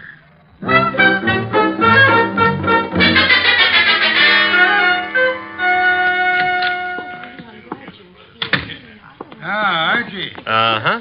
Complete with, he wouldn't give his name. He did have a gun to it, though. This one. Yes. Archie, you know Miss Barton, of course? Hi. And Mr. Stevens? He joined us a moment ago. Miss Barton thought she'd be happy if he were here. Hello, Stevens. That's not the only reason I came. My brother is still missing. I'm concerned. Yes. You, sir, will you sit down? Watching people stand makes me uncomfortable. I don't have to. You do. Archie is stronger than you are. All right. That's better. If you don't mind, Mr. Wolfe, I've never been here before, never met you. But you look as though you could handle things. I think my brother's been kidnapped. Possibility we shall have to consider. Miss Barton, perhaps you have a theory, too? Well, I don't know. Uncle's been behaving strangely for weeks now. What way? Well, I'm not sure. Wayne... Well, of course, John's always been a little peculiar, but I'm afraid I saw nothing especially strange. Outside of this Santa Claus stunt, of course. I see. Miss Barton, your uncle played Santa Claus all week on one of the corners of 34th Street in Carlisle. I know. On two other corners, two other men indulged in the same activity. Those two other men are now dead. Oh, no. Well, wait. Mr. Wolfe, you mean they were killed by mistake? Fort Barton? It is true that one man, made up of Santa Claus, looks very much like any other man similarly costumed. But the answer is no. One of the two men was shot in his home after he had removed his costume. Well, then, what connection? Miss Barton, in the event that you wanted to hide a tree, where would you hide it? Hide a tree? Why, I wouldn't even begin to know. If you were very clever, you would hide it in a forest. If you wanted to hide a murder and were very clever, you would adopt the same principle. Wait. You mean that if someone wanted to kill Uncle and didn't want to be suspected, he'd... go about murdering several people with an ostensible, if lunatic, reason. He would, let us say, go about killing Santa Clauses. I get it. Then people would think the man he really wanted dead for a special and private reason had been killed for something that didn't point to him. True. That was why two Santa Clauses were murdered tonight. The third Santa Claus, however, the real object of the murderer's attention, was luckier or suspicious. He fled. Do I have to hang around here and listen to all this? You do, my unwashed friend. Mr. Barton fled, and the murderer was in a quandary. He had, so to speak, invested in two murders merely to make the third one confusing. But he found himself unable to commit that third murder. He couldn't find his victim. Could he ask the police to do so? Hardly.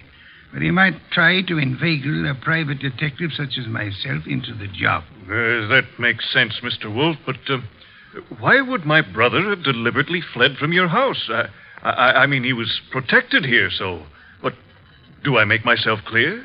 Very clear, Mr. Stevens. Archie, that gun you took from the dirty gentleman, you still have it? I still have it. Then would you mind pointing it at Mr. Stevens here until the police remove him?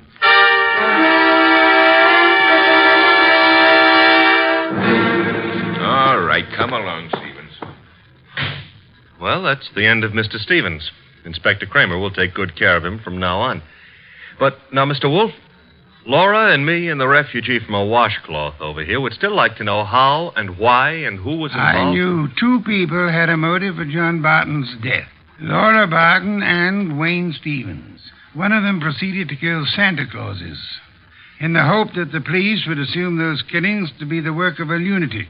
The paper certainly hopped on that assumption. Yes. However, John Barton, aware that his life was in danger, escaped his murderer and hid. In this house? No. A man in Santa Claus costume came here and said he was Barton. However, he was an obvious imposter. He proved that by his flight when his niece came here. You mean he could fool you, but he knew he wouldn't be able to fool me, so... Precisely, therefore, was not Barton. Who was it? Who else had disappeared at the propitious moment? The butler, Pleasant. True. I distrust coincidence.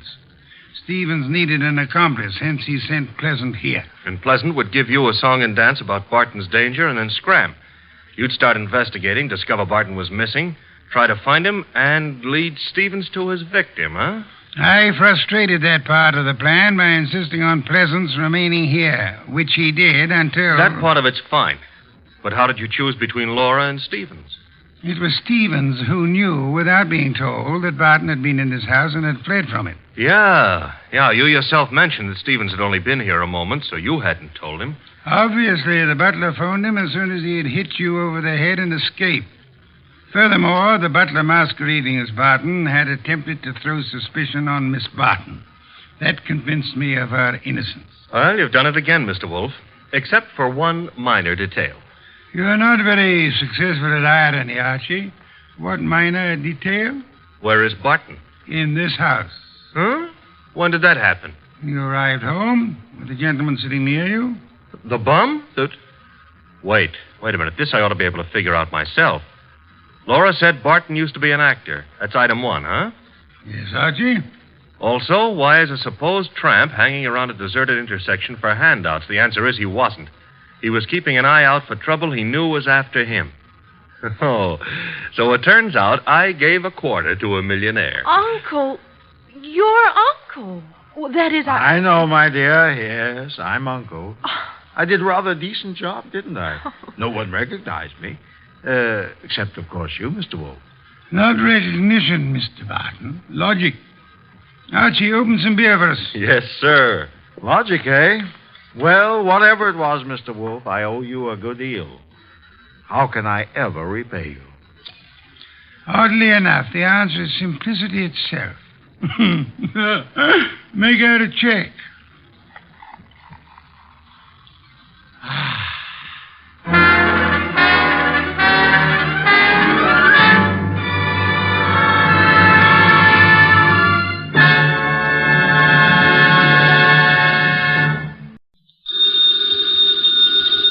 Ladies and gentlemen, the ringing of that phone bell means adventure.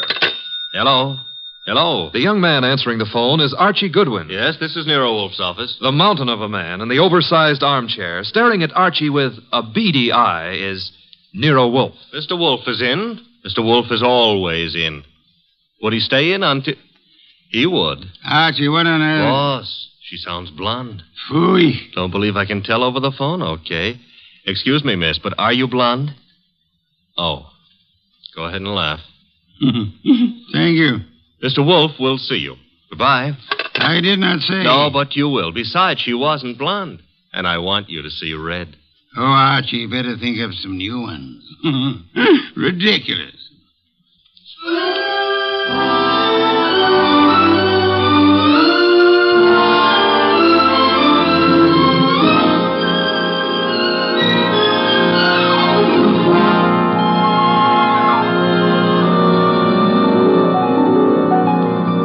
Ladies and gentlemen, it's the bulkiest, balkiest, smartest, and most unpredictable detective in the world. That chair-born genius, Nero Wolfe, created by Rex Stout and brought to you in a new series of adventures over this NBC network in the person of Mr. Sidney Greenstreet.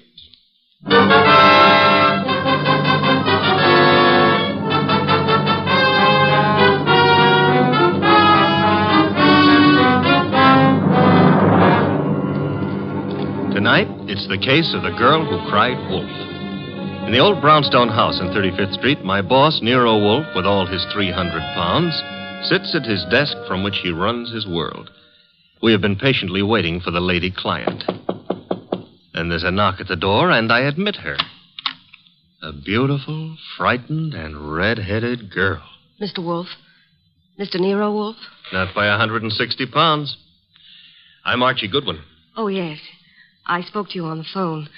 I'm Mary Dunning, Mr. Goodwin.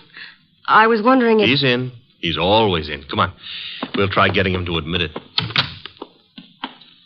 This is Mr. Wolfe. Miss Mary Dunning. How do you do, Miss Dunning? Here, take this red leather chair. It's a nice match for your hair. You know, it was old Dr. Titmouse who said to me, beware of a red-headed woman. But I never could believe Thank you, him. Mr. Goodwin. Your business, Miss Dunning? Do you mean what I do or why I've come to you? Both, if you please. Well, I'm Mr. Stevens' secretary at the Tolliver Ecological Foundation. Our offices are down on East 12th Street. Ecological? Field research as to factors operating on plant and animal development and survival, Archie. Animal development, huh? Miss Dunning, the foundation has several agricultural research projects throughout the country, hasn't it? That's right, Mr. Wolfe. And Donald Stevens is executive director. Or was until... Was? He's disappeared. It's been 3 days now. He's not been near the office nor his apartment. No message or... Apartment? Stevens been living alone? He's a bachelor. He's engaged to Laura Tolliver. She's a cousin of the original Tollivers. But she doesn't know where he is either. Have you come to me on Laura Tolliver's account or on behalf of the foundation? Well, neither, Mr. Wolfe. I'm just worried, and I'd heard of you as one of the finest private detectives in New York. You've heard of me, Miss Dunning. We see that you're here. I still fail to understand why. But I've told you. Mr. Stevens has dropped out of sight. And there's another thing. The last time I saw him, he had a caller with him in his office. Caller? Male? Female? I don't know. We're in a converted old brownstone house, and, well, the way the offices are laid out, I don't see all the people who come in unless they make a point of coming to my desk. I see. All I know is that Mr. Stevens stepped out for a moment, looking either scared or angry, I couldn't be sure which, and asked me to see if there was a policeman at the corner. Which corner? Archie, continue, Miss Dunning. Well, I started to go, and there were low voices arguing from the inner office. And then Mr. Stevens called me not to bother. Then what? He said I could go ahead and take my lunch hour then. So I did. And when I came back, he was gone. Leaving no message? Leaving no message. And you've neither seen or heard of him since? I've tried all over. By phone, going out myself. Miss Dunning, has Mr. Stevens been in the habit of making extended business trips? Well, once in a while to our research stations in Pennsylvania, or New Jersey, or up in Vermont, but not without letting me know. I have to make out his travel vouchers. Has there been any recent trouble at the foundation? Trouble? Financial trouble? Personal trouble? No, there's been no trouble. Miss Dunning, you're wasting my time and yours. This is a problem for the police, if there is a problem.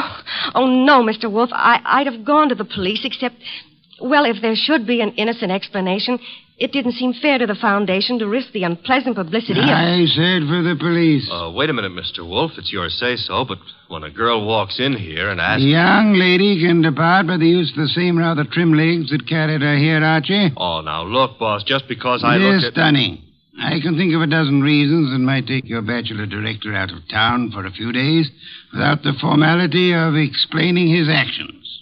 Then you won't look into this? Despite Mr. Goodwin's frowns, no. Should Mr. Stevens not turn up tomorrow or so, I suggest you advise the police or whatever attorney acts for the foundation. There is such a person, of course. Yes.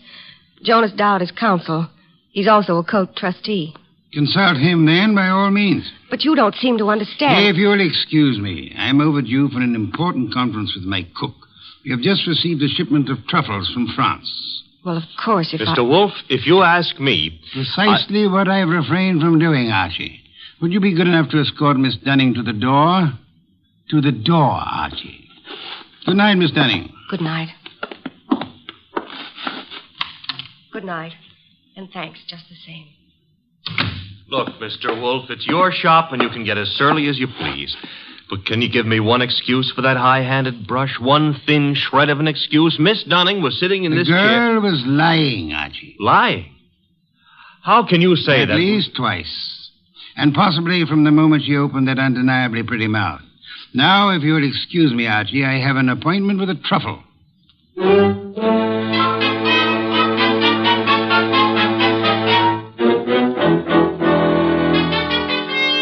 You say you have a surprise for me, Archie. Enough to yank you 3 inches out of that chair.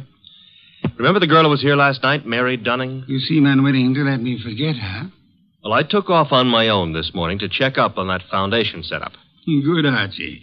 I ventured a small bet with Fritz that you would. All right. See if your bet included this. I found Stevens down there right in his office. Missing executive director. Yes, and the missing Mr. Stevens claimed he had just been on a business trip.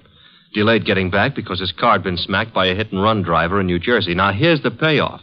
He even tried to make out that he'd been thinking of calling you in on a problem. Hit-and-run accident? No, something about the foundation. But I didn't waste time letting him cloud it up for us. The point is... Archie, you brought him here, of course. Stevens? No, he's still down there. We'll want to grab him before the day is out, but I had something more important to run down first. It took me 3 calls on the way up here, but you can take it as confirmed. We've still got a disappearance case, and this one you're not sitting out. Indeed. And who has disappeared now? Mary Dunning. Stevens is back, but Mary's gone. Not at the office, not at her rooming house, and none of her clothes are taken. How'd you get going? Put a police call out on Mary? Back to 12th Street and get Stevens out of that office and up here as fast as you can. I'll phone him. You are on the way.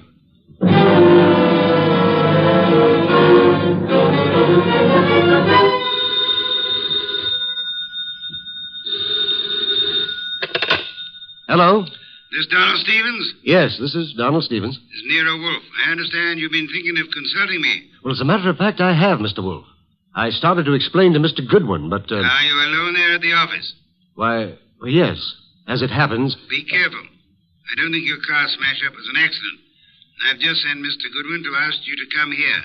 Meanwhile, I'd suggest... Oh, excuse me, Mr. Wolfe. There seems to be someone coming in now. Wait, Mr. Stevens. There hasn't been time for Archie to get there yet. Excuse me, Mr. Wolfe. Don't. Just hold the wire a moment. Wait, Mr. Stevens. Come on in. I haven't had a chance yet. Oh, what? No! No!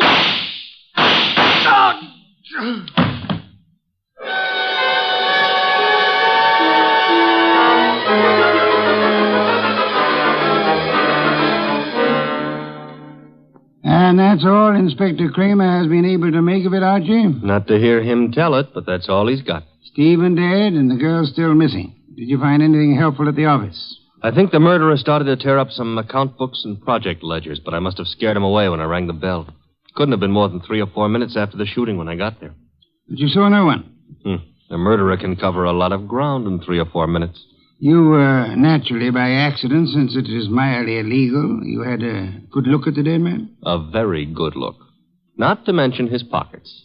Anything particular? Well, there was a half-eaten package of lifesavers in the left-hand trouser pocket. What's particular about that? The flavor was lime. I hate lime. Phooey. Archie, I called Jonas Dowd last night. The foundation lawyer? Yes, he set up the original charter under which Donald Stevens operated, with an annual fund of $90,000. Ecology has its attractions. 90,000 attractions, to be precise. It indicates a possible reason for Stevens' murder. He was in sole charge of that money.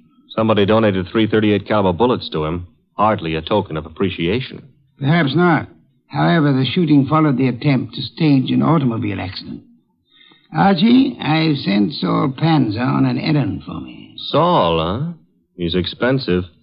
True, he's the best man in a shadow job there is, but... You've got something, huh?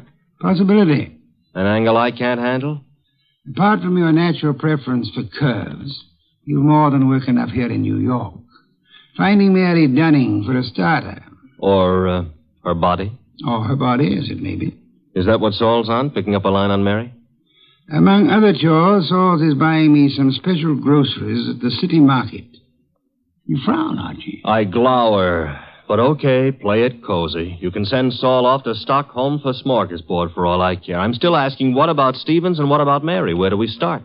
I'm expecting Laura Tolliver, the heiress, and the son of Jonas Dowd here within a few minutes. Jonas Dowd himself proved as difficult to pry from the office as... As you generally are from this one. Oh, good for old Jonas. Wait a minute, though. You said a son was coming. Would that be Peter Dowd? It would be. Could I trouble you to pass that second bottle of beer? It's your third. Stop auditing me, Archie. You reacted to the name of Peter Dowd. May I ask why? Kramer is ahead of you on that pitch. He's had Peter Dowd downtown already. And learned? Playboy, used to be in love with Laura Tolliver, now in line to take over Stevens' tidy $20,000 a year salary as executive director. To take over, phooey. Peter Dowd's no ecologist. He's got more important qualifications. His old man and Laura Tolliver are co-trustees under the Tolliver will, and the director can be anybody they name. Archie, you sound prejudiced against young Mr. Dowd. Yeah, that's what Kramer said. I'm just naturally suspicious of anybody who stood to pick up $20,000 a year, plus a whack at the $90,000 a year in house money, just by throwing 338 caliber slugs into Stevens. Particularly after getting rid of Mary Dunning to clear the way. The police still have no leads on Miss Dunning? A for effort, Z for results. Now, the way I see it, boss... Leg work now, Archie. Guess it's later.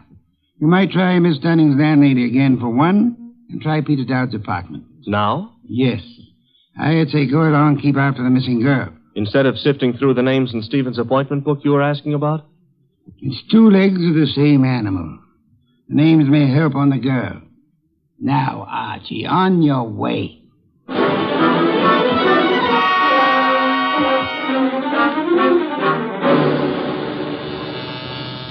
Come in. Mr. Wolfe? Yes, come in, Mr. Oliver, Mr. Dowd. Sit down. It's good of you both to come. Mr. Oliver, I'm profoundly sorry of your loss. You were to marry Mr. Stevens, as I understand it. Yes, 3 weeks from today. I was trying to warn poor Stevens just as the murderer came in. But he evidently knew his caller well enough to feel no alarm. The police told us that, Mr. Wolfe. We've just come from Inspector Kramer's office. I know, Mr. Dowd. Did you gather the inspector meant to see you again? Why should he? How could anyone think that Peter could have anything to do with this horrible business? I see that you have no doubts about Mr. Dowd here, Mr. Oliver. Easy, Laura. Yes, Mr. Wolfe, I gathered that Kramer was interested in me. He's got a man outside here watching us now. You're alert, Mr. Dowd, or... Oh, what? Or aware that Inspector Kramer may have grounds for keeping you under surveillance. Look, Mr. Wolfe, I didn't come here to be put through the jumps again. First Kramer and now you. I'm acting for the Tolliver Foundation, Mr. Dowd. I have been since your father retained me last night. Well, why jump on me, then? Young man at my age and weight, the chances of my jumping on anyone are about as likely as, as unlikely as to expect that you're not still in love with Miss Laura Tolliver here. Mr. Wolfe, we haven't admitted that we... Miss Tolliver, your concern a moment ago at the possibility that this young man might be charged with Stephen's murder. Now, wait a minute, Mr. Wolfe. Climb back on me if you want, but let Laura alone. If you're trying to I'm no longer trying, Mr. Dowd. You both confirmed the point for me. All right. I am still in love with Laura. And I think Laura's known ever since she accepted Stephen's ring that their engagement was a mistake. What are you going to make of that? Did Stevens know you hadn't given up on Laura? I told him twice. I even went down to the foundation just... Just when, Mr. Dowd? This morning while I was telephoning Stevens, for example? I haven't been near the foundation office for days. I've been out of town. Mr. Wolfe, you've no right to twist and turn everything Peter says. I do love him, but I... Laura. Well, that's the first time you've come right out with it since... I'm sorry, Peter. I've wanted to tell you 1,000 times. But, you kept going away on all those trips, and I never knew whether it was for some other girl or... Mr. Dowd, Miss Tolliver, could this tender exchange be postponed till you two find yourselves alone? Go ahead, Mr. Wolfe. Ask anything you want, as long as I know it's all right with Laura here. Roundly spoken, Mr. Dowd. May I ask about Mary? What's Mary Dunning got to do with this? I'm glad you're aware of the Mary I meant. Well, I've met her at the foundation, of course. We've all heard she's missing. You couldn't suggest where she might be. How would Peter know? Let's return to Mr. Stevens. Can either of you explain his 3 days' absence from the city? I've been out of town myself. Miss Tolliver? He could have been inspecting any one of the research plants. He didn't tell me, if that's what you mean. Stevens said this morning he had been wanting to consult me. You can't suggest why? Well, no, I can't. About foundation business or personal business? .338 caliber bullets kept Mr. Stevens from making that clear, Miss Tolliver. Mr. Dowd's father is sending me over some material, but as yet it's not in my hands. Are you familiar with the personnel at the research stations? There aren't any more than 4 or 5 project managers. Halsey in Vermont, Schwartz down in Pennsylvania. Excuse me. Nero Wolfe? Archie, Yes, Archie. you can take it back about Mary Dunning. If she's a liar, she's just gone to a lot of trouble to make it look good. Dead? No, but knocked out with chloroform and stuffed in a closet in a man's apartment. And guess whose apartment? Spare me your charades, Archie. Peter Dowd's. That's where I'm calling from. Is he still with you? As it happens, yes. You better hang on to him. There's been another development. Inspector Kramer's got hold of a man named Schwartz. The Pennsylvania project manager. Right. Schwartz was at the foundation office this morning, and he says Peter Dowd was going in as he came out. When? Within minutes of your call to Stevens. Kramer's on his way to your place now to pick up young Dowd. Any instructions? I'd like more company. Well, the ball game is all wrapped up, isn't it? I'd still like more company. Right. Mary and Schwartz? If you can get them here. And Archie. Yes? Get them here.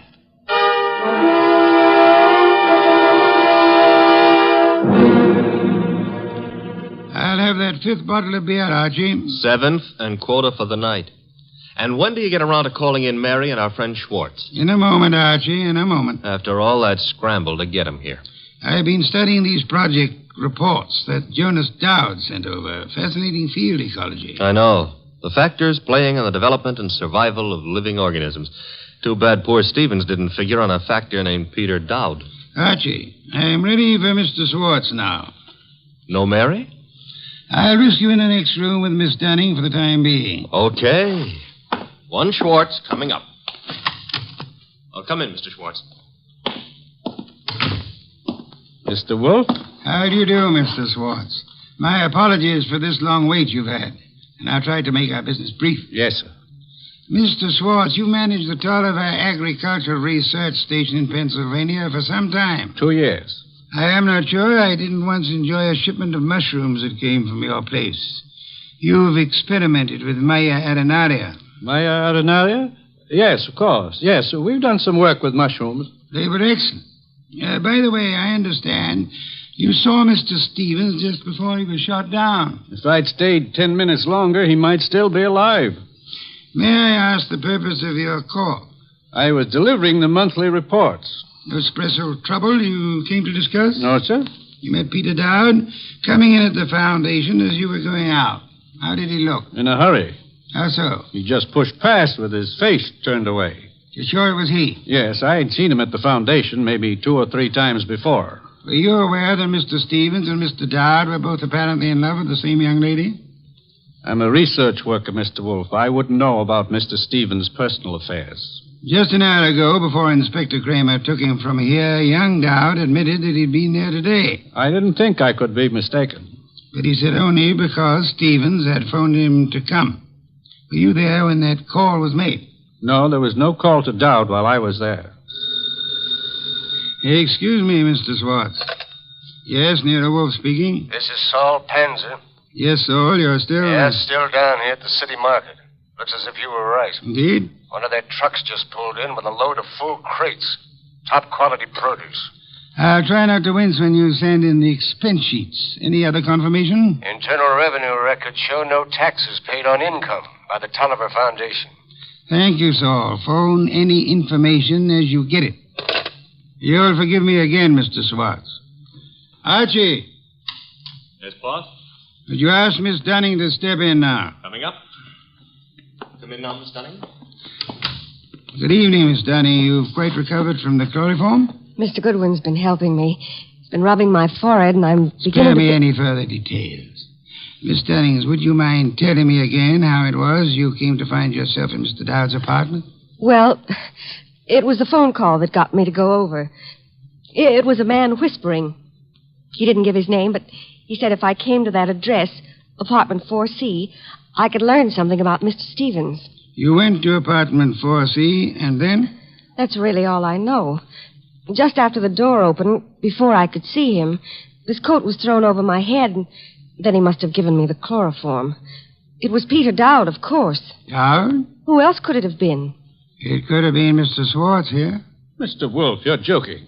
Am I, Schwartz? Joking or drunk? Why should I... For the ancient reason, Schwartz. Money. For the racket you had and wanted to keep. Racket? Mr. Schwartz was an... Schwartz is no more of an ecologist than Mr. Goodwin here. A moment ago, he accepted Mara arenaria as a mushroom. It happens to be a common clam. Common on nearly any beach. Rare in inland Pennsylvania. Stevens knew I didn't go in for all that Latin stuff. I could understand that you might be useful without it, Schwartz. But to get away from your station operations, you faked the scientific knowledge you never had. All right. Suppose I am more of a farmer than a fancy scientist. Our job at the research station's to raise vegetable crops, isn't it? As you worked it, Schwartz, of course. You turned the agricultural research project into a commercial farm. All expenses met from tax-free funds, and not a cent of return shown for the produce sold. So that's why Saul Panzer drew the rutabagus run. Stephen had the innocence of a specialist interested in his own field only. But even Stevens finally began to get onto those doctored reports of yours, Schwartz. And when was it the Internal Revenue men began asking questions? Look, Goodwin, is this fat guy out of his mind? You had to get rid of Stevens after the last inspection trip. Were you even counting on taking over his job after Peter Dowd was put away for Stevens' murder? Mary, if you'll just explain to this lunatic... Watch it, Archie, watch it. I've got his gun. Adroitly done, Archie. Wait a minute. This is a 32, and it was a 38 that did the murder. Mr. Wolfe, that's my bag. You can't... Take this pistol from it, I have, my dear. This extraordinary effort you put me to of actually leaving my chair to secure this weapon, we'll add that to the score against you. Mr. Wolfe, if you aren't too tucker to answer, that gun from Mary's bag. It's a 38. It may be the one used on Stevens. But Mary couldn't. She didn't. If ballistics tells us that this is the weapon, then Swartz must have passed it to her for safekeeping, till it could be planted in young Dowd's apartment or car or whatever. I didn't have anything to do with it. Miss Dunning, you had to do it more than you know. Do you realize that if Mr. Goodwin hadn't found you at the Dowd apartment when he did, that you might not be alive at this moment? You were the one person who knew Swartz's crime. Mary, don't listen to him. She's listening, Swartz. Miss Dunning, you thought the chloroform scheme was directed solely against Peter Dowd, and so you let Swartz talk you into it. Mr. Goodwin tells me the door of that closet was sealed with Scotch tape. I didn't know that. Schwartz actually tried... Your chloroform sleep was meant to turn into a permanent one, Miss Dunning. And I was trying to cover for him. All right, here it is. Schwartz planned it all. He did try the hit and run, and he did shoot Stevens. He's a liar. Mary, you've been juggling those books since... Say the details for Inspector Kramer, Swartz. There's guilt enough to be divided between you and guilt enough to burn you both.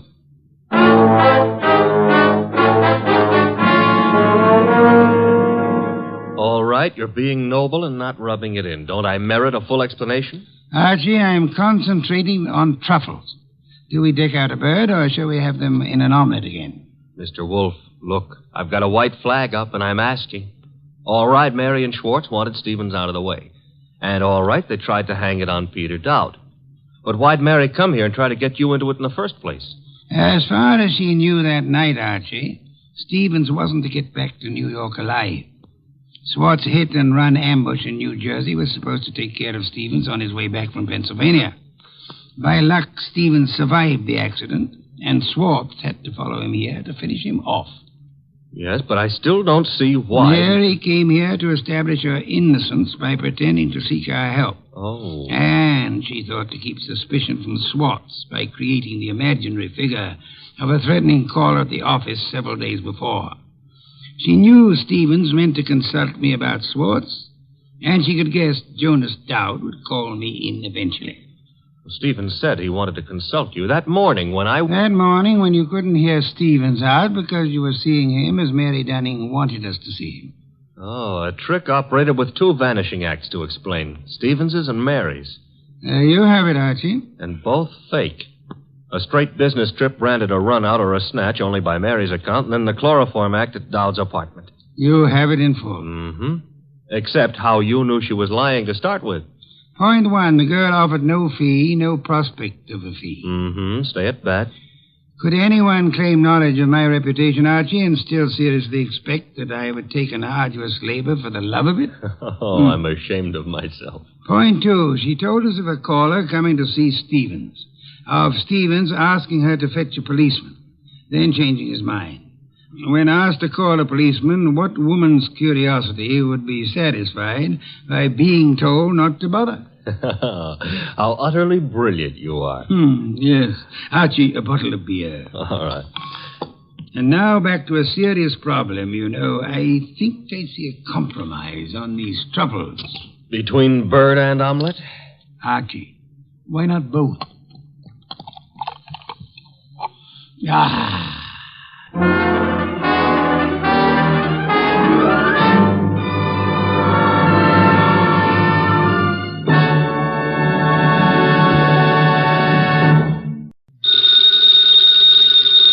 Ladies and gentlemen, that phone bell means adventure.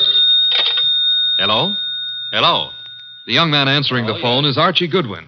And the mountain of a man engaged in deep thought in the oversized armchair is Nero Wolfe. What was that? Somebody's going to be murdered who has no manners? Well, what do you want Nero Wolfe to do? Teach him manners? Oh. Hold on. Mr. Wolfe. Yes, Archie? We've got a prospective client. In case someone she knows gets murdered, she'd like you to do something about it. Very well. However, advise her. Yes? Not to get murdered herself. I never take a corpse for a client. Greatest detective in the world.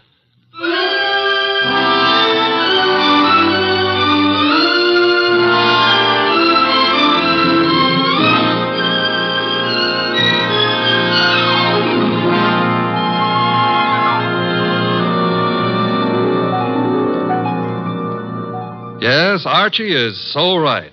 He is the greatest detective in the world, and the fattest, and the least energetic. He's Nero Wolfe, created by Rex Stout, and brought to you over this NBC network in a new series of adventures by Mr. Sidney Greenstreet.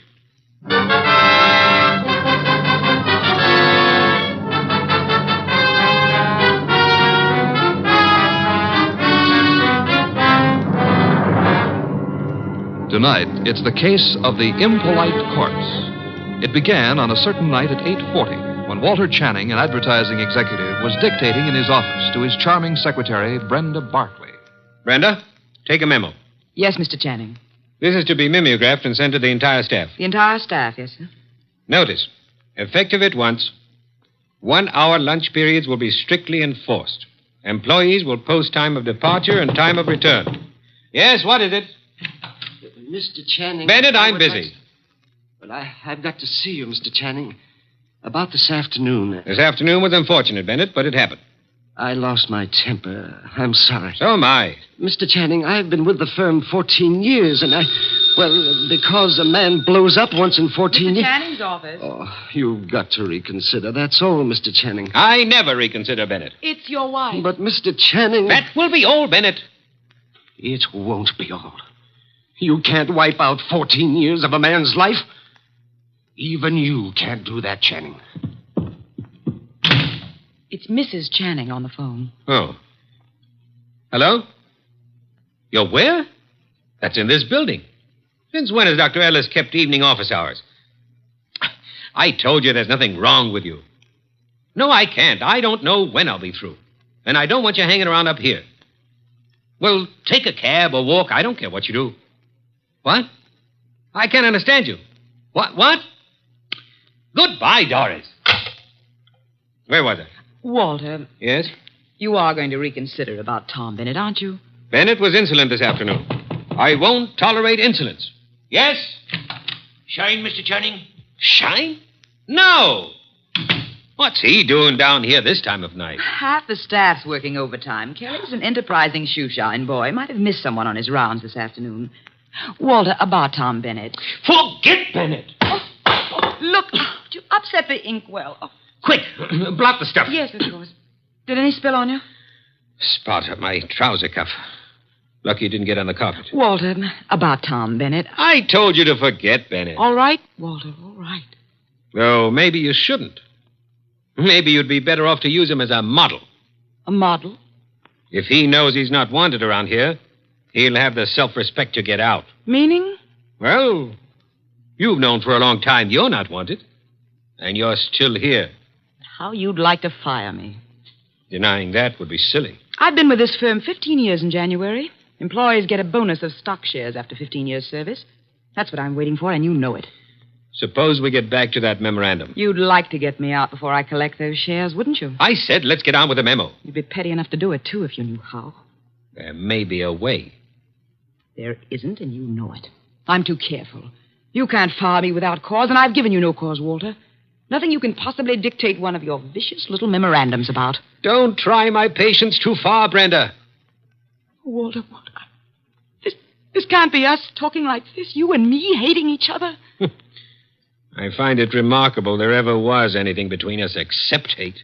Walter. I mean it. Look at you. You were flashy when I met you. You're getting flashier. That means cheaper, Brenda. Stop it. Too much lipstick? Too much rouge? Hair too bright? Dress too tight? You're trying too hard, Brenda. You're labeling yourself like a sound wagon. I wonder what it is that stops me from killing you. Cowardice, of course. Now, when you've stopped sniveling, we'll get on with the memorandum. You ready? Yes, I'm ready. Notice. In the interest of economy and efficiency, junior executives will confer in the conference room, not in private offices. Mid-afternoon coffee and personal phone calls and daily shoe shines will be eliminated.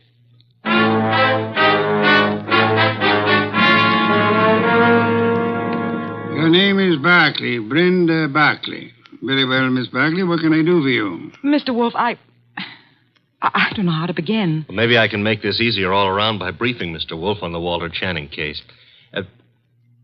Hey, that's funny. What? Violet eyes. I always thought they were something the poets made up. Archie. Huh?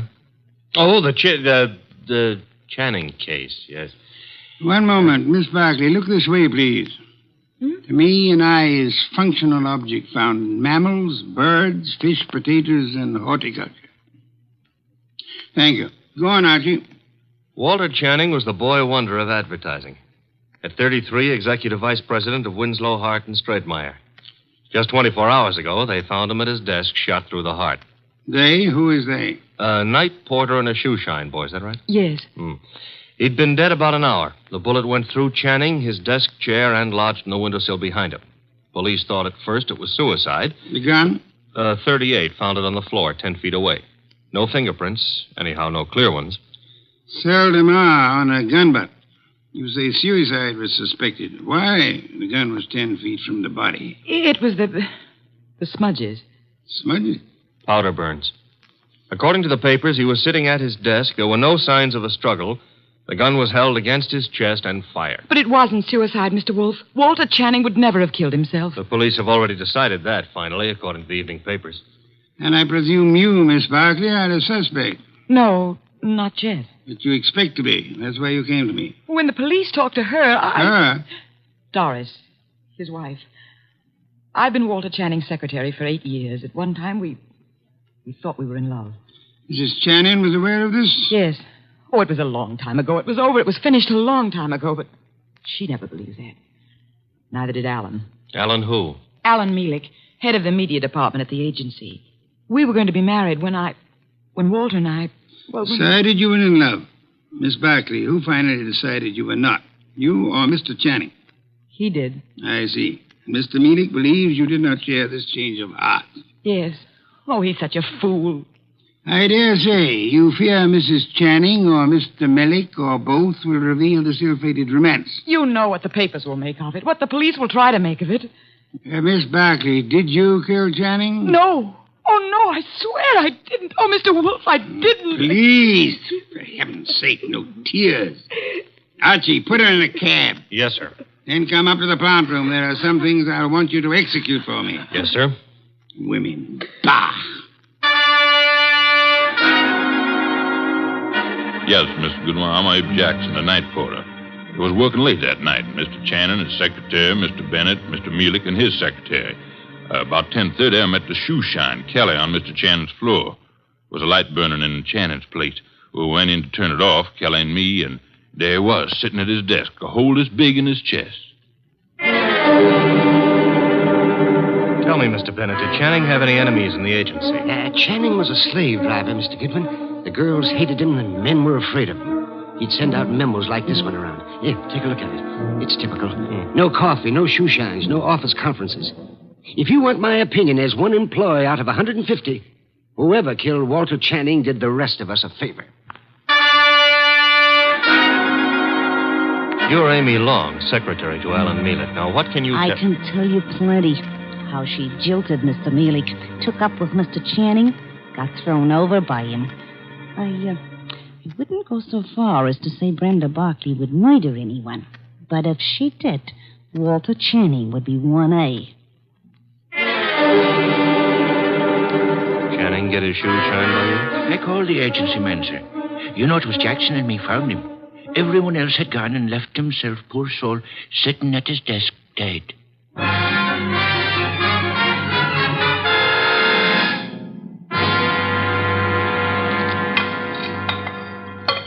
This specimen, a monogamous straight orchid, Beautiful, isn't it, Mrs. Channing? Mr. Millick? I could never quite like orchids. They have no smell, you know. It's pretty all right, but tulips are more in my line, Mr. Wolfe. Tulips, Mr. Millick? I had a stand of emperors this spring. Emperors, come in, Archie. Emperors, Mr. Millick? That's the name of a tulip, Mr. Wolfe. A peasant flower. I've heard of it, of course. Archie, Mrs. Channing, Mr. Millick, my assistant, Mr. Goodwin. Mr. Goodwin? I didn't know you had company. Mr. Wolfe asked us here to explain why Brenda Barkley is worried. And you have both agreed to respect her position. Brenda ought to know I'd never tell the police anything to get her into trouble. Phooey. Sir? He said phooey, Mr. Munich, meaning he doubts what you say and does not admit your right to say it. Archie, Mr. Millick, you say you would never intentionally inform on Miss Barkley. Certainly not. The tongue slips, sir. We would expect you to guard your... What? Do you think What I started to say. You asked us here because Brenda Barkley is your client. I despise Miss Barkley. Everyone knows that, and why. But I wouldn't stoop to implicating her in murder. You believe her innocent, then, Mrs. Channing? I believe she lacks the gumption to pull a trigger. Poison I wouldn't put past her at all. Mr. Millick, would you be kind enough to see me home? Of course, Mrs. Channing. Good day, Mr. Wolfe. Good day. And Mr. Goodwin. You have, I suppose, an exhaustive report from me, Archie? 7 pages of notes. Save them and get me a bottle of beer. You're in a rosy mood. What happened? I said I would like a bottle of beer. No, you wouldn't. Archie, you better... Don't puff up about it. Those vest buttons won't stand the strain. I can't get you a bottle of beer. Why not? You ordered me to hold you to 4 a day. I rescind the order. You also ordered me not to let you rescind the order. What's the matter with you, anyhow? I have had to entertain 2 very dull people too long. Both those dull people are prime suspects. Mrs. Channing is a woman scorned. Mielik lost his girl to the guy who was killed. I can't blame her for throwing him over. Archie, the man grows tulips. What? Tulips. Well, give me a report. I checked the agency, everybody who was working down there the night of the murder. Also, I dropped in on Inspector Kramer at homicide. Also, I visited the morgue. Why the morgue? Because if I hadn't, you'd have said, why not the morgue? Go on. I drew a blank there. Kramer let me look at the clothes Channing was wearing. There was an ink stain on the left trouser cuff. An ink stain? And a hole through his shirt front with plenty of powder smudge like the paper said. He was shot with a .38 at point-blank range, sitting down. An impolite corpse. What? Discourteous. He didn't rise to meet his murderer. That is most significant, Archie. I know. I've got a theory about this case. No theories, facts, if you please. But look, Channing owned a .38. That's a fact. It's disappeared. That's another fact. The murder gun was a .38 with the numbers filed off, and it could be Channing's own gun. Thereby proving what, Archie? That his wife had access to it. Your theory involves Mrs. Channing, then? And Mielik. She decides her husband is less trouble to her, dead than alive. A regrettable tendency of wives. Have you noticed? And she sells Mielik on the idea. Now, that wouldn't be hard. They figure to make it look like suicide, but Mielik loses his head and runs, drops the gun on his way out, and... Oh, you don't buy it. Enough of theories. The facts, Archie. Out of your notebook.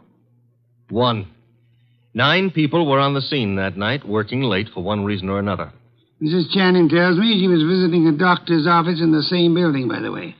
2, every one of those people hated Channing. 3, here's a sample of why he wasn't popular. Memorandum. Dictated the night he was killed. The staff got it the next morning. A whip cracker, Mr. Channing.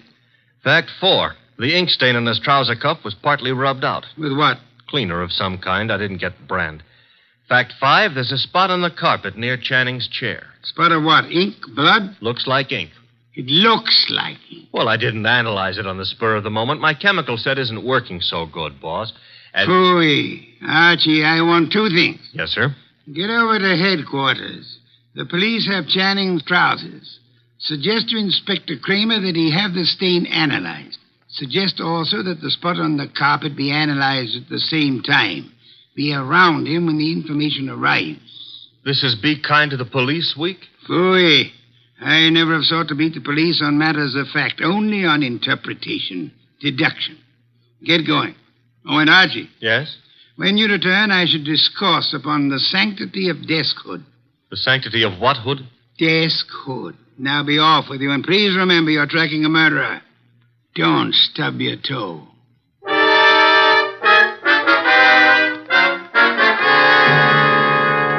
Goodwin, the thing on the carpet was a dye of some kind. Dye, huh? Mm-hmm. How long will it take the lab to give you the analysis on it, Inspector? Oh, not very long. I've got the report on what was used on the trouser cuff right now, though. And? They found traces of carbon tetrachloride. Wait a minute. This goes in the notebook. Okay, carbon tetrachloride. And something else. Goodwin, what's Wolfe after? Interpretations was what he said, Inspector. You object? No. Maybe I'll get an interpretation, too. The something else was perchlorethylene. Perchloreth... Why, Inspector, such language.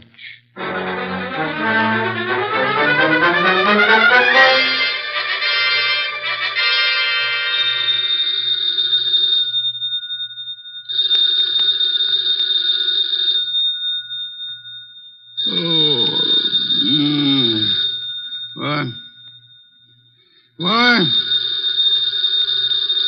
Archie. The phone. Oh, not back yet. Hello. Mr. Wolfe? Yes? This is Brenda Barkley. Oh, Mr. Wolfe. What is it, Miss Barkley? You've got to come to Mr. Channing's office right away, Mr. Wolfe. Mr. Goodwin has been to your office. Everything I need to know. You've got to come, Mr. Wolfe. Nonsense. I don't go out. My digestion disapproves of it. I disapprove of it. But Mr. Goodwin, he's in danger. What's that? Terrible danger. He needs you here at once. Archie, in danger? Let me talk to him. Please come. Hurry. What's happened? Hello. Sparkly. Fritz, get out of the car. Bring me my wool muffler and worsted vest. See if you can find my galoshes. Confound it, I've got to go out.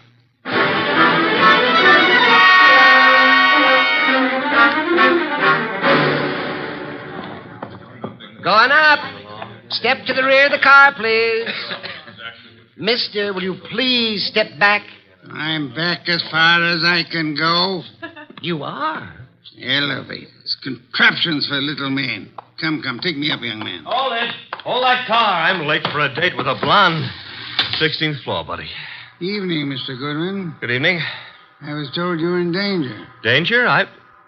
Mr. Wolfe, what are you doing out down here? Sparkley's idea. About me being in danger? Obviously, she was lying. I suspected at the time. But I fell in with her suggestion. I'm anxious to end the case. My presence here is needed. Don't understand why she'd do such a thing. And why is your presence needed? 16th floor. It's a matter of, perspective. Brenda's got a very nice perspective. She'll be around here someplace. The agency's got this whole floor. Her office? Down this corridor, next to Channing's. Well, Kramer came through on those reports from the lab. That smudge on the carpet wasn't ink. It was a dye. Powdered aniline. Brenda! Oh, Mr. Wolfe, thank heavens you're here. Hey, I'm here, too. The police, they questioned me again this afternoon. I'm so frightened, Mr. Wolfe. You've got to find the murderer before they... Baby, take it easy. Well, hello, Archie. Hello. What's the idea of trying to pull a fast one on Mr. Wolfe? Well, I just had to see him. Please understand. Is this Channing's office? Yes. You told him I was in danger. At last, the place to sit down. Well, I had to tell him something to get him down here. He's not happy. You comfortable there, sir? Miss Barkley, come here. Mr. Wolfe, I can explain. I thought if you were here, where it happened, I mean, if you could see for yourself, then you'd Young woman, there are many things I'd like to say to you. Oh, now, wait a minute. She was scared, boss. However, I am too short of breath to do them justice. Archie. Yes? Round up everyone concerned with this case. Right now? Including Mrs. Channing. Get them in here. Yes, sir. You help him, Miss Barkley, and close that window. Yes, Mr. Wolfe. Fresh air. I've had enough today, thanks to you, to last me a lifetime. If after all that exposure, I live a lifetime.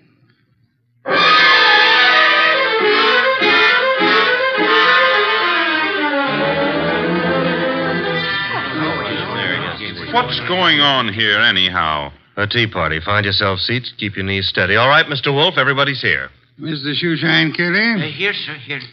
It was you who found the body. Him and me, Mr. Wolfe. I'm Abe Jackson, the night man. You gentlemen can help us if you will. Oh, to be sure, Mr. Wolfe. I'd like to know the exact position of the body when you found it. Well, he was setting up. That's it, sir. Sitting up straight as you please.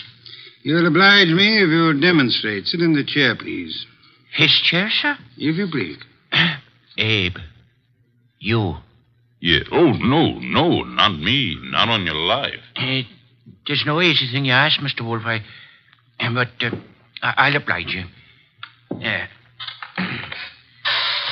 So, it was like this, I'd say. You agree, Mr. Jackson? A little more to the right, maybe. Yeah, that's the way it was. Archie. Yes, sir? Help me with a brief recapitulation. Well, so far as we know, Channing made no outcry. Therefore, he could not have been startled by the appearance of the killer. There were powder burns on the body. Therefore, the gun was against Channing when it was fired. His own hand couldn't have held it closer. Nobody heard the shot, probably because this office is soundproofed. The gun that killed him was lying on the floor 10 feet from the desk. In the direction of flight through that door. Go on, Archie.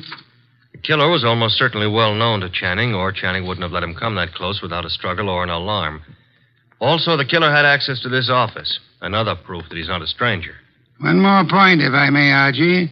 The killer, he or she, is present here now. Here in the room. Quiet, everyone. We come now to the point I mentioned to you last night, Archie. The point I call the sanctity of deskhood. Sanctity of what? Deskhood, Mrs. Channing. Explain, Archie. Still figure it's so important? Absolutely essential. Well, I wrote it here somewhere. Oh. Deskhood refers to that area behind a desk where a man earns his livelihood, makes his career, builds his reputation. You mean here? Where I'm sitting? So long as a man sits at his desk, he enjoys a curious area of privacy. He is remarkably safe from intrusion. That's it, Mr. Wolfe. The sanctity of deskhood. Think about it a moment. You'll see what I mean. Nonsense. I've gone around that desk hundreds of times. I'm sure she has. Many more hundreds. If you mean what I think you mean, Mrs. Channing, you... Please, ladies. Mrs. Channing, when you approached your husband at his desk, what did he do? What did he... Why, he stood up and... He stood up. Sparkley, you agree? Well, yes, he'd have to stand up. At least he always did. But for his murderer, he did not. Archie, resume from your notes, please. Well, whoever killed Walter Channing went around the desk without Channing rising, held a gun to his chest, and pulled the trigger. Excuse me. If you will go behind the desk and stand facing Mr. Kelly, Archie.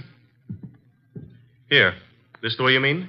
You know the angle of the body wound to the hole in the chair? There wasn't any angle. One was in a straight line with the other. From where you stand now in front of Mr. Kelly, if you wish to inflict an identical wound upon him, could you do it? Not from where I stand. I'd have to kneel. You'd have to kneel.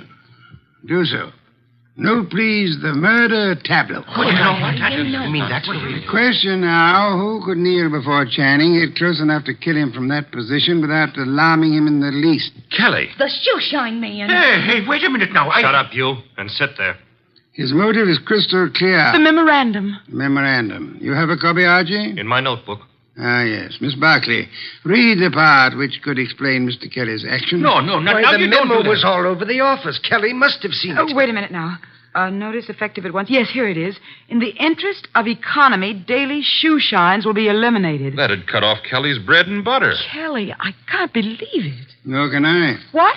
It's obvious Kelly murdered Walter Channing. Mr. Wolfe, now listen, I did nothing of the But kind. the obvious can be too obvious. Meaning what exactly? Archie, Yes, sir? brief these people on the ink-stained trousers. Channing spilled ink on his trouser cuff the night he was murdered. Somebody tried to clean the spot off. With what? According to the police analysis, carbon tetrachloride and perchloroethylene showed up. Both non-inflammable ingredients used in many commercial cleaners. Exactly what are you getting at, Mr. Wolfe? One moment, Mrs. Channing. Mr. Goodwin also has an analysis of the spot on the carpet behind the desk. Archie? A powder form of dye, aniline dye. Used in what, perhaps? Well, the lab suggested a shoe dressing. I got no powder dye. I swear I ain't, Mr. Wolfe. I'm sure you haven't, Mr. Kelly. You'll find this particular type of dressing is used on women's shoes, suede shoes, usually. I don't understand. Wait a minute. Yes, Archie? If a woman... Now, suppose a woman knelt in front of Channing to clean that ink spot off his trouser cuff. That smudge could have rubbed off the tip of her shoe onto the carpet. Exactly. I believe you'll find a typewriter cleaner contains tetrachloride and perchlorethylene. Something else just occurred to me. That memo was sent around the morning after Channing was killed. I never thought of that. True, Archie. And for only one purpose, to point suspicion at Kelly. But when the police didn't take the hint... Go on, Archie. What then? Somebody else was brought down here who would. Comes around to 3 questions, doesn't it? Who knew about the memo? Who had access to Channing's file where he kept his gun?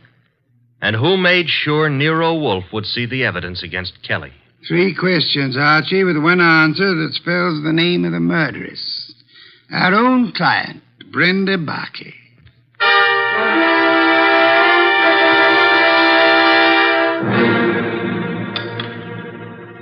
Steak, Archie, marinated. You like it? I'm not hungry. Indeed, I suggest a tonic. That reminds me. I had a call. You had? Doris Channing. She had some idea about my explaining things to her. She found my explanation insufficient? No, but she felt it lacked the personal touch. Phooey. Hand me a can of beer. However, you do have the evening off. Yes, sir. Keep out of trouble. Doris Channing is a blonde. Let us try to keep out of trouble. In the company of a blonde who wants to. Good night, sir. Good night, Archie. Good night.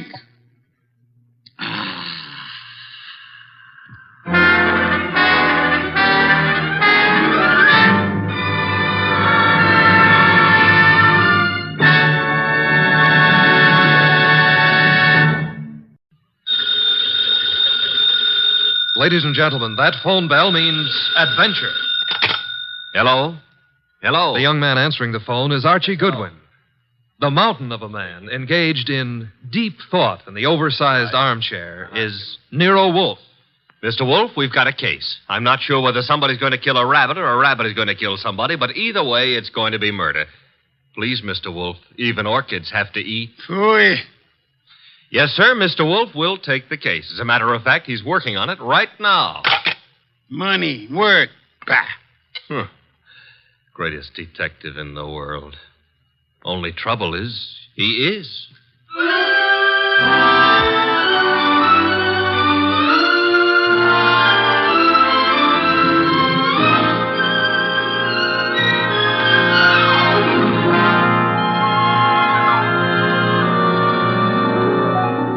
Yes, ladies and gentlemen, Archie is right.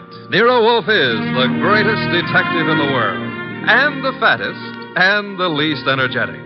Nero Wolfe, created by Rex Stout, and brought to you over this NBC network in a new series of adventures by Mr. Sidney Greenstreet.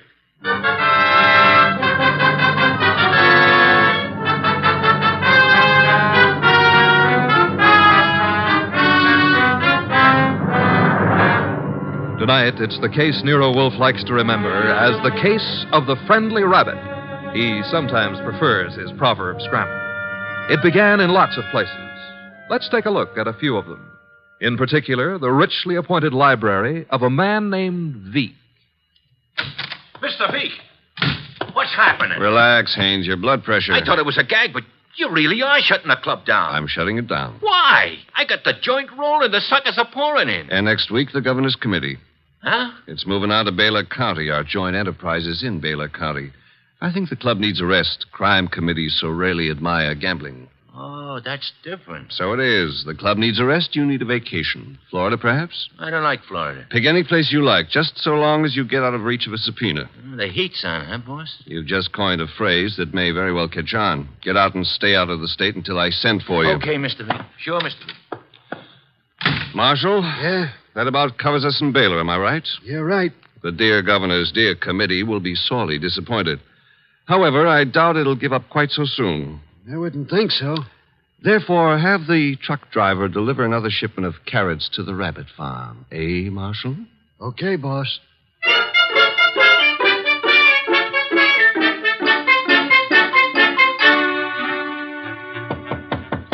Come in, Williams.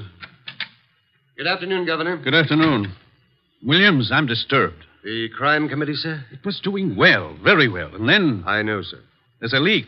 Someone is passing on confidential information. Who? That's the problem. Who? Started 3 weeks ago. A 3-man committee, Wilson, McCarthy, Tolliver. One of them, Williams? I'd stake my life, sir, no. Then who? You've forgotten Collier, committee secretary. You have reason to suspect him? No, nothing that means anything. Except... You do suspect him? Well, he's been watched, telephone calls checked, mail. I have no reason to suspect him. Except that one thing bothers me. What's that? He has a small farm in Greendale County. He rarely went near the place in all the time he's been up here at the Capitol. But that suddenly changed. 3 weeks ago? Yes, sir. He's been staying at the farm for 3 weeks. Is there anything unusual about that farm? Nothing unusual. Except Jimmy Collier has gone in for raising rabbits.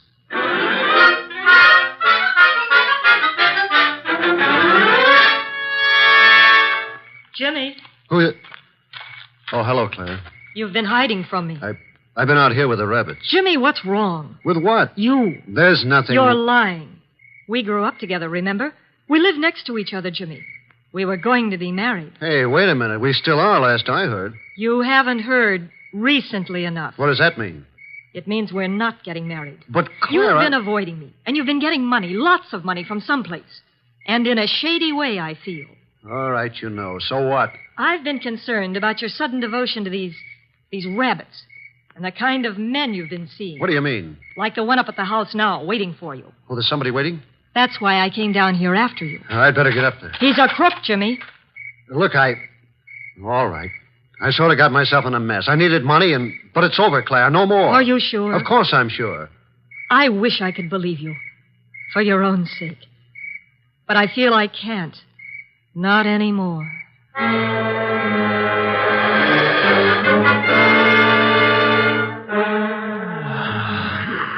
Archie.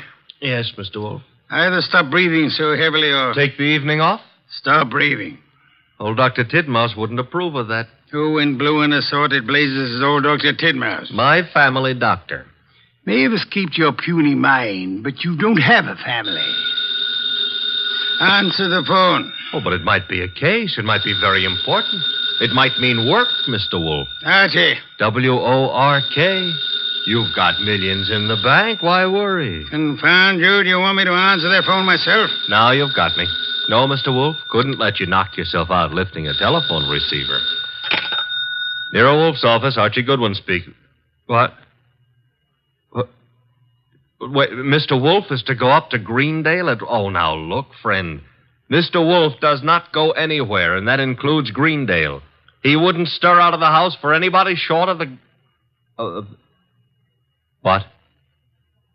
I see. Yes, sir, in an hour. Goodbye.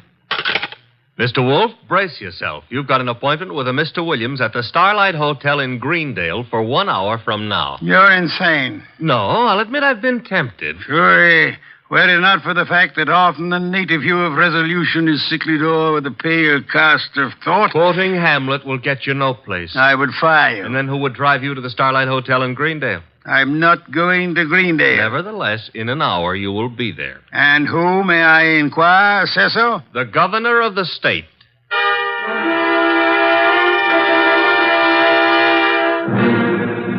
Is that all, Mr. Williams? That, Mr. Wolfe, is all anyone knows about the situation. Except the guilty man, of course. An admirably clear summary, Mr. Williams. Obviously, our meeting here at the hotel was necessary. I couldn't be seen entering your house, nor would it have been advisable for you to visit the governor. I can appreciate that. You're quite sure I need pay no attention to anyone on the committee except James Collier? Quite sure. Police surveillance of Collier is deemed unwise. He has suddenly taken interest in rabbits, but although keeping them may perhaps be considered suspicious, it is hardly in itself of value. You have no other evidence against Collier? I know we're clutching at straws, Mr. Wolfe, but there is a leak and work is being nullified. Something must be done. Hence the governor's call for you. Very well, sir. I shall attempt to be more than a man clutching at a straw. I said attempt. Archie, unpack. We shall stay at Greendale near Collier and his rabbits.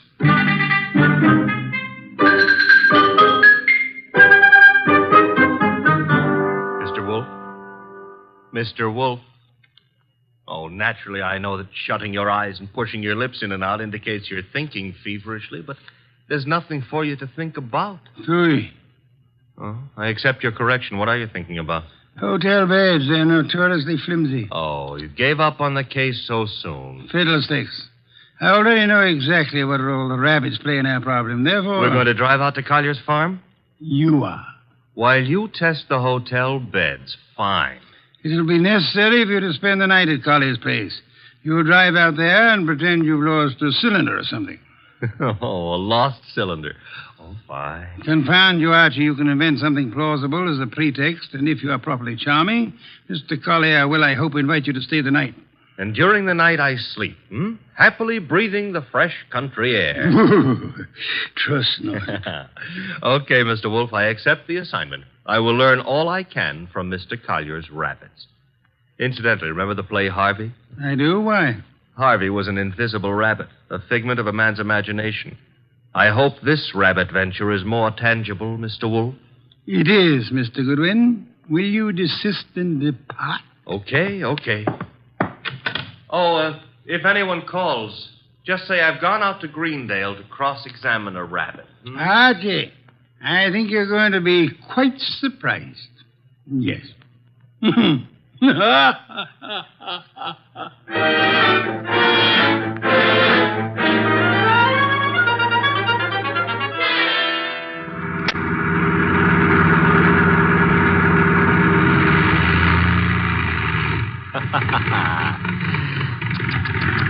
Running out of gas, and me such a big boy.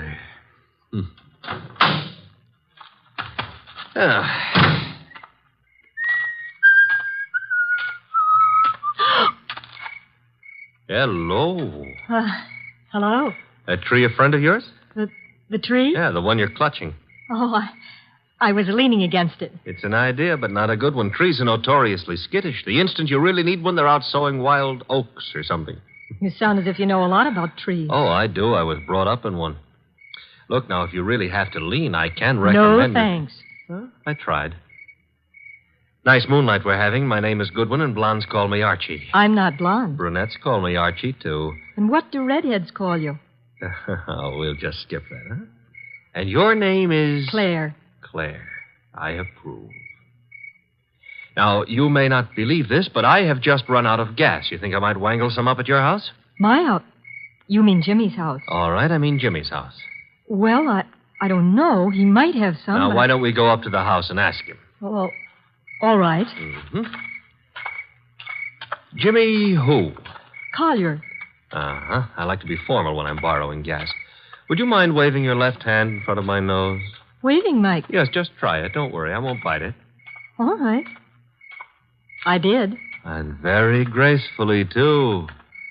No ring on the third finger. You're not Mrs. Collier. There isn't any Mrs. Collier. Are you applying for the position? Mr. Goodwin, Now, remember what I confided in you about brunettes. All right. Archie, you're a little rapid. Maybe. But I always remember what old Dr. Titmouse said. What did he say? Gather ye rosebuds while ye may. Old time is still a-flying. Robert Herrick wrote that. He did? Dr. Titmouse is a liar. How much farther is this house? Well, it's just beyond those trees. What? There was something ran across the path. It brushed my legs. It frightened me so. Must have been a rabbit. I guess it was. Oh, I'm sorry. That was silly of me. Oh. Don't worry about it. Also, you will have noticed how much more satisfactory I am than a tree. For clutching at it, moments of stress, I mean. Archie. Mm-hmm. But you'd better let go now. What And we'll get on to the house. See, I don't need a haircut, and you're not the right type for Delilah anyway. You mean something by that. Something nasty. Well, that depends. What I meant is you've already signaled whoever you're supposed to signal. Nothing frightened you back there. Why? That scream had a lot of carrying power. Oh, that's the house, huh? Looks peaceful enough. Archie, Who were you supposed to warn if anyone came up the path to the house? Well, no one. Something did frighten me. Honey, I've been lied to by experts, and you're not one. Oh. Think I ought to knock? No, we don't think I ought to knock. Dark inside. Except for a handful of moonlight filtering in through the windows. Kind of early for Collier to turn in, isn't it? I wouldn't know. Let's go find out. Now, relax. Grandpa's making with the chimes. Time is... 10 o'clock. Oh, it's getting late. Come on. This would be the living room. Filled with early American furniture. The early Americans would be pleased. Nothing here. What's that door lead to? I don't know. Or won't tell? Smaller room. Dark as...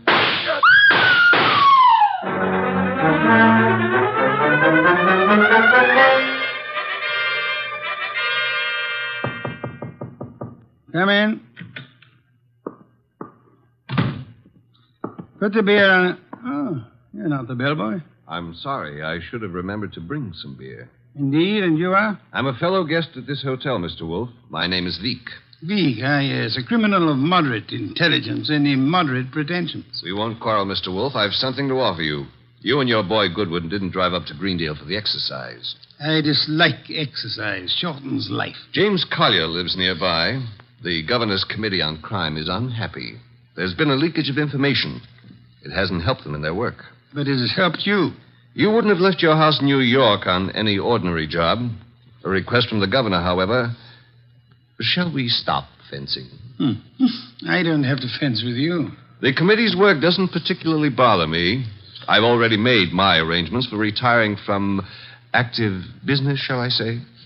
However, I don't want you messing around in the meantime. Indeed.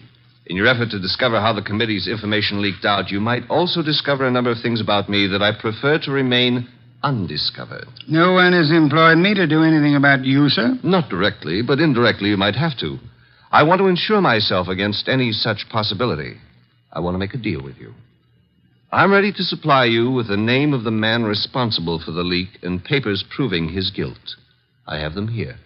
In return for which you expect? A quick conclusion to your activities and your return to New York, leaving my name out of your reports. I'm neither a public official nor a philanthropist. I should do nothing about you unless it becomes necessary. You may remove your hand from your pocket. You wouldn't dare shoot me. Now then, the name of the man. James Collier. Proof of his guilt? These. A series of reports on the committee's meetings in Collier's handwriting. Thank you. Good night, sir. Good night. And I hope for your sake that we do not meet again. Phew. Archie, answer the... Oh. Hello? Mr. Wolfe? Yes, Archie. I'm at the Collier place. Since it takes only 10 minutes to get there, may I congratulate you on your speed? I've been at the Collier place for nearly an hour. Doing what? Oh, meeting Claire for one thing, discussing rosebuds. Your delay has been explained. Good night. And for another, I was being around when someone got murdered. Ah, you laid hands on the murderer? No, the room was dark. By the time I got Claire untangled from me and started looking for somebody with a gun, he'd left. I see. And the dead man, of course, is James Collier. No, sorry. Found it had to be. Who was he? Total stranger. Archie. I'm not being difficult. There was no identification on him. Strange. A description. Early 30s, height maybe 5'10", weight around 175 pounds. Blonde hair, blue eyes, a very natty dresser. Suit custom tailored with a built-in shoulder holster. Don Juan shirts. Manicured but very dirty fingernails. And he... Uh-oh. Company. The police? Mm-hmm. Very well, you tell them whatever you think proper, without mentioning the governor's committee, of course. You'll then bid them farewell and come to the hotel. Can't I say goodbye to Claire, too? You cannot. Confound you, Archie. Do you think I want to wait up all night?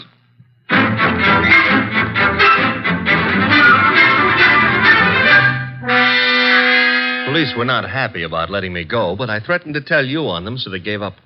You have told me the entire story of what occurred at the Collier farm, Archie? Mm-hmm. All details. If you like, I wouldn't mind repeating the parts about Claire. Phooey. You may call it phooey, I call it love. By the way, did you know that it was Robert Herrick who wrote that book? Confound you, be quiet. Okay, push your lips around, but you've missed something. I have? Mm-hmm. The burning question of the day. The night, rather. Which is? Where is James Collier? Ah. Stopped buying. The cops want him on suspicion of murder. The way it shapes up, he shot our unknown pal and then headed for the nearest border. Nonsense. Mean he didn't shoot our unknown pal? I mean, Collier's whereabouts are not a mystery. You know where he is? I know where he is. I don't believe it. You couldn't know. You haven't been out of the hotel. You haven't had any calls. Archie, I use my intelligence. If you had used yours instead of holding the girl... I still wouldn't know where Collier is. Never mind. I'm impressed. What do I do now? You get Mr. Veek on the phone. Huh? He's staying here at the hotel. Oh, old home week. Operator. Mr. Veek, please.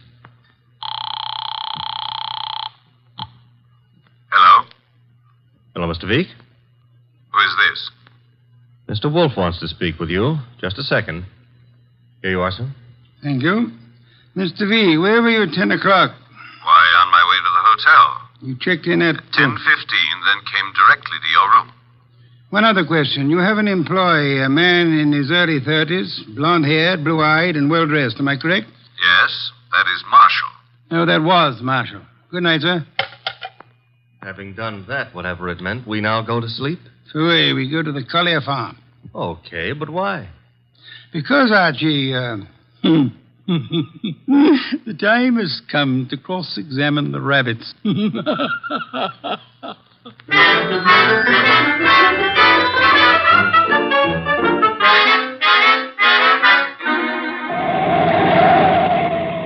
Confound you, Archie. You're not driving a truck. Be careful. Truck drivers are careful. Also, they're courteous. Indeed. Furthermore, they will always stop to help a motorist in time of trouble. Archie, are you training to become a truck driver, or have you fallen in love with a truck driver's daughter? Her name is Susie, a hair the color of wheat fields at high noon. Never mind, turning purple. I'm about to change the subject. Boss, I have a theory. Stick to truck drivers. As follows. Our boy Collier, who'd been selling information to Veek, had a change of heart and decided to turn ethical. But Veek's man, Marshall, at Veek's orders, tried to apply pressure, so Collier shot him and headed for Canada. And the girl's roll? Was to brighten my life. Oh, you mean about her playing sentry? Well, she's in Veek's employ, too. Phooey.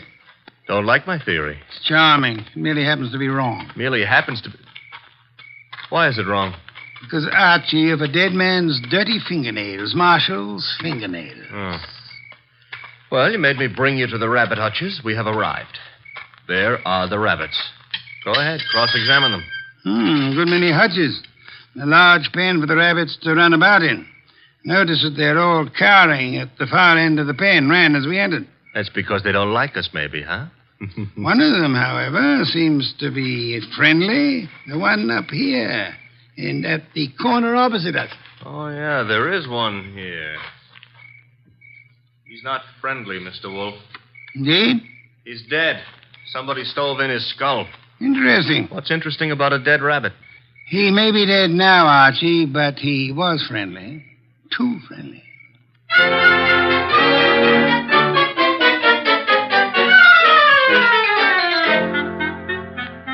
Claire, this is Mr. Wolfe. Mr. Wolfe, this is Claire. Claire, I'm Archie. A chair, Archie. A chair. Try this one. Be gentle with it. If you break it, all the early Americans will hate you. It'll serve. Steady. Oh. Well, now then. Mr. Wolfe, I'm dreadfully tired. The police have... Are idiots. What? For example, do they know that you were posted as sentry outside this house in order to warn James Collier of any intrusion? Well, they don't... I wasn't. Do they know that James Collier and the dead man Marshall were quarreling? No. Do they know that James Collier had armed himself in preparation for this meeting with the gunman? That isn't true. It is true. I don't have to say anything. You've already said more than enough with your actions, my dear. What do you mean? According to Archie's report, and Archie is always meticulously accurate, when you and he opened the door of the room in which the murder took place, you screamed at the shots. Well, of course. Any girl would scream with... Then you clung to Archie with sufficient force and for sufficient length of time to prevent him from chasing the murderer. Why? Because you had seen and recognized the murderer as the man you loved. It was too dark to see anything. True. Therefore, you didn't have to see the man. You thought you already knew who the killer had to be. That's a lie. You're shielding James Collier, aren't you? I'll never admit any of it. Never. May not be necessary. Archie, Yes, Mr. Wolfe? Get hold of that policeman outside and remember what happened to one particular rabbit. Well, look around for freshly dug earth.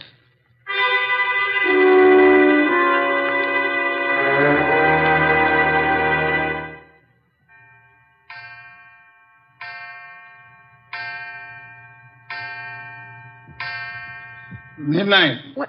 What are we waiting for? A return? Archie's? No, it'll take him longer. Well, then whose? Mr. Veek's, of course, complete with revolver. Come in, Mr. Veek. It couldn't have been easier. No one outside, only the two of you here. I warned you, Wolfe. Fiddlesticks, you merely tried to use me as a prop for an alibi and a rationalization for a motive. I don't understand. Mr. Wolfe does. Indeed, I do. Did you really think me fool enough to believe your proposal, Mr. Veek? It was plausible. It was nonsense. You pretended you were handing James Collier, plus the proofs of his guilt, over to me in an effort to keep yourself out of the picture. But your proposition was silly. No matter how much I might have wanted to help you, I would have been powerless once James Collier went before a jury. You're too intelligent not to know that. That couldn't have given you enough to go on. It didn't. You yourself gave me more. I did. When you came to my room, you told me you knew Mr. Goodwin and I had come to Greendale, checked in at the hotel. I did. However, when I phoned you later and asked for an account of your movements between 10 and 10:30, you replied that you had driven to the hotel, signed in, and came directly to my room. Obviously, you already knew of my presence in the hotel. How? Only one way you could have known. You had seen Archie at some time prior to the time you checked in at the hotel, and the only place where Archie was here, at the farm. Yes, which told me Mr. Veek had been here at the time of Marshall's death. What was Veek doing here? Only one thing. Murder. Then he killed the gunman. No other possibility. But, Jimmy, I thought he did it. James Collier couldn't have killed Marshall because at the time he was killed, James Collier was already dead. Archie! What's this? Leave it, Cubby. Let's play. Undrop that gun first. My arm! That's nice and cooperative, so...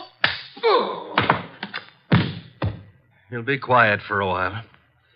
A cop is back in the rabbit pen, Mr. Wolfe, guarding Collier's grave. Grave, Archie? Yeah, with James Collier in it. Oh, poor Jimmy. Veek knew the expose was coming. He had to shut Collier up. So he had his gunman, Marshall, kill Collier and bury him in the rabbit run back of the hutches. You spotted that, boss, because of... A dead rabbit. The others scuttled away from the man who bore James Collier's body to that lonely spot. But one rabbit overcame his fear. He was too friendly. And got killed for it. There was that and the dirty fingernails of Marshall, the gunman who killed and buried James Collier. Your description indicated extreme neatness. The dirty fingernails were a wrong note. Yeah, indicated he'd been digging. So we know now, don't we? Veek killed his own trigger man to frame a dead man for it. Collier would be thought guilty. He'd be hunted among the living. And all the while... Oh, I'm sorry, Claire. It's all right, Archie. I didn't love Jimmy. That was all washed up. Mr. Wolfe, I understand everything, except why did Jimmy suddenly start staying at the farm with the rabbits? He knew he'd be watched. He couldn't risk conveying his information by telephone or the mails. Nor could he be seen holding conversation with men who might be traced to Veek. But who would suspect a truck driver delivering carrots for the rabbits as being the go-between for Jimmy Collier and Veek? Nero Wolfe. Which is why I hope there's an adequate bed in this house for Mr. Wolfe. I'm sure I'll be able to find one. Splendid, Archie. You will have the police remove Mr. Veek, and then... And then maybe Claire would like to go gathering rosebuds, huh? By moonlight? I would like to. Phooey. I shall go up to bed now. I've seen the moonlight more times than I care to remember. However, while you and Miss Claire stroll through the moonlight, Archie... Yeah? You might remember that rosebuds have thorns.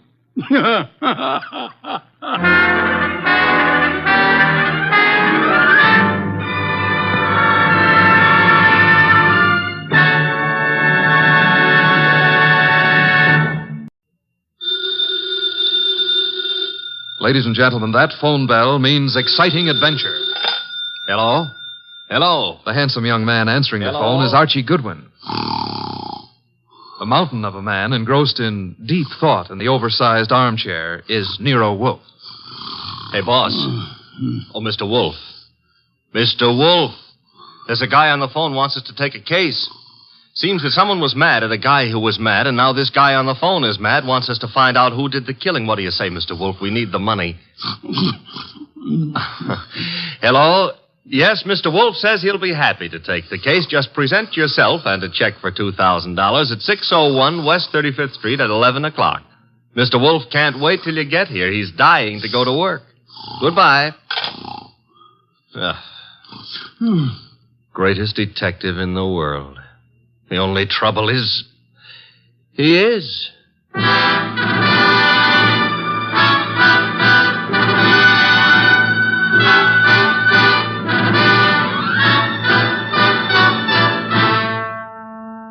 Yes, listeners, Archie is so right. He is the greatest detective in the world, and the fattest, and the least energetic. He's Nero Wolfe, created by Rex Stout, and brought to you over this NBC network in a new series of adventures by Mr. Sidney Greenstreet.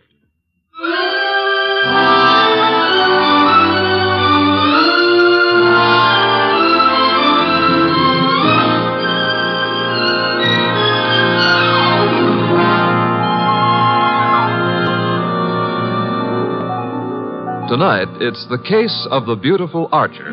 That's a good title. And it was a good case, too. It began in the consulting room of Dr. Raynard Townley of the Townley Sanitarium, skipping a jump north of Nyack, New York, when a very lovely young lovely glared across the desk at the good doctor. Shall we pretend you don't know who I am, Dr. Townley? How could we possibly do that, my dear Diana Lawrence? 23 years old, daughter of one of our better-known sculptors, Michael Lawrence. You were born in Johannesburg, educated in London and Paris, and live at present 100 yards from here in your father's cottage on Berry Hill Lane. How's that? It's intended to be staggering, isn't it? You take no cream or sugar in your coffee, were winner of the Women's National Archery Tournament for 1947, and have an exceedingly high temper. Let's stop the nonsense. You have an inpatient here named Willard Garth. Well, Willard Garth happens to be my fiancé. Yes, he has mentioned the fact during his analysis. And, well, has he by any chance mentioned his reasons for suddenly refusing to see me during the past 5 weeks? He didn't have to, Miss Lawrence. Well, what do you mean? I mean that I recommended he give you up as a bad job. What? Yeah, well, I suppose you had some purpose in saying what you did. Of course. I'm the boy's doctor. You think you're in love with Willard Garth, I know, but actually, you're infatuated with the Garth millions. You take a lot on yourself, don't you, Doctor? I consider it important to relieve Willard of all painful external pressure. You've done well for Willard, Dr. Townley, relieving him of me. I think so.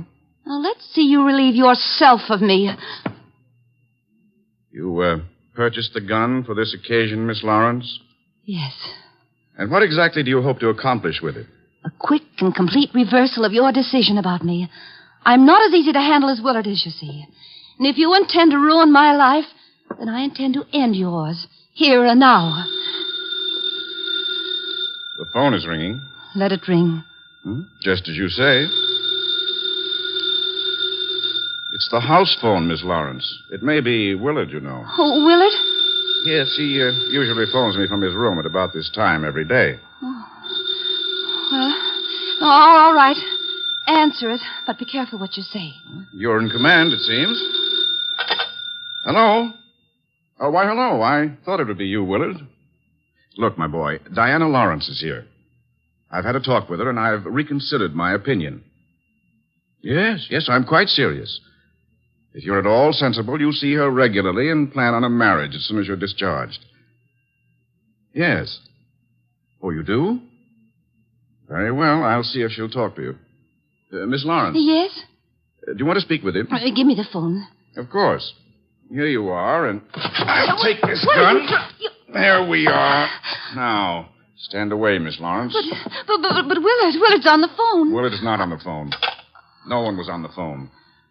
The ring came from the push-button bell under my desk here. Oh. Sometimes I find it convenient to interrupt my consultations with a phone call. Oh, you smug, deceitful, self-sufficient... Murder is a vexatious business.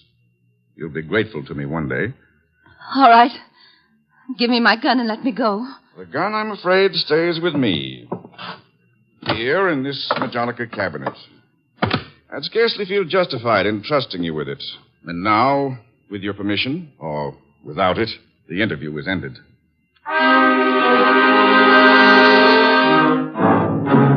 Later that day, the phone in the Lawrence house on Berry Hill Lane began to jingle. And this time it was no phony.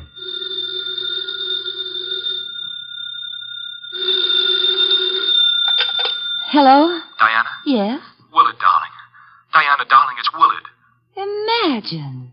Has the doctor let you use the telephone just as if you were a great big adult? Oh, I've got to see you, sweetheart, and I didn't call you to argue. Love, beauty, understanding, that's what matters. Isn't it? Isn't it? Do I hear the overtones of a change of heart? Oh, Diana, what's happened wasn't my fault. He poisoned me against you. Then why don't you walk out of that amateur nut house and stand up like a man? I probably shall, Diana. And now, please listen to me. He's letting me have the limousine tonight from 8 until 12. I want us to go for a ride and talk and talk and talk until everything is clear. Clear as a bell, my baby. Don't tell me he's trusting you to drive. Oh, no. No, one of the handymen here will chauffeur us. Oh, say you'll come, Diana. Will you? Say it. Say yes. Say you will. Well, yes, Willard. I'll be glad to. 8 o'clock, then? 8. Oh, bless you. Bless you, my angel.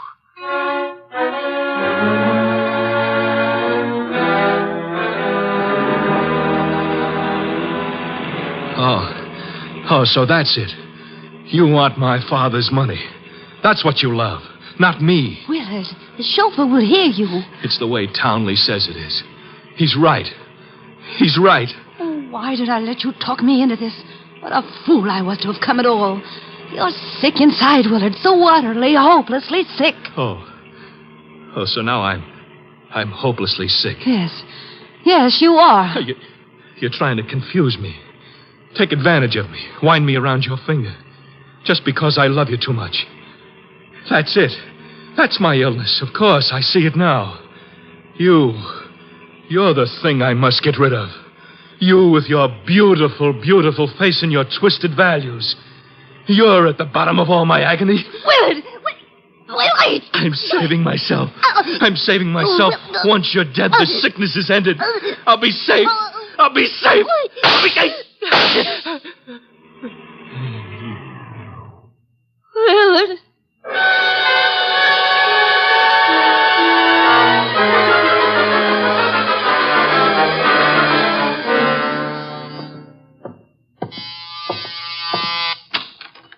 Dr. Townley? Yes. Come in. Mr. Wolfe's been expecting you. Come in, Dr. Townley. Come in.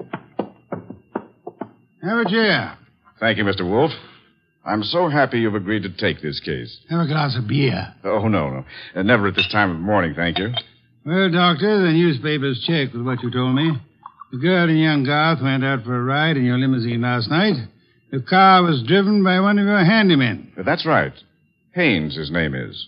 And they never came back. Young Garth was found dead in the car with 2 bullets in him. The girl was gone, and also Haynes, the handyman chauffeur, huh? Correct, sir.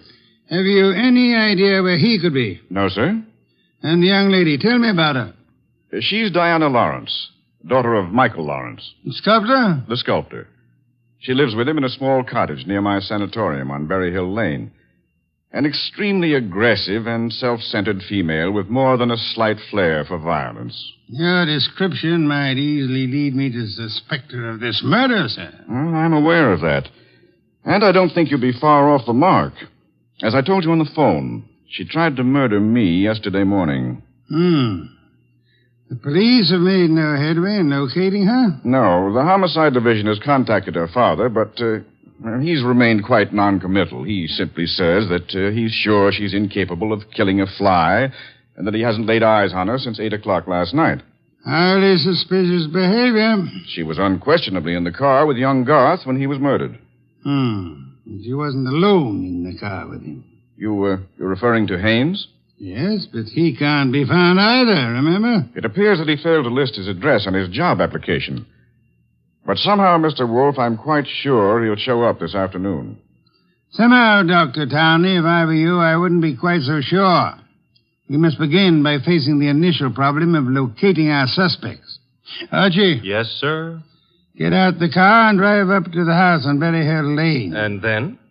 There you will ask Mr. Michael Lawrence to be sensible enough to cooperate with us in finding his daughter. And if the answer is no? I recommend, Archie, that you flatly refuse to take it.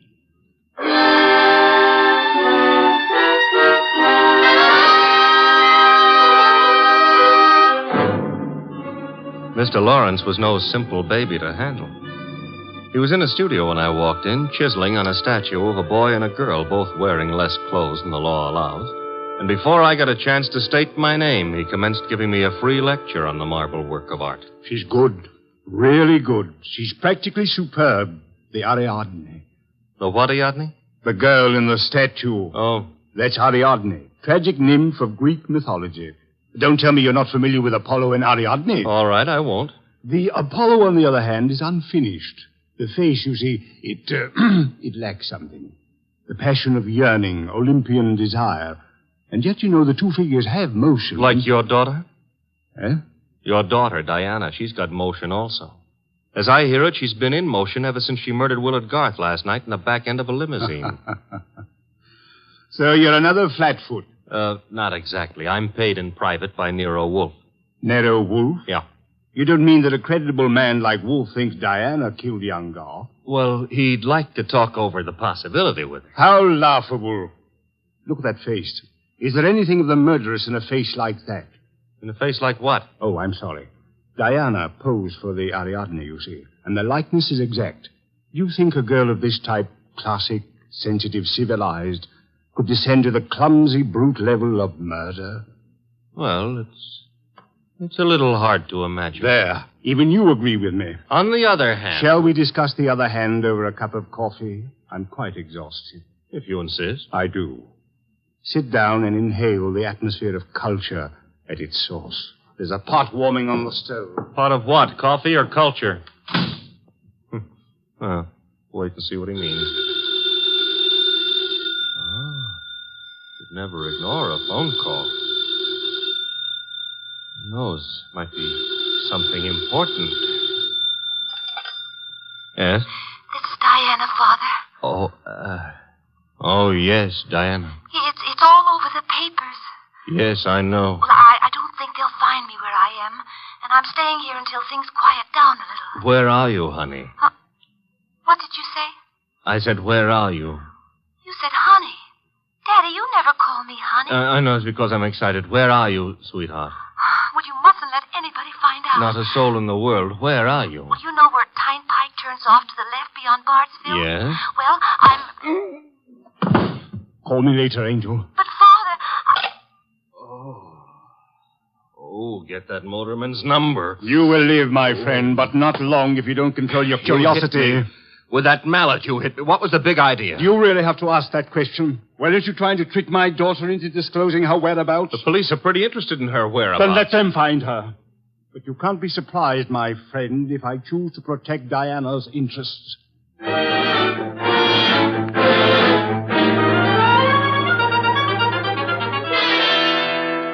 So he's working on an Apollo and Ariadne, is he, Archie? Who cares about Apollo and Ariadne? The point is how he worked on my gourd. That, of course, was unfortunate, my boy, but... You get that piece? Mm-hmm.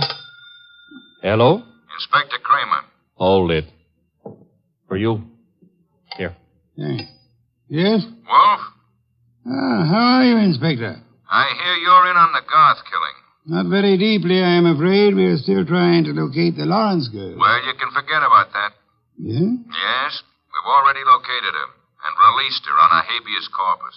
That sounds interesting. Her father had a lawyer on our heads before she was in here 10 minutes. Too bad you couldn't have held on to her. Oh, I don't know. I'm not so sure we want her. Why not? Well, first of all, it's not likely she did it. No? No. Ballistics stated that the bullets that killed Willard Garth were not fired from point-blank range. And she was sitting beside him on the back seat. I see. Also, we found the murder weapon in the grass near where the limousine was parked, and she admitted it was hers. That sounds like a poor reason to release him. Well, the point is she wasn't in possession of the gun when the killing happened. At least so she says. No, who what? That doctor. What doctor? Townley. The guy who runs that sanitarium.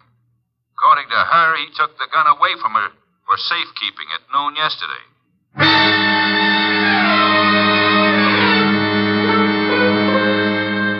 There was a little more talk between them, something about fresh cigar ashes that were found in the dashboard ashtray of the limousine.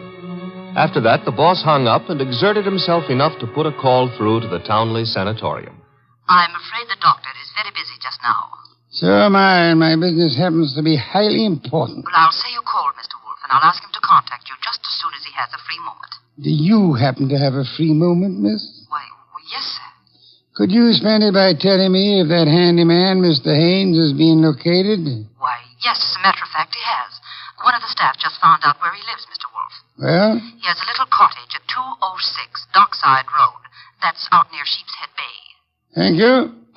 Archie. I'm going someplace, I suppose? You are? You're going to Sheepshead Bay.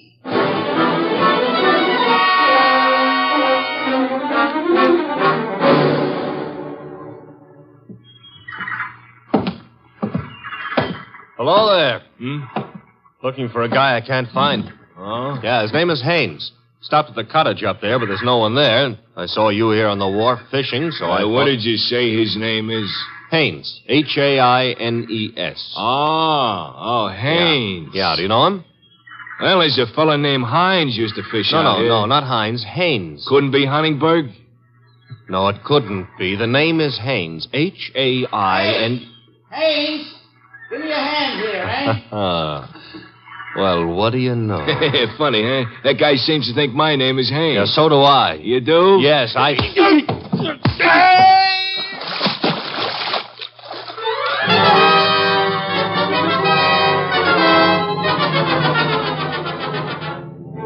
I got back to our house soaked to the skin and minus Haynes, and just in time to see the boss in the exhausting process of walking across the room to answer the phone. Hello? This is Dr. Townley. You called me. So I did. About the murder? More specifically, about the statement from Diana Lawrence that you removed a firearm from her possession yesterday morning. That's quite correct. It's here in my Majonica cabinet. Is it? Of course it is. I suggest you check. Just a moment. Mr. Wolfe. Yeah? I'd like to see you at once. The gun, I suppose, has vanished. What? How did you know? Because it is at ballistics, Doctor. It turned out to be the gun that killed Willard Garth. I see. Do you? Yes. I understand everything now. It's all so crystal clear. Just how crystal clear? I'm quite certain, Mr. Wolfe, that I can put my finger on the killer. And I think it would be well if you came here immediately. No, I'm afraid it's impossible, sir. There's an important operation scheduled, and I simply cannot leave. What do you suggest? Well, is it outside the realm of possibility that you come here? Is it, Mr. Wolfe? Hello, Mr. Wolfe? Mr. Wolfe?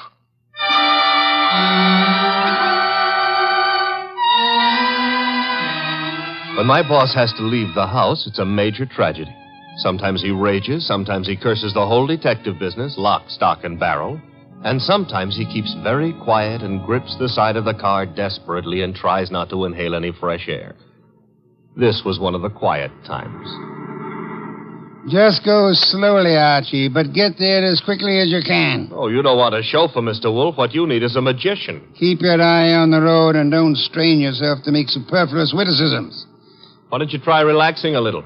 I hear there hasn't been a man-eating tiger sighted on the Sawmill River Parkway in the last 500 years. Your liberty is out of order. Don't try to make light of a deplorable situation.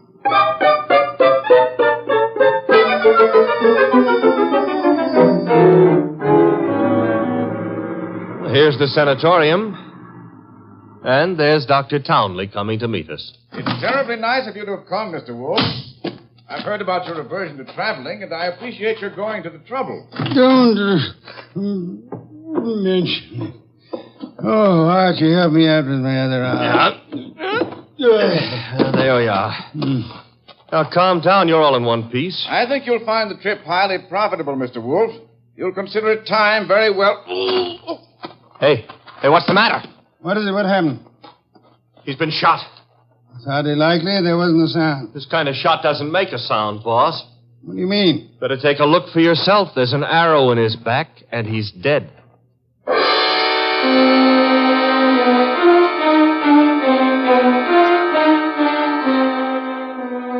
We remembered that Dr. Townley had said Diana Lawrence had won the Women's National Archery Tournament for 1947. The Lawrence house was visible through the trees 100 yards away, so we started for it and the sculptor's studio. There's no one around. So this is his latest effort, Apollo and Ariadne. Yeah. Done a little work on it since I was here. The Apollo's face is more finished and... Hey, boss. Yes? You know, somehow or other, Apollo looks a little familiar. I wouldn't be surprised, Archie. I think if you examine it closely... Mr. Wolfe. Our host. You remember me, don't you? I met you once at a dinner party at your house, the time they opened the new museum on 67th Street. Of course, Mr. Lawrence. And to what do I owe the honor? It's not much of an honor. Dr. Townley has been murdered. No. I am afraid Mr. Goodwin is being accurate. He's been murdered with a bow and arrow. And what does that mean to you, Mr. Lawrence? I'm sorry. I've been a fool. An awful fool. You can't blame yourself too much. If you'd cooperated with the police instead of looking out for your daughter's interest, the man would still be alive. But I assure you... Where's the girl? She should be here now. She phoned me a while ago and said she was coming by for passage money to Rio. You were looking for me? Boss, Diana. Put the gun down, Angel. And tie a rope around my neck? Might I inquire if your plan is to kill us all, Miss Lawrence? Oh, what would yours be if the world was after you for something you didn't do? Wouldn't you be willing to risk persuading a jury of that? Thanks, no. I'll skip that chance. Father, get me the money. Diana, sweetheart, don't make me a part of your murders. That's asking too much of love. Don't you know I'm not guilty? No, Diana, I don't. Leave that gun away, Diana. Hames. Looks like I walked in on the nose. That's him, boss, the guy who soused me. Take a little of your own advice. Relax, Archie. What do you want here, Mr. Haynes? I want to give up and try to straighten out this little deal. Mr. Lawrence. Yes? Here's your money back. You got a right to call me a welcher. I promised I wouldn't give evidence against the girl, and you paid my price. But enough is enough, and right here and now I'm unloading. Just what does this mean? It means I saw her do it. Oh, you stupid, lying, rotten... Oh, yeah? Grab her, Archie. Grab her. Get the pair of them out of here.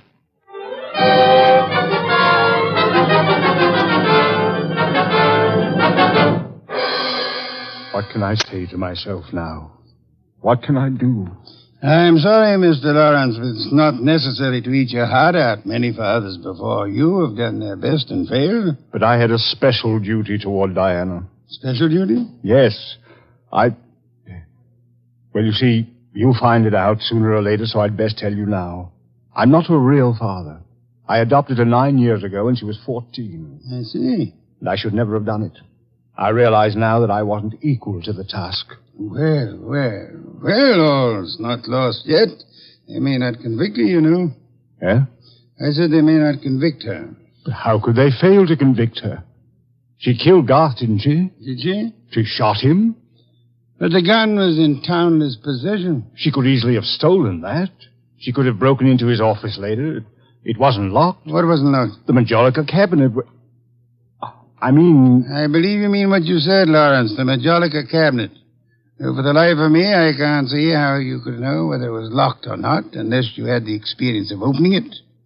Could it be that you went looking for the gun yourself after Townley said he had confiscated it? That you killed Townley with a bow and arrow, which you handle as well as your daughter, because he was just on the point of telling me that you knew where the gun was, and that you were the likeliest murder suspect? You must be mad. Oh, sir, not I. But you are mad and more than a little. You hated Willard Garth. It was you who were making the marriage impossible. You loathed him, and in the end, you killed him. How could I have killed him? I'll tell you a little secret, Mr. Lawrence. The police found cigar ash in the dashboard tray of the death car. Chemical analysis showed that the ash was from an El Adoro cigar. What have you got in your left hand, sir? In my... an El Adoro cigar. And in my right hand, a Derringer. powerful and admirable little weapon, Lawrence. I suggest you show proper respect for it by dropping all this here and now. You don't wish to hear me say the rest, that you were horribly in love with Diana, your own adopted daughter? In love and hopelessly, eternally frustrated?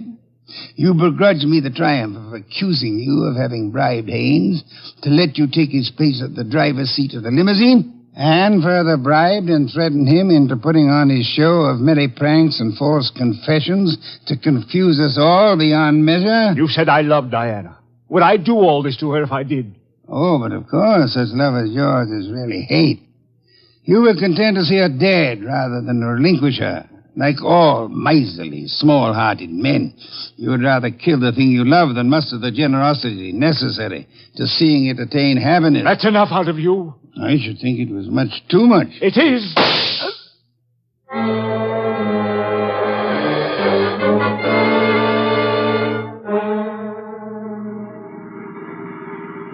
Archie, my boy, I'm grateful to you, both for coming back into the house when you did and for being such a good shot. Hope you remember that next time you feel like insulting me. Mm-hmm. Tell me, what's with that cigar ash routine? Who told you the ashes in the limousine were from an Eladoro, boss? I never heard anything about that.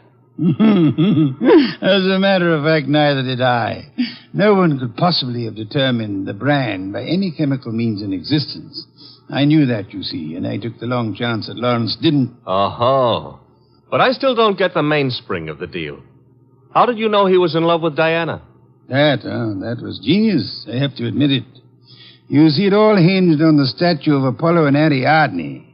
According to the Greek myth, Apollo fell deeply in love with the nymph, but because they were of different worlds, he was condemned to pursue her always and never to catch her. Well, what's that got to do with the price of eggs?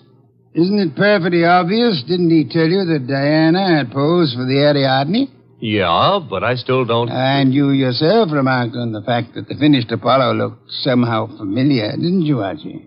Yeah, I did, boss. Don't you know why that was? You mean that... I mean that Michael Lawrence unconsciously revealed the true state of his heart. He didn't intend to, I suppose. But precisely and accurately, he chiseled the features of the tortured god in his very own image. Oh. And speaking of torture... Yeah? Will we be home in time for dinner? Oh, boss, you can't be that hungry. Oh, I am. Good heavens, Archie. Do you realize that I haven't eaten since lunch?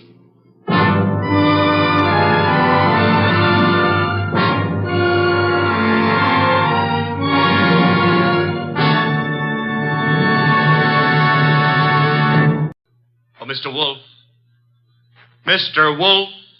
Want something, Archie? Would you be interested in taking on a case involving a woman who was found stabbed to death in one of New York's fancier men's clubs? Can't you see I'm already occupied, Archie? My Oncidium hybrid is ailing. But, sir, cash. C-A-S-H. Remember, you need it to live on. Well, you're actually learning to spell. You'd better learn to count. We're broke. Thank you, Mr. Goodwin. Now, if you'll just go away and stop interfering. Oh, just a minute. Yes, sir? On your way out, switch on the fan.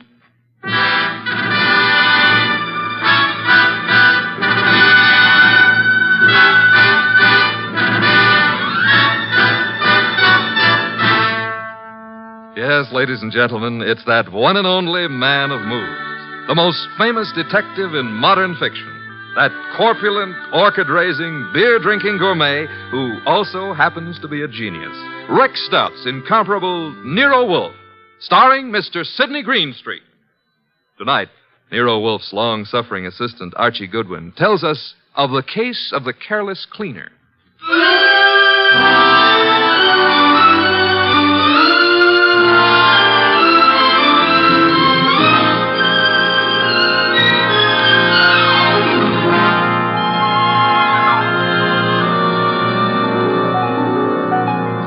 We didn't know Clay Michelson very well at the time, though Mr. Wolfe had hung one of the Michelsons' paintings on the library wall. But then I guess we should have considered ourselves lucky not to have known him or his wife, Phila. 2 weeks ago, they had a quarrel.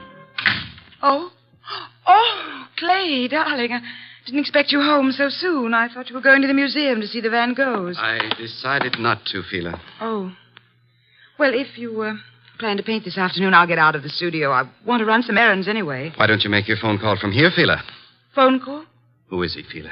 He? Who were you waiting for this afternoon? Please, Clay, don't start that jealousy routine again. Don't try to kid me. You're being stupid, Clay. I'm stupid, all right, but I'm getting wise pretty fast. I'm through, Fila. I've had enough. I'm leaving you. So stay out of my way and keep your boyfriend out of my way, too, whoever he is, or I'll kill him.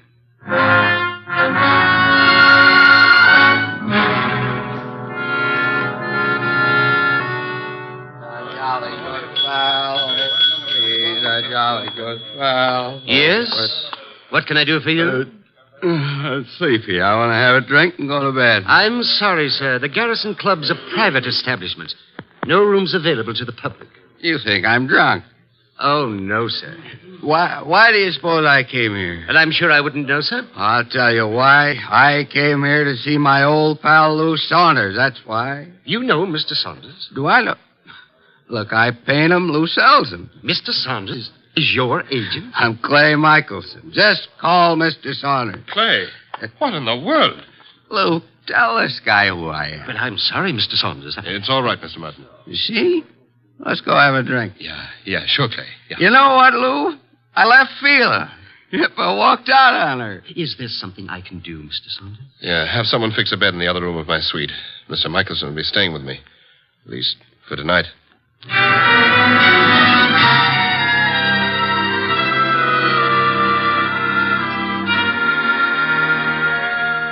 Mr. Wolfe? Yes, Archie? It's Friday. Good. Fish for dinner, then. Nope. I was not referring to dinner. You were not? I can think of nothing more interesting at the moment. Oh, I can.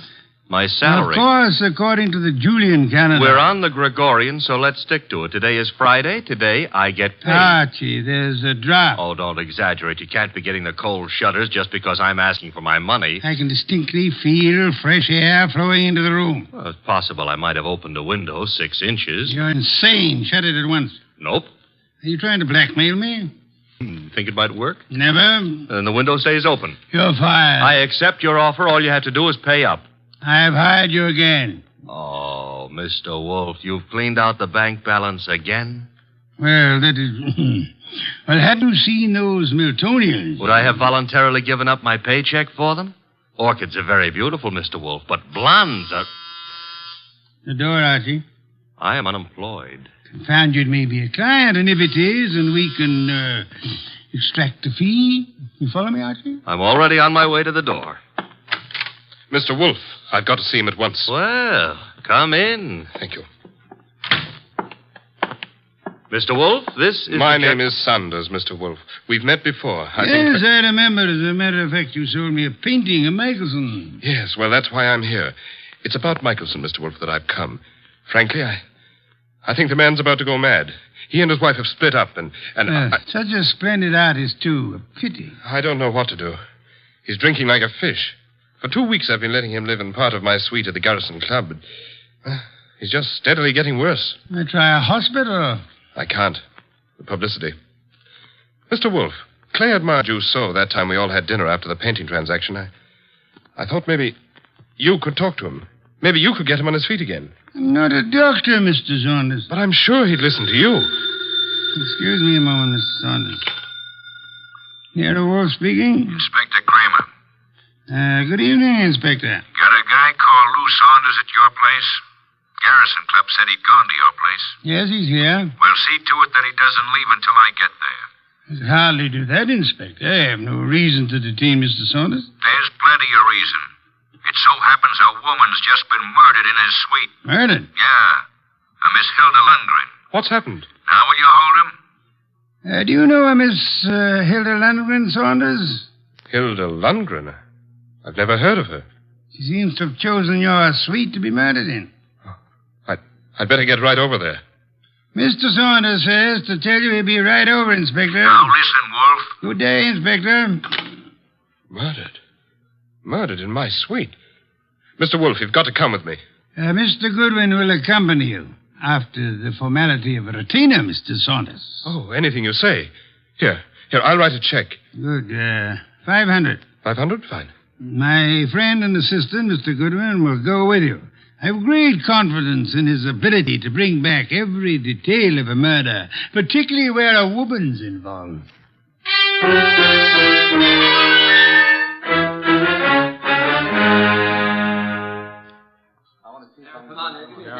Okay, you photographers, picnic's over for tonight. Pick up your stuff and get out of here.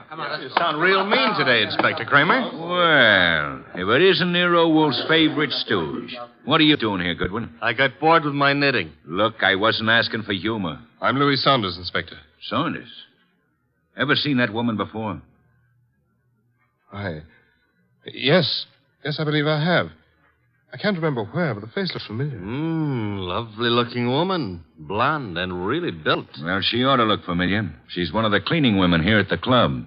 She is? Cleaning? Well, since when have gals like this been reduced to cleaning floors? What's happening to the world? There ought to be a law. Yeah, there is. She was killed with a knife, or haven't you had time to notice? That's not a knife, Inspector Kramer. That's one of Clay's Chinese letter openers. What was that? Well, nothing. Nothing at all. Yes, it is a strange knife. What were you saying, Mr. Saunders? Just said that looked like one of the letter openers belonging to one of my friends. Who is this Clay? Clay Michelson, the artist. But you can't possibly think he'd do a thing like this. I think everybody did it until we know otherwise. When were you last up here, Mr. Saunders? Me? Why, just a little while ago. I changed my clothes just before I went to see Mr. Wolfe. She wasn't here then? Well, I don't know. I didn't come into this room, just in my part of the suite. Your part? Who occupies this room? Mr. Michelson. He's been staying with me. Strange wound, no blood. What do you think you are, Goodwin, a medical examiner? Oh, but Yeah. The killer probably wiped the blood away. Saunders, have you any idea where your artist friend might have run off to? I haven't seen Clay all afternoon. He spends a lot of time down in the bar. Well, he'd hardly sit in a bar if he's killed somebody. Why would he pick on the cleaning woman? Oh, this is no ordinary cleaning woman. Get a load of that figure. Watch it, Goodwin, watch it. You're liable to stretch your brain. But you're wrong. In spite of everything, Clay's still terribly in love with his wife. He wouldn't... Hello, Lou. When did you get in? Yeah, who's this? Clay. We're your friends, Lou. They won't serve me any more liquor down at the bar. I gotta find my flask. Mr. Michelson, may I introduce you to Inspector Kramer of the police? Who's this guy, Lou? He's Nero Wolfe's assistant. Wolfe? Police? Well, what do you all want? Somebody park overtime? Where's my flask? The one with my initials. I just bought it this morning. Mr. Michelson, do you know that somebody was murdered here in your room? Murdered? Why don't you guys go away and joke with somebody else? Where's my flask? You better get hold of yourself. I said there's been a murder. Understand? You serious? Yep. And I wouldn't be surprised if Inspector Kramer here considers you top suspect. Me? They think I did it? You better pull yourself together, Clay. Yeah, because I got a lot of questions. Excuse me, the phone. Sit down, Mr. Saunders. I'll answer it. Hello? Hello? Hello? This is Fila. Who is this? This is Inspector Kramer. Hello? Hello? Who is Fila? Anyone know? Well, that's my wife. Your wife? I want to speak to her. Come back here, Michelson. Let me alone. You're not going anywhere. Now, stay back there. You're wrong, Inspector. I am going somewhere. Junior's got a gun. Yes, Inspector. You should be more careful about your gun when you shove people. Now, look, Mr. Michelson, I'll see Mr. Wolfe myself. Stay back, Inspector. You haven't a chance. We'll nab you before you get a block away. Well, then I'll just jerk these phone wires. There. And I'll lock the doors. That should hold you long enough. Good night.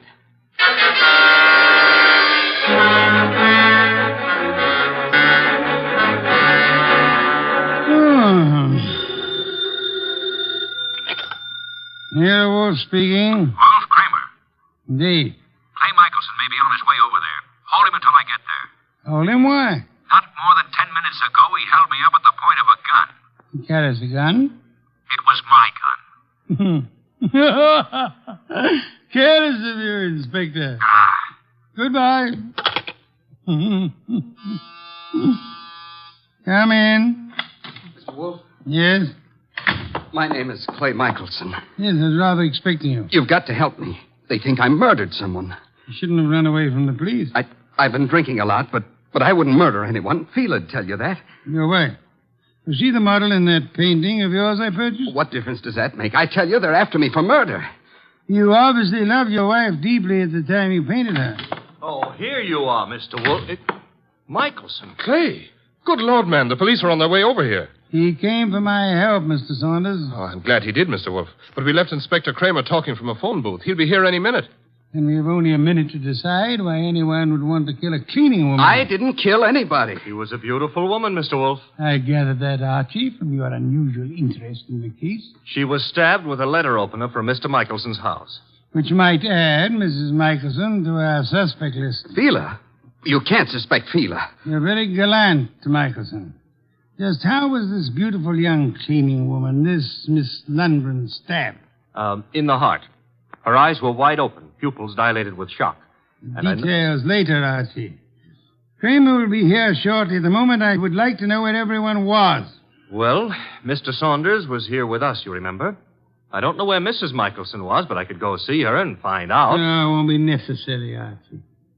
Mr. Michelson, where were you? Me? Why, I'm not sure. I can't seem to remember. It's hardly what we would call helpful. I was drunk. Maybe I went to Fila's. I've been over there lots this week trying to talk to her. Yet I must have gone over there. Have you ever seen the murdered woman before? No, I never saw her before in my life. I've seen her before, Mr. Wolfe. Indeed, Mr. Saunders. I seem to remember your earlier statement to the contrary. Well, I didn't know her name, but when I saw her, I remembered her. I understand she was quite an alcoholic. Unfortunate woman. Beautiful and... Well, look who's here, Inspector Kramer. Oh, here you are, Michelson. And as usual, you didn't have the courtesy to ring the bell, Inspector. And give you a chance to get this guy out of here? Nothing doing, Wolf. Now, come on. We're going to headquarters. Mr. Wolfe, you can't let him take me. I didn't do it. I'm afraid there's not much I can do about it, Mr. Michelson. Come on. You come along too, Saunders. I got to get a statement from you. Of course. This way. Come on. Very well. All right. I just got an angle. Really, Archie? Sure, it's simple. Saunders been going for this beautiful cleaning babe. Clay worms in. Saunders kills her. Perhaps there was jealousy somewhere in this case, Archie. Nero Wolfe speaking. Mr. Wolfe, this is Fila Michelson. You don't know me, but you once bought a painting from my husband. I've got to see you, Mr. Wolfe. You've got to help me.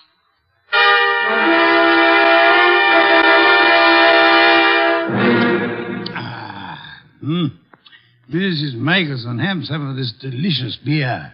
Another can, Archie. And now, Mrs. Michelson, may I ask how you found out there was a murder in the first place? A policeman came to see me. He told me what had happened, that they were looking for Clay.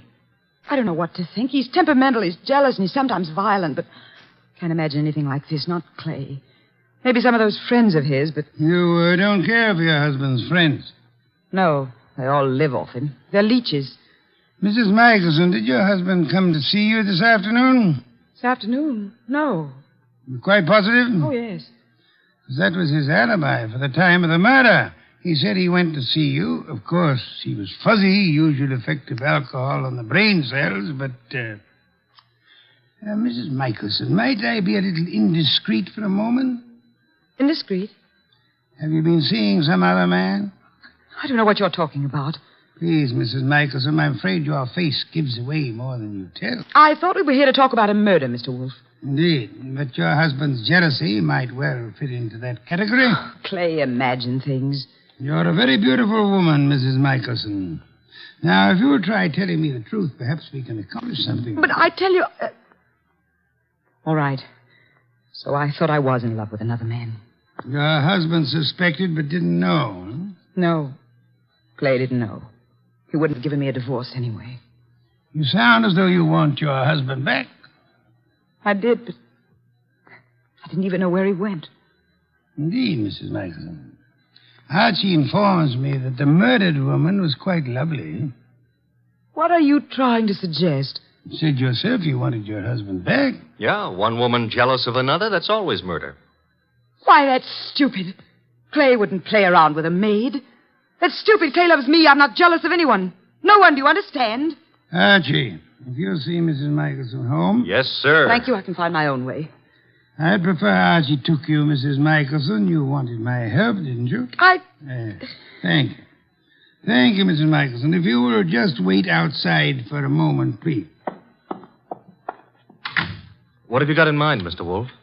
Try exercising your own judgment just once, Archie.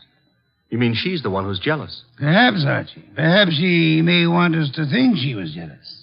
Perhaps she actually doesn't want her husband back at all, only to pin a murder on him. Oh. You see, in this case, it would be simpler than divorce. Yeah?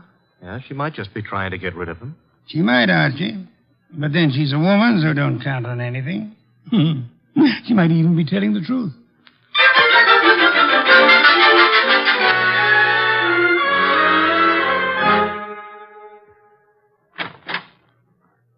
This is where I live, Mr. Goodwin. Nice. Very nice.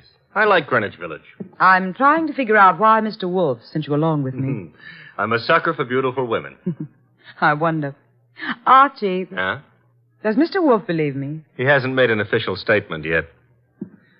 Nice furniture and things. You sound like an appraiser or someone looking for something. That's because it's November. Mr. Wolfe sent you to search my apartment. You could be wrong. I don't... Oh. What's the matter now? Thought you said your husband hadn't been here today. He wasn't. And what's his flask doing among these papers on the desk? Very prettily decorated with his initials. He was looking for it at the club. Flask? I don't know what it's doing there. Yeah, sure. You're trying to help, Clay. Right into the electric chair. His only alibi was his being here this afternoon, and you said he wasn't. Then what is his flask doing here? He said he just bought it this morning, so he must have been here today. I don't know what you're talking about. Where's your phone? Well, you've got things wrong. I don't know anything about that flask. Hey, the lights... Who switched off those lights? Feeler, put those lights on. Put on those lights. Oh, the lights are... Get to the lights. That flask... Gone.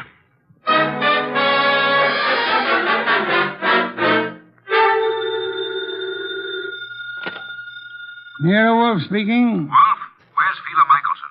Feeler? Perhaps you might try the lost and found, Inspector. Now, look, I know she was over at your place. I thought you were interested in Clay Michelson. Well, I let him and Saunders go, for the present.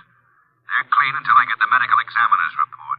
Oh, when will it be ready, by the way? An autopsy takes time, you know that. Where's the Michelson woman? I believe she had a date with Archie. Why do you want her? I'm sure it never dawned on you, Wolf, but this cleaning woman who was killed was some dish. Maybe Mrs. Michelson was the jealous one. Your thinking is beginning to bear an amazing resemblance to Archie's, Inspector. Also, it maybe never dawned on you that Feeler Michelson hasn't offered an alibi for the time of the murder. You're right, Inspector. Yeah, you are. Come on, Wolf, quit stalling. Where's Feeler Michelson? What? Oh, I really don't know, Inspector, but perhaps as a last resort, of course, you might try her home. Good night, Inspector.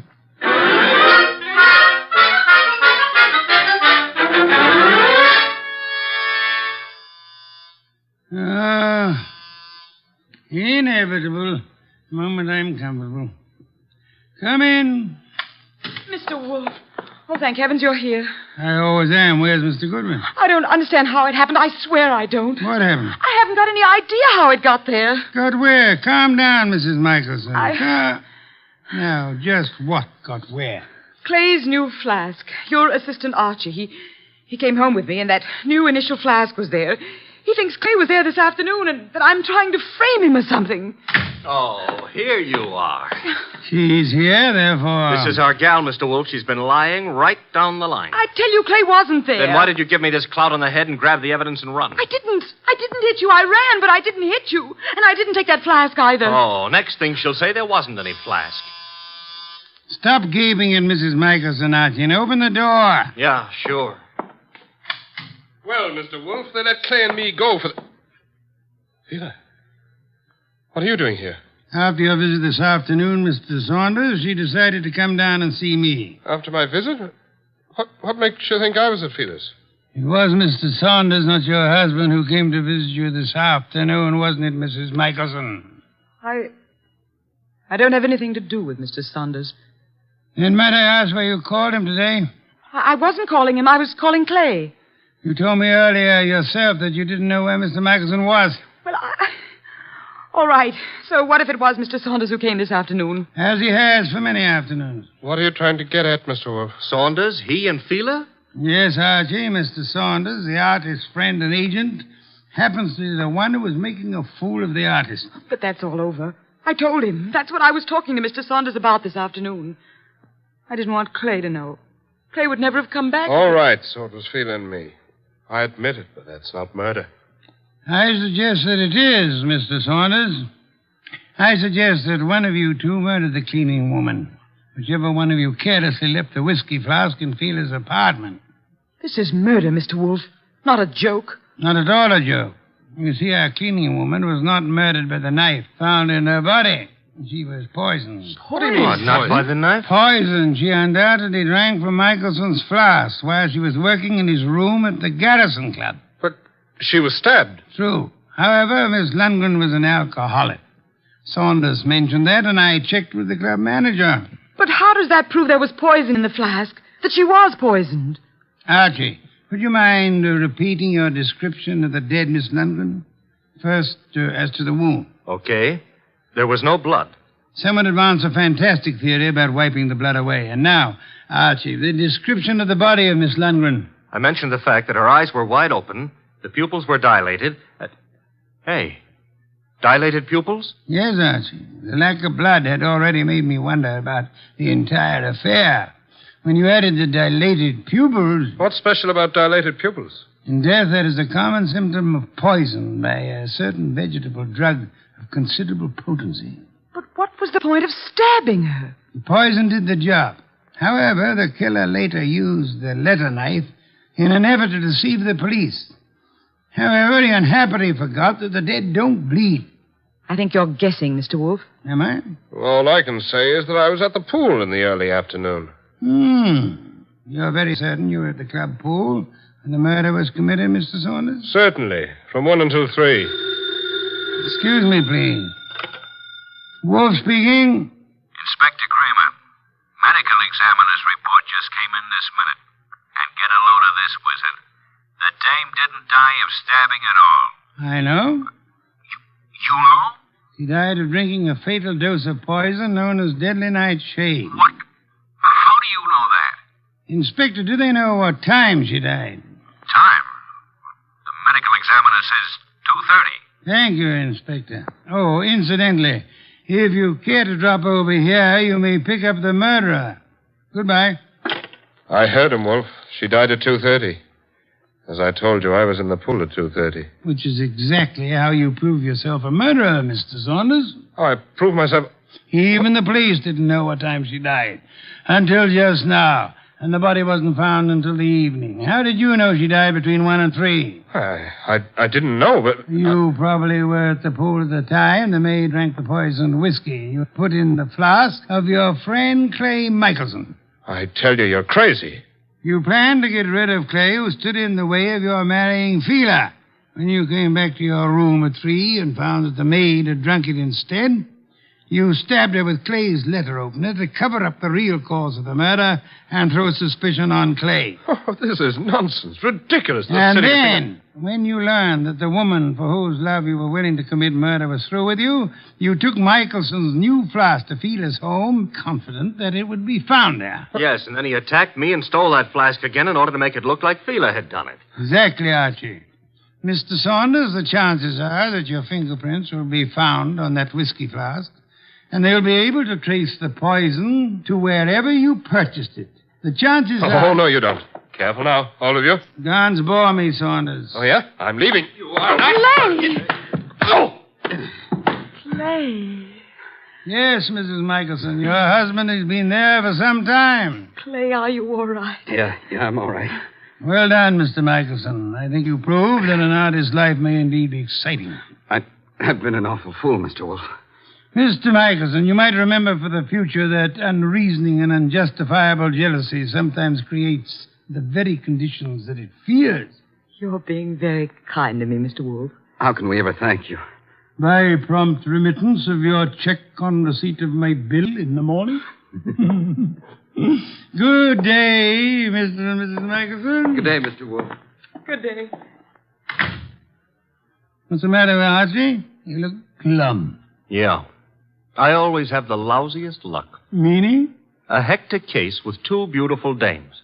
Michelson gets one, the undertaker gets the other, and what do I get? Hey, that reminds me. You got a fee. I get paid.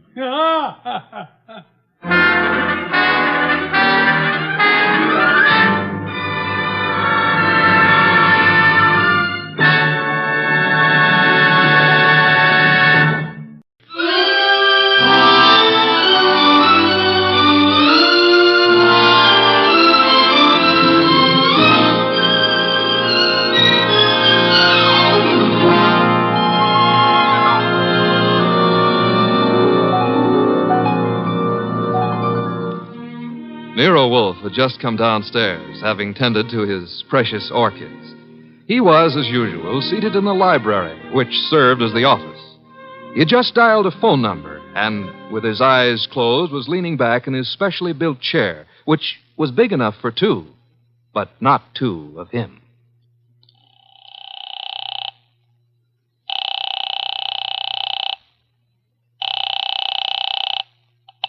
Halsbecker's Market, domestic and imported delicacies. Mr. Halsbrecker, this is Nero Wolfe. Oh, yeah, Mr. Wolfe. I was just about to ring you. Well, I have need of 2 pounds of duck liver.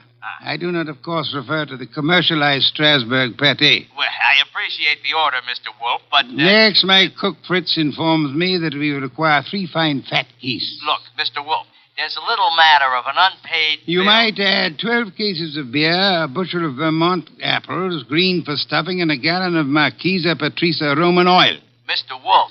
In addition, Fritz has listed 6 dozen eggs, 4 braces of Sussex woodcock, and a few pounds of Westphalian ham. You have all that? Well, I can get it, Mr. Wolfe, but my bookkeeper... Thanks very much, Mr. Halsbrecker. That will be all. Now... Now then, Archie. Yes, boss? You seem to be worried. Oh, I am. This means naturally that I'm supposed to handle Halsbrecker's delivery boy when and if he shows. I had thought of leaving that simple matter to you. And what about the simple matter of the money? Money? I hate to bring up a vulgar subject, but where is it coming from? Oh, of course. You're right, Archie. I should have said... Said what? Charge it. Boss, look, you don't realize I know, but we're into that truffle broker for $500 bucks and change. All right. Then give him a check. Okay, I will give him a check. And I hope they'll let you keep the orchids in your cell. You're a wit, Archie. Mm-hmm. You know, I'm on the bank's mailing list. We got a notice this morning. You don't mean... Oh, but I do. Again? Yeah, you just can't take money out of an account, boss. Sometimes you gotta put some in.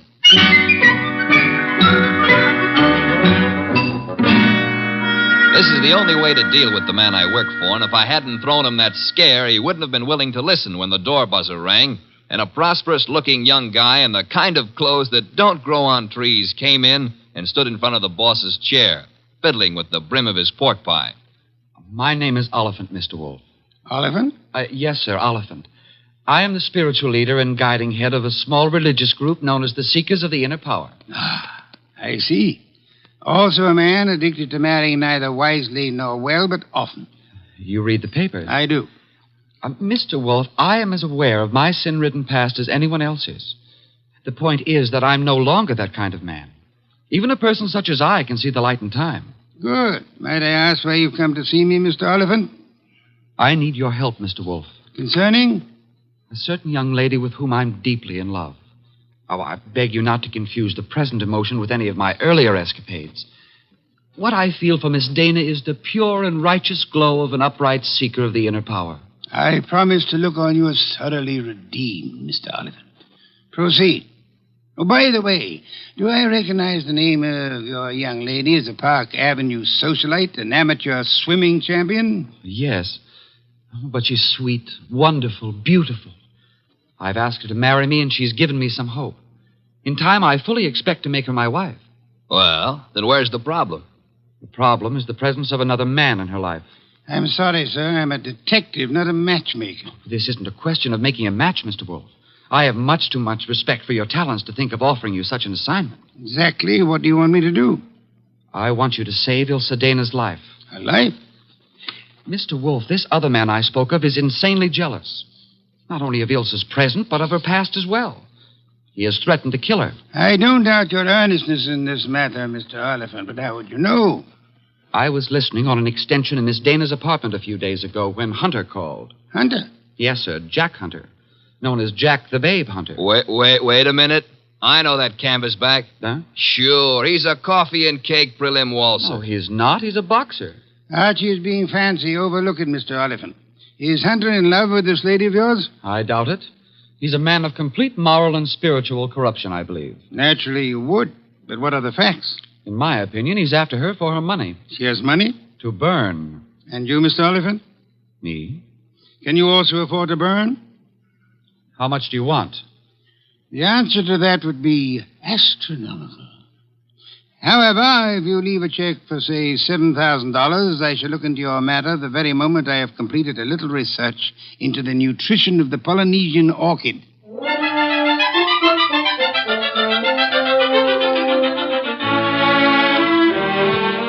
Oliphant's check gave our bank account a slight blood transfusion.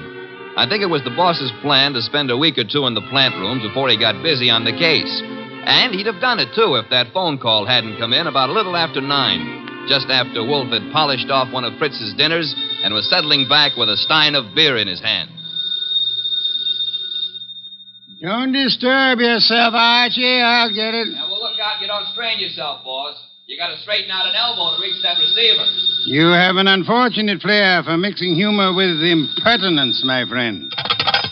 Hello, Nero Wolfe speaking. This is Ilsa Dana, Mr. Wolfe. How do you do, Miss Dana? We were discussing you only this morning. So I've heard. Through whom? Ted Oliphant. I see. The young man seemed to be quite worried about you. The young man should tend to his own affairs. Said you were in some danger. I know what he said. And not one word if it was true. Oh? I'd like to talk to you, Mr. Wolfe. I'm sure it'll be an immense pleasure. Where do you live? I have an apartment at 22 Blanton Street. Could you be here soon? I could be there in a quarter of an hour, Miss Dana. By proxy, of course.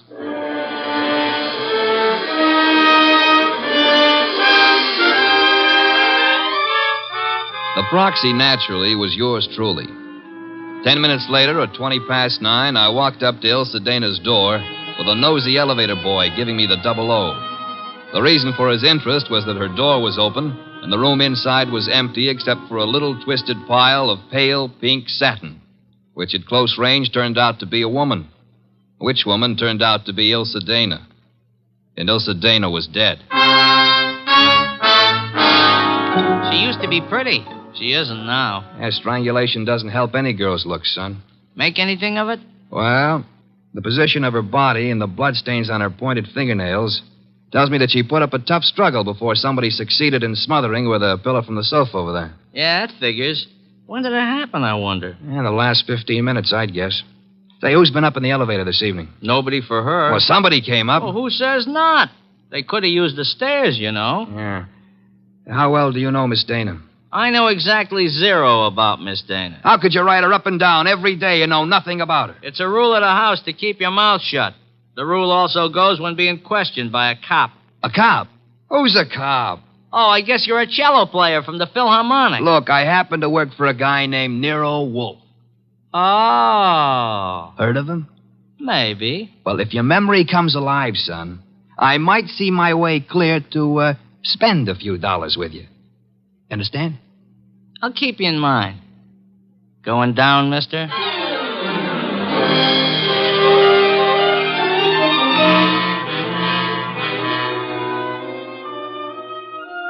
I spent time trying to get sense out of the superintendent and a set of chambermaids, but they were as quiet as a ballpark on Christmas Eve. Then I called the cops and told them about Oliphant and Hunter. By the time I got home, the house was dark and Nero Wolfe was sleeping. Next morning, I gave him the details while he drank 3 bottles of beer. When I finished, he sat for a long time and then started another bottle. The prize fighter. What about the prize fighter, Archie? Hunter? Well, I phoned the hotel he lives in before you got up. And? They told me he wasn't in. You know, I begin to think that Mr. Oliphant brought us a more absorbing case than he suspected. You know, I'm glad you like it. I don't like it. I don't like work of any variety. But this thing has its points. Well, what do we do next? Next, we investigate my client.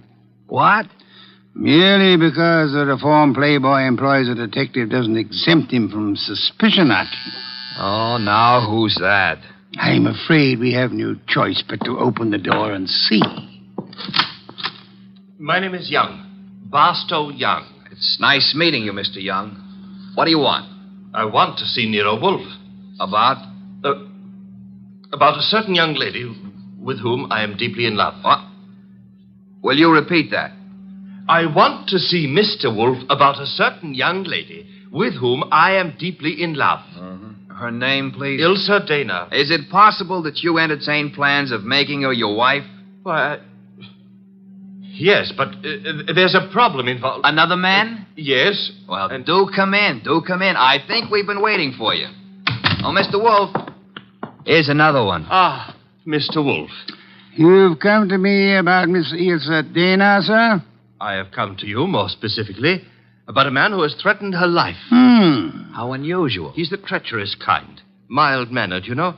As we say in my profession, he underplays it. Your profession, then, is the stage. It is, sir. Go on, you interest me deeply. I was present recently when he told her that he would certainly kill her unless she mended her sinful ways. Sinful? No one denies that Ilsa has had, shall we say, a checkered career. But the man's attitude is totally fanatical. What's his particular brand of fanaticism, Mr. Young? Theodore Oliphant is a religious maniac. Well, what do you know? He's come to give Theodore a bad report card. I don't understand. I've come to ask Mr. Wolfe to prevent his murdering Miss Dana. Am I allowed a direct question, sir? Why, of course. Where were you between 9 and 9:20 p.m. last night? 9 and 9:20. Why do you ask? You said I was permitted a direct question. Oh, well, I was walking in the park, as I remember. Do you make a habit of walking in the park? I have lately. I'm preparing for an important role in a forthcoming production. What's so important about last night? From your point of view, a great deal, sir. Well, what do you mean? Last night, Miss Ilsa Dana was murdered. What? Mr. Goodwin here discovered the body. No. I'm afraid I must insist, Mr. Young. Why are you looking at me like that? Are you accusing me of... I have accused you of nothing, my dear sir. Well, now, look, you're making a mistake. Oliphant killed her. You may be sure of that. I have your word. I know him. He was trying to reform her, wanted to make her a devout follower of his cult, the Seekers of Power. I heard him tell her to her face that if she refused redemption, he would see to it that she didn't live on in her wickedness. You could produce other witnesses? Do you know, in your own smug way, you're as detestable a character as I have ever had. All right. Let's everybody take 5. Yeah? Nero Wolfe? He's busy. This is Archie Goodwin. You'll do, Goodwin. This is Jack the Babe Hunter. Oh? How are you? Great. Except the cops seem to want to talk to me about some murder fandango because, as I get it, you named my name. You got it wrong. I doubt it, and I'm coming over there to set you straight.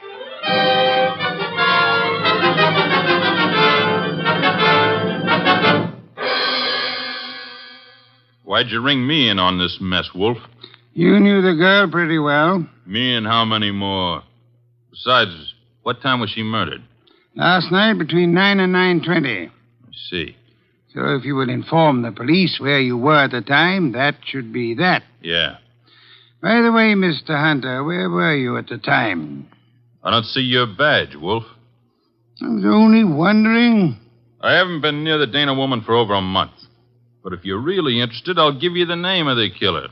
Please do not keep us in suspense, Mr. Hunter. A couple of years back, Ilsa financed a guy in a big and lousy Shakespearean play that closed like a clam and nothing flat. Go on. It was money down the drain. The guy's got nerve. And he was in love with her, and he figured she'd do anything for him. So he comes back to her to finance him again. This time in Hamlet, no less. I see. I don't have to tell you what a flop that would be. You needn't tell me the actor's name either. You know? Mr. Barstow Young just left here. Yeah? Well, he's your man, Wolf. He got so sore when she told him she wouldn't toss any more moolah into his broken-down career, he went off his rocker and tore it down. Your reason for thinking so? I met him on the street one day, and he started beefing to me with blood in his eyes. It's all I could do not to punch him. The results might have been less fatal if you'd followed your instincts, sir. I couldn't. Guy's built like a broomstick. He's weak as a cat. Hit him once, he'd crack like dry plaster. I see. What's on your mind? This man you're accusing of Miss Dana's murder, Mr. Hunter, he was very much in love with her. She was thinking about marrying him, he said. He said. Yes, he did. I heard him, too. He was talking through his skull cap. Ilse wasn't going to marry anybody. No? No, she couldn't. Why couldn't she? Well, but she just couldn't, that's all. So long.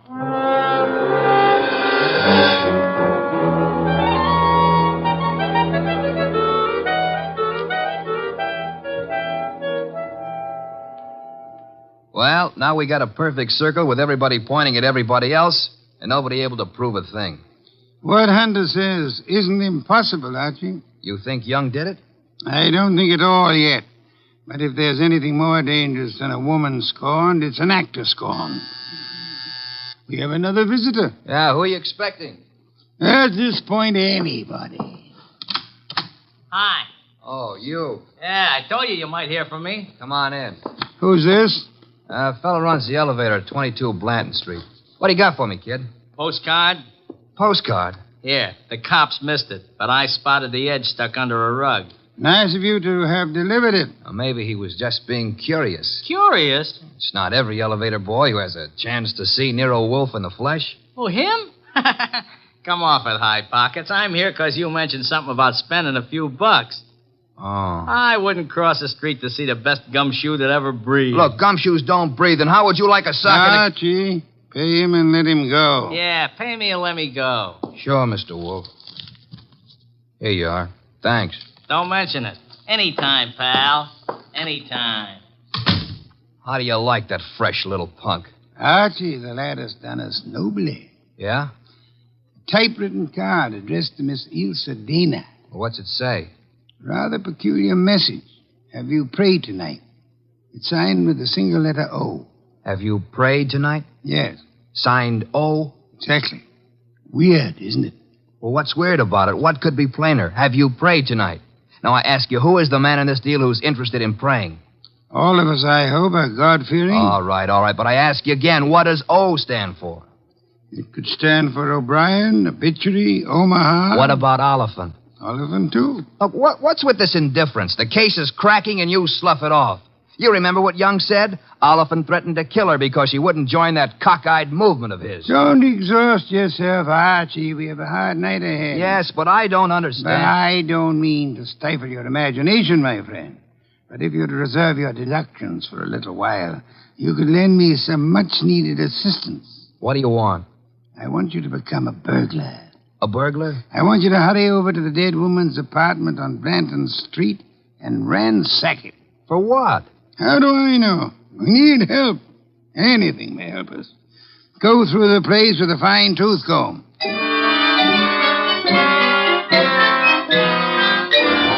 I tore the late Miss Dana's apartment to shreds, but I saw nothing.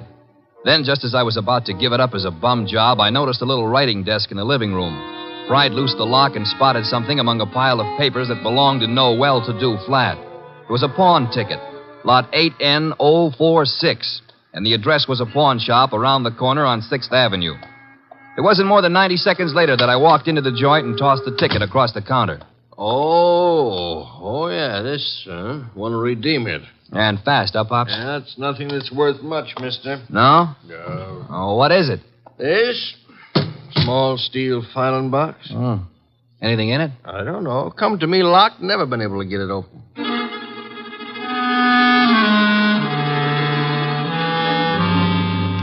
We got it open, Wolfe and I. Smashed the front end with a poker.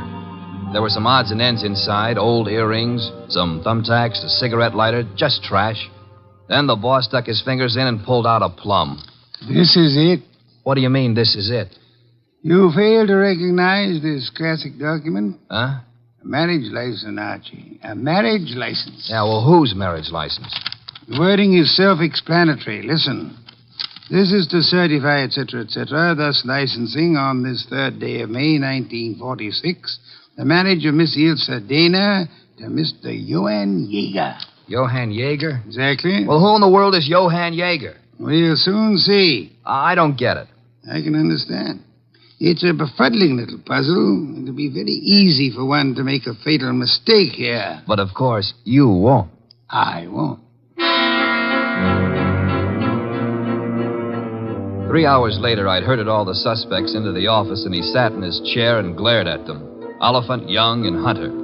It was tense and tight, and the boss let it stay that way, saying not a word to anybody while he calmly sipped his beer. It was Oliphant who cracked first. I didn't kill Ilsa. I couldn't have. Jealousy is a very compelling motive, Mr. Oliphant. And you came to me, remember, complaining that there was another man in Ilsa Dana's life? Whatever I complained about, and jealous as I was, I didn't kill her as the sacred power is my holy judge. Being unacquainted with your sacred power, I'll have to ask you for a better authority. Sacred power? Oh, it simply wouldn't have been possible for me to have done it. Why not? Yeah, why not? Because I was at Mickey's Night Owl Club last night from 7 until 4 a.m. Contemplating the sacred power, no doubt. That can be proved, Mr. Oliphant? Let me call now. Let the head waiter tell you. Well, you take your embarrassment as an indication that you're telling the truth. Hey, wait a minute. You can't let him off like that. Don't be bothersome, Archie. Yeah, but we got that card he wrote, the one about have you prayed tonight, signed with his initial. He didn't write that card, Archie. Now, look. And the O is not his initial, is it, Mr. Barstow Young? I'm afraid I don't understand. On the contrary, I am afraid you do.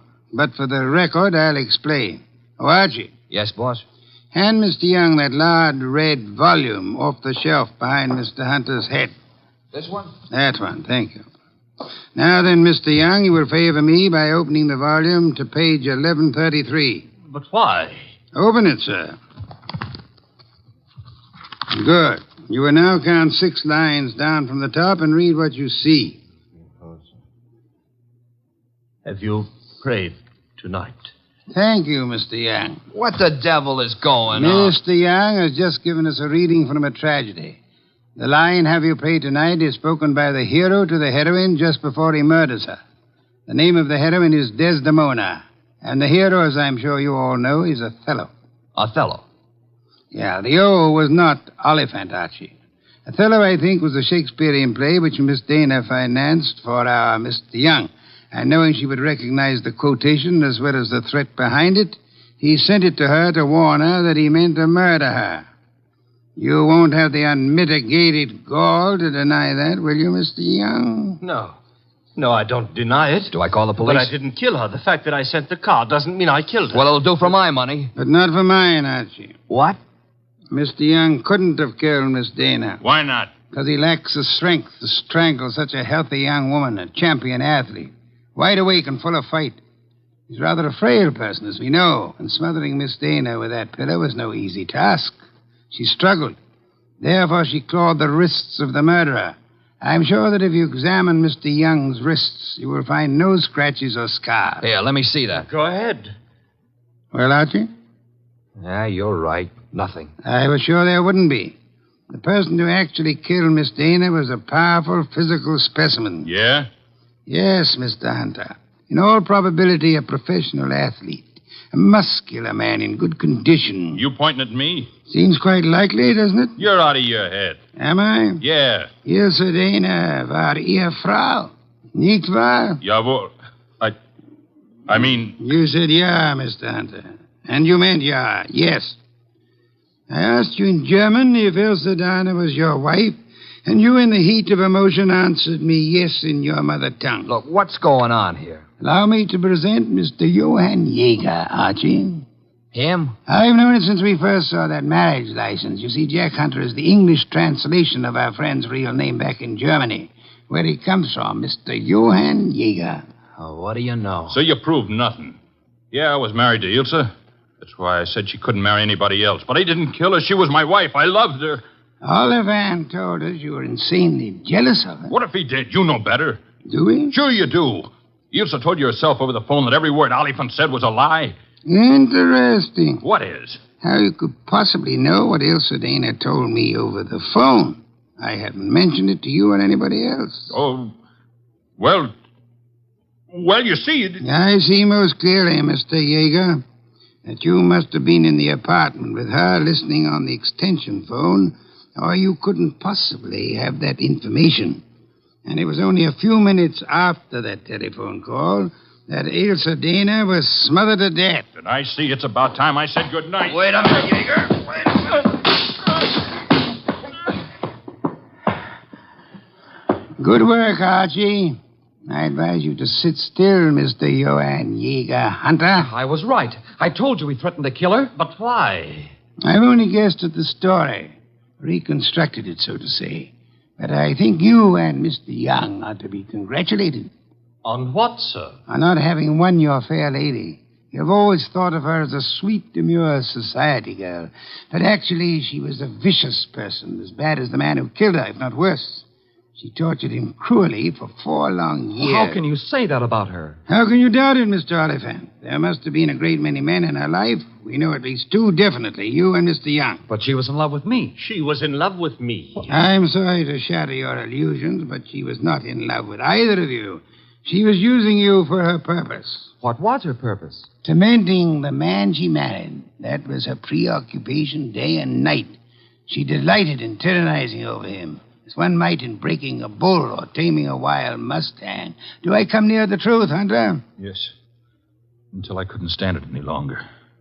May I ask then why you married her? Why? Because I couldn't help myself. I crawled for her. I married her on the terms that nobody should ever know I was her husband. She was too good for me, she told me that to my face over and over.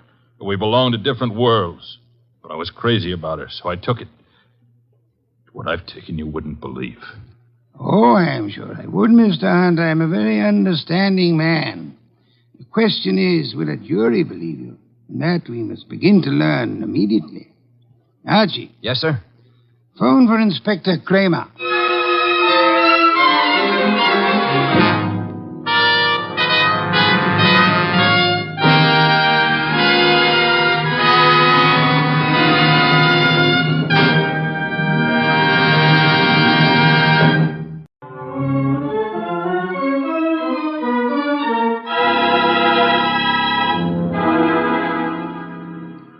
Instructions for this morning, Archie. Your notebook, please.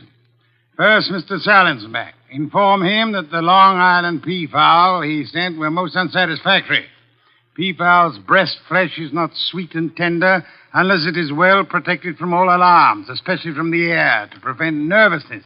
Long Island is full of airplanes. Look, Mr. Wolfe, I shall want a dozen chickens that have been raised on blueberries.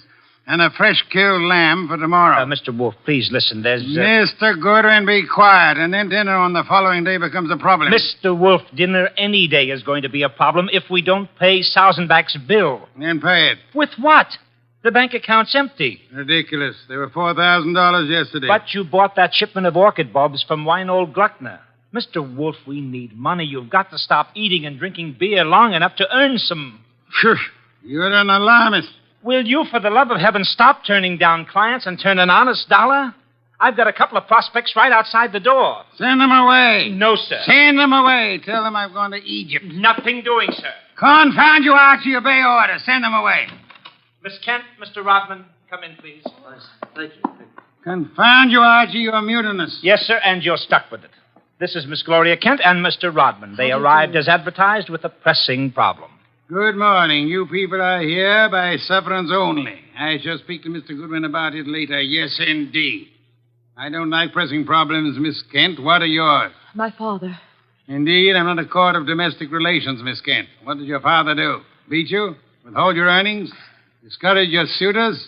Mr. Goodwin should have informed you this office does not undertake cases involving marital or family problems. But that's not... If Mr. Goodwin had not been beguiled by your pretty face, he might have warned you and avoided this embarrassment to you and annoyance to me. Now, take it easy, take it easy. How many times have I told you you don't know how to handle women? Then suppose you let Miss Kent handle me. Well, it's simply this, Mr. Wolfe. I had some money my mother left me. My father's just spent it without my permission.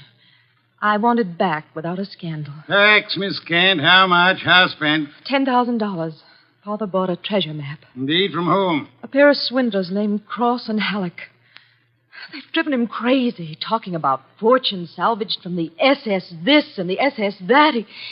He's got a map and old letters he studies. He's childish. Many fortunes have been recovered. Many more await on the sea bottom. How do you know your father has been duped? Well, I know.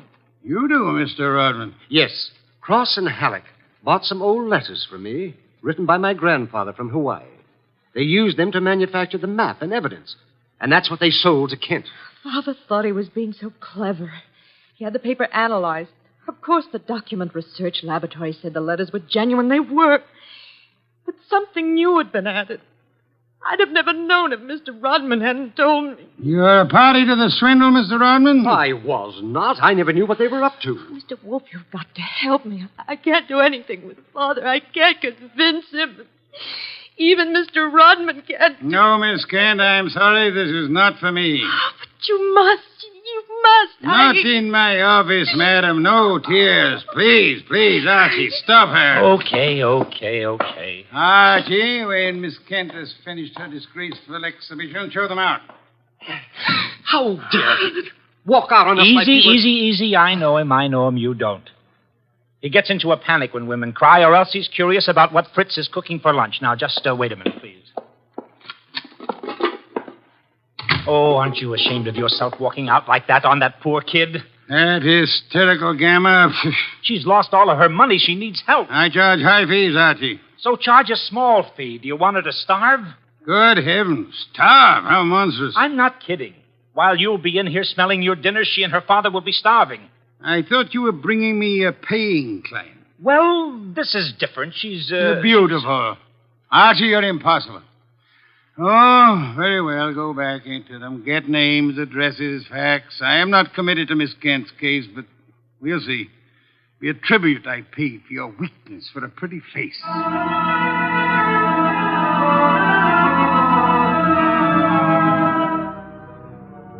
Rodman and Gloria Kent were gone, however. So all I had were the few facts they'd given me before they met Wolfe. I felt guilty about that when he came back into the office and sat down in his specially built chair. He closed his eyes, and I glared at him. Well, how much of you is awake? Mr. Wolfe? Well, they disappeared. Did you tell me you were going to help this girl just to get her out of the office, or did you mean it? You're a gadfly. No, sir. You made a promise, and you're stuck with it. What did you get from Rodman? Name, address, occupation. He's a librarian, that's all. Very careless, Archie. You missed a significant point.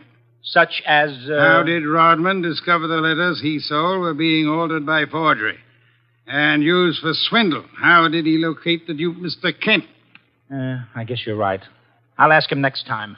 But what about now? Are you going to get Gloria's money back? I assume you call Miss Kent Gloria solely in order to annoy me. It does. Stop it. Get Cross and Halleck. On my way. You'll find them at the Hotel Bogart. Wrong, sir. According to my notes, their address is... Never mind their address. The Hotel Bogart is the headquarters for successful, confident tricksters. They celebrate their victories there while the money lasts. You will possibly find Cross and Halleck drinking whiskey or lunching, probably both.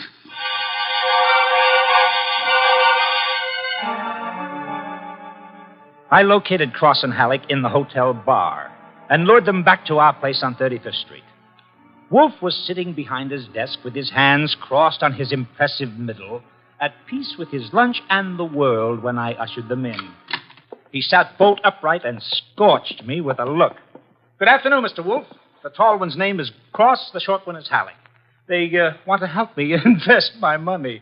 Gentlemen, Mr. Nero Wolfe. What? Who? Nero Wolfe. Hey, what is this? Confound you, Archie. How drunk are they? Not too drunk for business. Let's get out of here. Come on. Wait a minute. You want me to keep him here, Mr. Wolfe?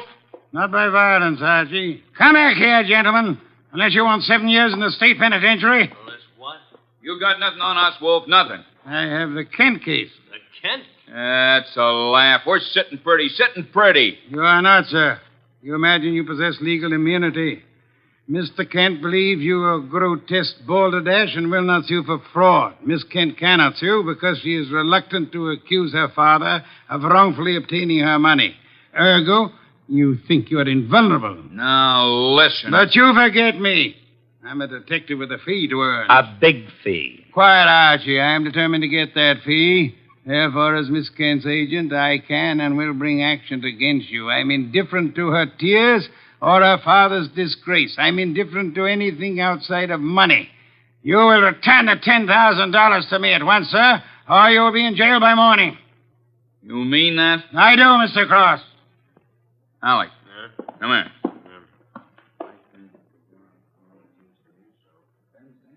Come on, hurry. Okay. Here, Mr. Wolfe.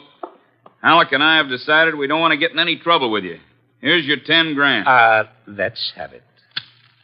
Give the dough to Kent, Mr. Wolfe, and get the letters and map back for us.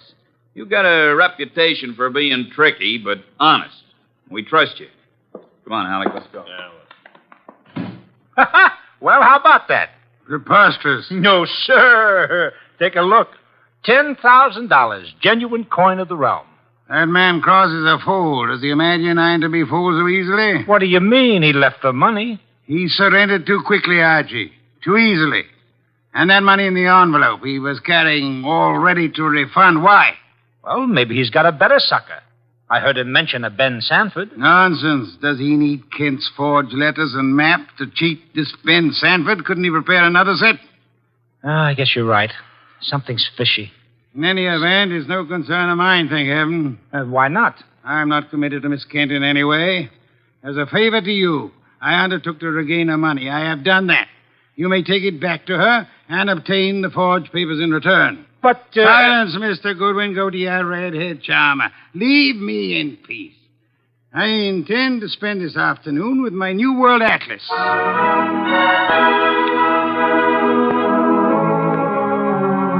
I left him 3,000 miles up the Amazon with his magnifying glass and drove up to East 69th Street.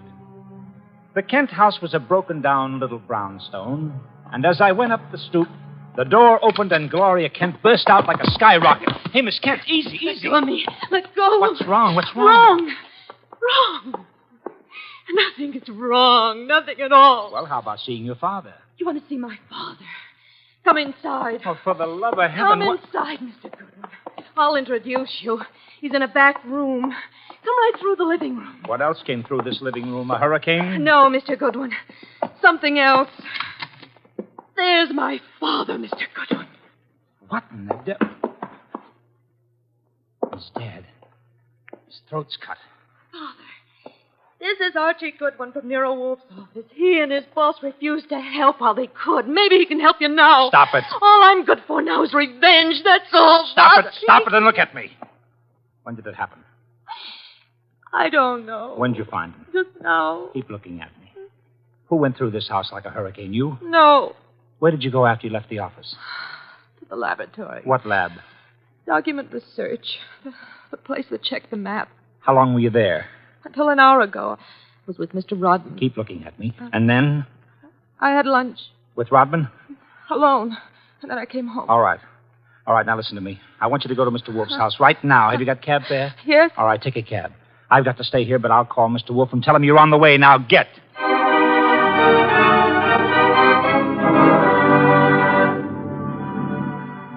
I called Wolfe, told him everything, and he instructed me to advise Inspector Kramer, who arrived with the homicide squad. I gave the inspector everything while the squad photographed and measured, print dusted and detected. At 3:30, Kramer took me back to the house on 35th Street for a fight with Wolfe. It's a great story, Wolfe. Great. Kent buys a phony treasure map. Everybody knows it's phony except Kent.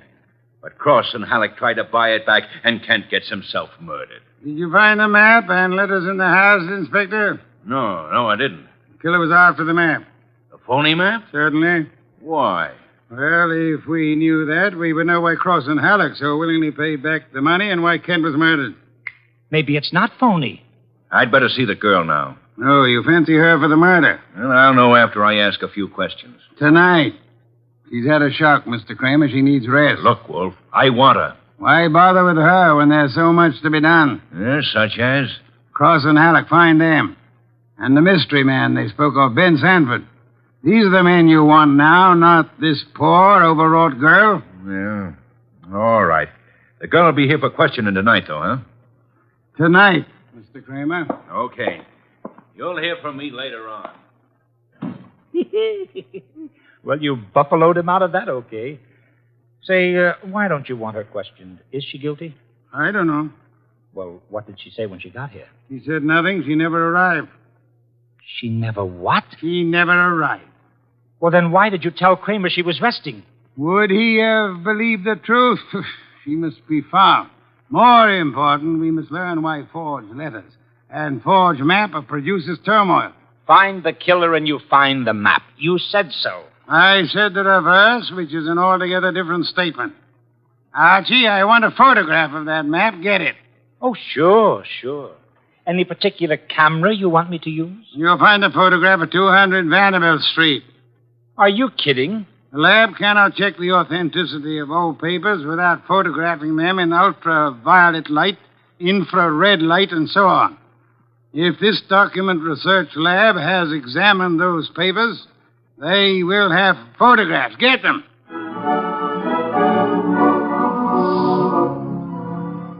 He got out of his chair and waddled back to the house elevator.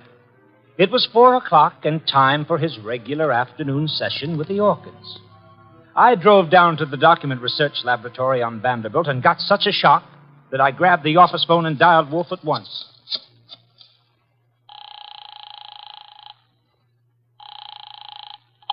This is Nero Wolfe. Mr. Wolfe, Archie here.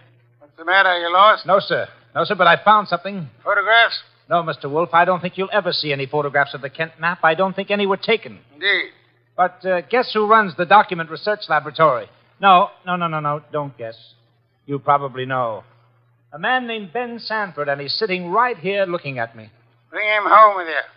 Home? But it's 4 p.m. This is the sacred hour when you pray over your orchids. And Mr. Sanford can join the ceremony.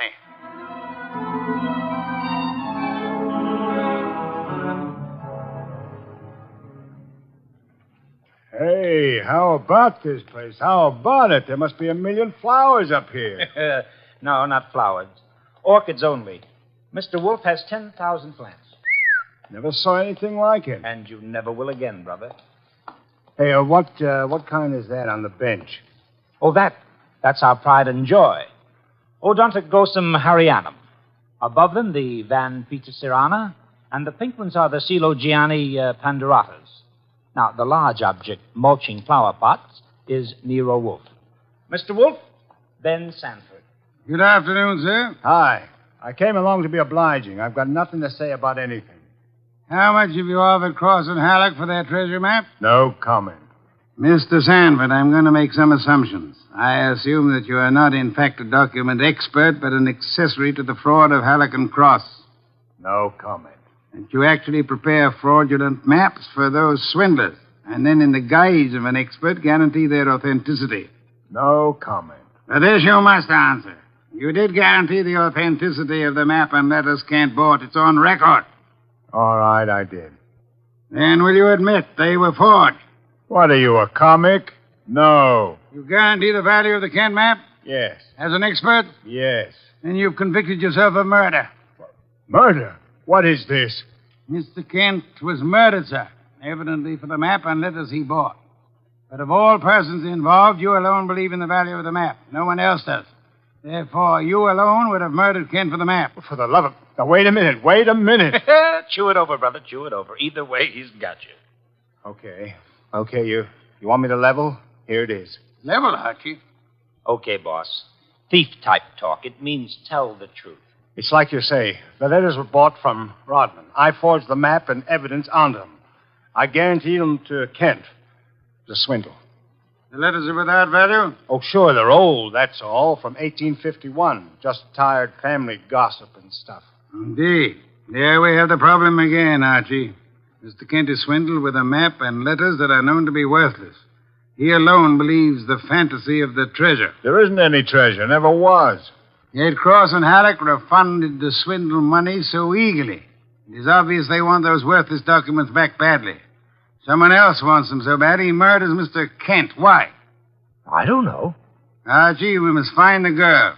There's a chance she turned to Mr. Rodman for refuge. I'm sorry you'll have to go there at once. If the girl isn't there, bring Rodman.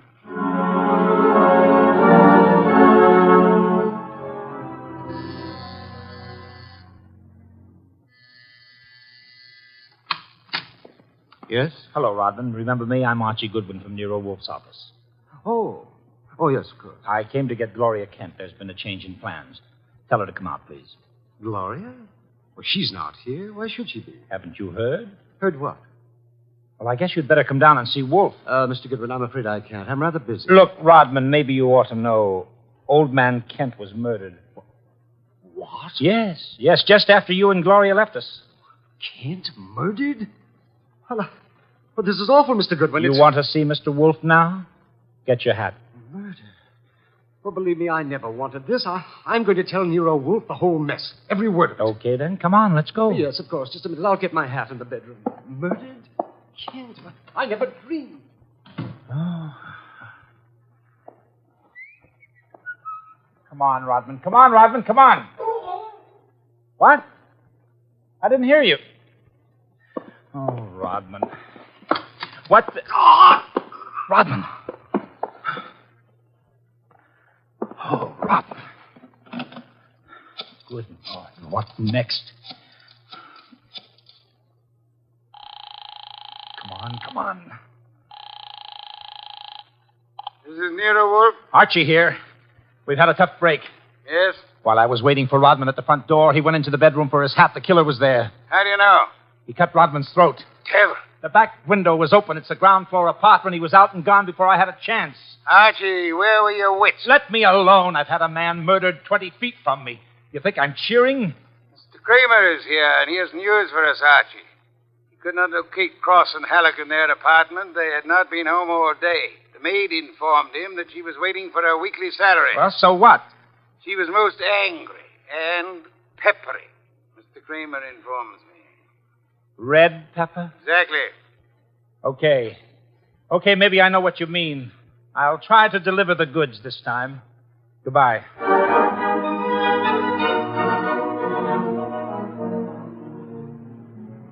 I drove down to the apartment house on Gramercy Square where Cross and Halleck lived, took the elevator up to the 10th floor, found the right door, and slipped in with a pass key.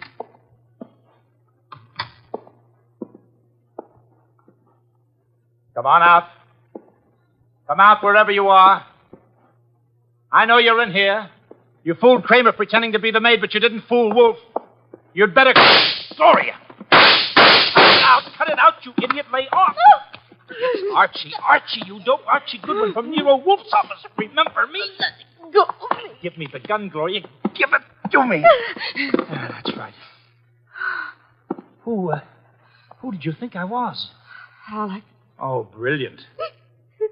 So Wolfe figured you out, huh? Well, you are a brave girl. They killed your father. You came up here and waited for them. You were going to kill them right back, huh? Oh, that red-headed temper. And you bluffed Kramer into thinking you were the maid. I had to do something. It was the only thing I could think of. To come here and kill him. Well, you're coming home with Archie. And just remember one thing. When Wolfe's working for you, don't try to do any thinking. It only gets in Wolfe's way.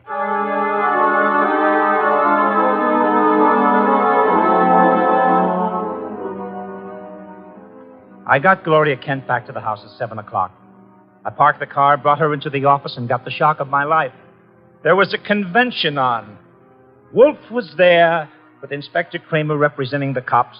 Cross, Halleck, and Sanford were there representing the crooks. When Kramer saw Gloria, he scowled first at her and then at Wolfe. So it was a slick one after all, Wolfe. You didn't have the girl. You had no intention of producing her. Please, Mr. Kramer, that can wait. There are other matters more important. I dine at 8. That leaves me 1 hour to solve your murders. Murders? More than one? Yes, 2. Elmer Rodman. By heaven, Goodwin, if you... Please, Mr. Kramer, not now. First, Miss Kent. Good evening, Miss Kent. I presume you have met these gentlemen, Cross, Halleck, and Sanford?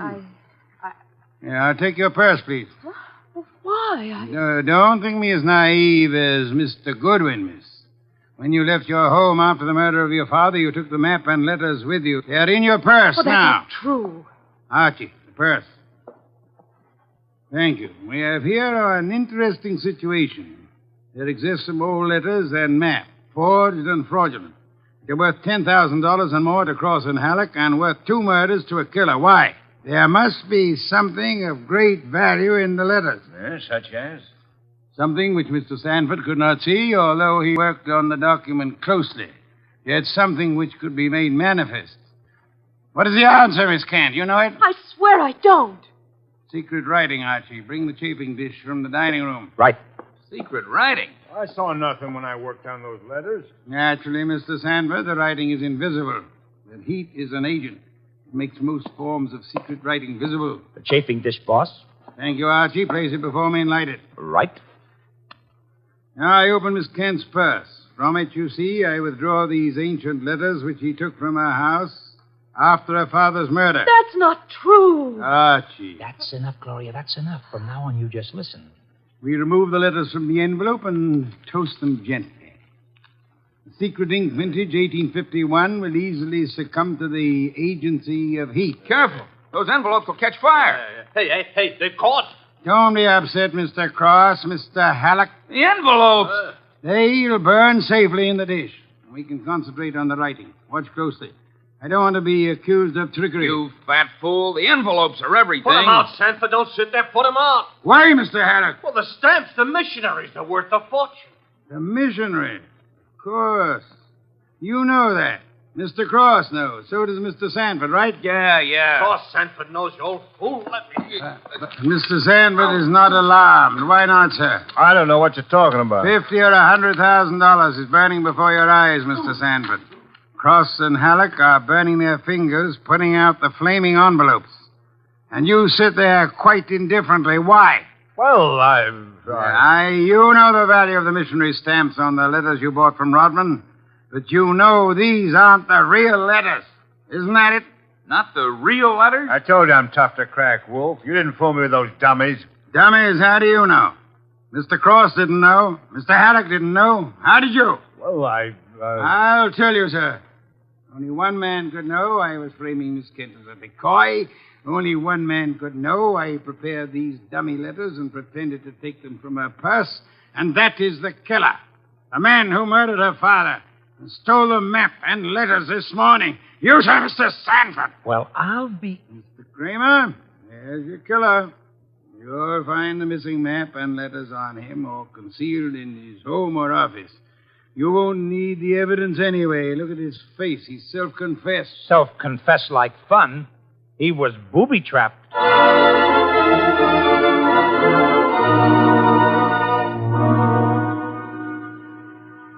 No, Mr. Kramer. Not a complicated case, really. Very simple. Elmer Rodman sold a packet of old family letters to the swindlers for a small sum. They used the letters to perpetrate their fraud on Miss Kent's father. And the stamps on the letters were valuable? They were a special Hawaiian issue 1851, Miss Kent. Nicknamed missionaries, because missionaries used them for writing home. They are extremely rare stamps worth upward of $25,000 each. Hey, no wonder they were worth 2 murders. We found 5 of them on Sanford. Excellent. Somewhere or other, Rodman discovered the value of the stamps after he sold the letters. In his effort to get them back, he communicated his discovery to the swindlers, Cross, Halleck, and Sanford. So that's why they refunded the money so fast. Precisely, in an effort to have the sale rescinded. Rodman sought out Kent and tried to convince him of the fraud. Alas, he would not listen to the truth, Mr. Kramer. Oh, I get it. And while the others were hassling around, Sanford tried to steal a march and quietly resorted to murder. There you have it. Ha-ha! Great job, boss. Great job. So Gloria not only gets her 10 grand back, but 5 times 25, which is about 125,000 worth of goodies. Now, figuring your rates by the hour, that means you've done a gratis job worth about... Yes, Kent. I did not, nor will I demand a large fee for what I've done. I will not go back on my word. But I can beg for a favor. I'll only be too happy to... Wait. I asked something that would not be easy to grant. What is it? Will you use your red hair, your pretty face, your admirable figure, and your ample fortune to lure Mr. Goodwin away from this house tonight? I would like to enjoy my dinner in peace. That won't be difficult, Mr. Wolfe. Let's have an understanding right now, Gloria. Difficult for you or for me? I'll be delighted. Indeed. To spend an evening with Mr. Goodwin, there is only one word for you, Miss Kent.